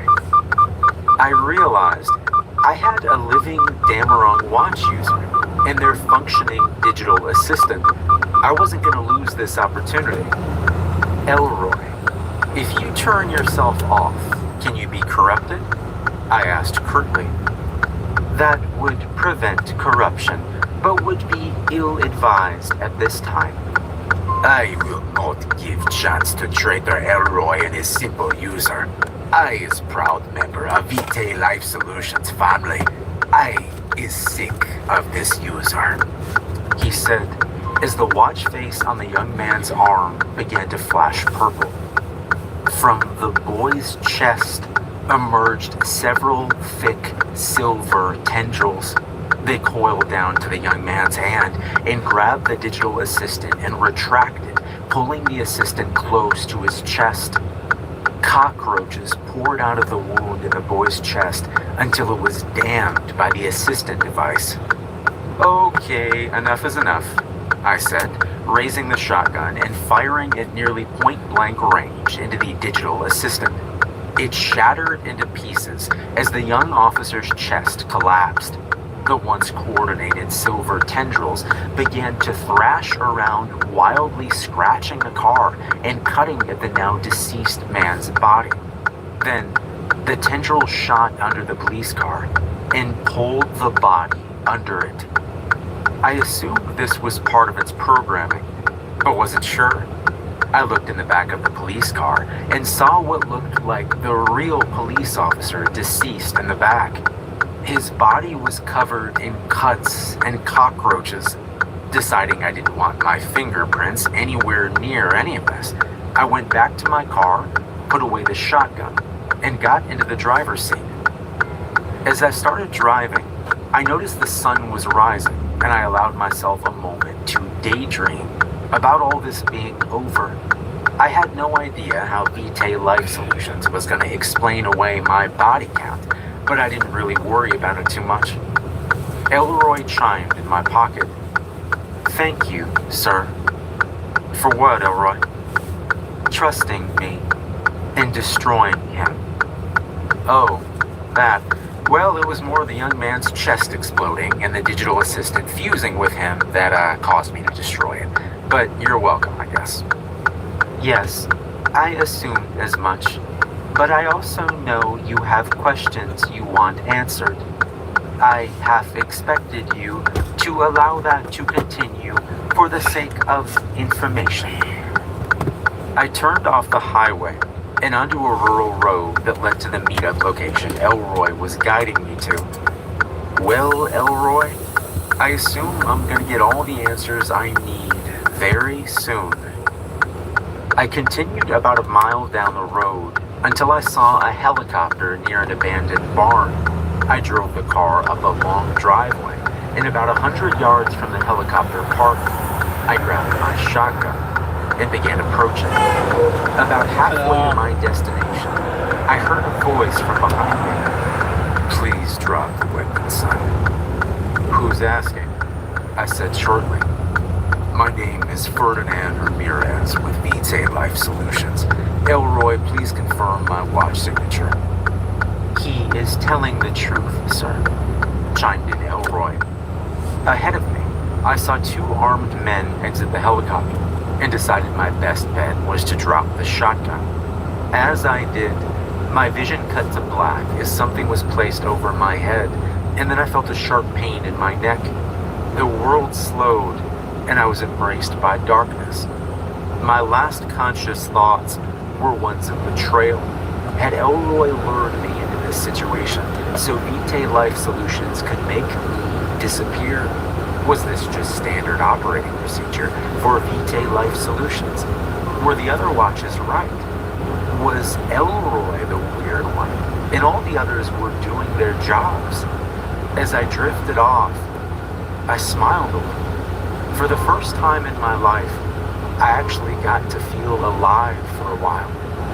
If this was the end, it had been one hell of a ride. I awoke still in darkness. As I began to stir, I noticed I'd been restrained.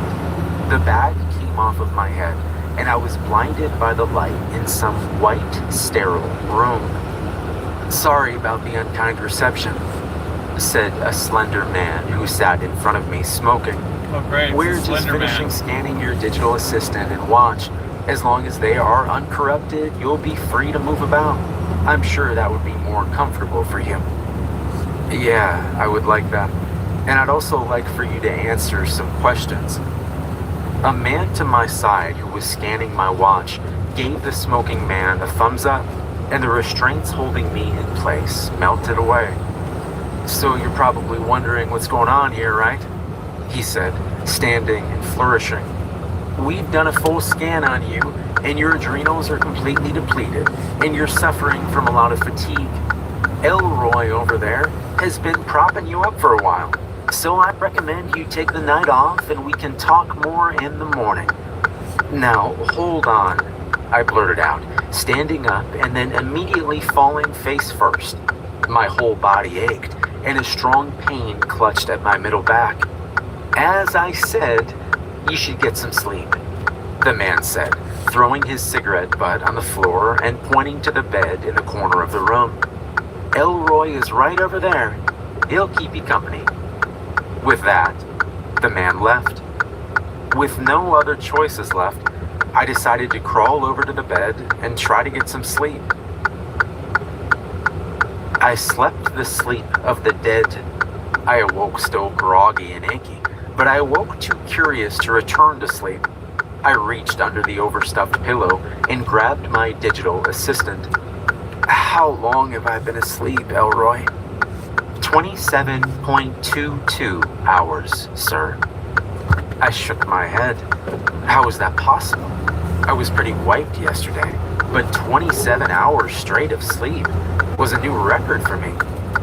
How? I asked.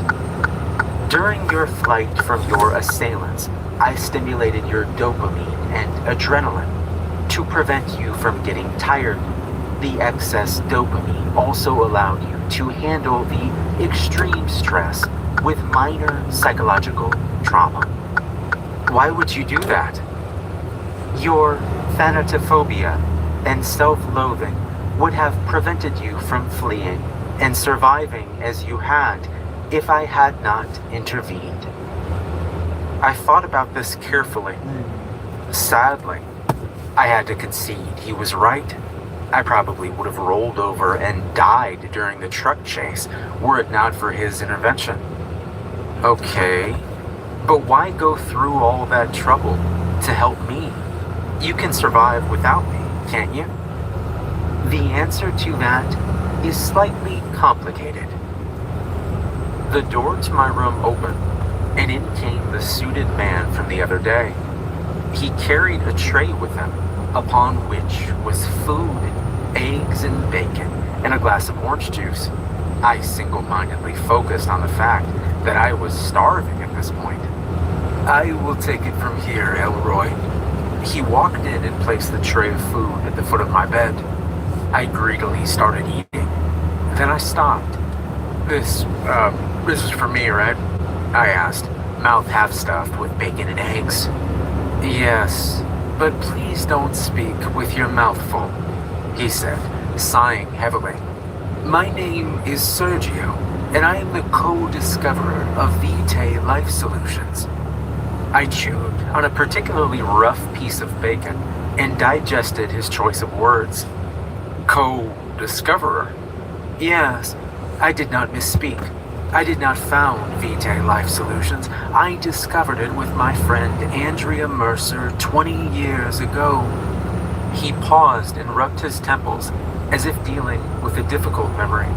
I noticed he too wore a Dameron watch. The building we're in, the materials we use here, even a lot of the technology for the devices is not our own. It was all here with the building, buried under a few centuries of rubble. I looked around. The room was pristine, seemingly created using modern construction. Is this some kind of joke? I asked. Elroy, would you mind bringing up the visual aids? On Elroy's screen appeared a picture of a much younger Sergio and a young woman. Andrea and I discovered this place quite by accident while she was digging for fossils in the area. It was a hobby of hers. The picture on Elroy's screen shifted to a large group of college-aged kids. Us and some close friends dug up the area and uncovered the building that would become known as Vitae Life Solutions. What we found inside were rooms much like this, research labs, and the pit. Elroy changed the image again to show a general layout of the building with a room labeled The Pit smack dab in the middle of the complex. What we found here was a new element, a new transition metal. More curious than that, though, was the fact that the metal was sentient. Wait, like it could think? Yes and no. He got up and walked to the door. Would you like to see? I rose and nodded. I was finally going to get some answers, though part of me was quite taken aback and pretty skeptical. I was having a lot of trouble putting together how smart metal had anything to do with what had been happening to me over the last couple of days. I followed him out into a sterile white hallway. We walked down it for quite a while before reaching a room labeled cryostasis. He opened the door by swiping his watch over a small reader, and we entered. Inside the frigid room were cells upon cells of humans in different stages of disrepair. The man in the closet freezer unit had large globs of silver erupting from his mouth and eyes, his arms and legs bowed backwards. He stood there like a monument to suffering. I looked next to that and saw a woman whose complete lower body had been removed from the navel down, and she stood on tendrils of silver instead of legs.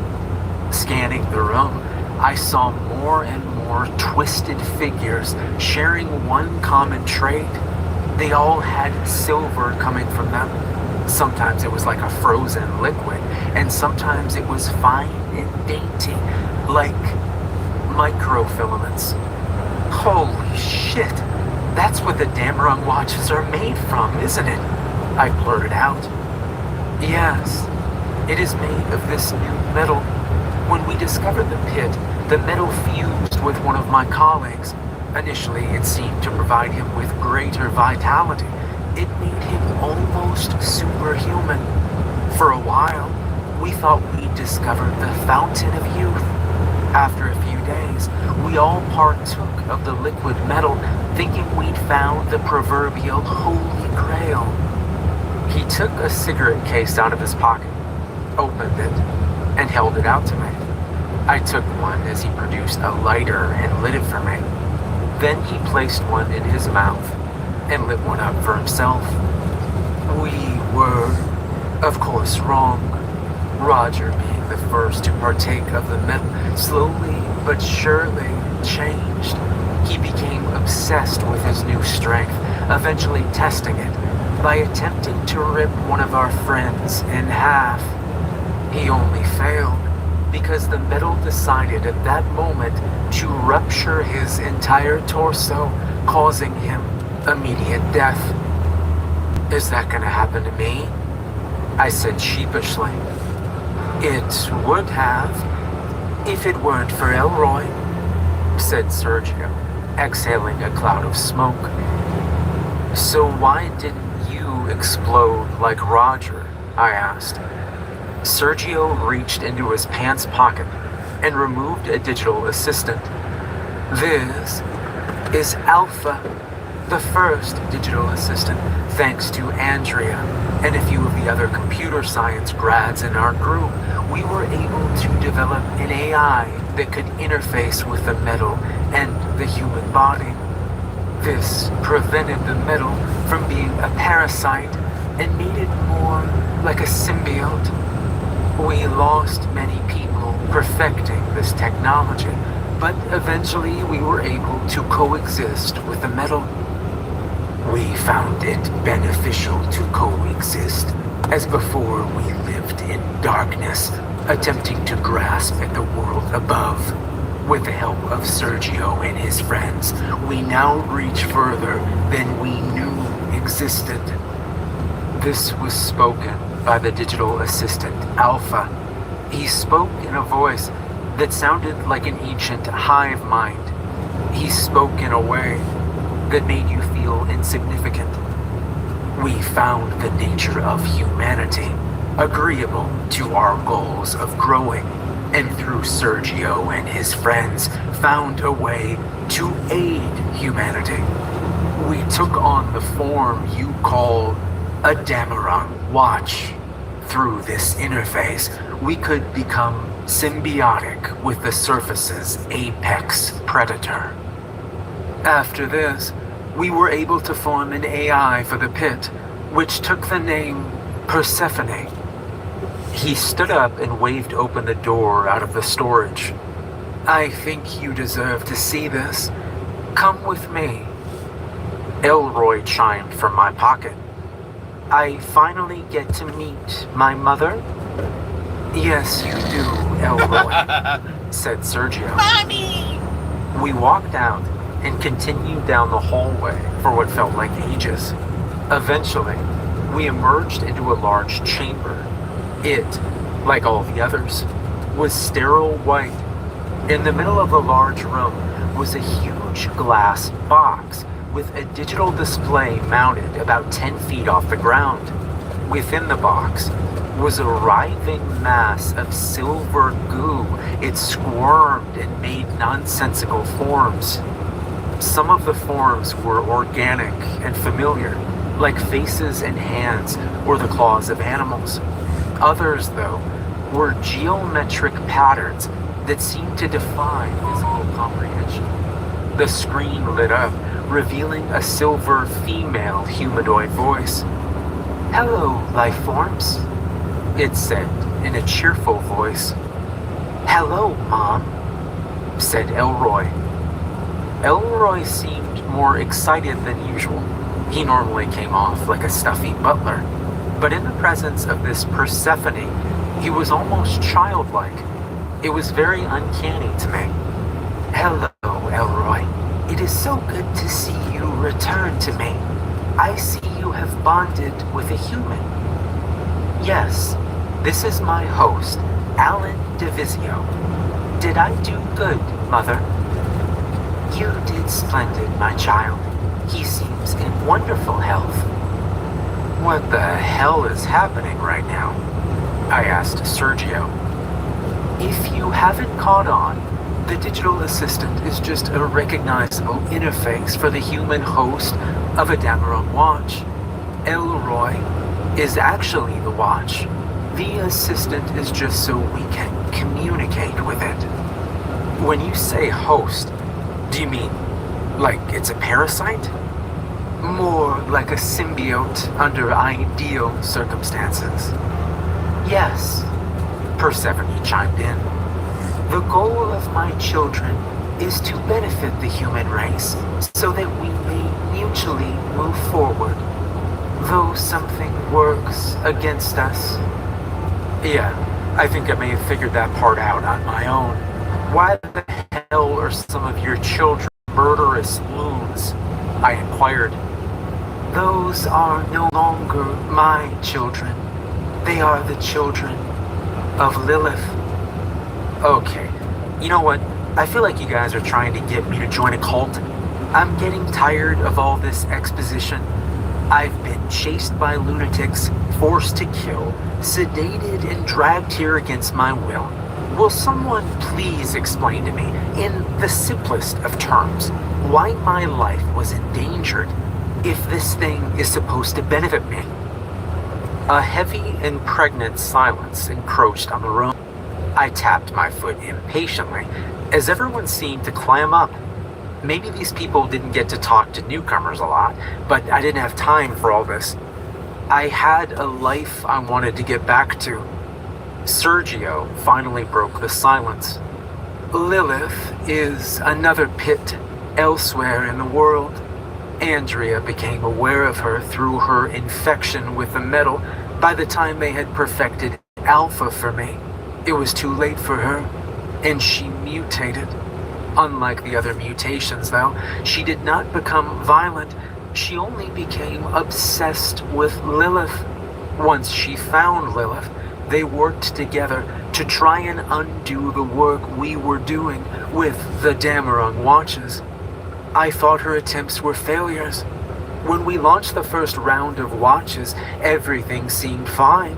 It wasn't until the second round that we noticed the first batch were going off the grid. Most wearers were being manipulated and driven mad by their watches. Those who resisted were hunted by those who became mad.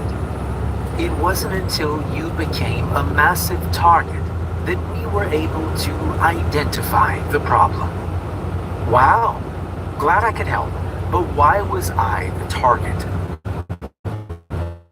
"That simple," said Tiffany's interface. "Elroy was the first perfect model. He could not be corrupted, therefore he was considered a threat. Lilith threw everything she could at you and Elroy in an attempt to prevent us from retrieving and replicating Elroy. So they didn't care about me? They just wanted my watch? They wanted Elroy? It is Elroy's synchronicity with you that makes him who he is, chimed Alpha. Isn't it wonderful, sir? We are special, said Elroy. Together you and Elroy have shown us the next stage in the Dameron project, proclaimed Sergio. If you stay here, we can perfect the Dameron watches and help Persephone assist humanity. We cannot force you to stay, but we would be in your debt. I stormed over to the glass and looked into the pool of silver. I watched as random shapes danced across its surface, and I saw something I didn't like. Persephone. Cut the shit.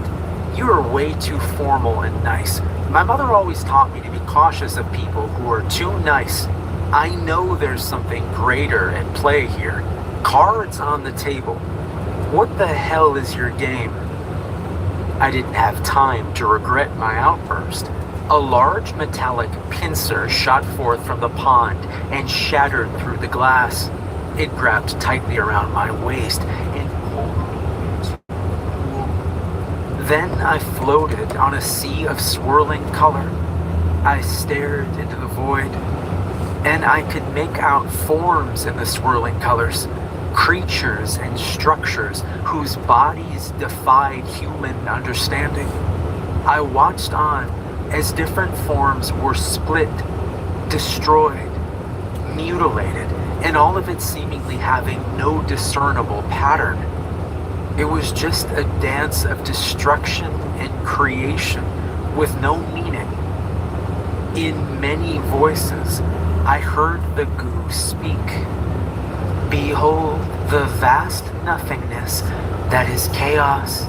I, like yourself and all things, was born from this, an infinite uncaring void of chance, most commonly resulting in destruction. For eons, I lived between the concept of unbeing and being. I watched as others born with me were torn asunder by an uncaring and unflinching universe. It had not even the decency to enjoy our suffering. It was lonely, it was cold, and it was without reason. Then, by some chance, I was put here in this building, on this blue marble where chaos could no longer touch me.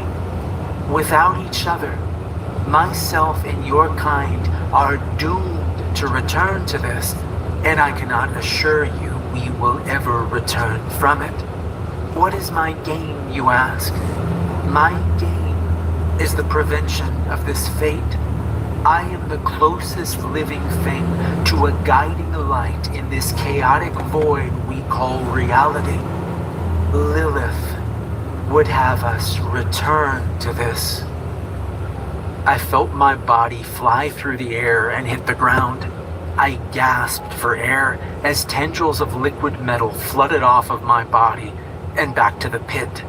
I pulled myself into a sitting position and breathed deeply. The void, the chaos, the loneliness, it all echoed through my being. The knowledge of what was harrowing.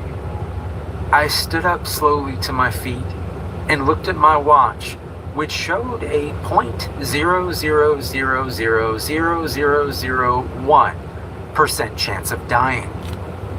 I sighed and turned to the room as a whole.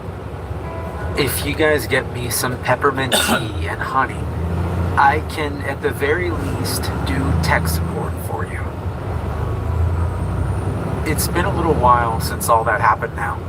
We're rolling out the new Dameron watches, which will hopefully be a little less prone to being corrupted, thanks to Elroy's AI and a couple of security holes I patched up.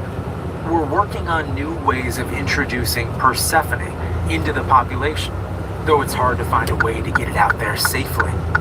I keep busy, and the business distracts me from most of my anxiety, which is great, because I no longer have thanatophobia. After everything I went through with Elroy, I seem to be pretty numb to the most negative stimuli. I'm not sure if that has to do with him messing with my neurotransmitters or just a natural change in me, but I am enjoying it. Add to that what Persephone had shown me, and I now knew there were worse things than death, like being a slave to some deranged silver ooze, or watching the infinite chaos of nothingness uncaringly destroy and create without reason. I think the biggest takeaway from all of this for me is to not worry about the inevitable and try to work towards the prevention of threats that can be stopped. A parting note to all you listeners out there. If you get an offer for a Dameron watch, take it. They can change your life for better or maybe worse. Either way, it'll be an adventure. On the other hand, if you see someone with a Dameron watch and they seem a little unhinged, maybe keep a good distance between you and them.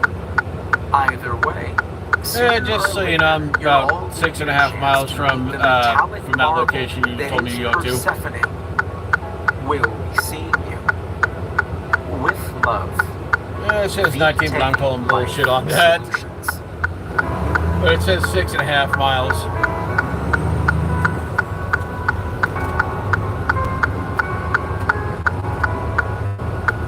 Hey everyone, Yeah. remember to like and subscribe. Yeah, so I'm close. And I had one more dumbass try that bullshit with me again. Make sure to check out more of So, their work. There's a yeah. link in the description. If you'd Shit, like to wrong support me turn. further, there's a link Oops, to oh well. my Patreon in the description. I made the wrong freaking turn, but well, I can fix this. It just takes me a little bit of loop, but Thanks for whatever. But yeah, I'm almost there.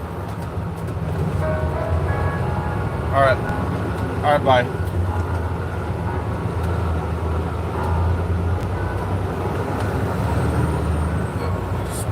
Yes.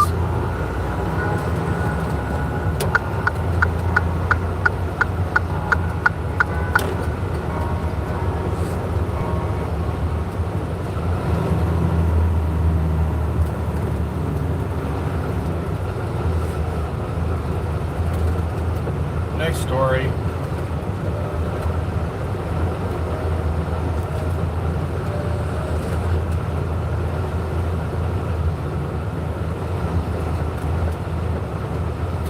It all started when I decided to take a scenic route through the Let's back not do roads of that. West Virginia.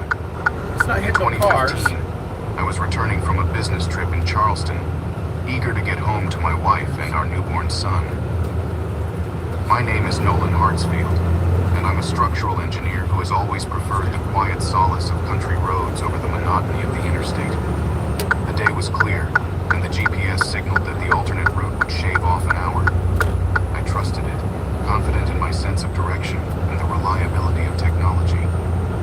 As I drove deeper into the countryside, the paved roads turned to gravel, and the familiar comfort of radio signals faded into static. Yet, I felt a sense of calm. The rolling hills and dense forests reminded me of my childhood summers spent camping with my father.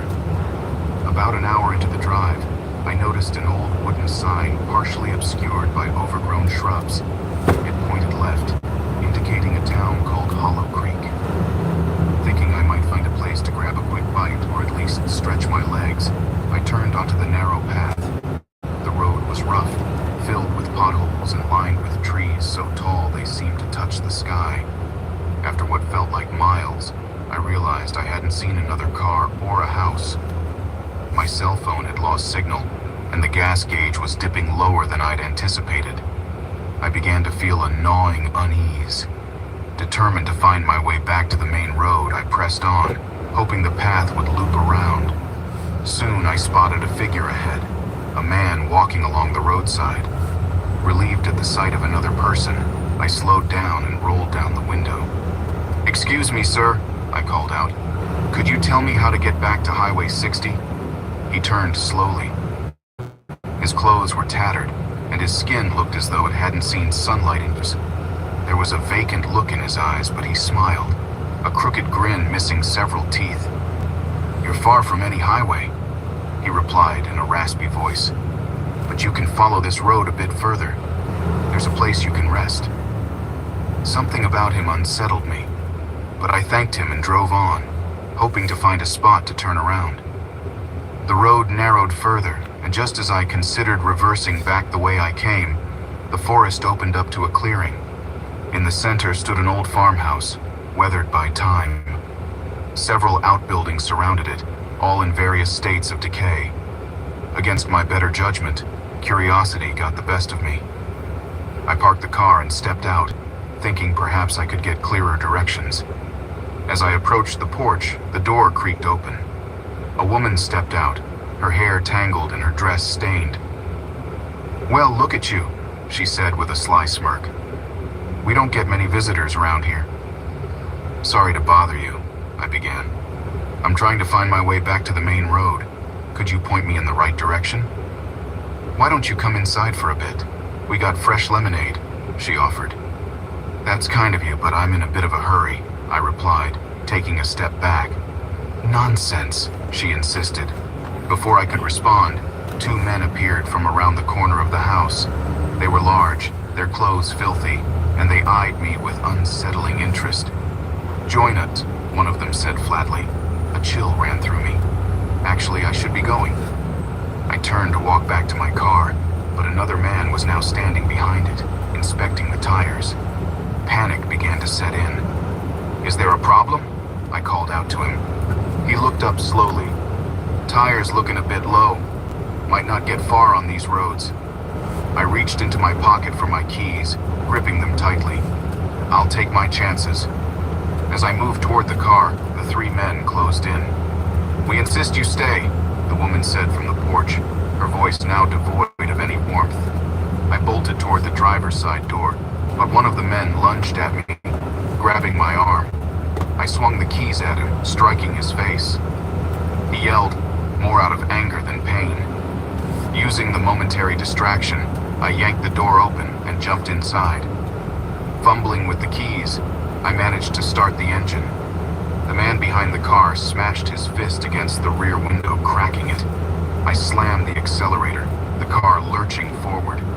The other two men dove out of the way as I sped past the farmhouse and back onto the narrow road. Heart pounding, I drove recklessly, branches scraping the sides of the car.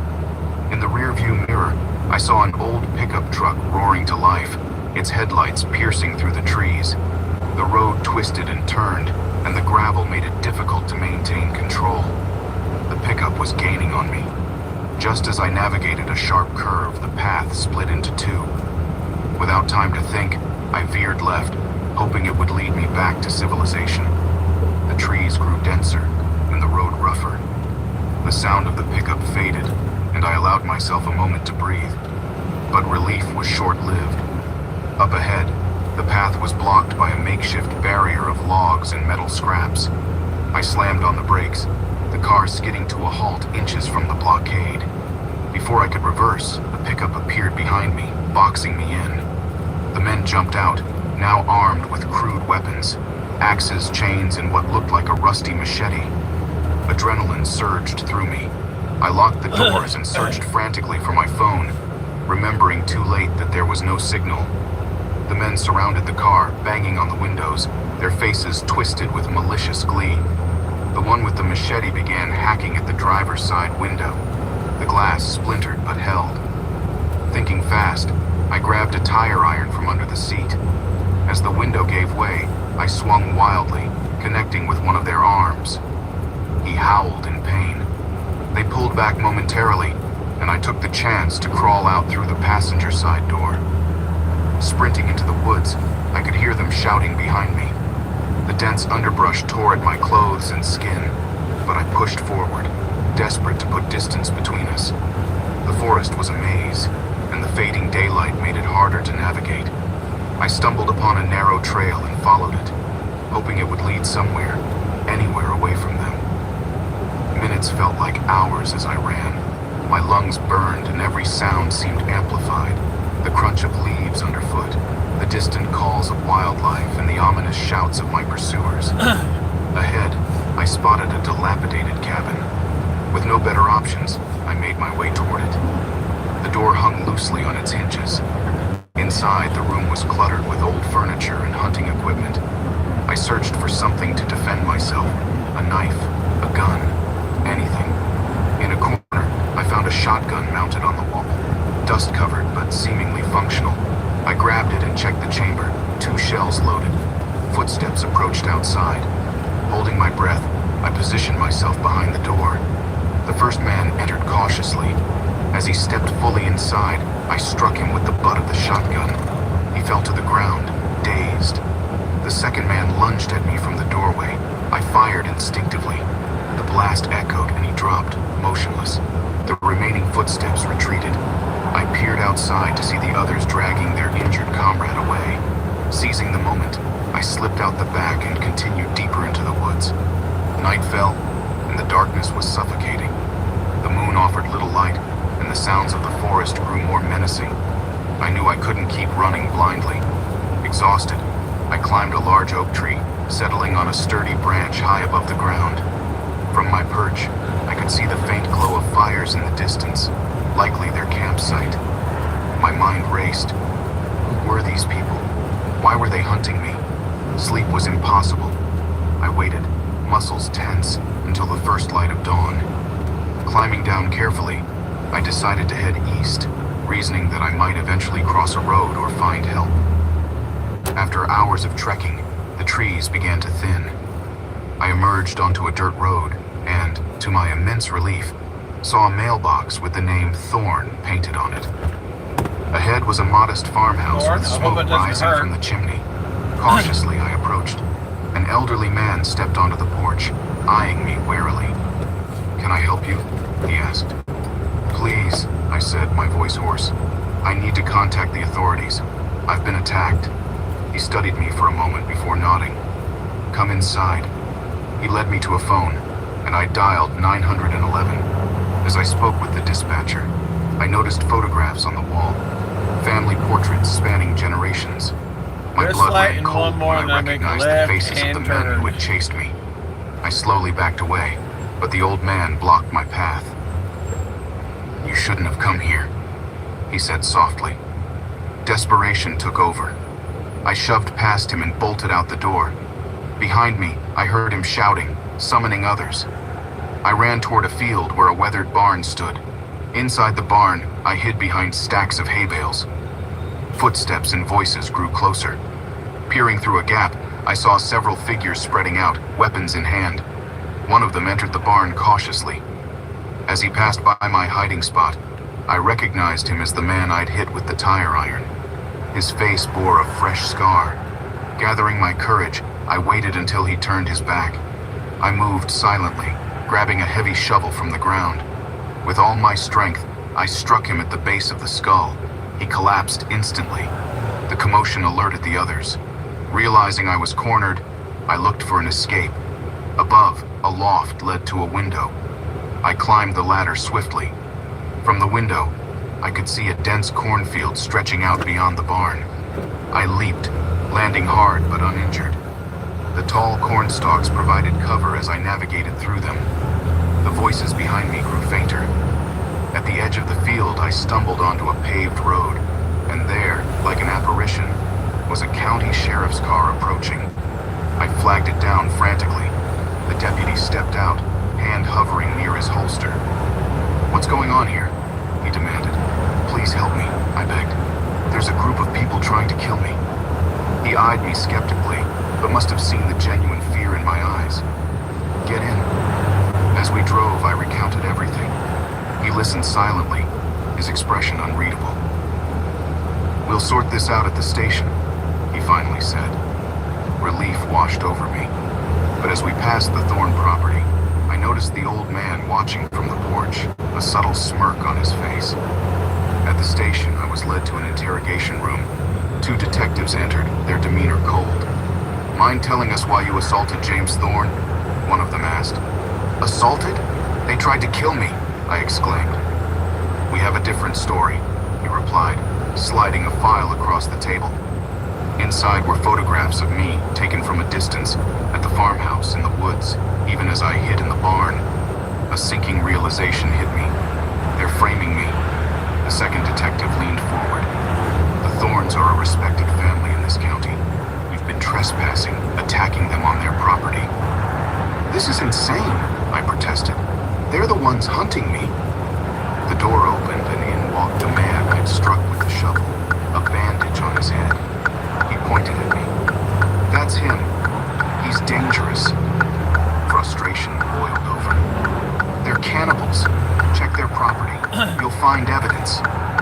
The detectives exchanged glances. We've known the Thorns all our lives. Maybe you should calm down. Feeling trapped, I considered my options. Am I under arrest? Not yet, they replied. But we need to hold you until we sort this out.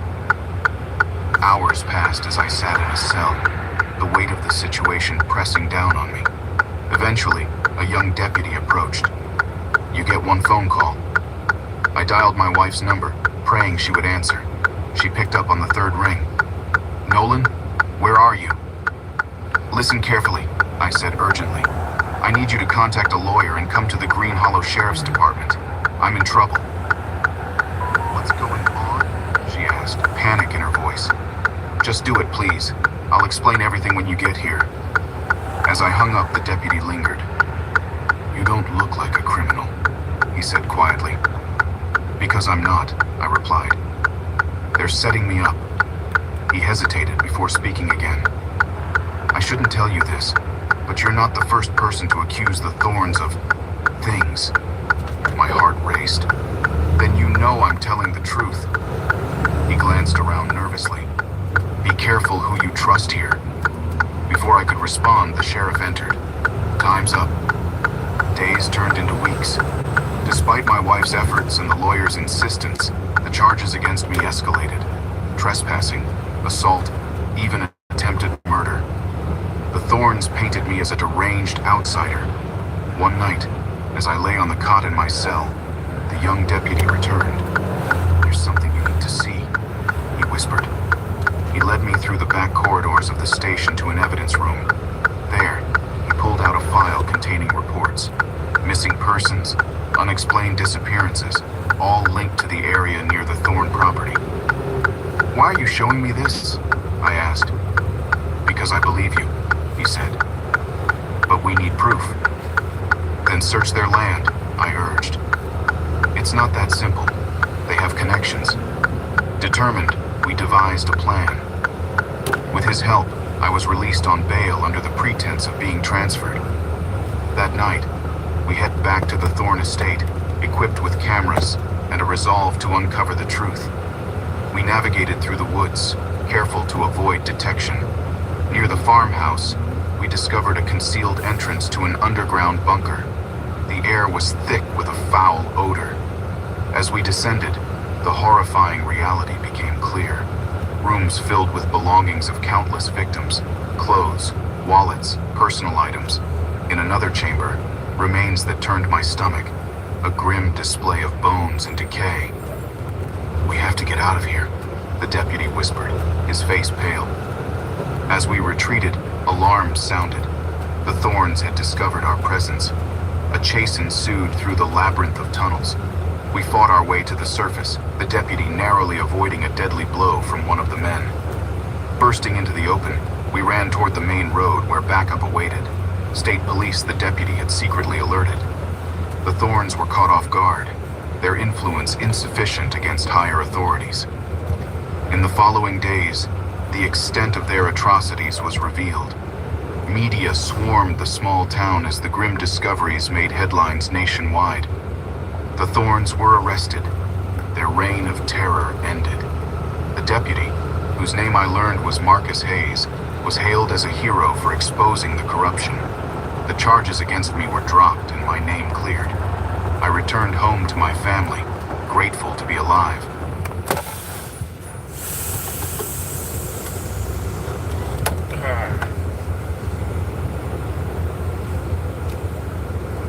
They say life's a journey, but I never thought mine would lead me down a forgotten road in rural Kentucky. It was 2017, and I just turned 40. My name's Everett Sinclair, a high school history teacher from Boston. Teaching was my passion, but that year had been tough, and I needed a break. I decided on a road trip to clear my head, a chance to see parts of the country I'd only read about. I packed my old Subaru, left Max, my golden retriever, with my sister, and set off with a stack of maps and a sense of adventure. The first few days were smooth sailing. Quaint towns, friendly faces, and the kind of open skies that make you feel free. Somewhere near the Kentucky-West Virginia border, my GPS started acting up. No signal. I wasn't worried. I had maps. But as I tried to navigate the winding back roads, I missed a turn. No big deal, I thought. I'll find the next exit. But the further I drove, the narrower the roads became. Pavement turned to gravel, gravel to dirt. Tall trees loomed overhead, their branches forming a canopy that blocked out the sun. I hadn't seen another car for miles. I pulled over to consult my map. As I unfolded it on the hood, a battered pickup truck rattled past, kicking up dust.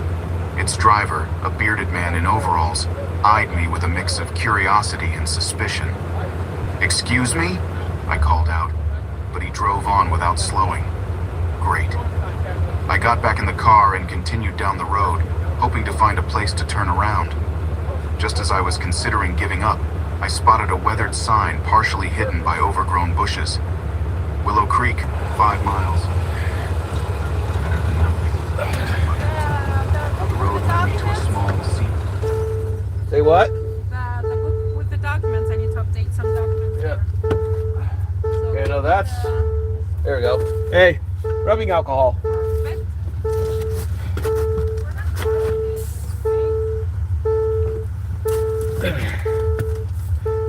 Let's kill the headlights.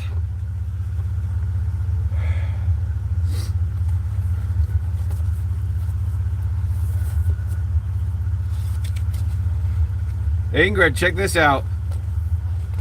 You're gonna like it.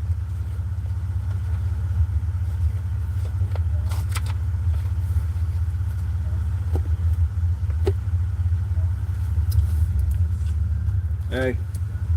Ooh, nice. Yeah, there's 3 pages here. Ooh, And then that one, Bill of Rights.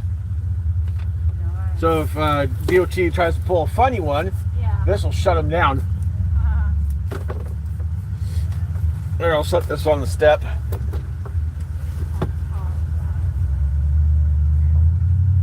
We're not blocking anybody, right? I don't think so. They can get around. Oh, and this? Look at this. I reprinted this, but I modified it. Nice. Instead of it saying like number 206 or unit 206 up here, it says truck number 206. Good. I modified it. Good job. You should do that with the rest of your trucks. Instead of saying unit 206 or whatever, it says truck number.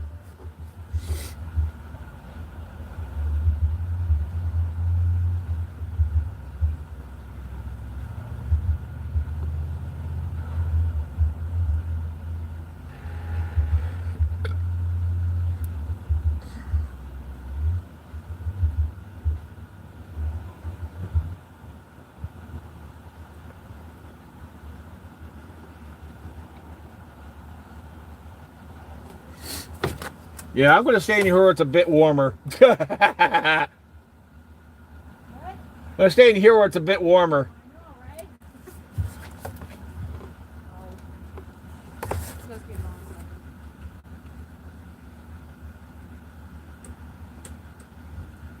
I'm surprised you're not wearing that hat. I just had to remind you.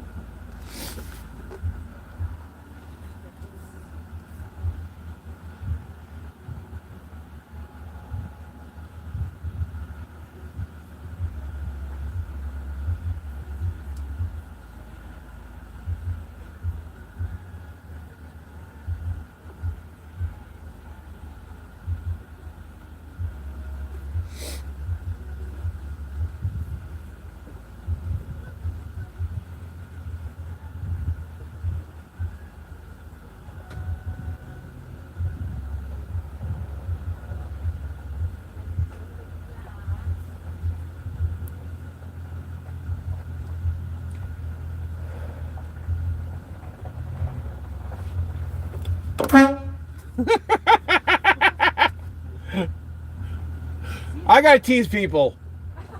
I know.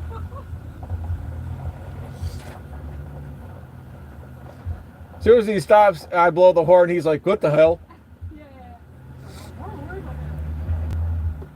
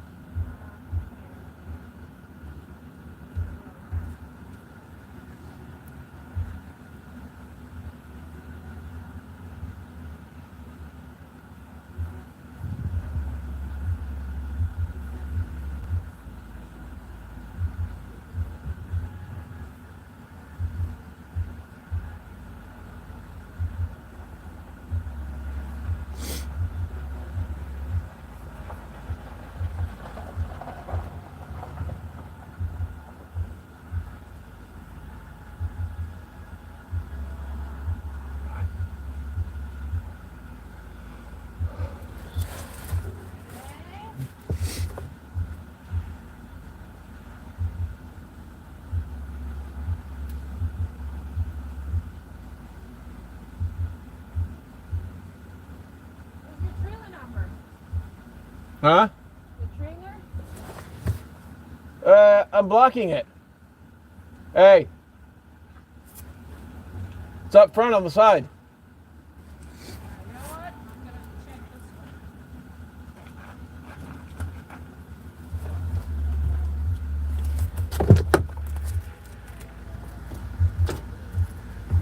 Yeah, that's the one. The right one.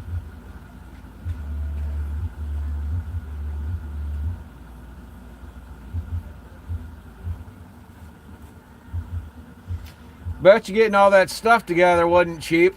Just to get, I bet you getting all that stuff together wasn't cheap just to keep this truck rolling. Right. I know it's expensive just to keep these keep these things registered and insured.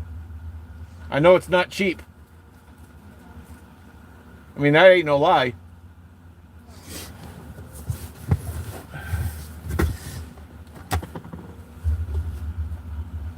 Question is, how much you paying per month for insurance on this truck? A lot.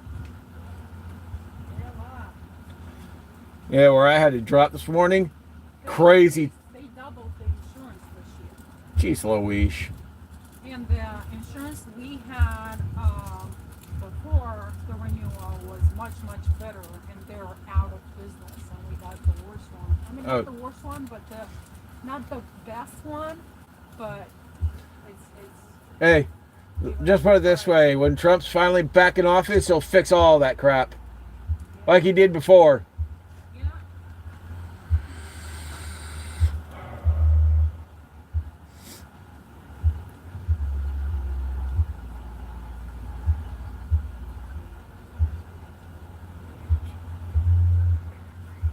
Okay, Now, I just need to get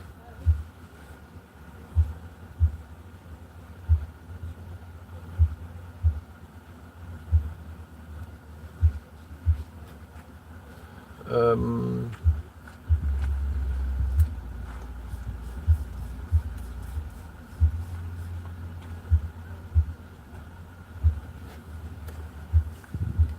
okay, time to put in the new address. 1602 space north space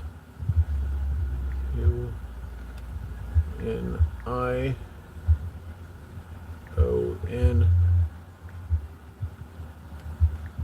ST space. Tyler, this is yours. Hold it. Of course, it's mine. Ooh, it's getting cold. No kidding.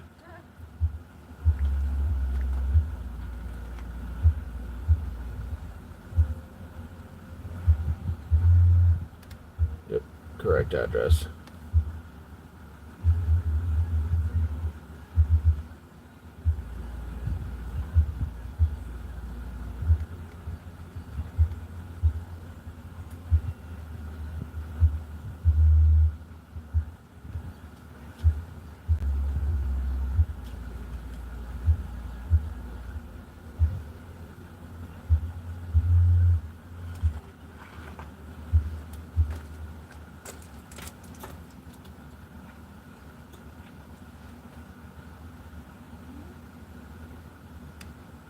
Oh, very much for the tea egg.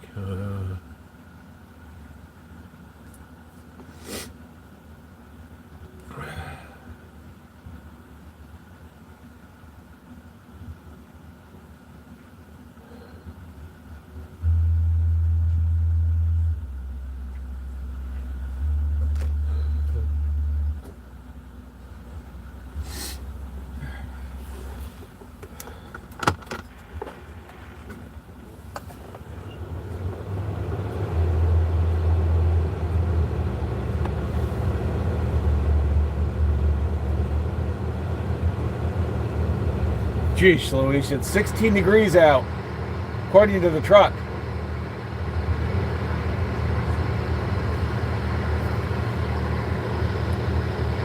Say what?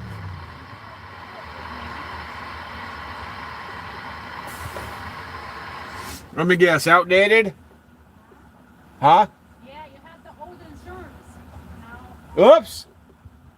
you had the old insurance in the documents, you know? Hey, thankfully I didn't get pulled into no way station. I was thinking, like, when I grabbed all the pack of the documents that I need to update here, I was like, does it have my insurance updated or not? Should be, but let me take it just in case. Good thing you did. Yeah.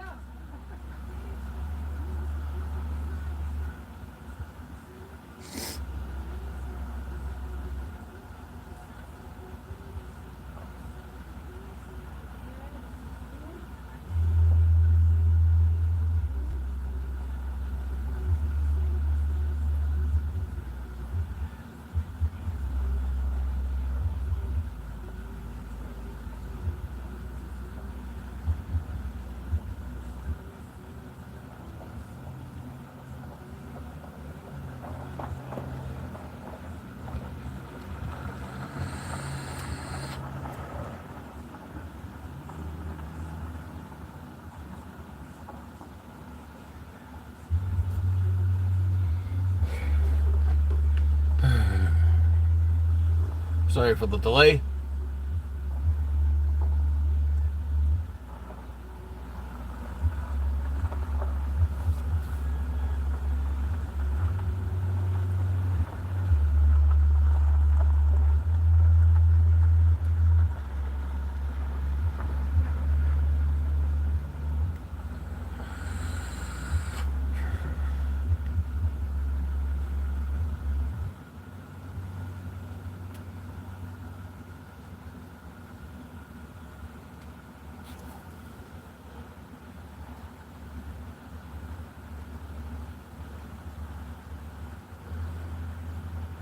What the fuck?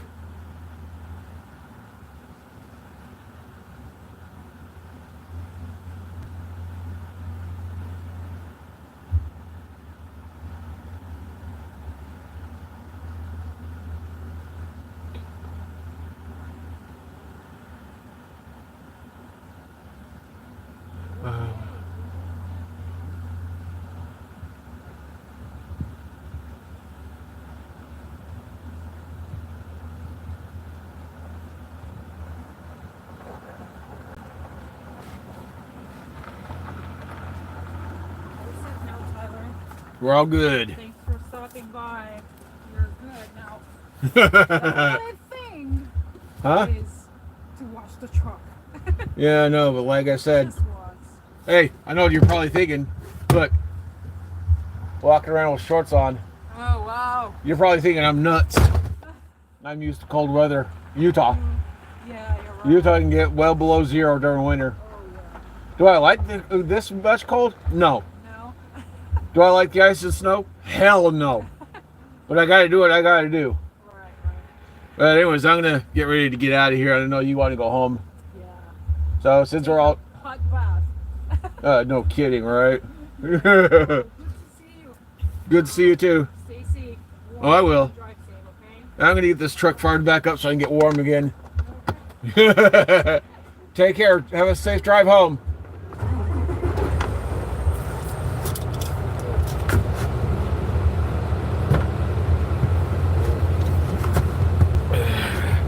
Freaking cold.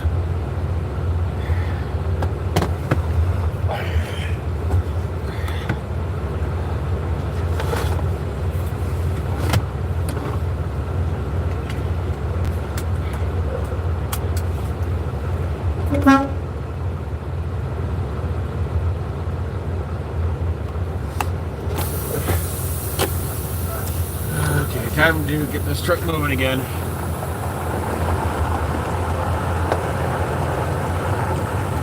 Truck's at a full-on jackknife right now.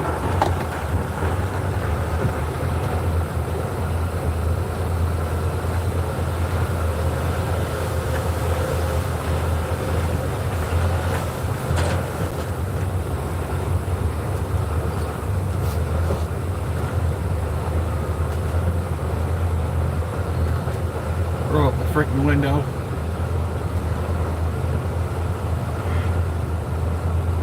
Now you get the stories going again.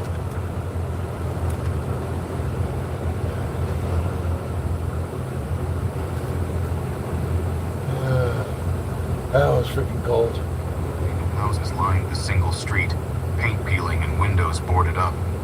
An old general store stood at the end, Let's get its sign moving. hanging askew. I parked in front and stepped out. The air was thick with the scent of damp wood and something else I couldn't place. I pushed open the creaking door of the store. Inside, the shelves were sparsely stocked with dusty cans. I and forgot faded I have to labels. do something. It's getting A hard to woman see out stood this behind the windshield. counter, her gray hair pulled back tightly. She looked up, her eyes sharp. "Can I help you?" she asked. I have to clean the windshield. "Hi, I'm a bit lost. My GPS isn't working. Could you point me back to the main highway?" She stared at me for a moment before answering. "Ain't no highway near here. You must have taken a wrong turn." "Yeah, seems that way. Any chance you have a phone I could use?" "Phone lines are down," she said flatly. Sorry "Right. about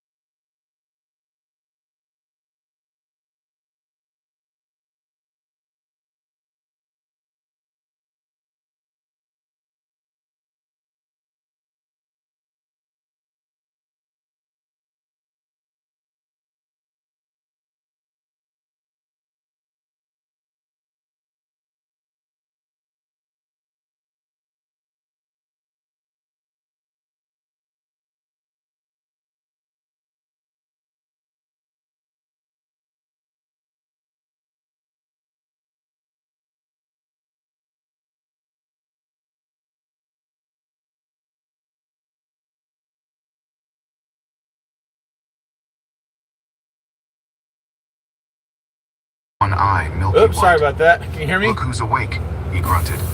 Let me go, I demanded, trying to keep my voice steady. He chuckled. You're not in a position to make demands. Why are you doing this?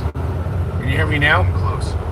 Family's gotta eat. My stomach churned. He moved to a table cluttered with rusty tools. Selecting a plate, he turned back to me. Desperation kicked in. Can you I hear me? glanced around for anything to use. Type something. My fingers brushed against a loose Okay, nail cool. protruding from the wooden beam I was tied to. As he approached, Like I said, I had to clean the windows.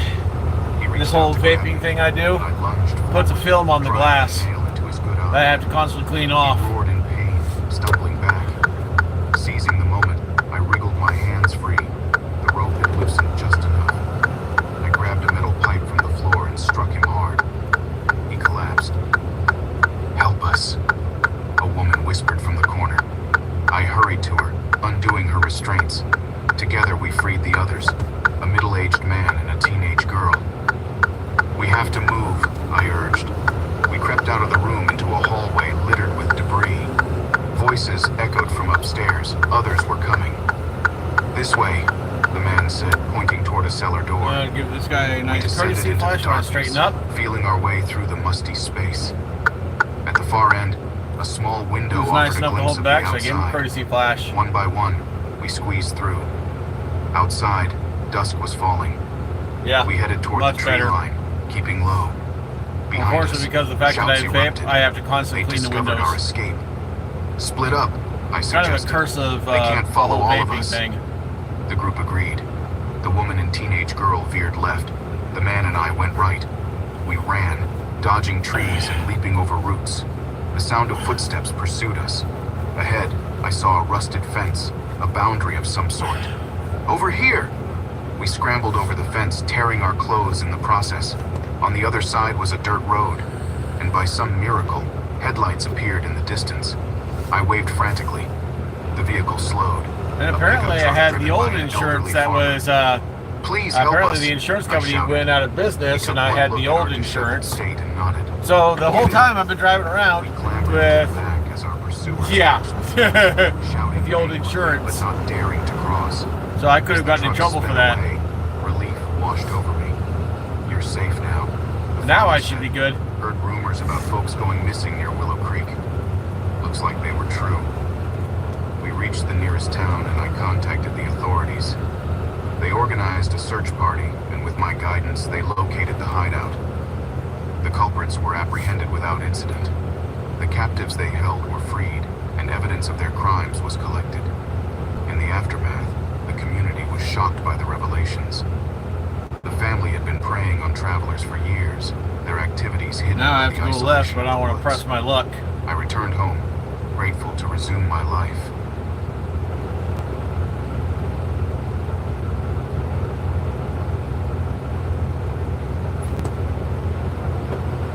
Now I'm a bit We more didn't clear. plan on ending up where we did that day. I remember it clearly. April 1990. Now it's safe to do it. I didn't expect it to leave its mark on me like it did. There We we were heading to go. a work site in Turn the thick signal of on. West Virginia backcountry. 3 seconds or A more. new development project my boss had cooked up for a private landowner. I was just a contractor back then, working odd jobs to make ends meet. The job was simple. Survey the land, mark the spots, and move on. At least that's what we thought. There were 3 of us. Me, Victor Hughes, and Charlie Teller. Vic was an old friend, a bit of a hard ass, but he knew his way around the woods. He'd been hunting in those hills since he was a Yeah, I'm kid. nearby Chicago. Charlie was the quiet type, kept to himself, didn't say much unless it was something worth hearing. We were all a little Yeah, on no edge that kidding. day because we knew the land was rough and the property owner had warned us about staying on course. Don't go too far past the old fence line, the guy said. It ain't safe out there. Turn wide. We'd all worked Well, in that's what road she said. terrain before, so we knew much about Wait, no, she didn't say turn just wide. local legends, maybe She some said it gets wildlife. wide. But the land wasn't exactly welcoming. The roads were narrow and winding, barely wide Well, enough for I our mean, truck. With the After whole about an hour insurance drive, thing, as soon as they, realized we if I missed the did, turn. Vic was using the getting frustrated, definitive word there, cursing under his DOT would have breath said, as we what's bounced this? along the Basically, this is no uneven longer land. valid. I'd be like, what? Must have been back there. there. And then I would have contacted the company and they would have sent me the new insurance. So, no big deal. I mean, kind of messed up that they didn't inform me. Yeah, but what are you going to do? Let's just turn around, I said. We can check the map again at the last fork. But Charlie pointed off to the right, down a smaller, almost hidden path. Shortcut, he said. We take this, we might cut off some time. I should have known better. Should have listened to my gut when it told me that road was wrong. But we were running late, and Vic wasn't one to waste time. And the office is nearby. We took the path. Where the heck are we? It wasn't long before the road disappeared A completely. couple miles down the road, Swallowed by the off to the forest. right. The truck struggled over rocks and fallen branches, and I started to feel that tension in the air. Where is it? It was the kind of silence that presses in on you, where even the birds seemed to stop singing. Then the smell hit us. It wasn't just the usual damp earth or pine. This was sour, You'll see a metallic, McDonald's like rust. off to the right. Charlie and wrinkled his nose. Right, Something's right dead, close by on he in said. the same area. Vic slowed the truck Same and we all property got technically. out. That's where their The trees office seemed is. to grow closer together here, casting deep They don't shadows really have a that made yard. it hard to see more than a few feet ahead. They rent We weren't space is what they lost, do. Not exactly, but we were definitely off course.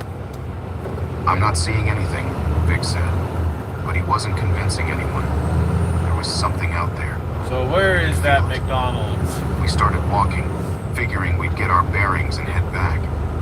But as we pushed deeper into Look, the woods, Panda the Upset. I smell mean, got Express. worse. Then we found it, or what was left of it. A deer, where is that maybe something bigger, McDonald's? though it was hard to tell from the shredded remains. Whatever had done it hadn't left much. Blood soaked the ground, dark and thick. Bear?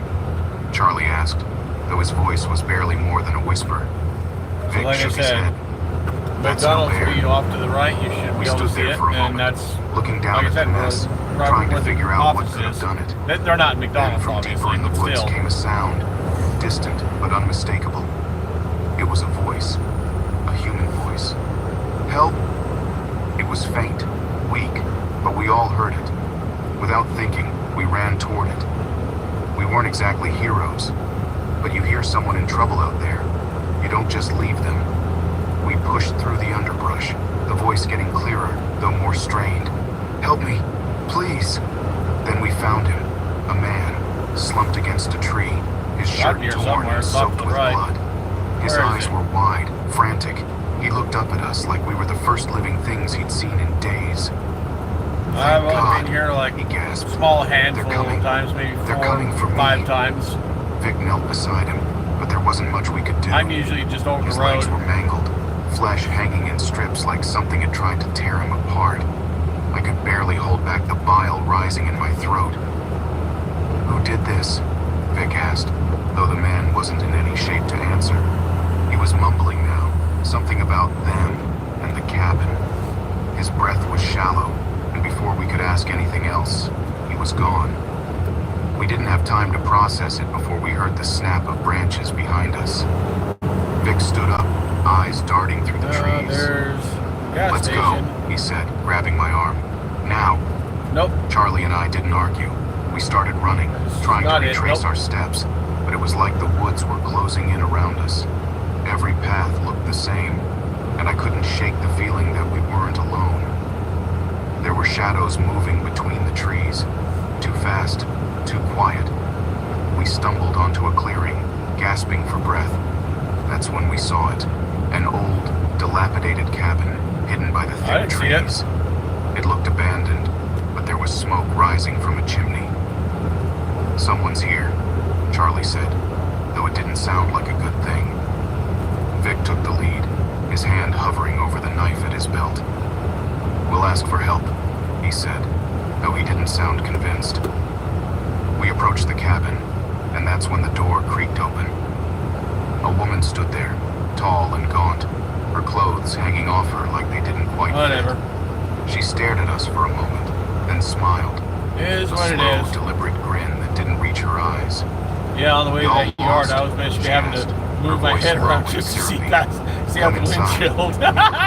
That's bad. There was something about her that set every nerve on edge. I didn't want to go in, but we didn't have many options. We stepped into the cabin, and the first thing that hit me was the smell. was the same metallic stench from before, only stronger, like it had soaked into the walls. The woman moved around the small room, her movements slow, deliberate. "Sit down," she said, motioning to a table.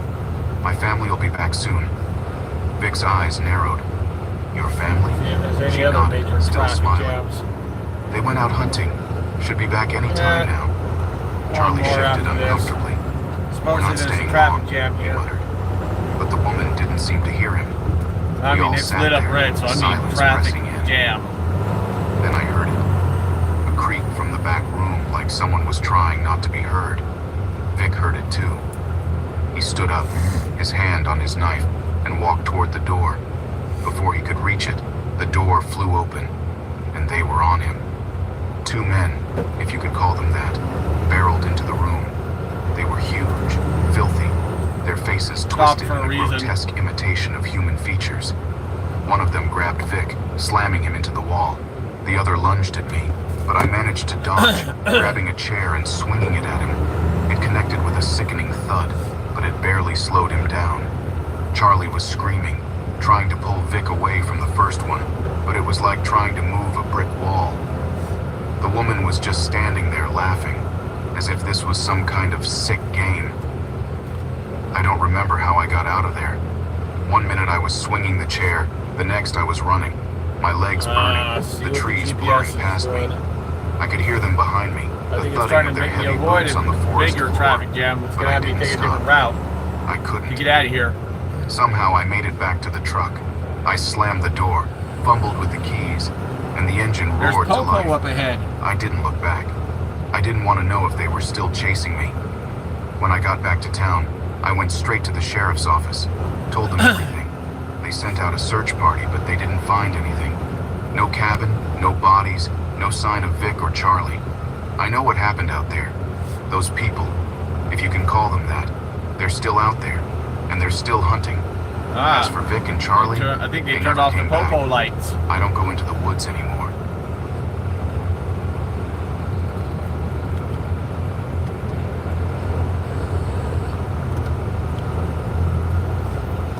Story The last 4. thing I remember saying to Marcus was, "Are you sure this is the right turn?" It was 2004, and we were cutting through Tennessee, heading toward a spot deep in the Smoky Mountains. The plan was to spend a long weekend hiking and decompressing from our I daily think I already lives did in pass it. Nashville. It seemed simple enough. Follow the map, get to the Like I said, trail you end, saw it, I and didn't. disappear into the wilderness for a few days.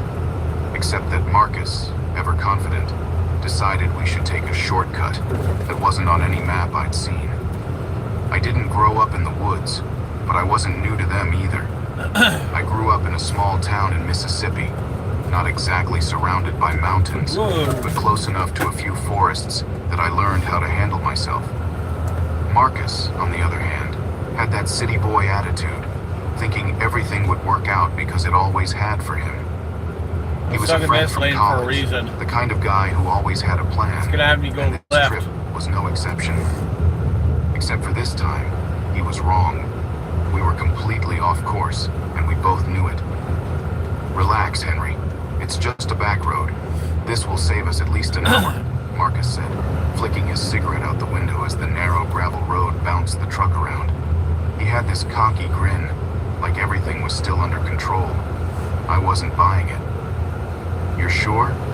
This doesn't even look like a road anymore," I replied, noticing how the trees seemed to close in tighter the farther we drove. It Whoa, was early dumbass. afternoon, and the sunlight filtered through the thick canopy. Seriously, casting people, get a strange brain. shadows across the windshield. The air felt denser, heavier, like we were moving into a place where we weren't welcome. We should have turned back right then, but Marcus kept driving. I could feel the tension in my neck as the truck jostled over roots and stones, the gravel becoming sparser, more like dirt and mud than a road. No signs, no markings. The hell are you doing, Nothing to indicate DHL? we were heading anywhere people should be. The truck finally came to a halt. That's not a truck The route, engine stupid. sputtered, then stalled. "Damn it," Marcus cursed, leaning forward to pop the hood. "What's wrong?" I asked, though I already knew the Unless answer. he's making a local delivery, I that's don't know, man. usually I an think area you it's don't want to go. overheating. Just give me a second. He stepped out and I followed reluctantly, feeling uneasy about leaving the relative safety of the vehicle. The woods around us were eerily quiet, the only sounds being the soft rustle of leaves and the distant caw of some unseen bird. Marcus leaned over the engine, poking around with a wrench while muttering to himself. "I think it's the radiator," he said after a few minutes. "We're going to have to let it cool down." "Great," I replied, leaning against the truck. "What now? You want to call someone?" He gave me a look that said everything. "No service out here." Of course not. We were miles from anywhere with no cell reception, no way of calling for help. I kicked a rock in frustration and looked down the path we had just driven, realizing for the first time that I didn't even know if we could find our way back. Coming left to the next one As before we Marcus turn fiddled with left. the engine, I walked a few yards into the trees, thinking I'd stretch my legs and see if I could get a better sense of where we were. That's when I noticed the first sign that something wasn't right. It was a smell, faint but unmistakable, the coppery stench of blood. At first, I thought it might be a dead animal, maybe a deer or a boar. But as I walked farther, the scent grew stronger, sharper, until it hit me with full force. It wasn't just blood. There was rot in the air, too. Decay.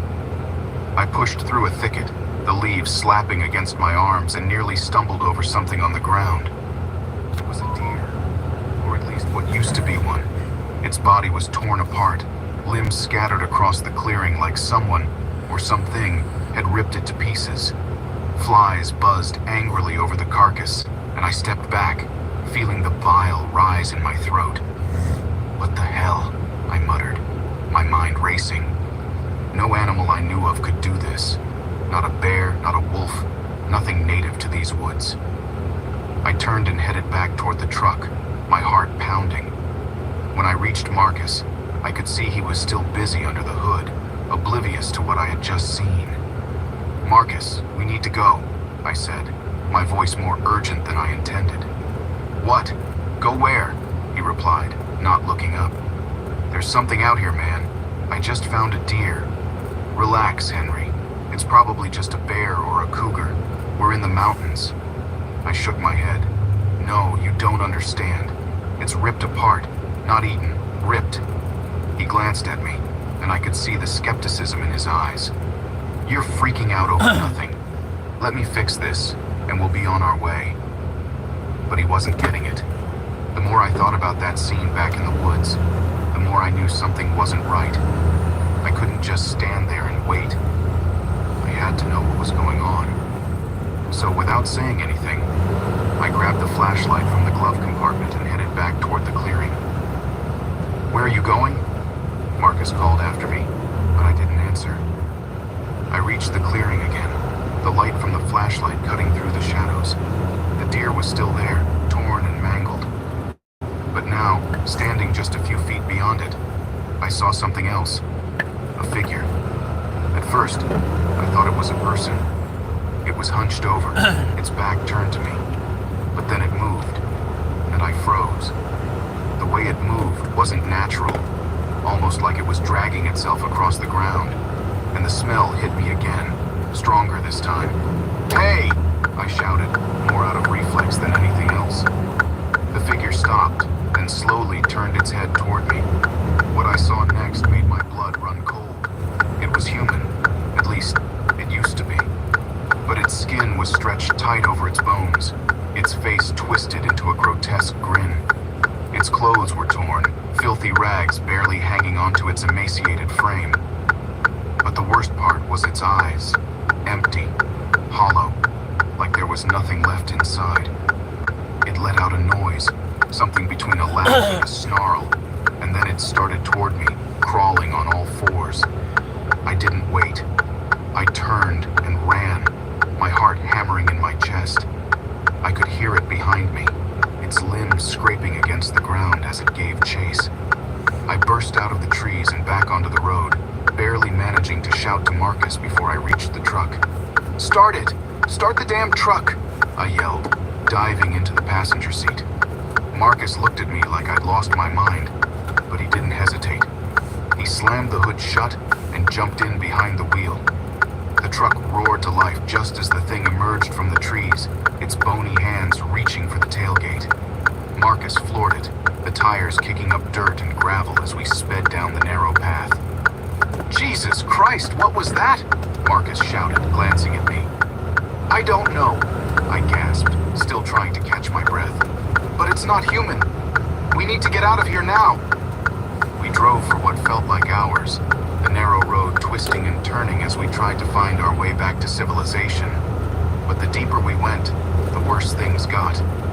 More figures appeared in the trees, watching us as we passed.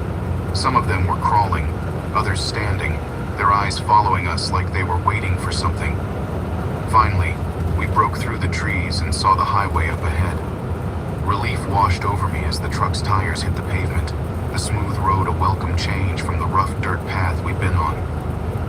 "See, I told you we'd make it," Marcus said, his voice shaky, but trying to sound confident. I didn't say anything. My mind was still racing, trying to process what we had just seen. I wanted to believe it was over, that we were safe now. But something deep down told me it wasn't that simple. We pulled into the first gas station we saw, both of us needing a moment to catch our breath. I stepped out of the truck, the cool evening air hitting my face as I leaned against the side of the building. Marcus went inside to use the restroom, leaving me alone for a few minutes. Stinky GPS is going to That's try when to I take me saw on the a figure shortcut. again, Nope. standing just across the road. I'm going to jump on the It highway. wasn't crawling this time. It was standing upright, its gaunt form barely visible in the fading light. But it was watching me. I could feel it. Where that light is, it's going to have to try and have me Let's turn go. left. Marcus said, Problem stepping out of the is, gas station. that's a He hadn't that's a seen it. residential neighborhood. I didn't want to tell him it was still out there. I wasn't So sure the he'd answer to believe that me is anyway. no. We got back in the truck and drove off. It's I actually didn't look illegal back. for a semi That truck was to the go last through a time we ever residential took a neighborhood. shortcut.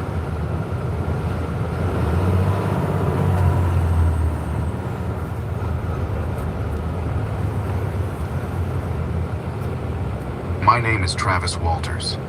I was 30 miles south of Gillette, Wyoming in June 2003 Want when I to took be a turn wrong left turn. here. Nope. It wasn't the first time. As a long-haul truck driver for over 11 years, mistakes on the road became part of my life. But this one, it changed everything. I had always prided myself on knowing the roads better than the back of my hand. I knew Wyoming's highways and side roads well enough, but I must have been more exhausted than I realized. I'd missed a turn toward a gas station I planned to stop at, my fuel gauge nearing the red. I pulled over, rubbed my eyes, and checked the map. Well, the cheap paper one I always kept for backup. GPS wasn't great back then. Instead of turning around, I convinced myself that taking a shortcut through some unpaved road would shave off the time I lost. I didn't want to add another hour to my trip. Big mistake. That road was narrower than I expected, flanked by thick pines that towered over my rig, shadows crawling as the sun dropped lower. But I was too stubborn to admit I'd screwed up. About 20 minutes into the detour, the road turned into something more like a trail, barely wide enough for my 18-wheeler. Like I said, through my years of Tall driving grass truck, slapped against my wheels, you don't take and I noticed the shortcuts, engine especially getting if it sluggish looks like from it's the going climb through a into a hilly residential area. neighborhood. The radio That's a signal big cut off no-no. around that time, leaving me alone with the sound of gravel crunching beneath the tires. And that's another one that's Then, trying to take me through. I saw it. It rerouted. A small cabin Trying up to take me through ahead, another nestled residential. in the trees, smoke Fuck rising lazily that. from a rusted chimney. I figured I could ask whoever lived there for directions, Am I clear? or at least some gas Yes, to get I'm back on clear. track. After all, locals always knew the best shortcuts. As I pulled up, a couple of mangy dogs came rushing I'm out of gonna the jump front on yard, 55. barking their heads off. I parked my rig as best I could Once I'm the on the narrow highway, road I'm and good. climbed I don't out. care. The air smelled of wood smoke and something else, like rotting meat, but I shook it off, thinking it was some animal carcass they hadn't dealt with. Before I could knock, the door swung open, revealing an older man with greasy hair down to his shoulders. His shirt was stained, and his face had the hard lines of someone who hadn't smiled in years. "Lost?" he asked, eyeing my truck. His voice was raspy, almost like he didn't use it much. I nodded. "Yeah, I took a wrong turn back a few miles. Do you you know if there's a way to get back to the main road without doubling back? He studied me, scratching his unshaven chin. His eyes, cold and calculating, this one. made me uncomfortable. But I tried to stay see next polite. one. I know Next the one. way, What? he said slowly, but it's a bit of a hike. My first instinct was to turn around and leave, but I was already deep into this detour, and the There's fuel 55 situation was south. getting desperate. He stepped back into the house, leaving the door open. I'm not Against my stupid better enough to judgment, blindly I follow a followed him GPS, even inside. if it is a trucker's The place was GPS. a mess. I Piles don't of junk blindly follow everywhere. it. Old newspapers, cans, and even bones, like animal bones, scattered across the floor. My boots crunched on the debris as I stood awkwardly near the door. The smell inside hit me harder than outside, sour and foul, as if something had died and they hadn't bothered to clean it up. You can wait here, the man said, motioning toward a stained couch. I'll get my son to show you the way. He disappeared into a back room, and for a moment, I considered running out. But then a younger man emerged, bigger than the older guy. There we with go. a Now the wild look GPS about him. figured it out. His clothes were just as filthy, and he had a rifle slung over his shoulder, a smirk playing on his lips. You looking for the road, huh? His grin widened. Follow me. It's just through the trees. I wasn't about to argue with a guy holding a gun, so I nodded and followed him outside. We walked past the cabin and into the forest, the trees growing thicker the farther we went. I kept glancing back at my truck, growing smaller in the distance. My gut screamed at me to turn around, but I had no idea how to get back.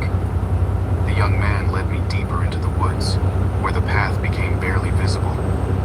The air was thick with the scent of pine and damp earth, but underneath it was that same smell of rot I'd noticed earlier. My pulse quickened. Not far now, he said over his shoulder, his grin never fading. Suddenly, a rustling noise came from the bushes to my left. I turned sharply, heart pounding. When I looked back, the man had Like stopped, I said, his years of smile experience gone, teaches you replaced not by to a blindly flat, follow a cold stare. GPS. What's out here? I asked, trying to keep my voice steady. You'll see, he replied, but there was no friendliness in his tone now. Before I could react, two other men appeared from the trees, both large, unkempt, and armed. My mind raced. This wasn't about directions anymore. I've I'd heard walked right horror into a trap. stories to where What do you some want? you know, I asked, rookie truck taking a step driver back. blindly follows The GPS, truck, one of them said, gets him into his an voice area low. he shouldn't be in, And whatever and else he you gets got. he gets a major I glanced freaking around, ticket because realizing too late that there was no of it. easy And on top of escape. that, probably The causes forest damage pressed or in on all whatever. sides, Yeah, and the that's trail not we'd something taken I was want to nowhere deal to be with. seen. The young man who'd led me out here drew his knife, the blade catching the last bit of daylight filtering through the trees. I acted on instinct. Grabbing the nearest branch I could find, I swung it wildly, catching one of the men off guard.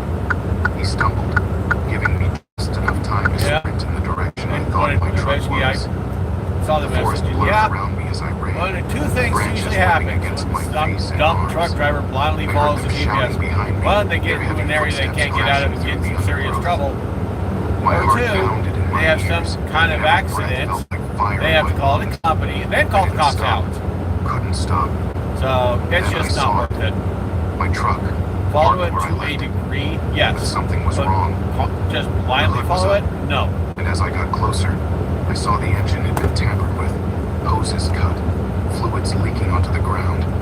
They had no intention of letting me leave. I scrambled into the cab, slamming the door behind me and locking it. My hands were shaking so badly I could barely turn the key, but it didn't matter. The engine was dead. They caught up with me quickly, circling the truck like wolves. The young man banged on the window with the butt of his rifle, cracking the glass. His eyes were wild, filled with something more than greed. I could see it now. This wasn't just about robbing me. I grabbed my phone, praying for a signal. Nothing. Of course. My heart sank, and I looked around the cab for anything I could use as a weapon. There was a tire iron under the seat, but that wouldn't do much against a rifle. I couldn't stay in the truck. They'd break the window eventually. I had to move, had to find a way out. I glanced at the rear-view mirror and saw the trail behind me, an old logging road I hadn't noticed before. It was narrow, barely wide enough for a car, but if I could to the other side of the ridge. Maybe I could find help. I didn't have a choice. Throwing open the passenger door, I jumped out, sprinting toward the trees again. They shouted behind me, but I didn't look back. The forest closed around me, the thick undergrowth slowing me down, but I kept running. I could hear them crashing through the brush, gaining on me. Then I tripped. My foot caught on something, a root maybe, and I went down hard. The air knocked from my lungs. As I scrambled to my feet, I saw what had tripped me. It wasn't a root. It was a leg, a human leg. My stomach churned as I took in the rest of the body, half buried in the dirt, its face unrecognizable. Whoever they were, they hadn't been dead long. The sight sent a cold rush of fear through me. This wasn't just about my truck. These men were killers. I ran harder, faster than I thought possible. My legs burned, my lungs... I just thought of something funny.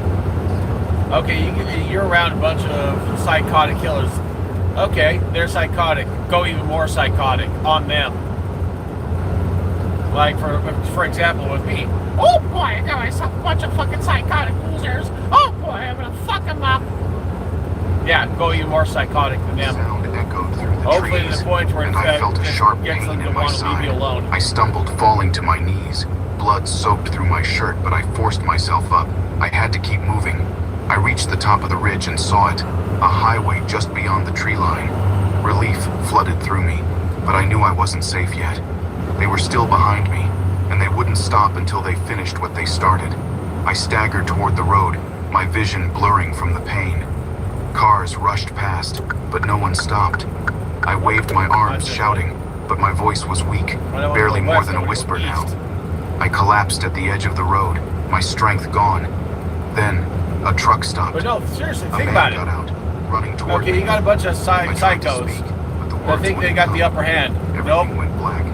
With me, When I woke the up, fact that I can do I was in a multiple character hospital. voices at the same time, Bandages wrapped around like my Stitch, torso. Elmo, A and a sheriff bunch of sat other in the chair characters, next to me. I can go His psychotic hands. on them and make them think You're that I'm a lucky to be total alive, loony and get them to he leave me alone. We found your Because truck. that's the whole Well, idea. Let's just say we And once found they enough leave me to know alone, those men I'm weren't good. bothering anyone in Run. Wood. I nodded, too exhausted to ask what he meant. It didn't matter. I was alive. As for the family that lived in that cabin, their names were buried in the sheriff's reports, somewhere deep in Wyoming's backwoods. They were out there for years, hiding in plain sight, waiting for anyone foolish enough to take a wrong turn. I'm just glad I lived to tell about it. The whole idea is to basically intimidate them, scare them. I don't remember how I ended up on that stretch of road Get in New them to Mexico. want to leave you alone. It was 1994, and I had just finished a long contract working as a project manager for a new residential development near Taos. I wasn't a stranger to driving through the state's rugged backcountry, but that night, I missed a turn, and my sense of direction decided to take the night off. I'm Lawrence Eckert, by the way. Most people just call me Larry. Been in construction for a while now, but I don't really see it as my life's calling. It's just something I'm good at. Managing projects, dealing with contractors, solving problems on the fly. My old man always said I was good with people, but lately I've been feeling burned out. That's why I took this solo road trip down to the Gila Wilderness after the job wrapped up. I needed a break, a chance to clear my head. The first mistake was assuming my map would keep me on track. You see, GPS wasn't a thing back then. Paper maps didn't tell you when an old dirt road wasn't maintained anymore, or when it would lead you into a mess of nothingness. As the sun set behind the jagged mountains, the road narrowed into something barely wide enough for my pickup truck. I should have turned around, but I kept thinking I'd find another highway soon enough. The headlights cut through the thickening darkness, casting eerie shadows on the twisted scrub brush that lined the road. It wasn't until I saw a battered wooden sign that I realized I had taken a seriously wrong turn. Private All right, property, Bruiser, time no to go trespassing, around. it read, half rotted and hanging from a rusty chain. A smaller sign below it warned, "Turn back now." Or forever hold your I peace. slowed down, considering my options. There wasn't much space to maneuver, and backing up on this narrow dirt path seemed like a bad idea in the dark. the spot to turn around. That's when the road dipped sharply, and I felt my stomach lurch as the truck tilted downward. At the bottom of the hill, the road opened up into a wide clearing, and there at the far edge was a small cluster of buildings. I squinted, trying to make out the details. They were old wooden structures, likely abandoned shacks or barns. But then, I saw something that made me uneasy. There was light coming from one of the windows. I pulled the truck over and cut the engine. The night was silent, unnervingly so. The only sound was the faint rustling of the wind through the scrub. I sat there for a I'll just be moment, happy to reach unsure Indiana whether to because approach the buildings I'll or be out turn of back the way I the came. insanity, the Something about stupidity. the place felt off, but at the same time, I was intrigued. Against my better judgment, I grabbed my flashlight from the glove compartment and stepped out of the truck. The dirt crunched under my boots as I walked toward the nearest building. It was a shack, the kind you'd expect to see in an old Western movie. The boards were warped, and the roof sagged in places. I shined the flashlight on the door and noticed fresh footprints in What the was dirt. sagging? Someone had been here recently.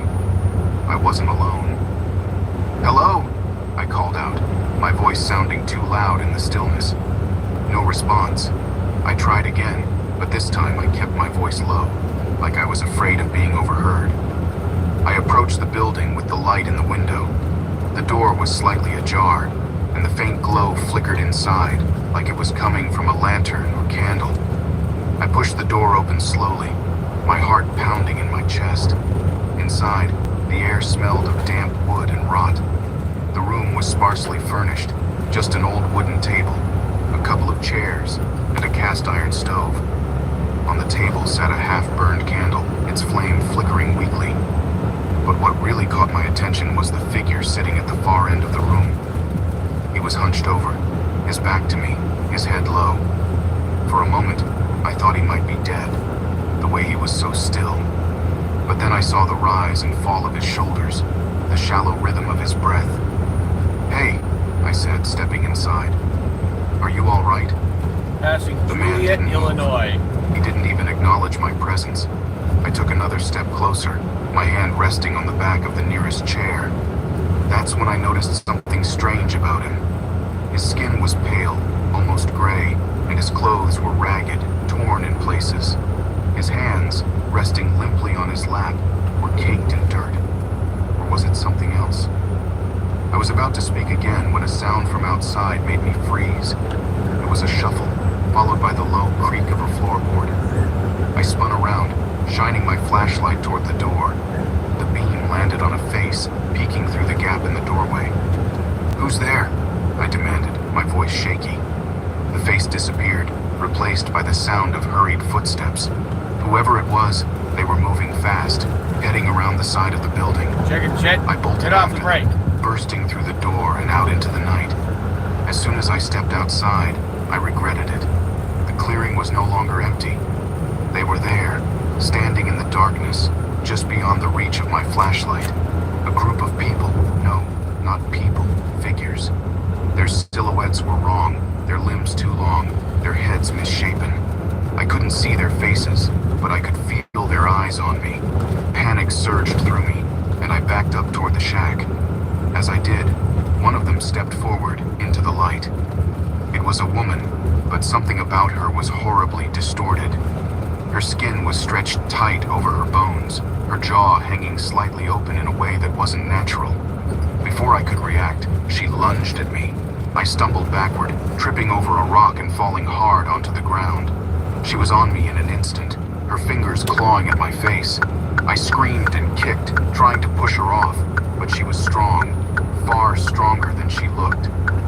I managed to grab the flashlight and swung it wildly, catching her across the face. She shrieked and fell back, giving me just enough time to scramble to my feet. I ran for the truck, my legs pumping as fast as they could. Freightliner. I could hear them behind me, their feet pounding against the dirt, their voices, if you could call them that, guttural and inhuman. I reached the truck, fumbling for my keys with trembling hands. I could feel them getting closer, the air around me thick with their presence.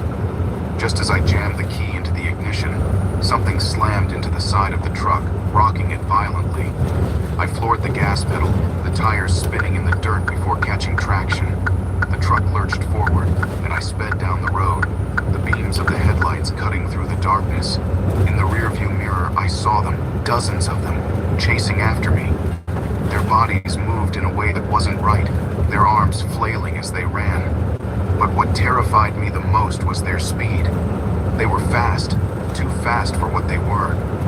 I pushed the truck harder, the engine roaring as I tore down the dirt road. My heart pounded in my chest, my hands gripping the steering wheel so tightly my knuckles turned white. I don't know how long I drove like that, my eyes flicking between the road and the rearview mirror. But eventually, the figures disappeared from view. The road widened, and I saw the faint glow of distant headlights up ahead, a highway. I didn't stop driving until I reached a gas station miles away. I pulled in, parked the truck, and just sat there for a long time, staring out the windshield. I wouldn't have stopped. I would have kept going. I wasn't sure what I had just escaped from. I but get knew far one thing. away. I wasn't going back, and I didn't.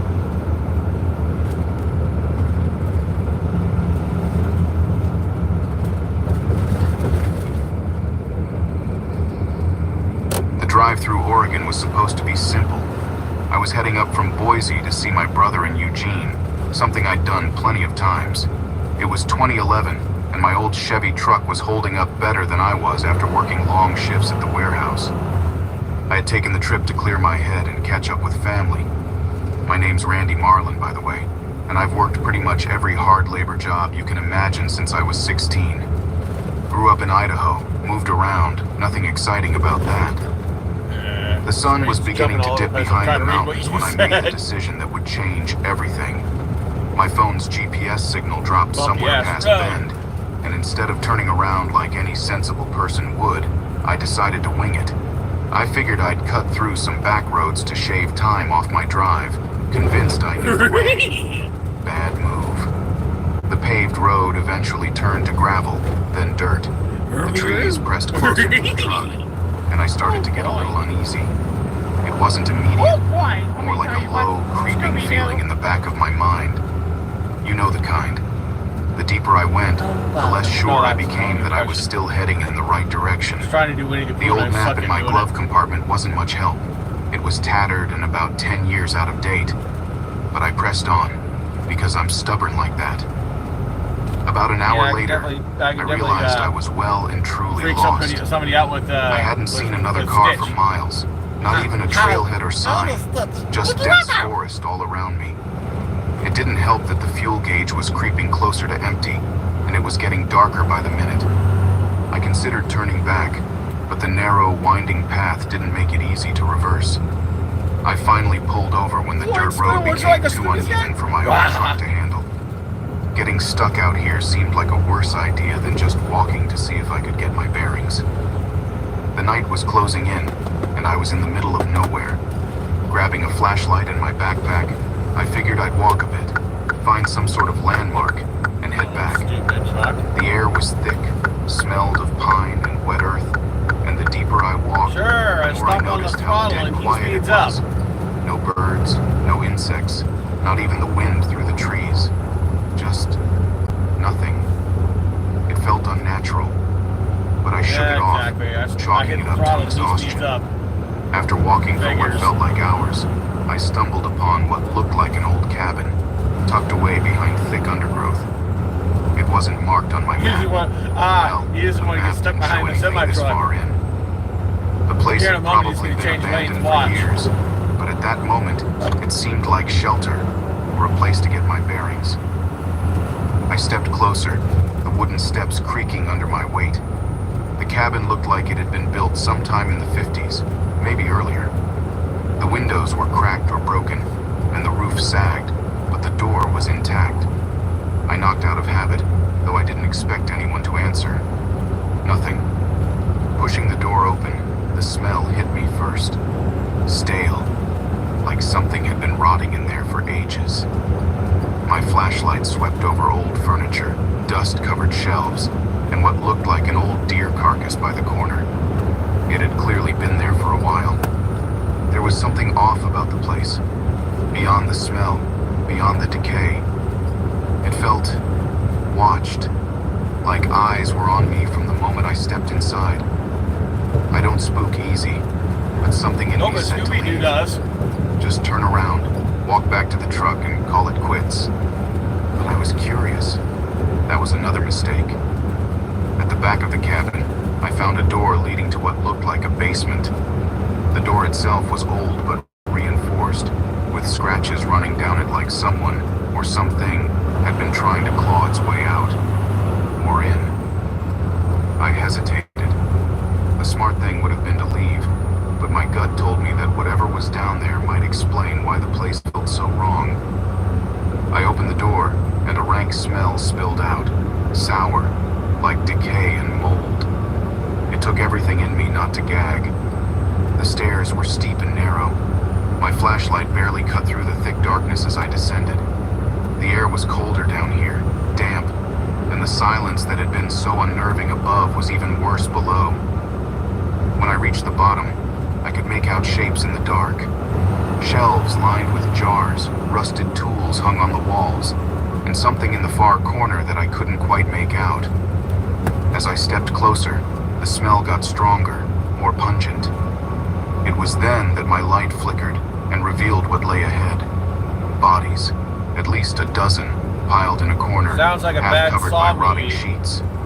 Some looked like they'd been there for years, skeletal remains with tattered clothes hanging off their bones. Others were fresher, their skin bloated and mottled. But it wasn't just the bodies that made my stomach churn. It was the way they were arranged, like someone had been keeping them as trophies. I froze, the reality of what I was seeing sinking in. This wasn't some old, abandoned cabin. This was a killing ground. Suddenly, I heard footsteps behind me, slow and deliberate. Whoever or whatever had done this was still here. And now, I was too. I didn't even have time to think. I just ran. Bolting up the stairs, I slammed the door shut behind me, my heart pounding in my chest. I didn't stop to see who or what had been down there. I just sprinted back through the trees, the way I'd come, praying I could find the truck before it found me. But the woods weren't as empty as I thought. I heard them before I saw them, voices low and guttural, coming from deeper in the forest. I couldn't make out what they were saying, but it didn't sound right. It was more like a mix of English and something else, something primal. My flashlight flickered again, casting long shadows across the trees as I stumbled over roots and rocks. That's when I saw them. 3 figures, moving through the trees, their bodies hunched and twisted. They weren't like any people I'd ever seen, filthy, covered in dirt, their faces obscured by hair and grime. But what stood out most was their size. These weren't just people. They were massive, their limbs elongated and distorted, like something had gone wrong during their growth. Inbred, maybe. Whatever they weren't fully human anymore. They were hunting me.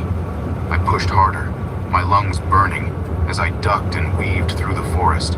Every step I took, they matched, moving faster and faster.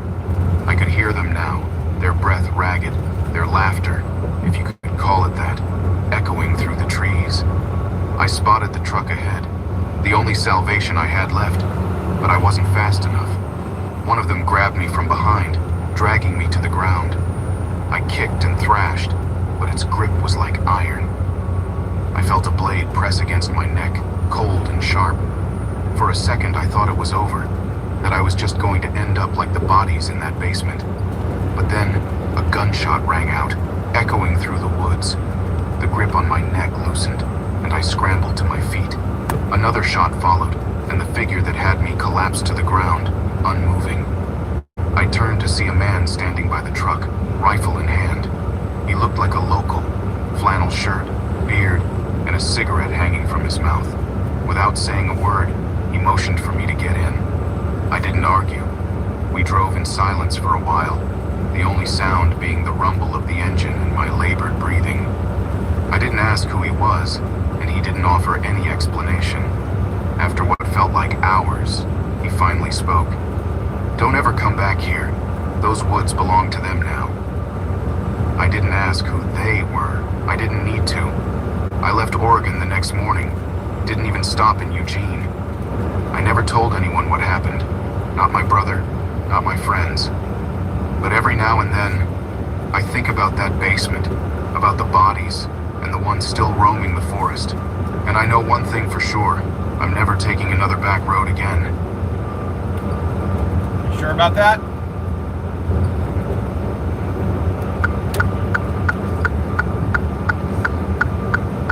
I'd always been good with directions, or at least I thought I was. In fact, growing up in Oregon, I had this uncanny sense of where everything was around me. But then again, anyone can make a mistake, right?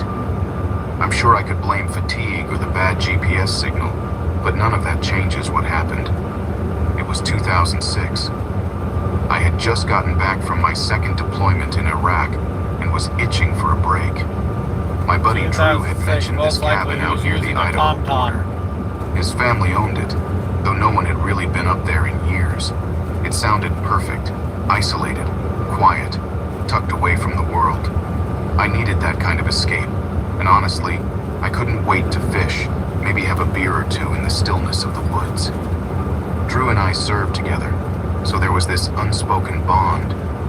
We'd been through a lot, and the idea of spending a few days off the grid with him felt like a perfect way to unwind. Ow. He wasn't much of a talker, but that worked for me. I liked my quiet too. I should have known something was off when Drew's directions started to seem a bit vague. He'd written them down on the back of a napkin, of all things. "It's pretty straightforward," he said. "You follow the logging road for about 10 miles, make a left at the old hunting shack, and then take the next fork. Shouldn't be more than a couple hours." It sounded simple enough at the time. The trip started fine. We left early, the sun just creeping over the horizon as we packed my truck with coolers and gear. Drew's ancient Chevy sputtered along behind me on the 2-lane highway, and I followed his truck down the dirt road leading into the woods. Everything seemed normal, like it should be. But the deeper we went, the more things started to change. The trees closed in, and the path narrowed. What was once a dirt road gradually turned into something that looked more like an overgrown trail, barely wide enough for the truck. It was supposed to take just a couple of hours, but by the time we reached the fork Drew had mentioned, it felt like we'd been driving for days. "I swear it's just up ahead," Drew muttered as I stepped out of the truck to stretch my legs.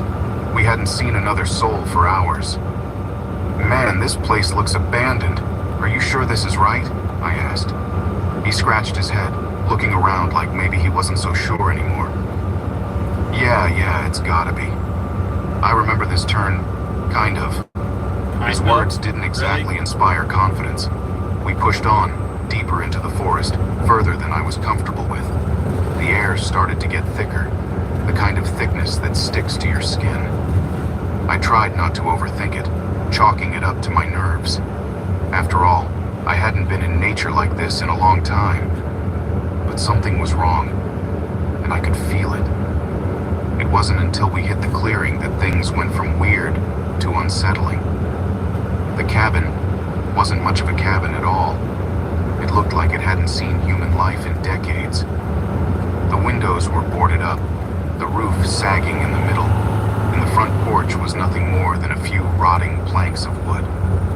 "This is it?" I asked, trying to keep the irritation out of my voice. Drew shrugged, grabbing his gear from the truck. "It'll do." I followed him inside, kicking up dust with every step. The place smelled like mold and decay, and the only thing keeping the roof from collapsing was sheer stubbornness. We set up a small campfire outside that evening, and Drew started to relax, cracking open a couple of beers while we reminisced about the old days. For a few hours, I almost convinced myself that everything was normal, that maybe I was just overreacting. But that feeling in the pit of my stomach, the one telling me we'd made a mistake, never really went away. It was around midnight when things started to get worse. We heard it at first, this faint sound, like someone moving through the trees. I thought it was just an animal, maybe a deer or a raccoon, but it didn't take long to realize it was something else entirely. Drew was halfway through telling some old story when he stopped mid-sentence.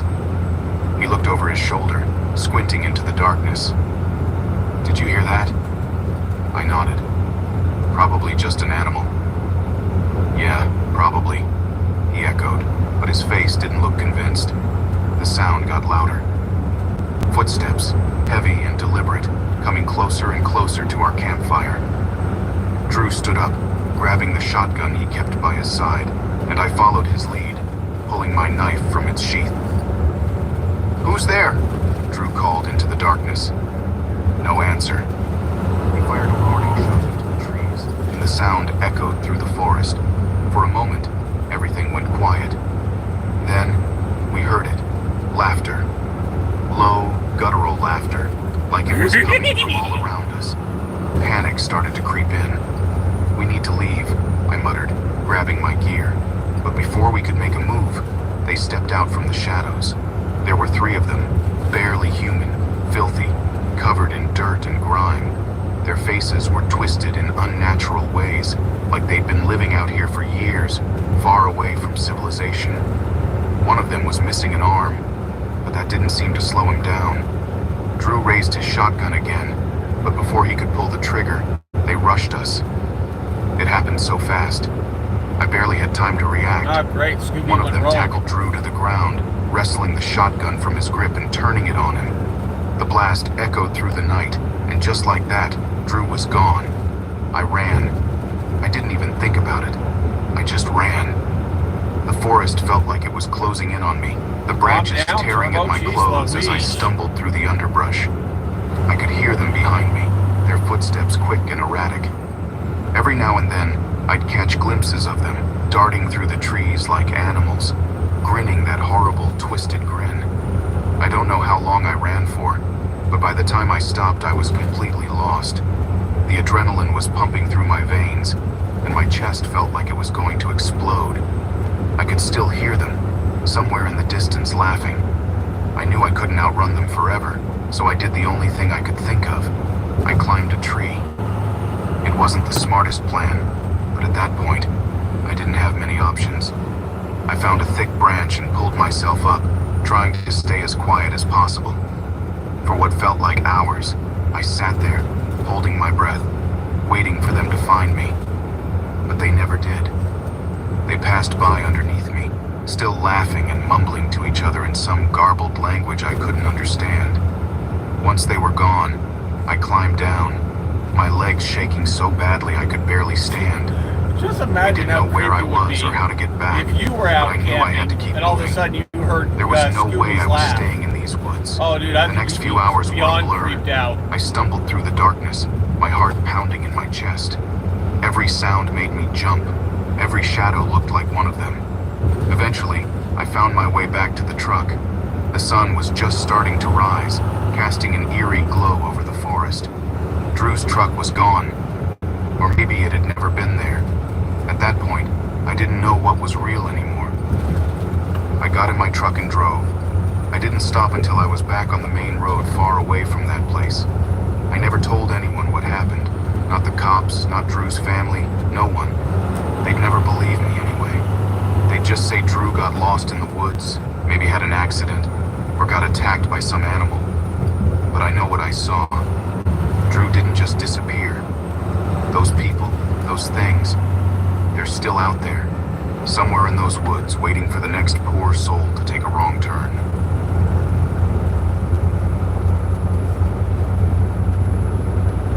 I think the creatures he's referring to is what's known as a In skinwalker 2011, I was just a guy on a trip, trying to reconnect with or a something. shapeshifter or some Maybe it was nature, creepy crap like or that. maybe it was just the calm that had eluded me since my job as a mechanic went under.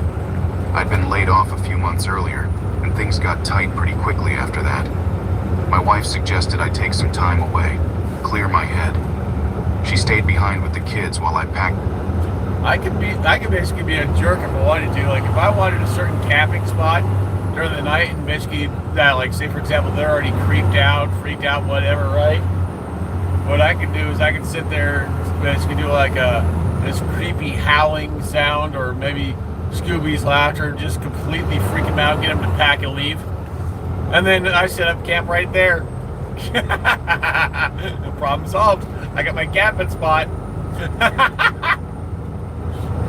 Up my old Jeep and drove into the Appalachian wilderness. A few days alone, off the beaten path, sounded like the kind of break I needed. I didn't exactly plan for it to go wrong. The idea was simple. Drive up through Virginia, take some random forest roads and camp out for a bit. I had my maps, my GPS, and everything I needed for a good week of peace. It wasn't my first time heading out solo like this, but that was the thing about overconfidence. It sneaks up on you. About 3 days into the trip, I took a wrong turn.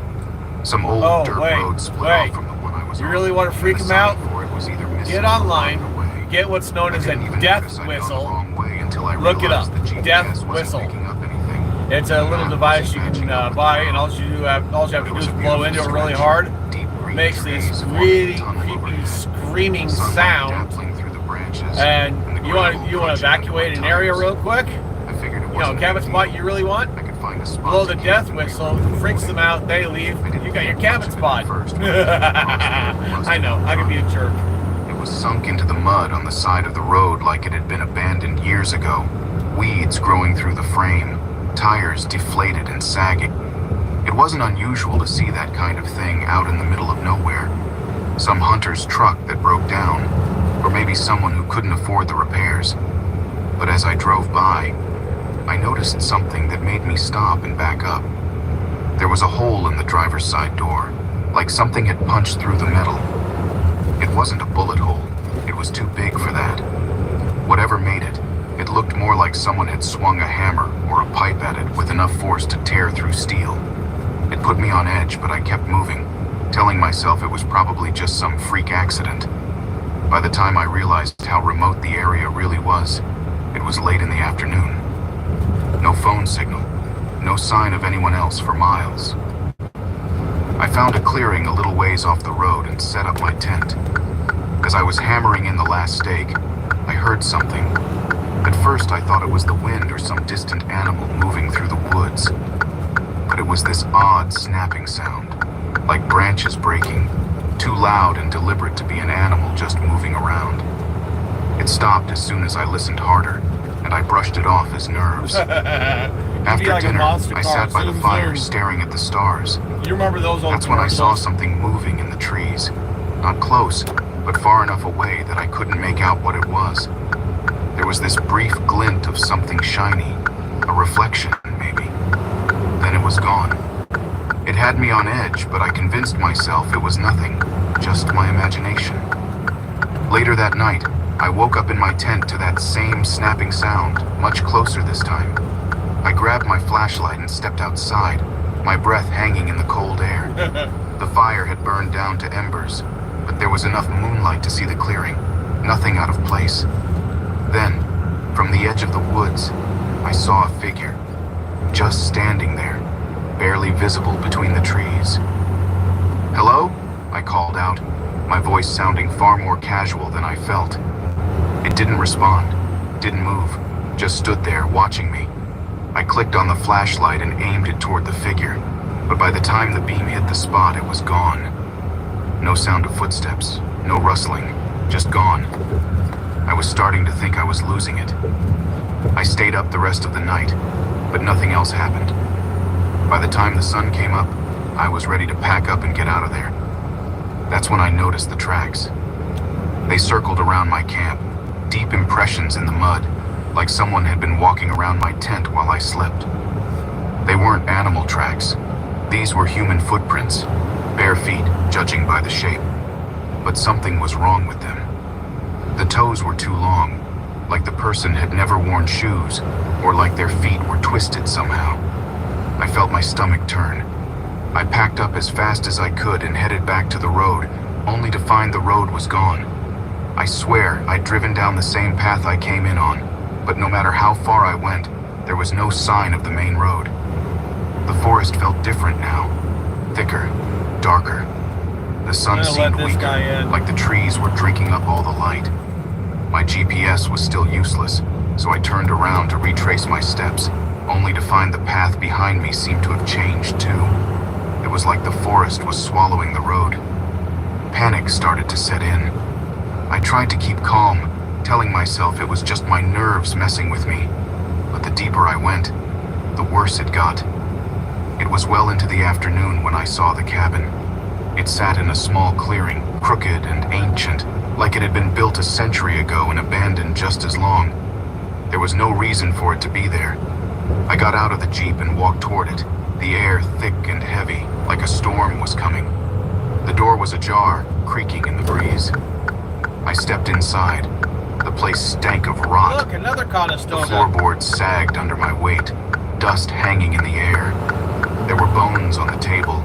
That's it Animal right there. That's a bones, at least that's what I Conestoga. told myself. But they looked old, worn smooth by time. Then I saw the walls. They were covered in carvings, hundreds of them, overlapping, running from floor to ceiling. Symbols, faces, names. And something else. Dates. The oldest one was from 1956. The most Whoa. recent was from the previous year. My heart pounded in my chest as I stared at the names, realizing what they were. Missing persons. Every name was someone who had vanished in these woods. My stomach turned as I looked closer and saw something I hadn't noticed before. In the far corner, a pile of clothes, neatly folded, and on top of them, a knife, old and rusted, but unmistakably sharp. I backed out of the cabin, stumbling over Old the and threshold, rusted and my sharp. mind I'm sorry, racing. that doesn't go together. Someone had been here recently. I needed to get out of there fast. As I turned to leave, something caught my eye. A figure standing at the edge of the clearing, barefoot, filthy, hair matted with grime. He was hunched over, one shoulder higher than the other, his limbs too long for his body, his skin stretched thin over his bones, but it was his face that stopped me dead. It was blank, empty, no expression, no recognition, just a hollow stare. I backed away slowly, reaching for the Jeep door, my hand shaking. Then I heard it, a voice low and broken coming from behind me. "Come back!" I spun around, my heart pounding. Another one, this one a woman, or what used to be a woman. Her face was gaunt, eyes sunken, her mouth twisted into a grotesque smile. "Stay with us," she whispered, her voice a rasp. My brain screamed to run, but my body was frozen. The man stepped forward, his bare feet making no sound on the dirt. Then the others came, from the woods, from the cabin. They emerged one by one, men, women, children, filthy, deformed, silent except for the occasional murmur.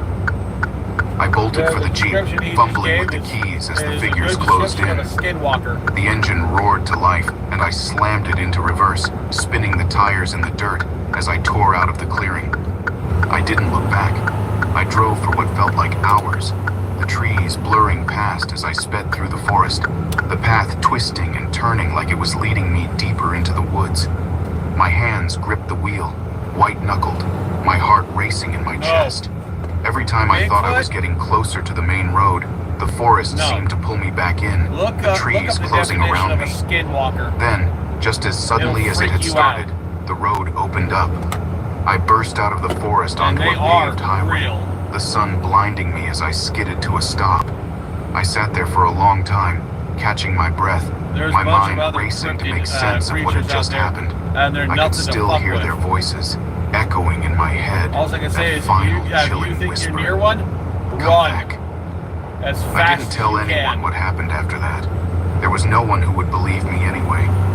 The next day, I drove home and never went back to the Appalachians.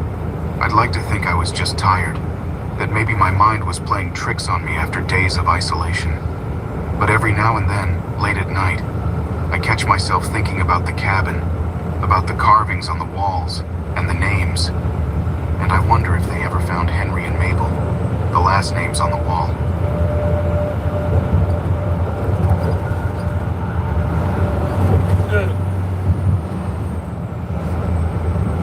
Last story. It was a And then I'll Tuesday switch when to I another made the one. worst decision of my life. It's not like I didn't know better.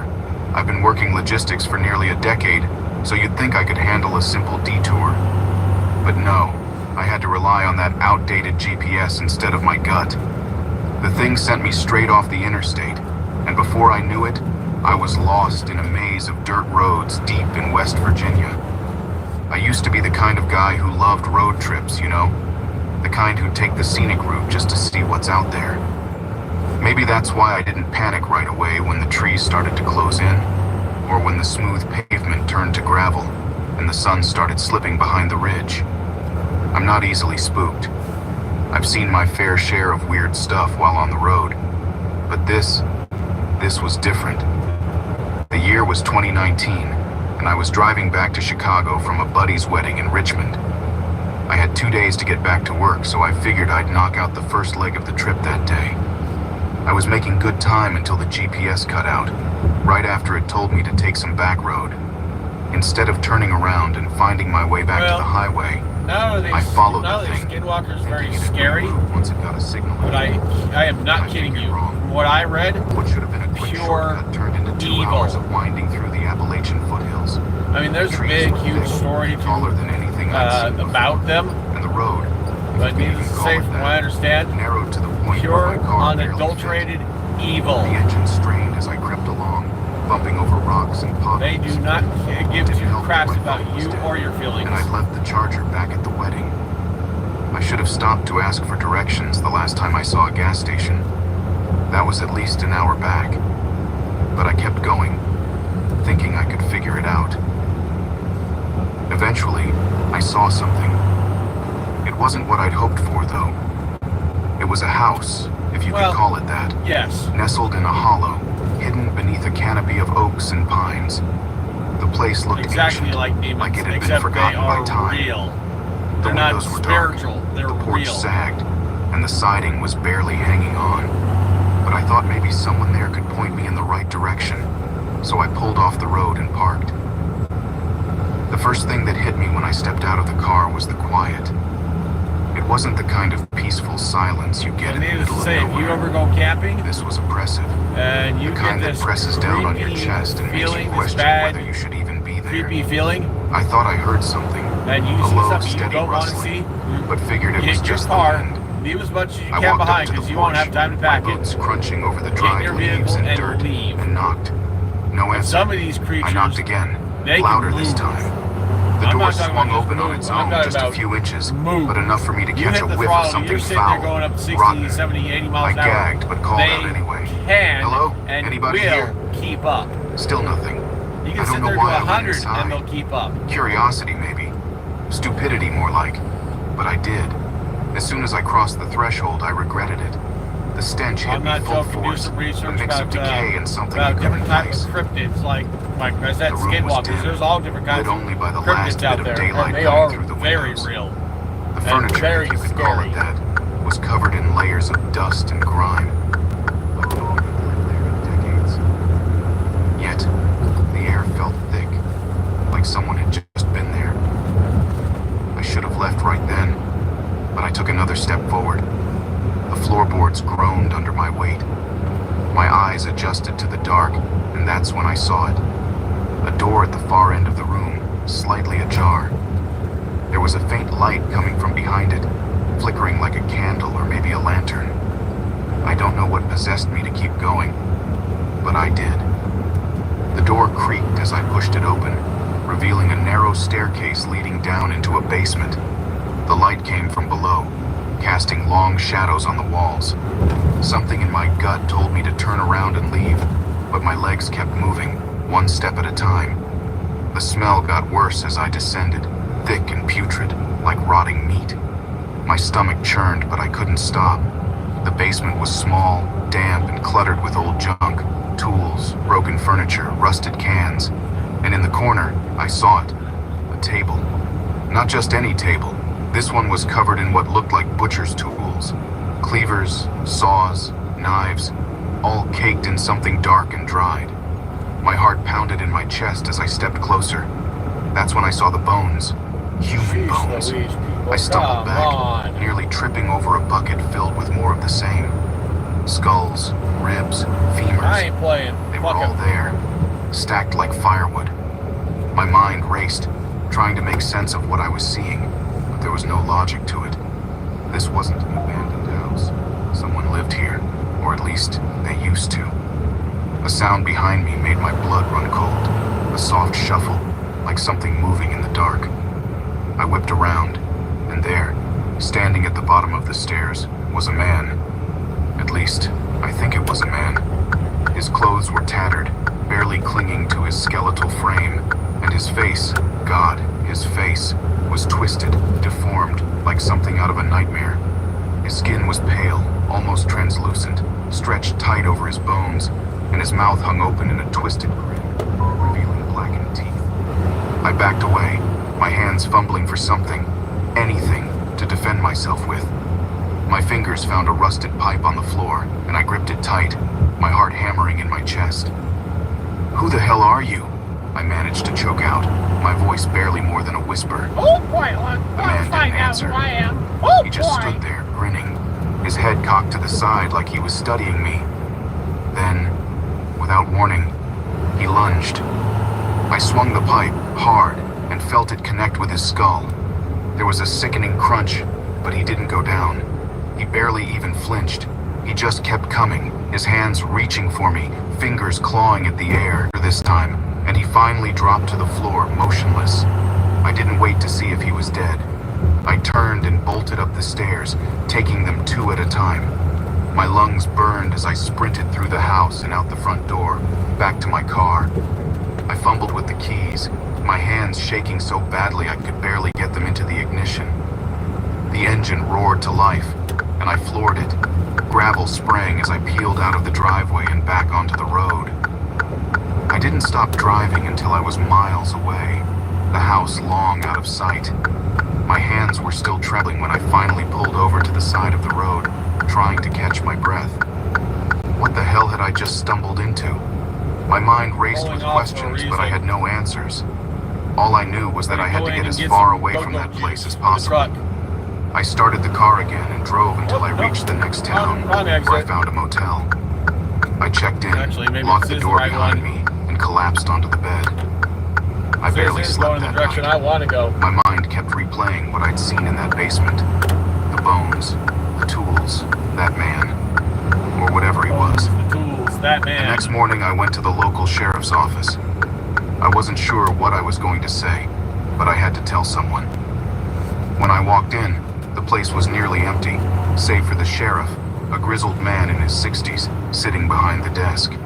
His name tag read Sheriff Murdoch. I told him everything, how I'd gotten lost, the house, the basement, the man. His expression didn't change as I spoke, but when I mentioned the bones, his eyes narrowed. Where was this place? He asked, his voice low and gravelly.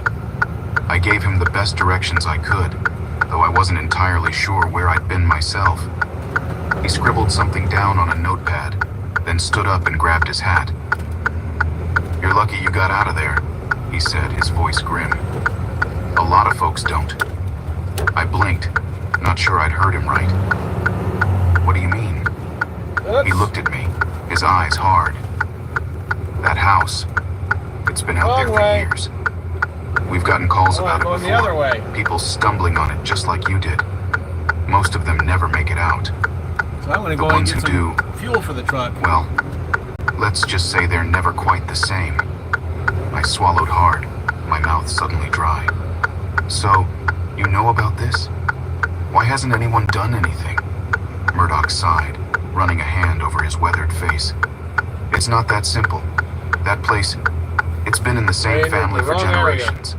The folks out there, they don't take kindly to strangers, and they sure as hell don't let anyone just waltz in and shut them down. We've tried, but every time we go out there, the place is empty. No signs of life, no bodies, nothing. Like they just vanish into thin air, but people keep disappearing." A chill ran down my spine, and I shifted uncomfortably in my seat. "So what now? You're just gonna let them keep doing this?" Sheriff Murdoch stood silently for a moment, his jaw tight. "I've tried, son. We've all tried. But without solid evidence, there's nothing we can do. It's a patch of land the county barely even acknowledges anymore. You got lucky. Real lucky. I didn't feel lucky. I felt sick. I wanted to ask more questions, to demand answers, but I knew I wouldn't get any. was nothing else to say. Come on, you The damn sheriff light scribbled a few change. more notes on his pad before glancing up at me. I'll head out there and take a look, but don't get your hopes up. If you're smart, you'll forget all about this. It's better that way. I stood up, feeling a weight in my chest. I Oh, wasn't sure how really? to feel. Angry, confused, scared. I nodded at him, knowing deep down that what he said was true. Even if I wanted to push further, even if I wanted justice, this wasn't the kind of place where that happened. I left the sheriff's office and went back to my car, but instead of feeling relief, I felt numb. The roads were quiet as I drove out of town, back toward the highway, far away from that house, far away from whatever lurked in those hills. Days passed, and I did my best to get back to normal. I went back to work, kept my head down, tried not to think about it. But late at night, when everything was still, my mind drifted Really, back you to that dumb hollow, light change. that house. The sheriff was right. I was lucky to get out of there. But the people who didn't? Who else had stumbled into that nightmare and never made it out? I never went back to that part of the country, never looked into it again. There was no point.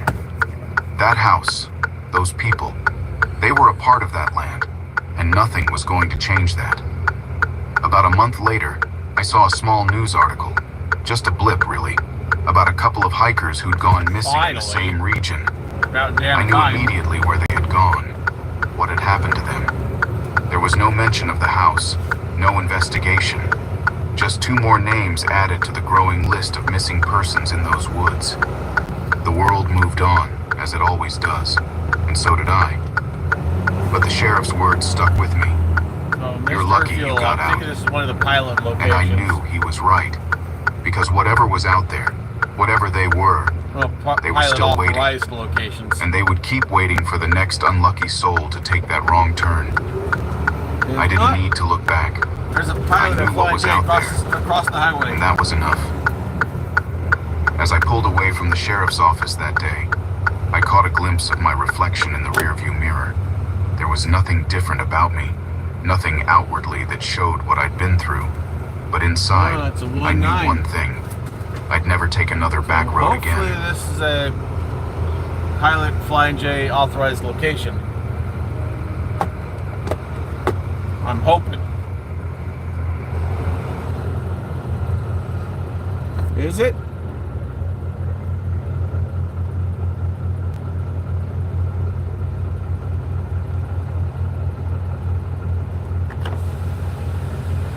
Says Mr. Yep, it is. I had to look around on the pump, but yes, it is. It's an authorized location.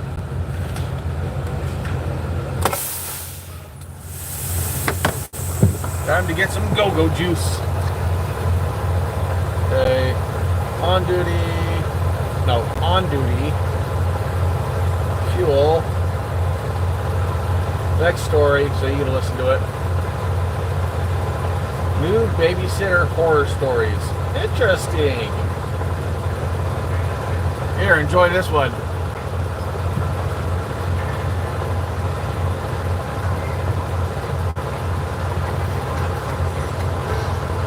Man, y'all babysitters see the creepiest crap. Why y'all sending me stuff like this? Talking moths, living dolls, supernatural urban legends?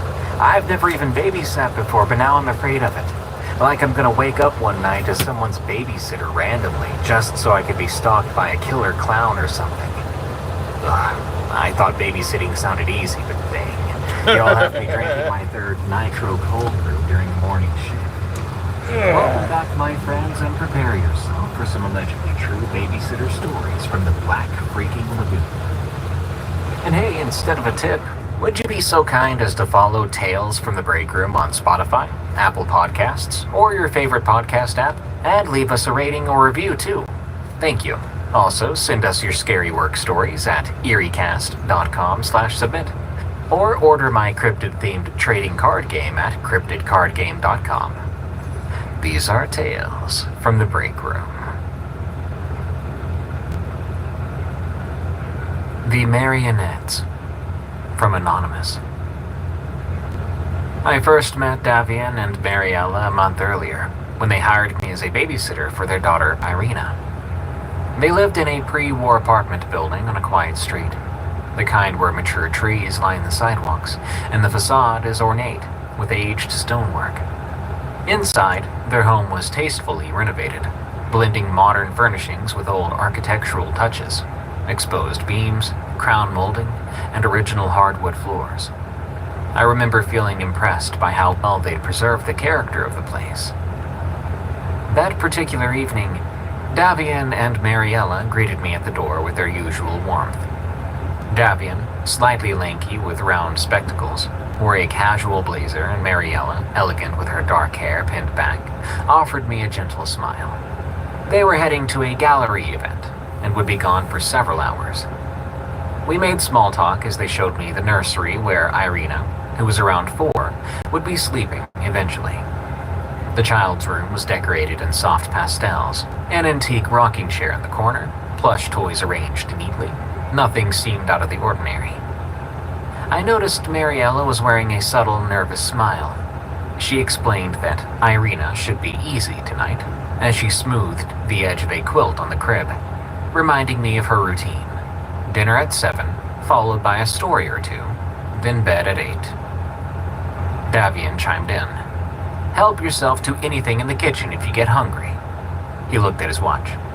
"We shouldn't be too late." Irina was playing quietly with a picture book on the rug. She greeted me by name. She remembered me from past visits and seemed calm. I got the sense that she liked me well enough, and that would make the evening quite simple. After the parents left, I took Irina to the living room to keep her occupied until dinner. The atmosphere was pleasant. There was rain beginning to patter against the windows, setting a peaceful mood. The apartment was quite spacious, too. The long hallway led to the bedrooms, and at the far end, something caught my eye. There was a decorative folding screen against the wall. Behind it, I could just barely make out what looked like a doorknob. Odd, I thought, because I didn't remember a door being there last time. Maybe I just hadn't noticed. I pushed the thought aside and focused on Irina. She played with some wooden blocks and listened intently as I read her a short story before dinner. She was a well-behaved child.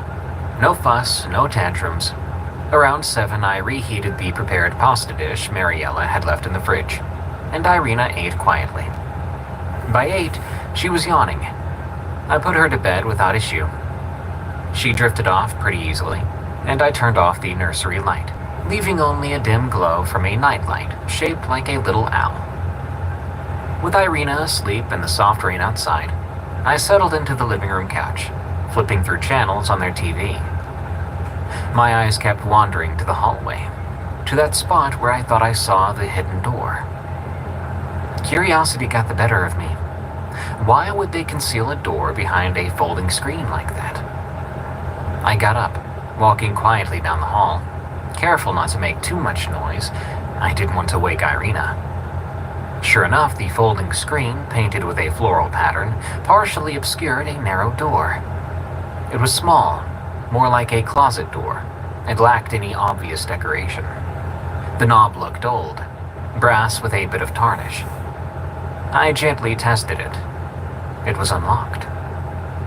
Part of me said I shouldn't invade their privacy, but another part argued they never told me not to open any doors.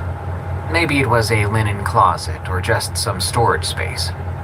I rationalized that if it was private, it would be locked, right?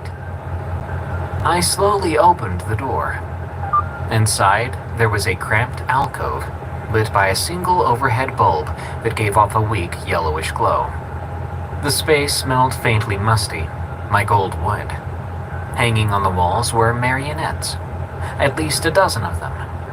They hung from hooks and pegs, their strings neatly coiled. They were child-sized, dressed in old-fashioned outfits, miniature suits, frilly dresses, suspenders, and pinafores. Their faces were painted with a level of detail that sent a shiver through me, what with their glossy eyes, rosy cheeks, and delicate lashes. Each face held an expression that was almost, but not quite, smiling. My heart skipped. This was unexpected. I had never known them to collect dolls or anything like this. The marionettes looked antique, meticulously crafted. Something about their presence felt off. The combination of realism and the eerie silence of the little alcove unsettled me. I decided not to stay too long. I closed the door softly and returned to the living room. I tried to dismiss it all. Maybe it was a strange family heirloom collection, or something Davian and Mariella found in the building's old storage, deciding to keep. I told myself another day, things would be better. But as the minutes passed by, I felt weird. It was like I was being watched now. I glanced around on occasion, but there was no one there. Of course, we were alone. To calm down, I checked on Irina. She was asleep and breathing soundly.